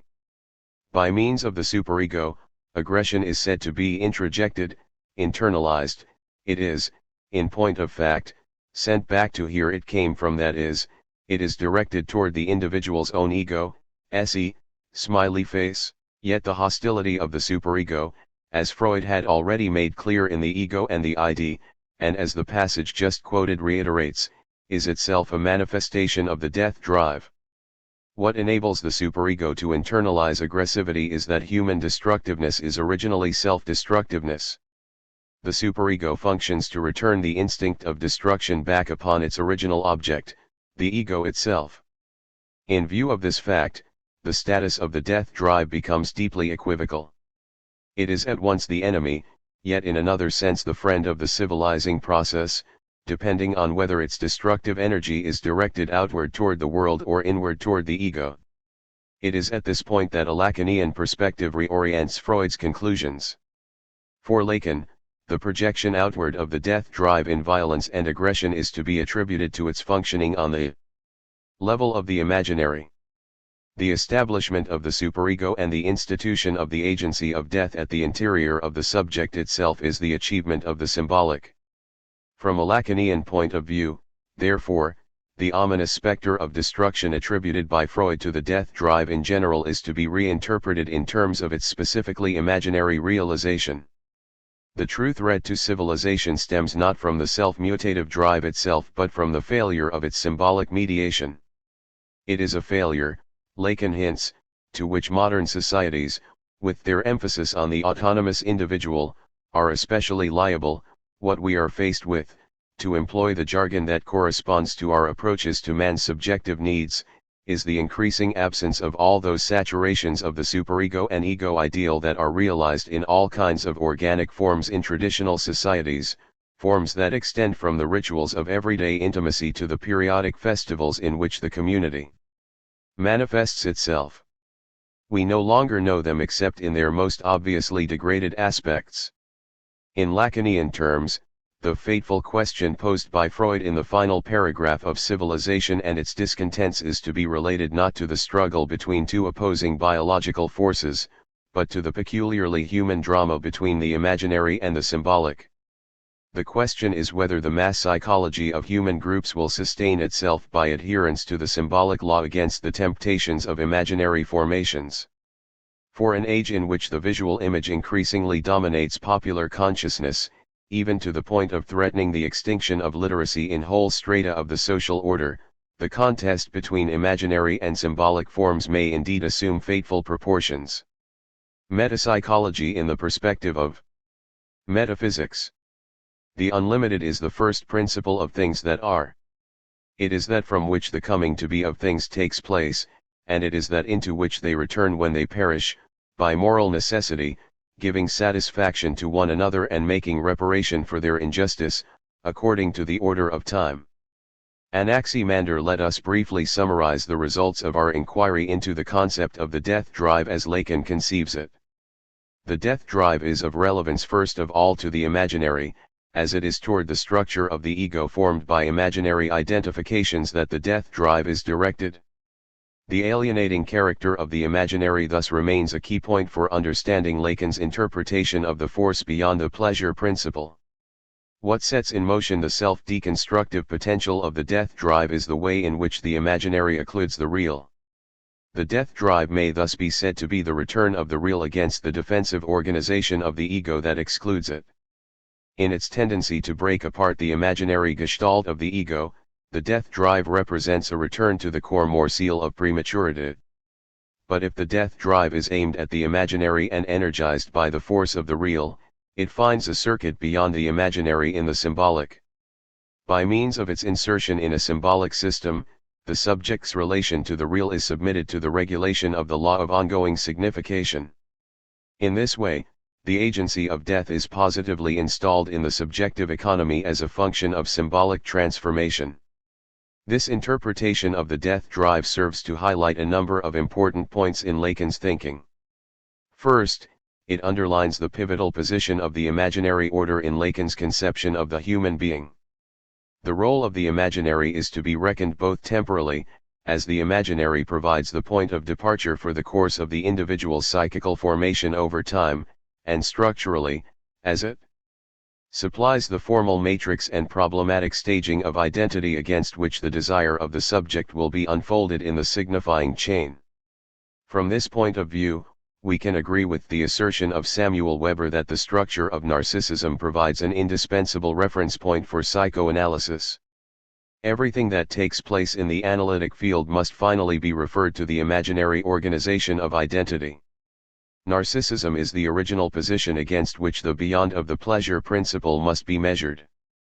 As Weber puts it, a certain narcissism forms the insurmountable, conflictual horizon of psychoanalytic thinking, and therefore, any attempt, be it that of Lacan, the symbolic order of desire, or that of Freud himself to map out a region beyond narcissism is ineluctably determined by what it seeks to transcend. The interpretation of the death drive we have pursued also illuminates the distinctive features of Lacan's conception of the subject. Because the first contours of identity are inevitably inscribed in the alienating register of the imaginary, the human subject is determined from the outset as other to itself. The subject is essentially other to the ego. By means of the insertion in a symbolic system, this otherness of the subject finds new pathways toward expression beyond the imaginary. A new dimensionality of identity emerges through symbolic castration that is decentered in relation to the imaginary ego. It is an essentially temporal dimension, mediated by the unfolding of signifying chains. Unlike the imaginary, in which a fictive sense of identity is given all at once in the perceptual gestalt, the symbolically mediated subject cannot be represented in any instant of time but is bound up essentially with the three ecstases of time, past, present, and future. In the defile of the signifier, the subject is determinable only in the future anterior, not as the one who is, but as the one who will have been. In this way, we can make sense of Lacan's characterization of the subject as suspended from the signifying chain and his claim that a signifier is that which represents the subject for another signifier. Perhaps of greatest importance, our inquiry has revealed in the concept of the death drive a kind of theoretical nodal point in relation to which the three cardinal Lacanian categories imaginary, symbolic, and real can be integrated. By charting the relation of the death drive to the three registers, we have been able to discern a deep coherence running through Lacan's theoretical innovations. We are able to trace the outline of a threefold dynamic that, although it is certainly implied by a construction like schema L, is not at all readily apparent from a cursory acquaintance with Lacan's text. Is such a theoretical synopsis a legitimate interpretation of Lacan's thought? Certainly there is much in Lacan's own pronouncements to give us pause. Throughout his career, Lacan seems to have assiduously resisted any theoretical closure to his discourse and to have rejected anything like a systematic appropriation of his teaching. The title of his master work, called simply Writings, seems calculated to mark an unwillingness to offer any summary designation for the subject matter it contains and to insist on the fragmentary and unfinished character of the commentaries it presents. In defense of our interpretation, however, we can appeal to Lacan's claim to return to Freud, in whom the relentless drive for theoretical coherence is as conspicuous as are Lacan's apparent hesitations. The usefulness of the theoretical interpolations we have proposed can therefore be gauged not only against Lacan's text but also in the degree to which they serve to integrate Freud's most basic concepts in a new synthesis. One of the main goals of the preceding chapters has been to demonstrate such an integration. In this concluding chapter, we will seek to add a further, indirect measure of the correctness of our interpretation by indicating its resonance with key points in the philosophical tradition. Here, too, it is Lacan himself who points the way. One of the most significant aspects of Lacan's revitalization of psychoanalysis consists in the way he reintegrates it with philosophical reflection. From early on in his work, Lacan, motivated not from a sense of the philosophical poverty of Freud's thought but from a conviction that its philosophical significance has been largely miscalculated or overlooked, sought to bring psychoanalysis into contact with movements in contemporary philosophy. Understood rightly, the psychoanalytic perspective achieves the philosophical radically suggested by Freud's allusion to the parity between metapsychology and metaphysics. For Lacan, the field opened by Freud can be seen to encompass the entire trajectory of philosophical thought from Hegel to Heidegger. Of all the undertakings that have been proposed in this century, Lacan claims, that of the psychoanalyst is perhaps the loftiest, because the undertaking of the psychoanalyst acts in our time as a mediator between the man of care and that subject of absolute knowledge. Accordingly, we now turn to a consideration of the larger significance of Lacan's innovation, seeking to map some of the ways that Lacan reopens dialogue between psychoanalysis and philosophy. The results of our investigation into the death drive will provide the points along which this map can be drawn. In enlarging our compass to address more specifically philosophical concerns, let us begin with some very brief remarks about Hegel. We have already had occasion in the course of this essay to remark upon Lacan's use of the Hegelian master-slave dialectic in his conception of the imaginary relation. On the level of the imaginary, the ego's relation to the other precipitates a struggle for recognition of the sort described by Hegel. It is a parallel too frequently developed by other commentators to require further comment here. However, there are other aspects of Lacan's proximity to Hegel that appear in the light of our focus on the problem of the death drive. We might point not only to the way in which Lacan's trio of fundamental registers imaginary, real, symbolic echoes the essential triadicity of Hegel's dialectic, but also to the way in which the three Lacanian categories are related to one another by a series of negations. The Hegelian dialectic is founded upon the idea that the essential character of every determination of being contains implicitly within itself the shadow of its contrary. Every being for itself, or being for sich, is conditioned by an internal relation to an otherness that remains implicit or in sich. Every positivity is thus maintained by a force of internal negation. In the movement of the dialectic, this conditioning relation is brought to light as the positive is itself submitted to negation. What was merely implicit and sunken in otherness emerges into its own positivity and explicit being. In the concept of pure being, for example, the idea of nothing can be discerned as an implicit moment, as is shown by the fact that the idea of wholly undifferentiated being is virtually indistinguishable from nothing. Being is separated from nothing merely by an effect of negation. Being is what is not nothing. But when the concept of being is dialectically interrogated in this way to reveal its implicit interdependence on nothing, a new determination emerges in which being and nothing are seen to yield the category of becoming. Such is the opening gambit of Hegel's logic. In the ensuing course of the logic, a comprehensive architecture of logical concepts is derived by a succession of similar dialectical negations. For Hegel, the crucial point is that negation is never a mere nullifying but is essentially generative and productive.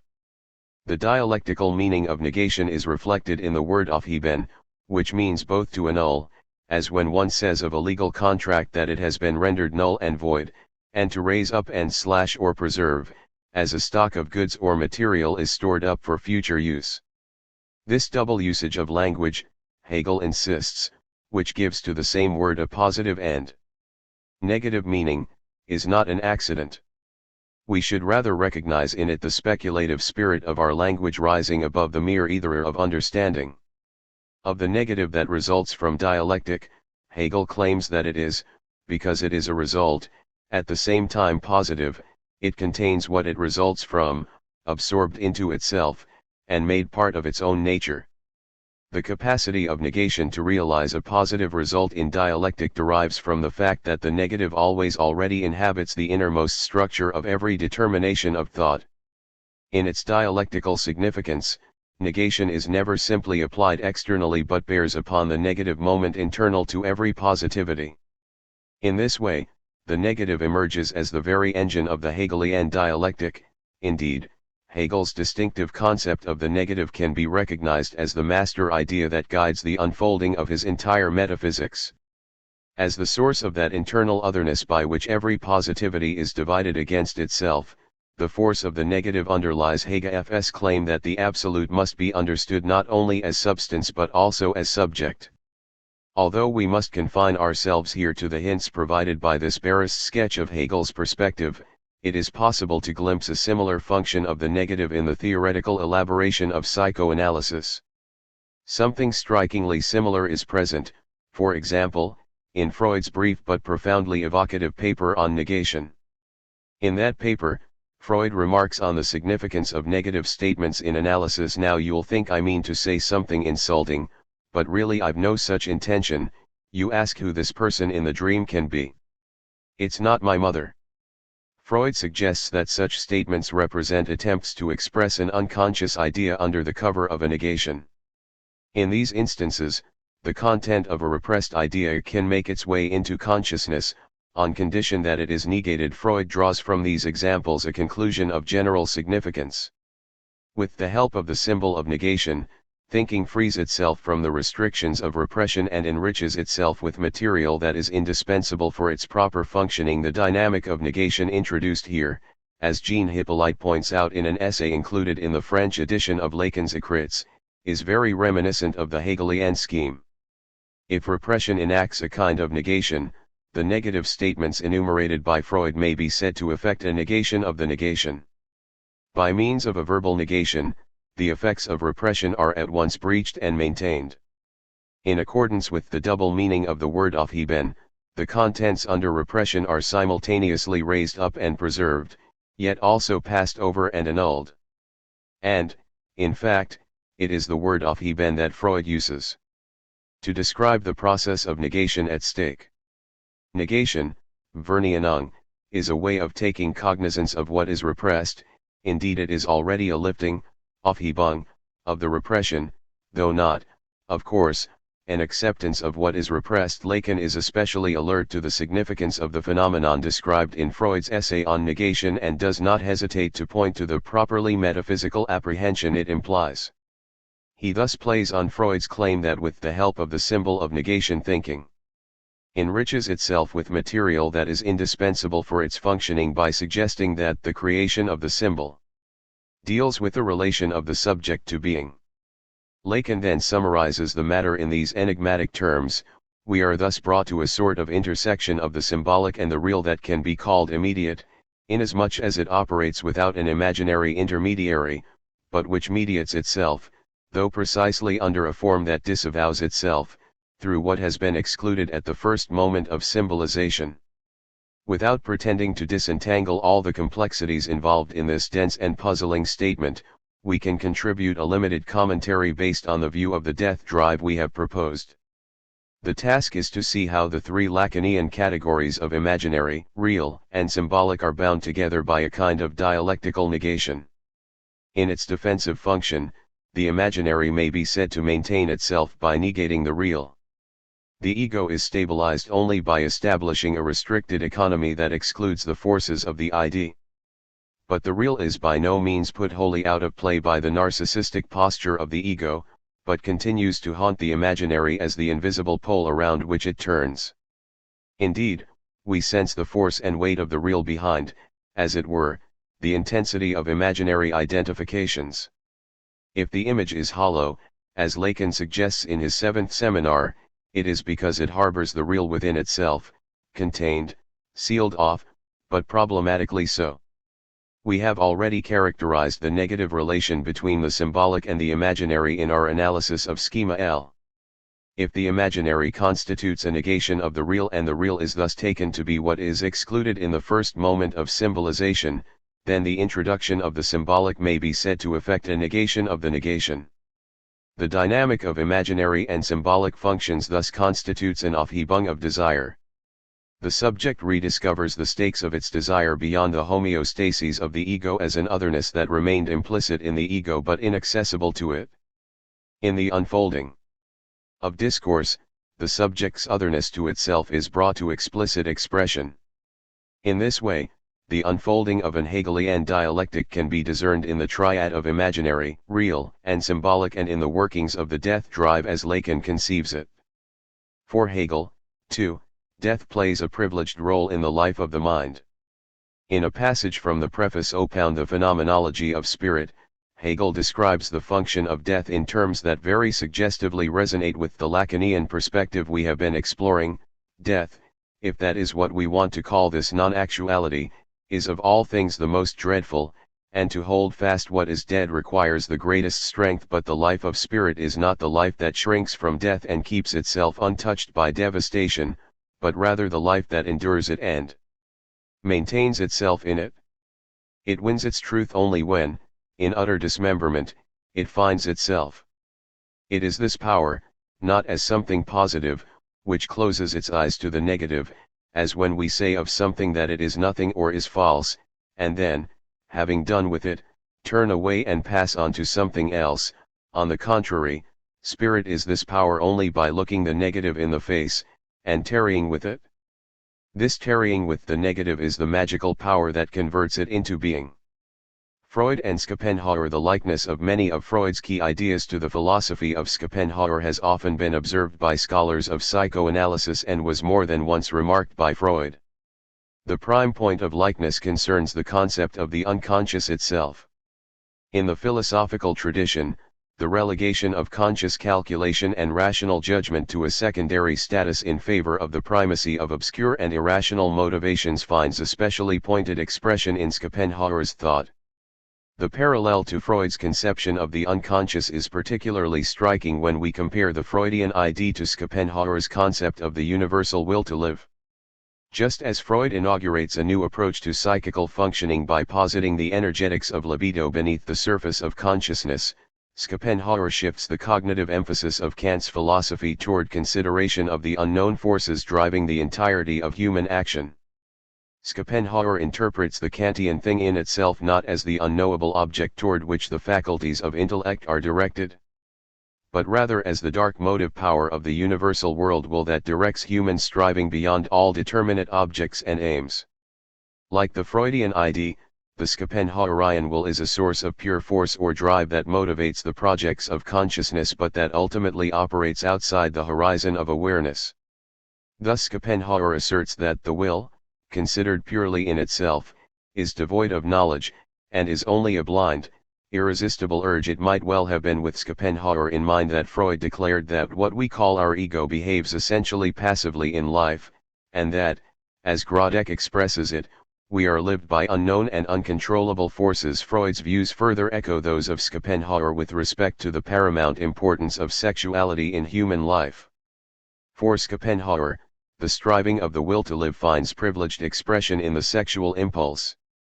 For this reason, far more than any other external member of the body, the genitals are subject merely to the will, and not at all to knowledge. Like Freud, Schopenhauer stresses the way in which sexuality deploys itself in a play of masks and lures by which the energies of the individual are harnessed to the task of preserving the species.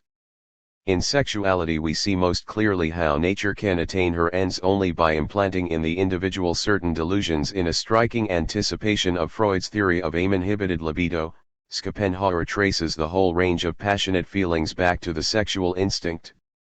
All amorousness, he claims, is rooted in the sexual impulse alone, is in fact absolutely only a more closely determined, specified, and indeed, in the strictest sense, individualized impulse, however ethereally it may deport itself. As Freud himself points out, Schopenhauer's view of the causes and character of madness bears considerable resemblance to his own. Like Freud, Schopenhauer associates both the evidence and the etiology of madness to a failure of the function of memory. Real soundness of mind, Schopenhauer claims, consists in perfect recollection. The sound functioning of recollection implies that new impressions received by the mind are integrated into the system in which previous impressions have been registered. Thus every new adverse event must be assimilated by the intellect, in other words, must receive a place in the system of truths connected with our will and its interests. However, just as Freud finds that certain traumatic experiences fail to be adequately integrated by the psychical apparatus and give rise to symptoms in a process analogous to the way a mollusk forms a protective capsule around a foreign body that it cannot expel, Schopenhauer supposes that the incompatibility of some events with the habituated inclinations of the will issues in a failure of assimilation around which pathological compensations are constructed. If certain events or circumstances are wholly suppressed for the intellect, because the will cannot bear the sight of them, and then, if the resultant gaps are arbitrarily filled up for the sake of the necessary connections, we then have madness. Referring to this text, Freud remarks that Schopenhauer's view coincides so completely with my concept of repression that once again I owe the chance of making a discovery to my not being well read. Reference to Schopenhauer is of special relevance to our concern with the problem of the death drive. With the conclusions of Beyond the Pleasure Principle, Freud observes, we have unwittingly steered our course into the harbor of Schopenhauer's philosophy. For him, death is the true result and to that extent the purpose of life, while the sexual instinct is the embodiment of the will to live. Although Freud does not expand upon this remark, the perspective we have developed from a Lacanian viewpoint invites us to enlarge upon it in ways that testify to the correctness of Freud's intuition of a deep correspondence between the psychoanalytic death drive and the metaphysics of Schopenhauer. Notwithstanding the differences in scope and purpose that separate the arguments of Freud and Schopenhauer, a remarkable homology can be discerned between the two. The first aspect of that homology appears in the way in which both Freud and Schopenhauer conceive the identity of the individual in terms of a partial embodiment of underlying forces. For Freud, the ego is a specialized portion of the ID, formed around specifically perceptual registrations. In Schopenhauer's view, the universal world will is splintered into a multiplicity of individual beings located in space and time. The will thus objectifies itself in countless instances, in Schopenhauer's terms, through the principium individuationis, just as a picture is multiplied through the facets of a glass. As Schopenhauer's aim is to account for the generation of all forms of existence, extending from the inorganic realm through the hierarchy of organic forms, his approach precludes any specific reference to perception as the genesis of the individual. Nevertheless, he thinks of the objectification of the will in terms of representation. The individual is a kind of microcosmic mirror image of the universal will. A passage describing the individuation of the will in the human being invites comparison with the Lacanian theory of the mirror phase. This knowing and conscious ego is related to the will, which is the basis of its phenomenal appearance, as the image in the focus of the concave mirror is to that mirror itself, and, like that image, it has only a conditioned, in fact, properly speaking, a merely apparent reality. However much the individual ego can be taken as a reflection of the universal will, it remains a distorted and partial reflection. Thus everything generated in the phenomenal world by the principium individuations must be deemed illusory. Schopenhauer repeatedly compares the objectification of the will in the particular individualities of nature to the Hindu veil of Maya, in which the deeper truth of Brahman is obscured by a show of false forms and colors. The distance between the individual ego and the world will is further accentuated by the way in which the egoistic struggle for self-preservation sets the individual in opposition to the larger forces out of which it originates. Every instance of the will's objectification strives to maintain its independent existence. In this way, the innermost secret of the world will comes into view as the conflict of the will with itself. In the life of human beings, this means that each person is ready to annihilate the world, in order to maintain his own self, that drop in the ocean, a little longer. This disposition is egoism, which is essential to everything in nature.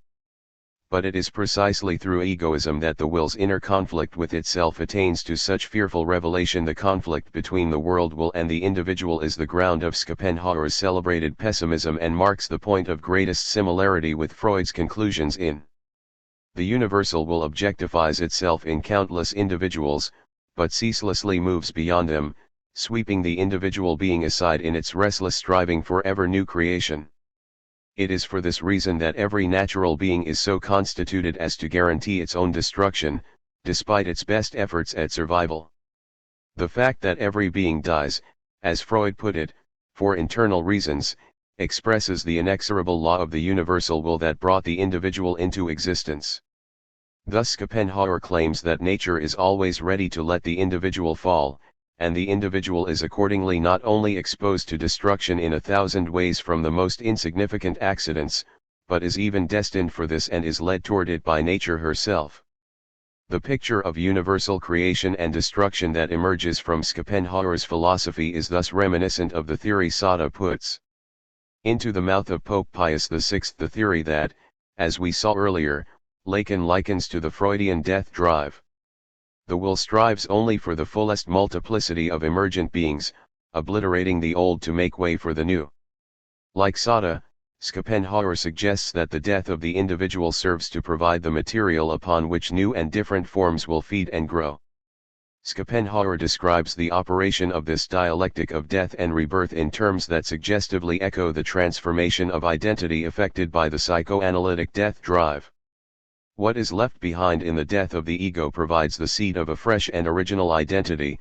That of us which is left over by death is the seed and kernel of quite another existence, in which a new individual finds himself again so fresh and original, that he broods over himself in astonishment. Accordingly, death is the losing of one individuality and the receiving of another, and consequently a changing of the individuality under the exclusive guidance of his own will. For in this alone lies the eternal force which was able to produce his existence with his ego, yet, on account of the nature of this ego, is unable to maintain it in existence. If Schopenhauer neglects to posit explicitly a drive toward death, it is only because such a drive is so ubiquitously implied by his analysis of the workings of the will in nature. The ethical conclusion of his philosophy points the wise man toward a stoical or Buddhistic quietism that seeks to minimize suffering by seeing through the principium individuationis, thus freeing him in some small measure from the relentless will of the world will. This prescription for the conduct of the sage is a recognition of the inescapable necessity of death, an acknowledgement that the whole motive force of the natural universe is as much a drive toward death as toward birth. Indeed, the passing away of the individual is presented by Schopenhauer as the fulfillment of a kind of profound justice, a service to the larger order of all things. Thus he suggests that we might say to the dying individual, "You are ceasing to be something which you would have done better never to become." The approach of death may thus be welcomed by the individual as a release from the pain and toil of separate existence. For the sage, who has recognized the limitations of all individual existence and has thereby risen above all egoistic striving, death holds out the promise of a new and sublime bliss. It is the ecstatic identification with all beings expressed in the Vedic formula Tat Twamasi, this art thou. In Schopenhauer's view, as in Freud's conception of the death drive, death is tied to a certain intimation of bliss, an experience of jouissance, all true and pure affection, and even all free justice, result from seeing through the principium individuationis. When this penetration occurs in all its force, it produces the highest joy and delight in death. At least in some limited respects, then, the pessimism of Schopenhauer can be seen in parallel to Freud's most pessimistic hypothesis. In both the metaphysics of Schopenhauer and the concept of the psychoanalytic death drive, what is at stake is the dissolution of the individual ego that poses an obstacle to the further unfolding of the very forces that constituted it. From Schopenhauer to Nietzsche, although Freud observes parallels between the discoveries of psychoanalysis and the philosophy of Schopenhauer, even more striking is the respect he pays to Nietzsche. In a letter, Freud confesses that in my youth, he signified a nobility which I could not attain. Ernest Jones reports that Freud several times said of Nietzsche that he had a more penetrating knowledge of himself than any other man who ever lived or was ever likely to live. As Freud acknowledges, the term es, or id, taken into psychoanalysis through the inspiration of Gradix das Buch vom es, ultimately derived from Nietzsche. Can the Freudian concept of the death drive, too, be compared to similar views of Nietzsche? To see how it can, indeed, to see how something very like the Freudian death drive can be discerned at the heart of Nietzsche's philosophy, we turn briefly to a reading of Nietzsche's first book, The Birth of Tragedy. The Birth of Tragedy presents an inquiry into the meaning of Greek aesthetics, for which Nietzsche takes the art of tragic drama as the key paradigm. However, the philosophical significance of the book reaches far beyond its ostensible topic. Nietzsche's argument turns around the distinction between two fundamental forces or principles, embodied in the figures of the Greek divinities Apollo and Dionysus. Along the axis of the Apollonian-Dionysian dichotomy, Nietzsche divides the arts, associating the plastic and visual arts with Apollo and music with Dionysus. Painting and sculpture, which present stable and luminous forms to the observer, are thus attributed to the Apollonian principle. The wild and shifting movement of music is the essential element of the Dionysian.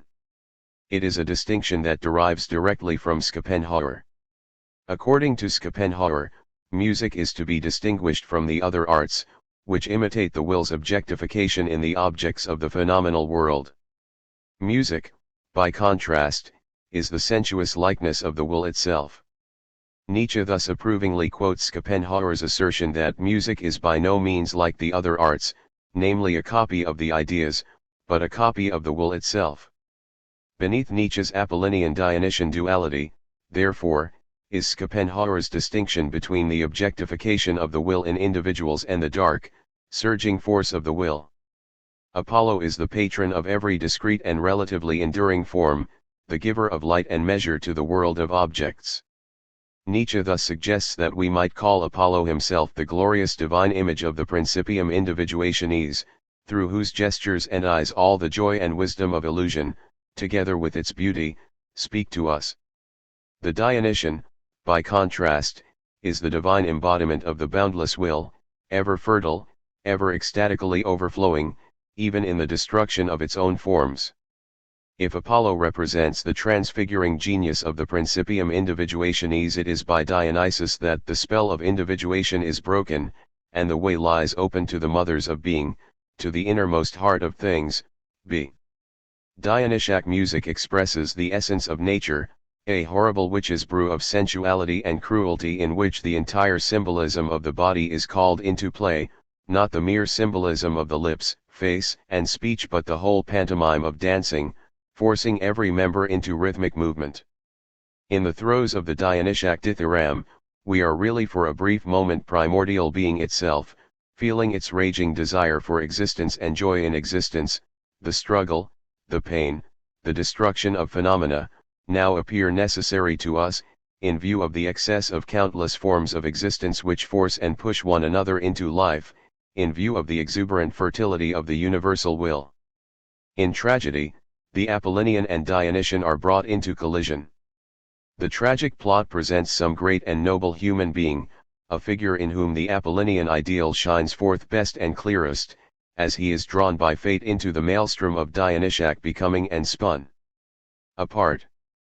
In this Dionysiac annihilation of the individual consists the mystery doctrine of tragedy, the fundamental knowledge of the oneness of everything existent, the conception of individuation as the prime cause of evil, and of art as the joyous hope that the spell of individuation may be broken in augury of a restored oneness. Although Greek tragedy may be said to effect an ecstatic experience of the Dionysian in the destruction of the individual, it never wholly relinquishes the Apollonian ideal, but retains the image of Apollonian beauty as the indispensable figure against which the dark background of the Dionysian assumes its validity as a dimension of transcendence. Considered in its totality, the classical tragedy brings about a fusion of the two principles. Held together by the dramatic form, the Apollonian and Dionysian tendencies interpenetrate one another.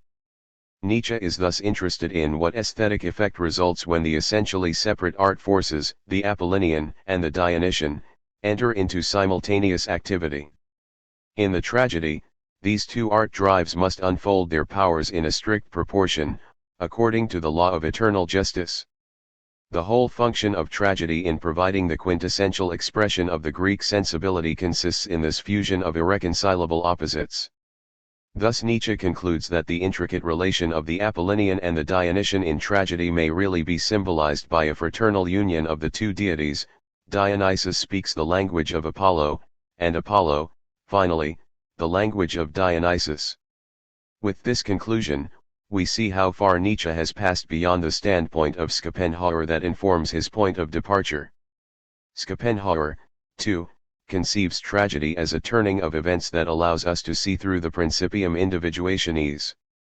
But having determined the illusory character of the phenomenal world as against the deeper reality of the will and having faced the inevitable destruction of the individual, Schopenhauer counsels withdrawal from the world. For Schopenhauer, the ultimate lesson of tragedy is the wisdom of resignation. Only by means of ascetic resignation that disinvests itself from all individuality is it possible to overcome the agony of an existence submitted to death and suffering. For Nietzsche, however, Schopenhauer's asceticism is ultimately a counsel of nihilism. The pessimistic recoil from suffering is a slander on the existing world. Although Schopenhauer's distinction between the phenomenal world and the unseen forces that animate it remains of inestimable importance, the conclusion of his philosophy lapses into decadence. Nietzsche finds a positive alternative in the Greeks. The example of the Greeks is salutary precisely because it signifies the affirmation of the tension between the world of Apollonian forms and the menacing force of Dionysian excess. It is the celebration of this tension that marks the truly Greek character. The genuinely noble spirit lives only within this tension and even seeks to heighten it. For the Greek mind, the symbols of the most profound vitality function, as does tragedy, to unite the Apollonian and the Dionysian.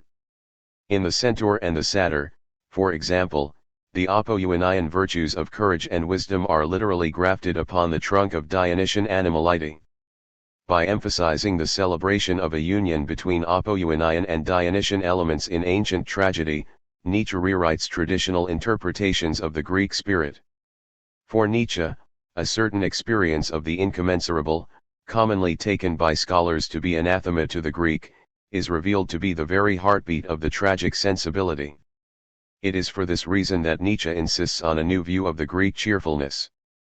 Far from being an expression of harmonized and rational emotion, the pacified happiness of Aristotelian contemplation, the cheerfulness of the pre-philosophical Greek must be understood as composure in the face of chaos, or better, as composure that is on intimate terms with the chaos within itself. In tragedy, Nietzsche suggests, the Greek spirit shows its intimate connection to the dark and infernal forces that seethe at the bottom of existence. The effects wrought by the Dionysian also seem titanic and barbaric to the Apollonian Greek, while at the same time he could not conceal from himself that he, too, was inwardly related to these overthrown titans and heroes. Indeed, he had to recognize even more than this, despite all its beauty and moderation, his entire existence rested on a hidden substratum of suffering and of knowledge, revealed to him by the Dionysian. And behold, Apollo could not live without Dionysus. In the perspective of tragedy, the archaic smile, that sublime expression of apparently imperturbable serenity that graces the visage of antique statuary, becomes inseparable from its antipode, the obscene and leering grin of the Gorgon. Only when the insidious laughter of the Gorgon is projected at the interior of the archaic smile as its alter ego does the Greek attitude become interpretable in its true nature as serious cheerfulness and cheerful seriousness. In the archaic smile, the Greek attitude shows itself not as Buddhistic resignation to death, but as an affirmation of life in spite of its terrors and sufferings. The birth of tragedy inaugurates a new vision of the Greek experience, but may also be taken to presage the culmination of Nietzsche's philosophy in his concept of the Übermensch. The embrace of opposites that Nietzsche finds in Greek tragedy is echoed in Zarathustra's definition of man as a rope over an abyss and his affirmation that what is great in man is that he is a bridge and not an end. Indeed, it is with reference to the ability to sustain ever more disparate tensions and forces within itself that Nietzsche defines the highest expression of the will to power in the Overman. It is precisely through the presence of opposites and the feelings they occasion that the great man, the bow with the great tension, develops. How, then, does Nietzsche's perspective provide a parallel to the Freudian concept of the death drive? The argument of the birth of tragedy is not only a meditation on aesthetics but also, and perhaps even more essentially, a psychological inquiry. Looking back at his first book in Ecce Homo, Nietzsche remarks that the first of the two decisive innovations of the book is its understanding of the Dionysian phenomenon among the Greeks. For the first time a psychological analysis of this phenomenon is offered. Yet for Nietzsche, as for Freud, psychological analysis does not take a backseat to metaphysics. As Nietzsche remarks in Beyond Good and Evil, psychology shall again be recognized as the queen of the sciences, for whose service and preparation the other sciences exist. For psychology is now again the path to the fundamental problems. And like Freudian psychology as we have interpreted it, which locates in a death drive the emergence of the profoundest desires of the subject in opposition to the self-image of the ego, the psychology put forward in the birth of tragedy identifies an initial imaginary registration of ego that is shattered by the realization of deeper, ultimately ineffable strivings that are incompatible with it. The opposition between the Apollonian and the Dionysian is correlative with that between the functions of the image and the generative forces that at once give rise to images yet remain active beyond all imagistic embodiment and finally challenge the limitations of every image. The central concern of the birth of tragedy out of the spirit of music, as Nietzsche had originally entitled his work, is the dialectic in which the Apollonian image is seen to arise fleetingly out of Dionysian music then collapse back into its fluid substance. The key question is thus, how is music related to image and concept? Nietzsche notes that even contemporary critics of music, who have no inkling of the real dimensions of the problem, rely upon a language of images to describe music, as do composers themselves. Thus a symphony may be characterized as pastoral, or a passage in it as the scene by the brook / or another as the merry gathering of rustics. Such descriptions reflect a fundamental psychological relation of music and image that concerns the process of a discharge of music into images. That this process functions as the very birth canal of tragedy, Nietzsche argues, is shown by the fact that tragic drama originated out of the chorus. The musical prelude prepares an essentially scenic anticipation in the audience. Music is intrinsically productive of imagistic consciousness as the continuously generating melody scatters image sparks all around. Why? What relation does the image bear to the music out of which it is spun like a spark? In Nietzsche's view, the pure immediacy of music, its utterly fluid movement and emotional tumult presents to the hearer an incarnation of the will that cannot be tolerated for long without being anchored to more stable thought forms. The images that proliferate in the hearing of music thus function to stabilize the experience of the hearer, to offer solid resting places in the oceanic surging of sound. Nietzsche thus conceives the relation of image to music as one of defense against a disorienting sea change of feeling. The Apollonian illusion. aims to deliver us from the Dionysian flood and excess. Nietzsche extends the metaphor of being delivered from drowning by again quoting Schopenhauer, just as in a stormy sea that, unbounded in all directions, raises and drops mountainous waves, howling, a sailor sits in a boat and trusts in his frail bark, so in the midst of a world of torments the individual human being sits quietly, supported by and trusting in the principium individuationis. b. As we follow this first stage of the process of tragedy in the eruption of images out of music, it is difficult not to be struck by its parallels with Lacan's theory of the mirror phase and with Freud's remarks about the genesis of the ego. Music functions in Nietzsche's argument to represent something very similar to what Lacan presents as the immersion of the human infant in the chaos of prematurity. In both instances, what is envisaged is a kind of shifting sea of emotive forces in which a stable sense of identity can find no sure foothold. For Lacan, too, it is fixation to an image that serves to deliver the infant from its original chaos. Out of the wavering currents of disorganized impulses, perception orients itself by grasping a unitary gestalt. Freud described the establishment of the ego in remarkably similar terms in the first section of Civilization and its Discontents, where the ego is presented as a restricted domain, separated from the oceanic experience of the general mass of sensations.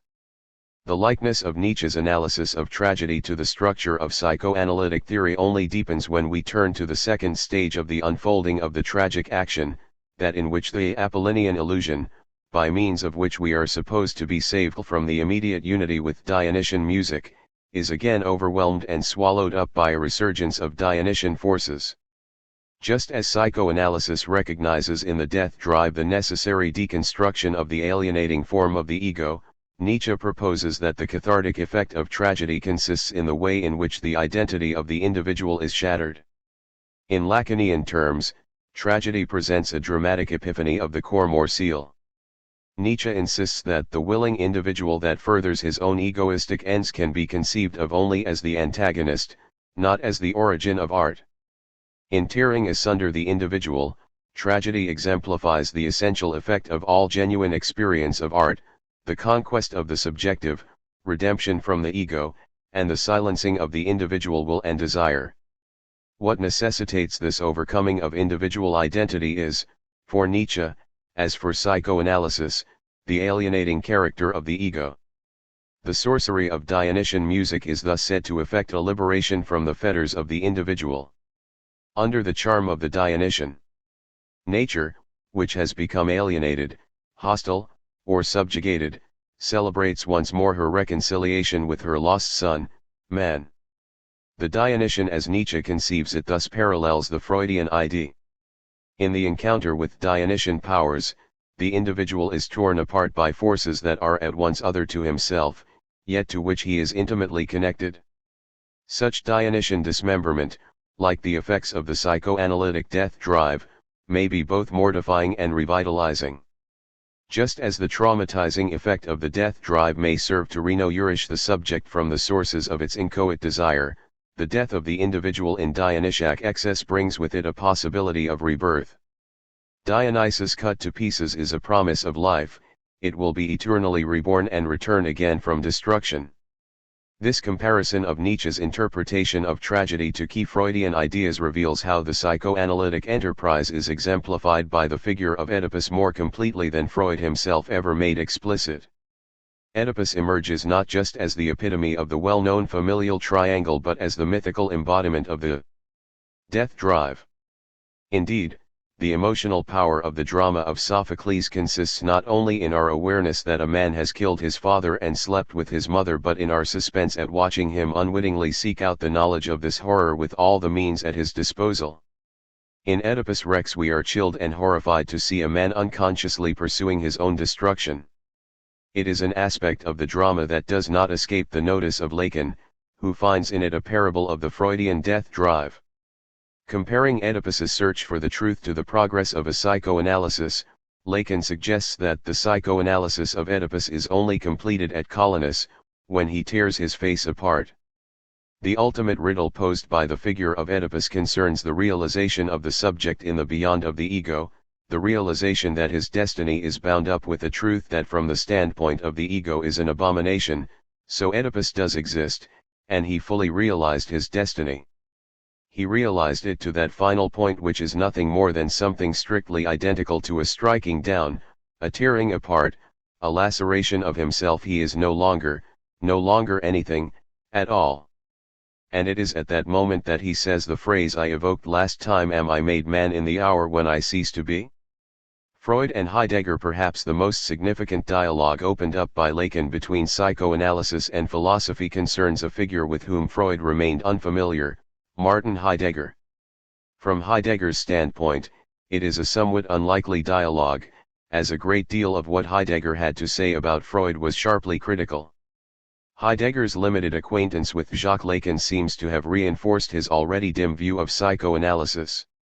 In letters to the Swiss psychiatrist, Medard Boss, Heidegger claims to have found Lacan's écrits baroque in its style and even suggests, in commenting to Boss on a letter he received from Lacan, that the psychiatrist seems to me in need of a psychiatrist. These disparaging remarks cannot be taken too seriously, however, as it is fairly clear that Heidegger never made any careful study of Lacan's work. Lacan, on the other hand, knew Heidegger's thought well and referred to it enthusiastically, at least during the period of the S when Lacan produced a French translation of Heidegger's essay on the Logos of Heraclitus. Lacan's seminal 1953 paper The Function and Field of Speech and Language in Psychoanalysis not only culminates with references to Heidegger, but does so precisely in connection with the central focus of our concern, the problem of the Freudian death drive. The death drive is thus said to express the limit of the historical function of the subject. This limit is death not as an eventual coming to term of the life of the individual, nor as the empirical certainty of the subject, but, as Heidegger's formula puts it, as that possibility which is one's own most, unconditional, unsupersedable, certain and as such interminable, unilateral, for the subject understood as meaning the subject defined by his historicity.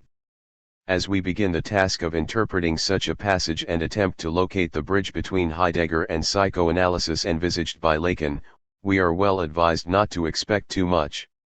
Anything we can contribute must be taken as extremely provisional, not least because our remarks here must be brief.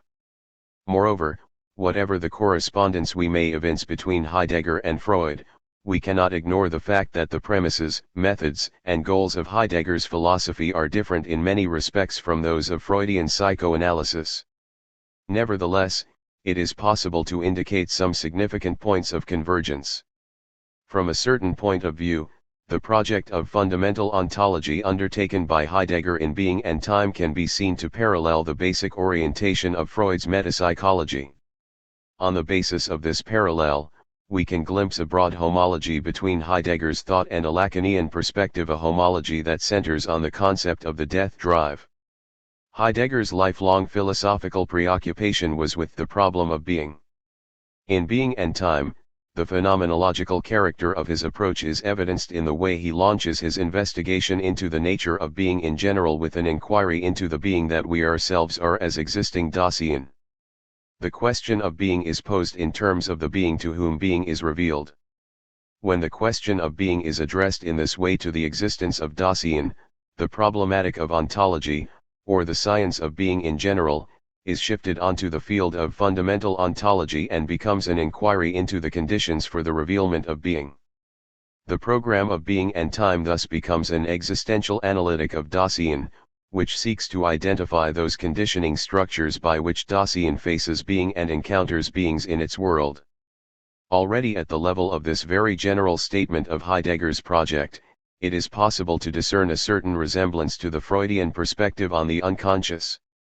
Metapsychology, metaphysics. The resemblance stems from Heidegger's insistence that all revealment is essentially and ineluctably bound up with a corresponding concealment. Insofar as Dasein is by its essence turned toward being and open to its revealment, Dasein may be said to be in the truth. But because every disclosure of being necessarily implies a corresponding concealment and covering over, Dasein must also be said to be inevitably prey to what Heidegger calls untruth. From a phenomenological viewpoint, Therefore, Heidegger recognizes in a very general way something akin to the necessity of the unconscious. For Heidegger, human existence is inescapably submitted to light and darkness, presence and absence, in its full existential ontological meaning. The proposition that Dasein is in the truth states equiprimordially that Dasein is in untruth.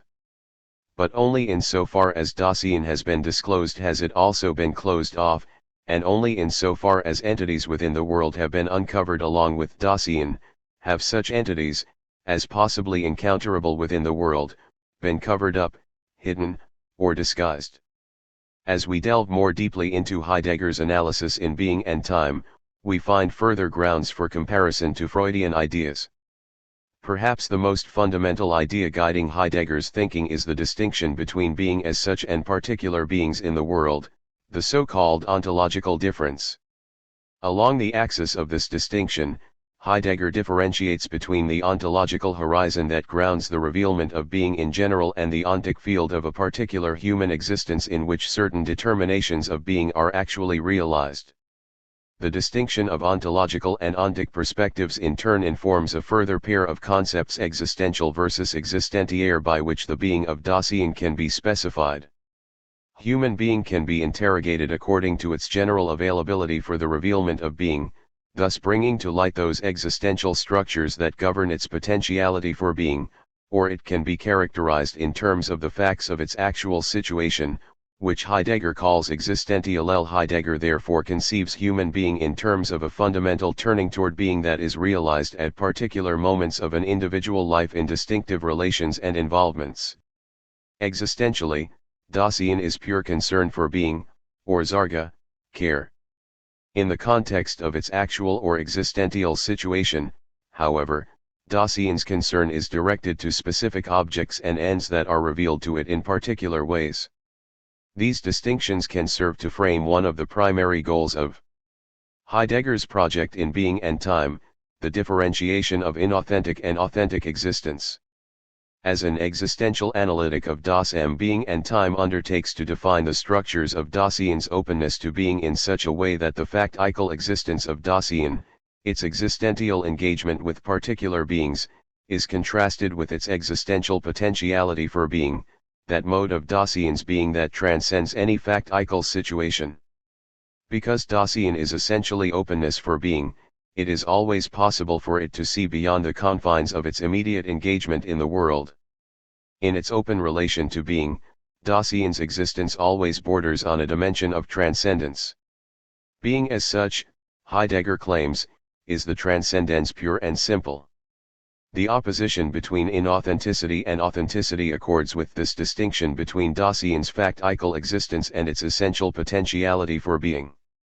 Proximally and for the most part, as Heidegger repeatedly puts it in one of his favorite phrases, Dasein is sunken in average everydayness. As a result of this everydayness, Dasein is caught up with particular determinations of being in ways that obscure its fuller potentiality for being. This everyday determination of Dasein is called inauthentic not because it is deemed to be somehow morally reprehensible or in order to suggest that inauthenticity is a state from which one might escape by a leap of sincerity, but because what is concealed by everydayness is precisely that openness to being that is the essence of Dasein. As Heidegger defines it, Dasein is that entity which in its being has this very being as an issue. In inauthenticity, the issue of Dasein's relation to being appears to have been settled once and for all. Along the familiar pathways of its everyday existence, Dasein is lulled into a profound forgetfulness, the most pernicious feature of which is that its very forgetfulness is itself forgotten. Authenticity, by contrast, involves the rediscovery that there remains something questionable in Dasein's being. Authenticity is thus a mode of existence in which the issue of Dasein's being, its potentiality for being other than it has been, is somehow faced up to and acknowledged. In some important respects, Freud's metapsychological perspective parallels the Heideggerian view sketched above. The difference, it might be said, is that what Heidegger conceives existentially is posed by Freud psychoeconomically. Yet, from both perspectives, a similar underlying scheme can be discerned. Where Heidegger thinks the relation of Dasein to particular beings in the world in terms of their grounding in a general concernfulness toward being, in psychoanalysis the object relation is thought to be derived from, and to be a specification of, a reservoir of libidinal energies that animate the psychical subject.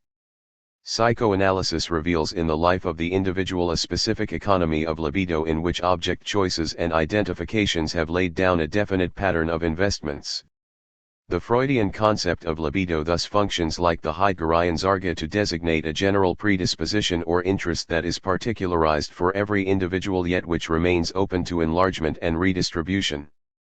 In this light, the effects of psychoanalysis might be compared with Heidegger's notion of Dasein's retrieval of its potentiality for being in authenticity.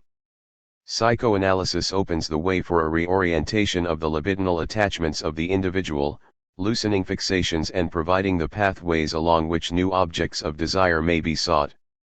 Certainly, there is much in these preliminary comparisons that remains questionable, and a more detailed treatment would be required to establish them with any precision.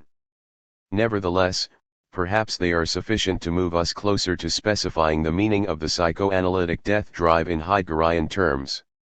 To begin, we can note the similarities between Heidegger's conception of Dasein's inauthentic existence and the nature and function of the Lacanian ego. In its inauthentic absorption in everydayness, Dasein loses itself as it becomes entangled in a web of mundane concerns. As Heidegger puts it, Dasein constantly surrenders itself to the world and lets the world matter to it in such a way that somehow Dasein evades its very self. This losing of itself in factical existence is a perpetual temptation for human being, constitutive of a kind of gravity into which Dasein is continually sinking.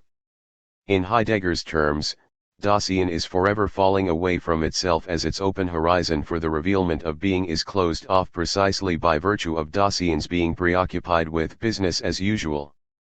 Heidegger describes this tendency, in terms that recall Lacan's conception of the imaginary order of the ego, as a kind of alienation, when Dasein, tranquilized, and understanding everything, thus compares itself with everything, it drifts along towards an alienation in Fremdung in which its own most potentiality for being is hidden from it. Falling being in the world is not only tempting and tranquilizing, it is at the same time alienating. The parallels between Heidegger's conception of inauthentic existence and the Lacanian imaginary may be further extended along a number of points. In the first place, Heidegger associates inauthenticity with an effect of fascination that suggestively echoes the stress. Unsupersedable, certain, and as such indeterminate is in fact simply a compressed summary of the contents of the opening section of Division 2. To the extent that Heideggerian inauthenticity parallels the Lacanian concept of imaginary alienation, being towards death occupies a position precisely homologous to the psychoanalytic death drive. This general parallelism can be further specified in a number of ways. We have seen how Lacan conceives the being of the subject in the captures of the imaginary as an excluded remainder. The death drive that breaks apart the imaginary unity of the ego is set in motion precisely because the ego, as an internal object, does not represent the truth of the subject. There is something of the subject beyond the ego, something that is liberated only in the deconstruction of the ego's imaginary organization. Heidegger presents the relation between Dasein's inauthentic engagement and its full potentiality for being in similar terms. The movement toward Dasein's authenticity in the second division of being and time is to be understood against the background of a certain deficiency of inauthentic existence. The question concerns what has been left out and remains lacking in Dasein's everydayness. If inauthentic existence is characterized by its tendency to minimize the sphere of concern, a question arises about the possibility of Dasein's being a whole. Within the domain of Dasein's existence as it is lived proximally and for the most part, there is always something still outstanding, which, as a potentiality for being for Dasein itself, has not yet become actual. This something still outstanding, like the desire of the Lacanian subject alienated by the imaginary, is retrievable only by a certain encounter with death. For Heidegger, as for Lacan, this transformative death is not to be taken as simply the endpoint of life, the physical demise of the organism. The death at issue concerns a structural transformation of the subject's existence. For both Heidegger and Lacan, this experience of death is bound up with anxiety. Being towards death, Heidegger claims, is essentially anxiety. In being towards death, Dasein is brought up short in the face of its own unrealized potentiality for being, the confrontation with which is the very essence of anxiety. As such, the inauthentic existence of Dasein, as a flight from anxiety, is equally a flight from death. In its everyday interpretation, death gets passed off as something actual, its character as a possibility gets concealed. Heidegger thus concludes that temptation, tranquilization, and alienation are distinguishing marks of the kind of being called tailing/as falling. Everyday being towards death is a constant fleeing in the face of death.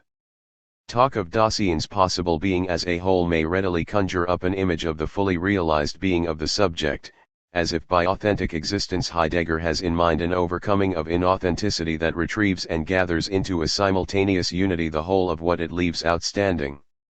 Likewise, when we speak in Lacanian terms of the rediscovery of desire from its alienation in the imaginary, we might be tempted to think of the symbolic mediation of the subject as making possible a realization of the total subject or the whole person. We have already had occasion to remark that for Lacan there is emphatically no possibility of such a totalizing of the subject.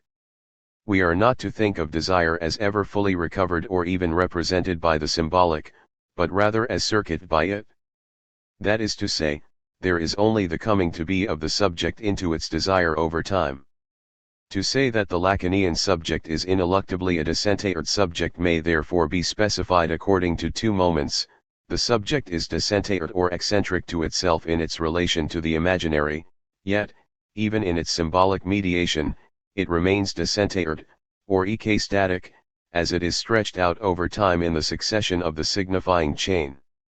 This Lacanian emphasis on the essentially temporalized character of subjectivity is shared by Heidegger. Indeed, it is the culminating insight of being and time. In its authenticity, Dasein is anticipatory resoluteness.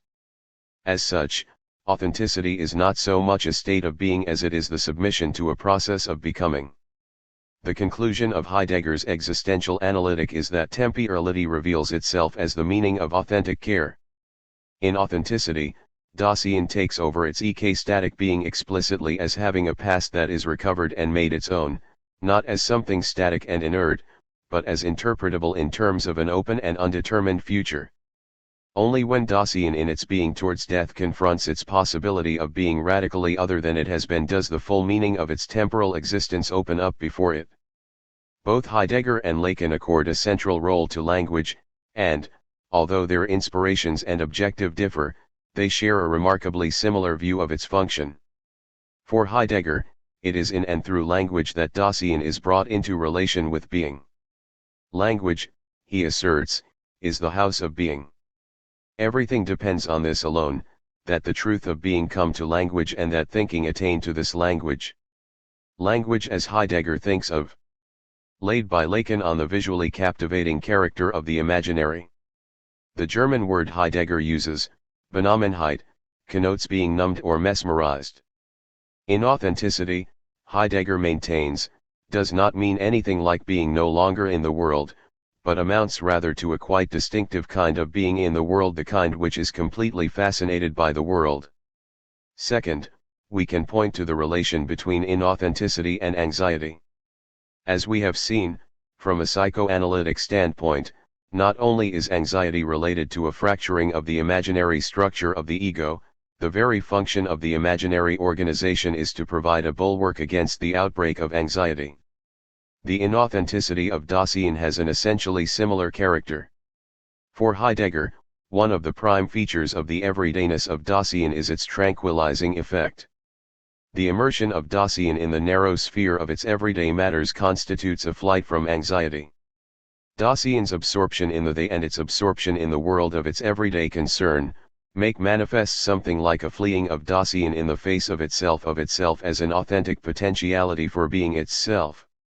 To face up to such pure potentiality for being is for Heidegger the very essence of anxiety.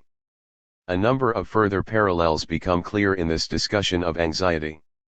First, Heidegger's distinction between fear and anxiety corresponds precisely to that drawn by Freud, for whom anxiety is distinguished from fear by its quality of indefiniteness and lack of object.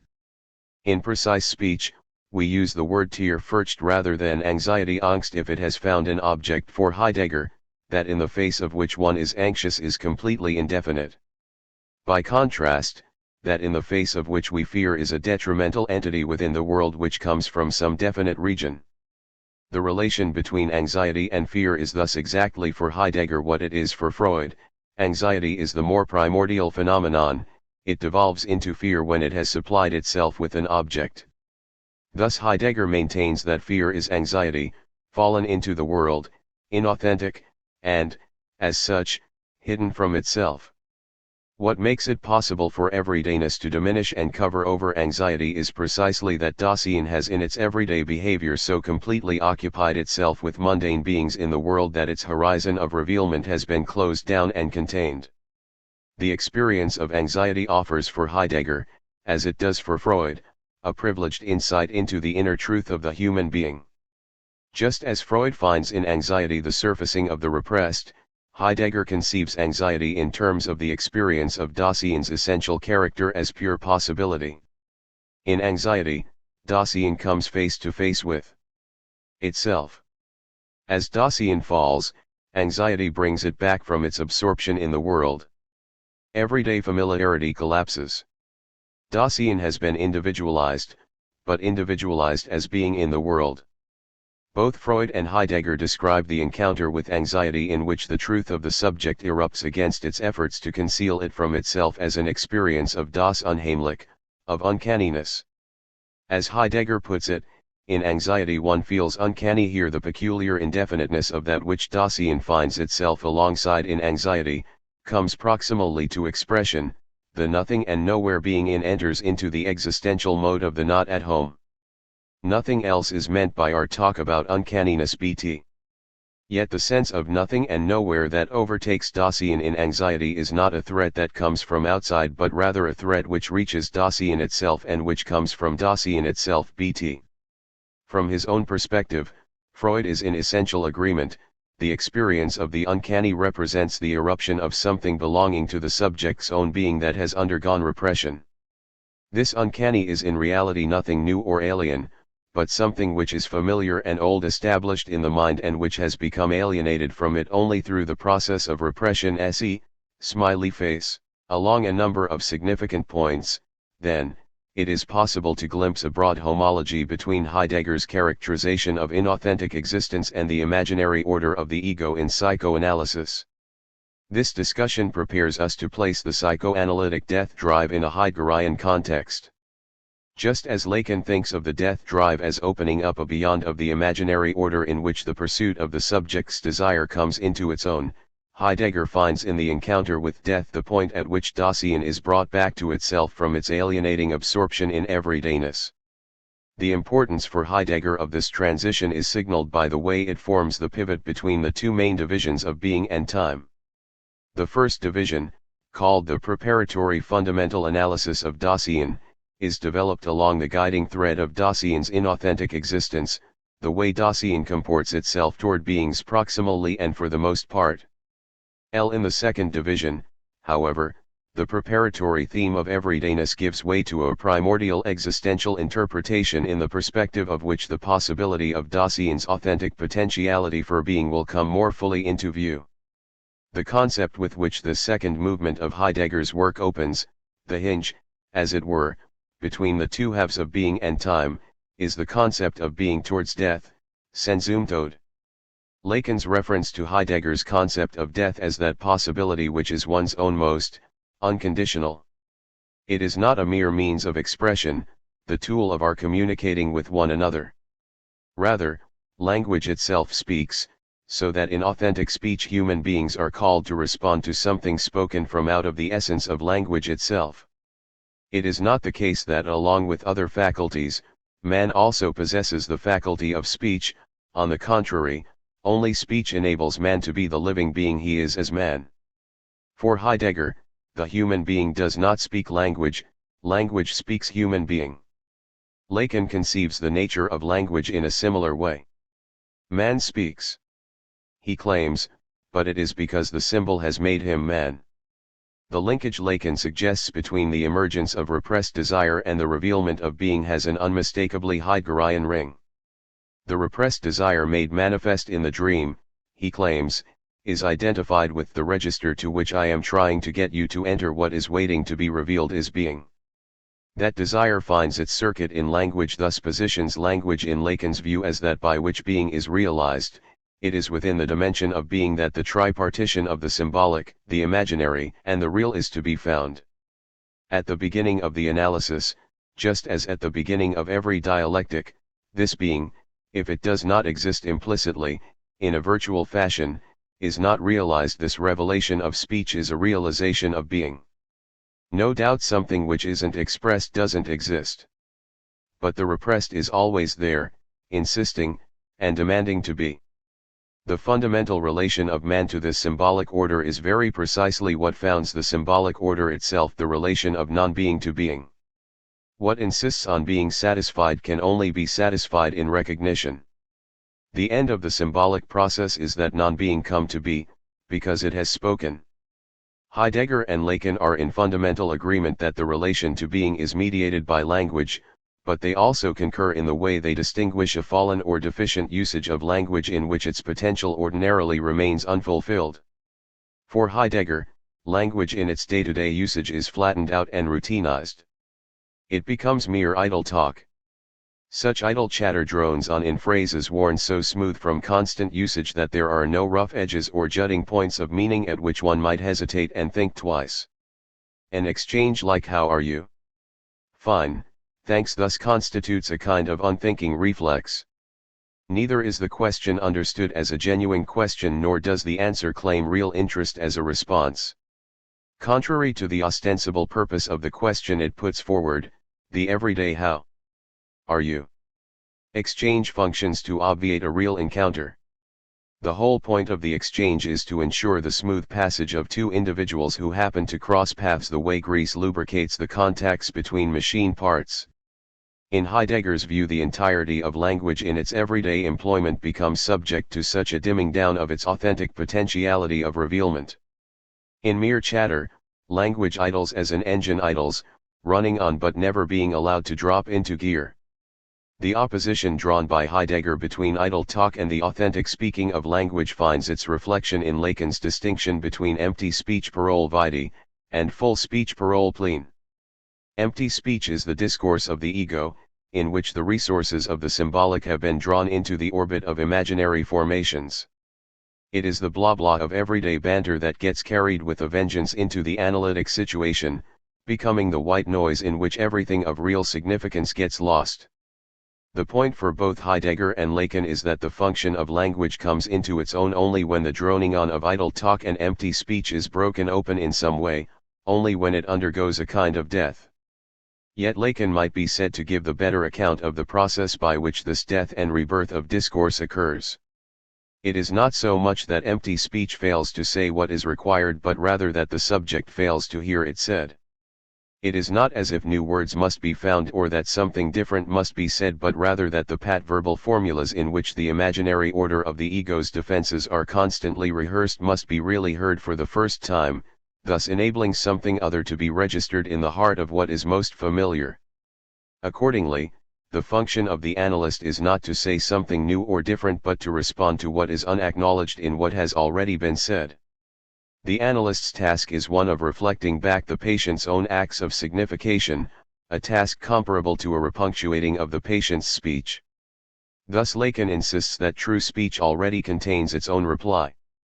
We do no more than to confer on the subject's speech its dialectical punctuation as a punctuating that serves to resegment the body of discourse. The function of analysis appears precisely parallel to the dismemberment of the imaginary body explored earlier in our discussion of castration. The infamous short session used by Lacan should be understood in this way as a symbolically castrating punctuation. It serves to cut the empty speech of the patient in a way that leaves the patient with nothing but the reverberation of his or her own words. From a Lacanian point of view, the key element of analytic efficacy becomes timing. Analysis seeks to restore to the patient the time of his own reality by retiming the movement of the patient's discourse. The analyst's abstention, his refusal to reply, is an element of reality in analysis. More exactly, it is in this negativity insofar as it is a pure negativity, that is, detached from any particular motive, that lies the junction between the symbolic and the real. The other moment in which the symbolic and the real come together is consequently revealed in the function of time. To these points of congruence between Heidegger and Lacan, we can add a last remark about Heidegger's notion of conscience. We have already seen that much of what is most distinctive about Lacan's concept of the superego consists of the way in which he distances himself from the vulgar understanding of Freudian conscience as merely an internalized voice of prohibition wholly opposed to the desire of the subject. Lacan returns to the key point for Freud, that the superego is unexplainable in terms of an imposition of constraints from outside, and insists that the institution of conscience must be recognized somehow to serve the subject's own desire. The thrust of Heidegger's treatment of conscience, although developed from an existential perspective, is remarkably the same. Heidegger offers his own definition of conscience in opposition to the ordinary interpretation that traces conscience back to a forbidding voice that speaks from outside the subject. The paradoxical situation of conscience is precisely that it seems to speak contrary to my inclinations yet speaks in my own voice. Conscience, Heidegger suggests, calls against our expectations and even against our will. On the other hand, the call undoubtedly does not come from someone else who is with me in the world. The call comes from me and yet from beyond me and over me. The call of conscience comes from within Dasein itself, because Dasein is essentially wanting to have a conscience. Such wanting a conscience is rooted in Dasein's pure potentiality for being. As it inevitably becomes caught up in and determined by particular life situations and factical engagements, Dasein falls away from the potentiality for being that is its own most possibility. In this way, existing Dasein that is factically determined in a world is primordially guilty. On the level of this existential guilt, conscience calls Dasein back to its own potentiality for being. Conscience is thus said to be the call of care. Lacan versus philosophy. If we have succeeded in this chapter in demonstrating some points of resonance between Lacanian psychoanalysis and movements in the philosophical tradition, thus indicating something of the philosophical dimensions of Lacan's thinking, it must hastily be added that Lacan's perspective is not reducible to any of those philosophical positions. With respect to each of the philosophical figures discussed, it is necessary to append a note about Lacan's differences from them. Enumerating these differences may serve to emphasize what is most distinctive in his thought and to underline once again how the concept of the death drive can be seen as the pivot point around which his work revolves. In a brief discussion of Hegel, I suggested that the relation of the Lacanian imaginary and symbolic to the real might be understandable in terms of a dialectic of negations not unlike that envisioned by Hegel. In this way, Hegel's concept of the negative is given a psychoanalytic meaning. Certainly a more exhaustive discussion would be required to explicate this parallel of the general scheme of Lacan's thought with Hegelian dialectic. But even if such a homology can be maintained, Lacan remains in several crucial respects at odds with the conclusions of Hegelian idealism. For Hegel, the culmination of the dialectic in the absolute idea fulfills the potentialities of being with which the logic commences. Being is finally taken up without remainder, aufgehoben, into the self-consciousness of absolute spirit. For Lacan, by contrast, the real remains ultimately unassimilable, even by the agency of the symbolic function in which it is approached beyond the imaginary. It is inadmissible, Lacan says, that I should be thought of as having been lured by a purely dialectic exhaustion of being. From a psychoanalytic standpoint, there is an aspect of the relation to the primordial object of satisfaction that remains irretrievable. There is always a remainder, a leftover. Yet for Lacan this unrecoverable tidbit is the absolutely crucial thing. It is represented by the phallus in the drama of the castration complex and by the objet in Lacan's algebra of the signifier. This something always beyond cannot be recuperated in a dialectical reconciliation with the other. The objective of my teaching, Lacan asserts, inasmuch as it aims at that part of analytic discourse which can be formulated, or put down, is to dissociate the A from the O, by reducing the former to what belongs to the imaginary and the latter to what belongs to the symbolic. There is no meta-language in which this reconciliation might be accomplished, no standpoint outside the defile of the signifying chain from which its beginning and end might be gathered. In his most provocative treatment of the implications of this point, Lacan proposes that there is no sexual relation. The fact that the human subject is submitted to sexual difference, that its identity is split by sexuation like the androgynes in Aristophanes' myth, means that the subject's relation to the real remains forever unbridgeable. There remains a perpetual incommensurability at the heart of the subject. When one is made into two, there is no going back on it. It can never revert to making one again, not even a new one. The Aufhebung, sublation, is one of those sweet dreams of philosophy. With the stress on this irretrievable beyond of the real, Lacan remains closer to Kant than to Hegel. The relation of the human subject to the real, indeed, the subject's relation to itself, is comparable to the relation of the Kantian subject to the unknowable thing in itself, which Kant called problematic. For Lacan, the relation to the real is even more radically problematic than that envisaged by Kant, as Lacan emphasizes by saying that the real is not only unknowable but impossible. Lacan's denial of any final mediation implies a rejection of Hegel's teleology and his view of time and history.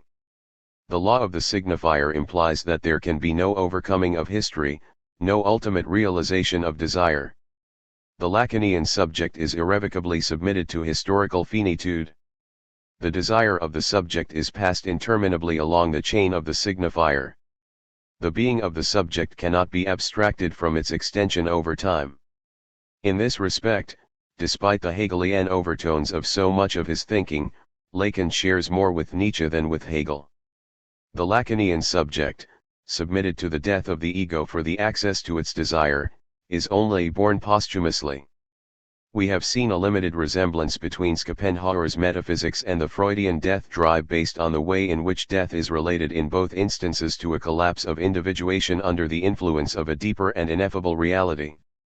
However, this resemblance cannot blind us to the differences between Schopenhauer and the psychoanalytic perspective. In the first place, although in each case a certain form of individuation is submitted to dissolution, the nature of the individuality in question is conceived differently and therefore gives rise to very different implications. The Schopenhauerian ego is the product of a kind of metaphysical necessity. The world will splinters into myriad individual forms in space and time under the influence of the principium individuationis. But this means that the individuation of human beings arises in accordance with the same process at work in the animal, plant, and even mineral realms. The psychoanalytic ego as Lacan has specified its nature and origin is a different matter. The imaginary as Lacan conceives it is partly rooted in natural processes of perception and motor response that are shared by many animals. In the human being, however, the effects of the imaginary function are fundamentally altered by the effects of prematurity. Owing to the prematurity of human birth, the instinctual linkages that guide the imaginary in animals are disrupted for the human being. The psychical function of the imago is divorced from its partnership with specific instinctual schemata and becomes available for new and unprecedented investments. It is the liberation of the imago from its roots in biological reality that underlies the autonomy of the psychical sphere in human beings and that lays the foundation upon which will take place the second great moment of the debiologizing of the human being, the accession to linguistic symbols. The imaginary unity of the human being retains an accidental, contingent, and decidedly unnatural character. From this difference with regard to the life of the individual in Schopenhauer and Freud, there follows a difference in the meaning of death. In the psychoanalytic perspective, the death at stake in the death drive concerns the disintegration not of the organism as such but of its psychological representative in the imaginary ego. In view of this difference, Schopenhauer and Freud each adopt differing attitudes toward death. For Schopenhauer, the inescapability of death can be met only with resignation. Only the stoical insight into the utter necessity of death can console us for our impending loss. But where Schopenhauer meets death with contemplative resignation, Freud deliberately engages death in the field of the transference, allowing the imaginary coalescence of the ego to be mortified by the signifier. For Freud, the encounter with death is not to be mediated in abstract resignation but entered into and enacted in a symbolic process of working through. In psychoanalysis, reminiscent of what Socrates says of the philosophical task in the Phaedo, death is practiced. However serious its ultimate stakes, death is played like a game. It can be so only because the psychoanalytic sense of death is fundamentally different from that of Schopenhauer. In the Freudian perspective, death remains impossible to comprehend, yet nevertheless fully articulate. In this death, the limits of narcissism are spelled out in the defile of the signifying system. Death in psychoanalysis is materialized by the agency of the signifier. Lacan expresses this point compactly in an analogy to bridge playing. In the game played between analyst and analysand, the trick of tricks is properly to engage the dummy, le-mort, the storehouse of signifiers that remains unknown to the ego when it makes its bid, but that holds the cards by which its destiny will be unfolded. As we have seen, the Freudian concept of the death drive bears a greater likeness to Nietzsche's Dionysiac ecstasy than to what we find in Schopenhauer, since Nietzsche more specifically relates the Dionysiac dissolution of the individual to the collapse of an image form. And, of course, Nietzsche is at a remove from Schopenhauer for the fact that, under the guise of the Dionysian, the eventuality of death is an occasion not for resignation but for affirmation. Nevertheless, when we turn to the psychoanalytic treatment of death, we find ourselves equally distant from both Schopenhauer and Nietzsche. As an issue for engagement and working through, death in psychoanalysis is well expressed by what J.B. Pontalis refers to in another context as death work. To be sure, Nietzsche inverts the values of Schopenhauer's pessimism, but, like Schopenhauerian resignation, Nietzsche's affirmation tends to remain a posture of the will toward the loss of individuality. Both positions assume death to be an impending event, in the face of which the subject must choose its attitude. Something similar can be said for Heidegger as well, inasmuch as the anticipatory resoluteness outlined in Being and Time as the authentic comportment of Dasein to its being towards death retains a decidedly intentional overtone. In psychoanalysis the situation is fundamentally altered. The emphasis is shifted from intentionality to the play of signification, from any posture or determination of the will to the willed suspension of the will in free association. In the assumption of the fundamental rule of analysis, as a commitment to saying anything at all, there is already a certain making present of the potentiality of death as an openness to the utterly other. The death work of analysis is realized in interpretation, by which we are to understand the way in which the signifying effects of the patient's discourse are repunctuated in the field of the transference. In this view, interpretation is accomplished not by explanation of the meaning of the patient's speech, but rather by marking that speech as much by a silence or by the termination of a session as by something said or done by the analyst so that its own latencies and potentialities are opened. Death is no longer an anticipated eventuality but the ongoing effect of a symbolic process of exchange. Why bother to use the term death to describe this process? There seems to be a perverse and paradoxical aspect in referring to death in this context, especially if the salutary effect of analysis is taken to be revitalizing. And, indeed, from the Lacanian point of view we have developed, it would not be wholly inappropriate to speak of the death drive in some more neutral and moderate terms as a self-mutative or self-transformative drive. Lacan's insistence on retaining the Freudian term death drive, aside from serving to point us back to the Freudian texts in which it occurs and to the task of deciphering the meaning of Freud's idea in the overall theory, also stems from a polemical intention, calculated to oppose the claims of ego psychology and its normative tendencies. The analytic program that refuses to become caught up in the discourse of egos and that ignores the goal of a cure can be expressed in terms of its openness to death. This death is enacted in following the tendrils of the signifier beyond the homeostases of the ego. The place of death in analysis is to be located in the orientation to puissance, as the striving of desire that operates outside the register of pleasure and even counter to it, the ways that the subject beyond the ego may speak where we least expect to hear it, in pain and in panic, in loss, lack, and fragmentation. Our discussion of Heidegger, although fragmentary and provisional, pointed out some important parallels between Lacan and the existential analytic presented in Being and Time. We linked the Heideggerian notions of inauthentic existence and idle talk to Lacan's imaginary mechanisance and empty speech. On that basis, it was possible to liken Heidegger's being towards death to the psychoanalytic death drive. One implication of these comparisons is to suggest a parallel between Heidegger's conception of being and the Lacanian category of the real. In both instances, there is an insistence on a relation to something impossible to encompass, a connection to something that bears upon the most intimate concern of the subject, yet that remains in some sense utterly other. Both Heideggerian being and the Lacanian real point toward a dimension of transcendence that is always still outstanding. It is a dimension that is subject to a constant slipping away and falling into oblivion. It is a dimension that is rediscovered, although only partially and problematically, in confrontation with the death of the familiar images by which the subject defines itself. Finally, it is in language that this transcendence to itself of subjectivity, this being out of itself in the other, is mediated over time. If this comparison of Lacan and Heidegger is a fair one, a very great deal could be explored along the points of contact. It opens up a task that will have to be reserved for another time and place. For our present purposes, it serves to indicate further something of the philosophical scope and dimension of Lacan's thinking. Yet here, too, we must highlight, if only briefly, what is distinctive in Lacan's position. In attempting to bring this difference into high relief, it is important to bear in mind that Heidegger's thought, like any sophisticated philosophical position, offers points of resistance to any simple characterization. To contrast Heidegger's position with that of Lacan runs the risk of presenting Heidegger in caricature. Even so, there are important differences in emphasis, or, better, there are discernible tendencies in Heidegger's thought that rightly distinguish it from Lacanian psychoanalysis.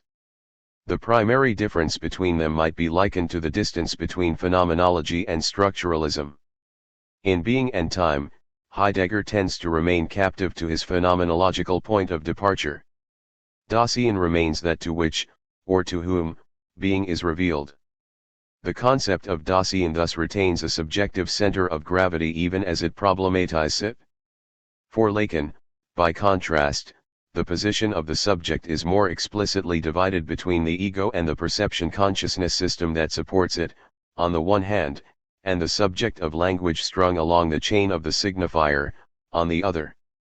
In Lacan's view, the eccentricity of the subject to itself is more insistently maintained for being articulated across the three registers of real, imaginary, and symbolic, or, as we have noted, for being stretched over the crossed matrix of schema L.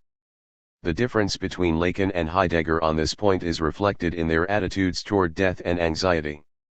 For Heidegger, being towards death tends to deliver Dasein to itself, bringing it up before the question of its wholeness in a way that more palpably suggests a possible regathering and repossession of itself. In anxiety, Heidegger claims, Dasein is individualized. It is difficult to avoid the impression that Dasein, in facing authentically its own death, pulls itself up by its bootstraps. Heidegger's talk of Dasein's anticipatory resoluteness, of Dasein's hearing the appeal of conscience, or of the moment of vision in which Dasein comes to itself authentically, tends to sound like a saga of the good soldier rallying to the clarion call.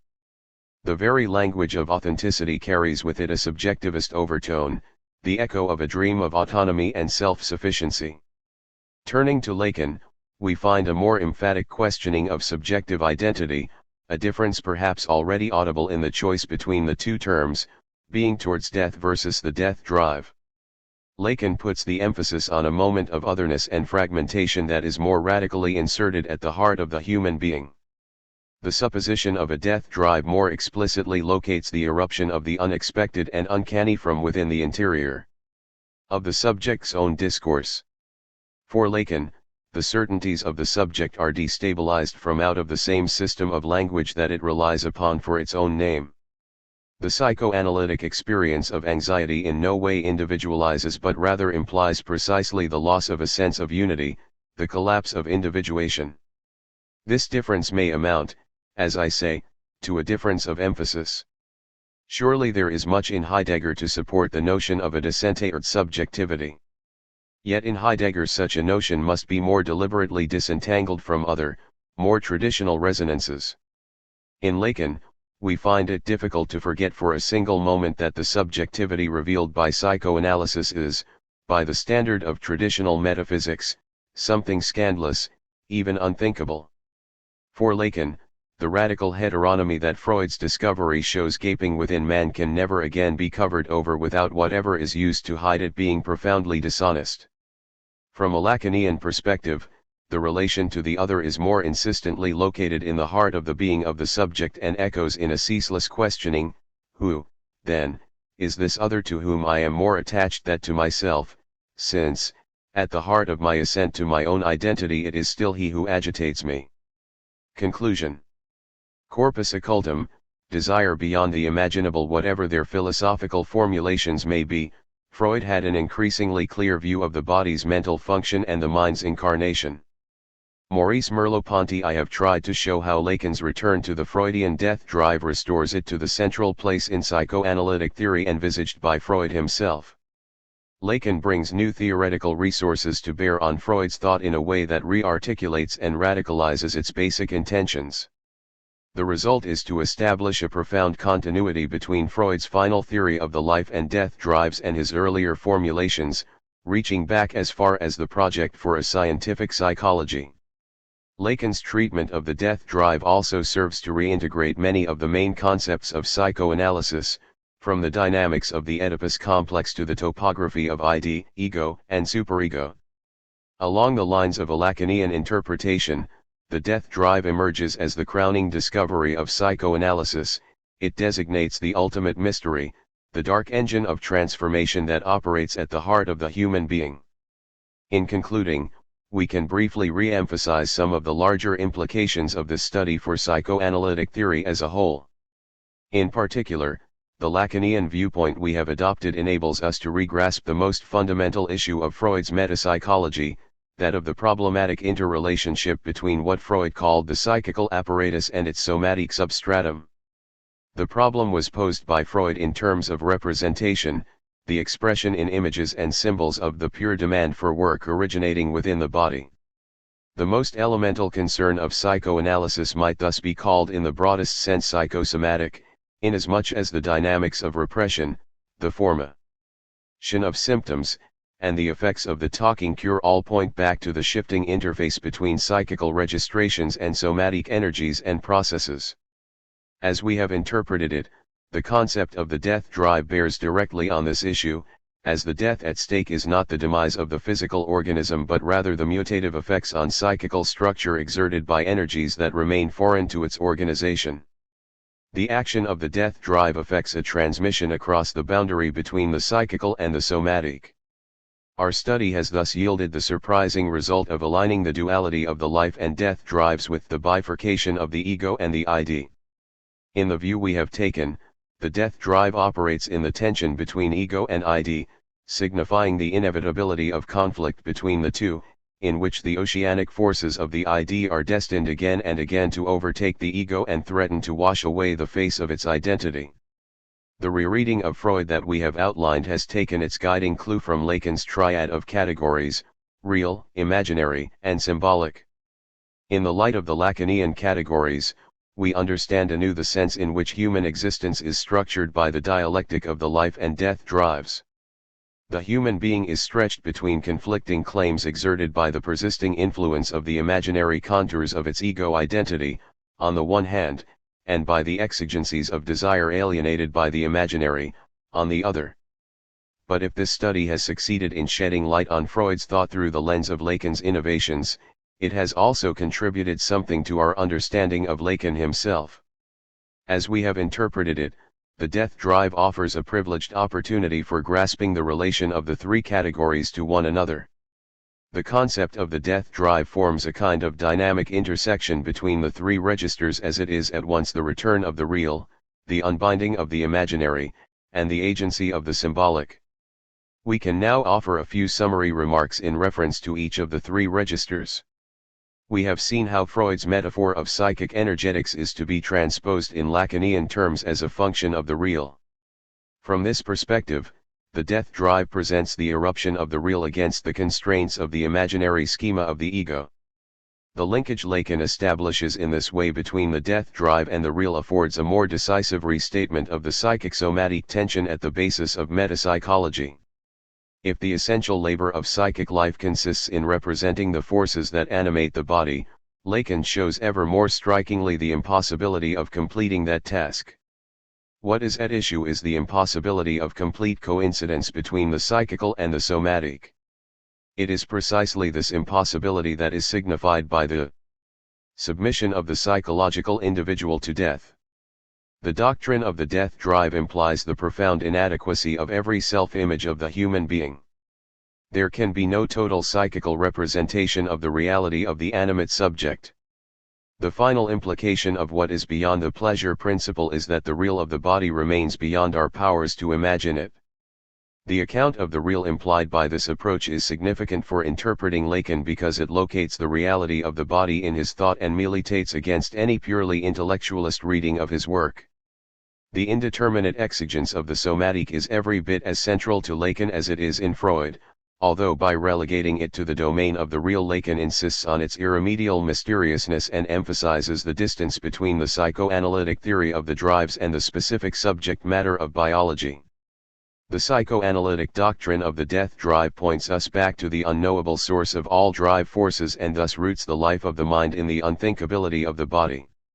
The ultimate paradox of the death drive is that it is the body's incipient vitality that motivates the effects of psychological transformation that, from the vantage point of the ego and its struggle to maintain its imaginary integrity, can constitute a mortal threat. The practice of psychoanalysis in both Freud and Lacan is rightly called a talking cure, and with Lacan we better understand how rightly it is so called. Yet in terms of the metapsychology that supplies the guiding myth of all Freud's work, psychoanalysis emerges as a theory and practice that addresses the ineffability of the body. From this perspective, we are tempted again to compare the psychoanalytic outlook to that of Nietzsche when he claims that the body is a more astonishing idea than the soul and that all our so-called consciousness is a more or less fantastic commentary on an unknown, perhaps unknowable, but felt text. Our inquiry into the concept of the death drive has had important implications, too, for our understanding of the role of the imaginary in Lacan's thinking. Here I think it must be said that many interpreters of Lacan, impressed by the linguistic side of his teaching, have tended to underestimate the importance and radicality of his concept of the imaginary. The crucial thing is to recognize that Lacan locates in the function of the imaginary the operative principle of the libidinal drives. In a certain sense, the scopic drive assumes priority in Lacan's thinking insofar as the classic drive components, oral, anal, and phallic, can all be said to function with reference to an image of the body's totality, tracing and retracing the demarcation of inner and outer, framing the dream of wholeness and fleeing from the threat of fragmentation. Yet at the same time, Lacan repeatedly emphasizes the way in which the imaginary structuration of identity introduces a profound alienation of desire. The mobilization of the ego in the imaginary is achieved only at the price of this alienation. With respect to both of these points, the imaginary structuring of the primitive drives and the theme of imaginary alienation, a great deal more could be said, in fact so much more that it is difficult to give only a brief evocation of the possibilities. On the one hand, the relation of the drives to imaginary formations might be extended in very interesting ways to include a reflection on the nature of action and of what has traditionally been called the will. It is tempting to propose, in amendment to Aristotle's dictum that the soul always thinks with an image, that action is always oriented by and mobilized in relation to images. Perhaps it would be necessary to distinguish classes of actions that are based on image schemas from those that are not, yet the very project of making such a distinction might yield important and interesting results. Lacan's conception of alienation, 2. Invites exploration that extends well beyond what I have been able to say of it in the course of this study. Such an exploration would seek to clarify Lacan's suggestion that the imaginary registration of the drives introduces an elemental conflict at the level of the animate body. In his essay on the mirror phase, Lacan attributes to the function of the image the origins of a libidinal dynamism, which has hitherto remained problematic, as well as an ontological structure. Although, as I have argued here, the concept of imaginary alienation continued to inform Lacan's perspective long after it was first announced, Lacan devoted relatively little attention to elaborating the libidinal dynamism or ontological structure at stake in it. Indeed, it is not easy to imagine what shape such an elaboration would take. To pursue it further, we might undertake an inquiry of the most fundamental sort into the nature of perception in the human being and would seek to illuminate the problematic relation of perceptual mechanisms to the totality of the body's vital functions.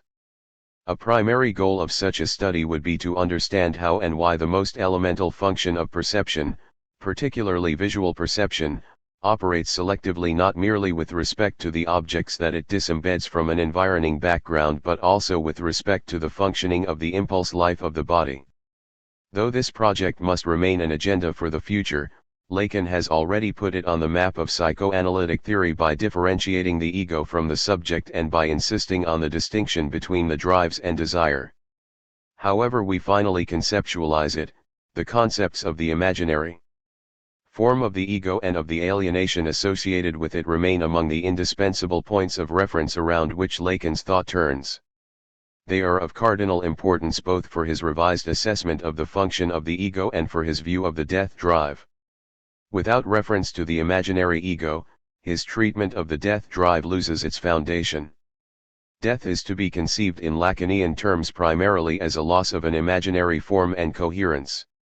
The psychic-somatic duality of psychoanalytic metapsychology is most provocatively reframed in Lacan's conception of the symbolic function, a provocation already audible for more traditionally minded students of Freud in Lacan's claim that the unconscious is structured like a language.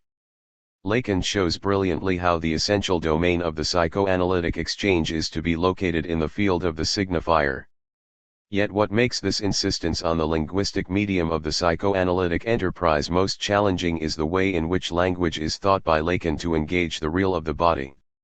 We have seen how access to desire alienated by the imaginary is opened in the circuit of the signifying chain, an access Lacan compares at times to a kind of profound retrieval or recollection. In this way, the contribution of the signifier re-engages the inchoate strivings of the body. As blurred, as confused as it is a part of the body that is signified by this contribution. Here, too, it must be said, there is no possibility of an exhaustive representation of the body's impulse life. Strictly speaking, in the symbolic dimension as Lacan thinks of it, there is no representation at all in the sense of Vorstellian, an apprehension of presence in form. If the symbolic function grants new access to the life of desire, precisely in the death of the imaginary, it is only by way of an insertion of the subject into time. The fullness of desire is engaged only by being constantly deferred in the slippage of the signifying chain through a history. The symbolic function thus effects a kind of death as it submits the subject to temporal finitude, not in the sense of reaching an end, but, as Heidegger's phrase puts it, of forever being towards an end.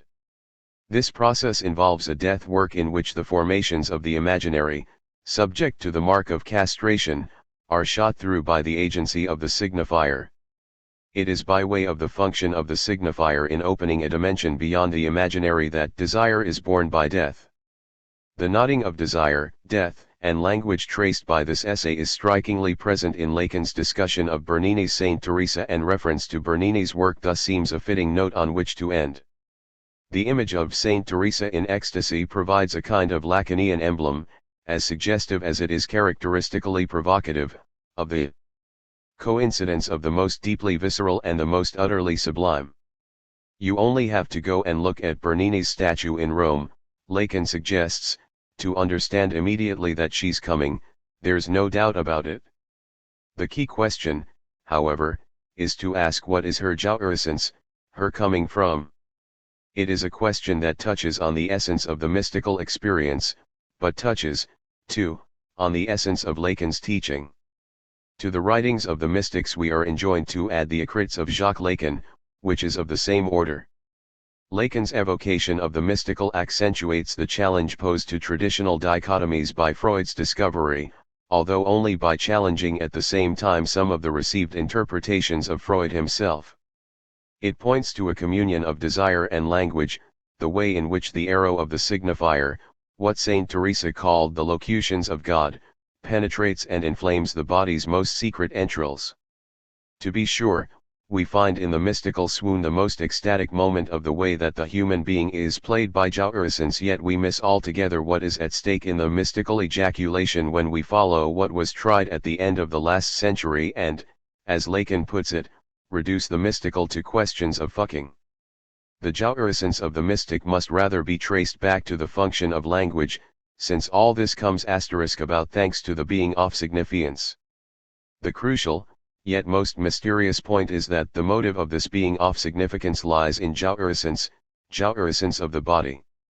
In this passage we confront the most enigmatic moment in Lacan's thought, the insistence on a union beyond the imaginable of flesh and word.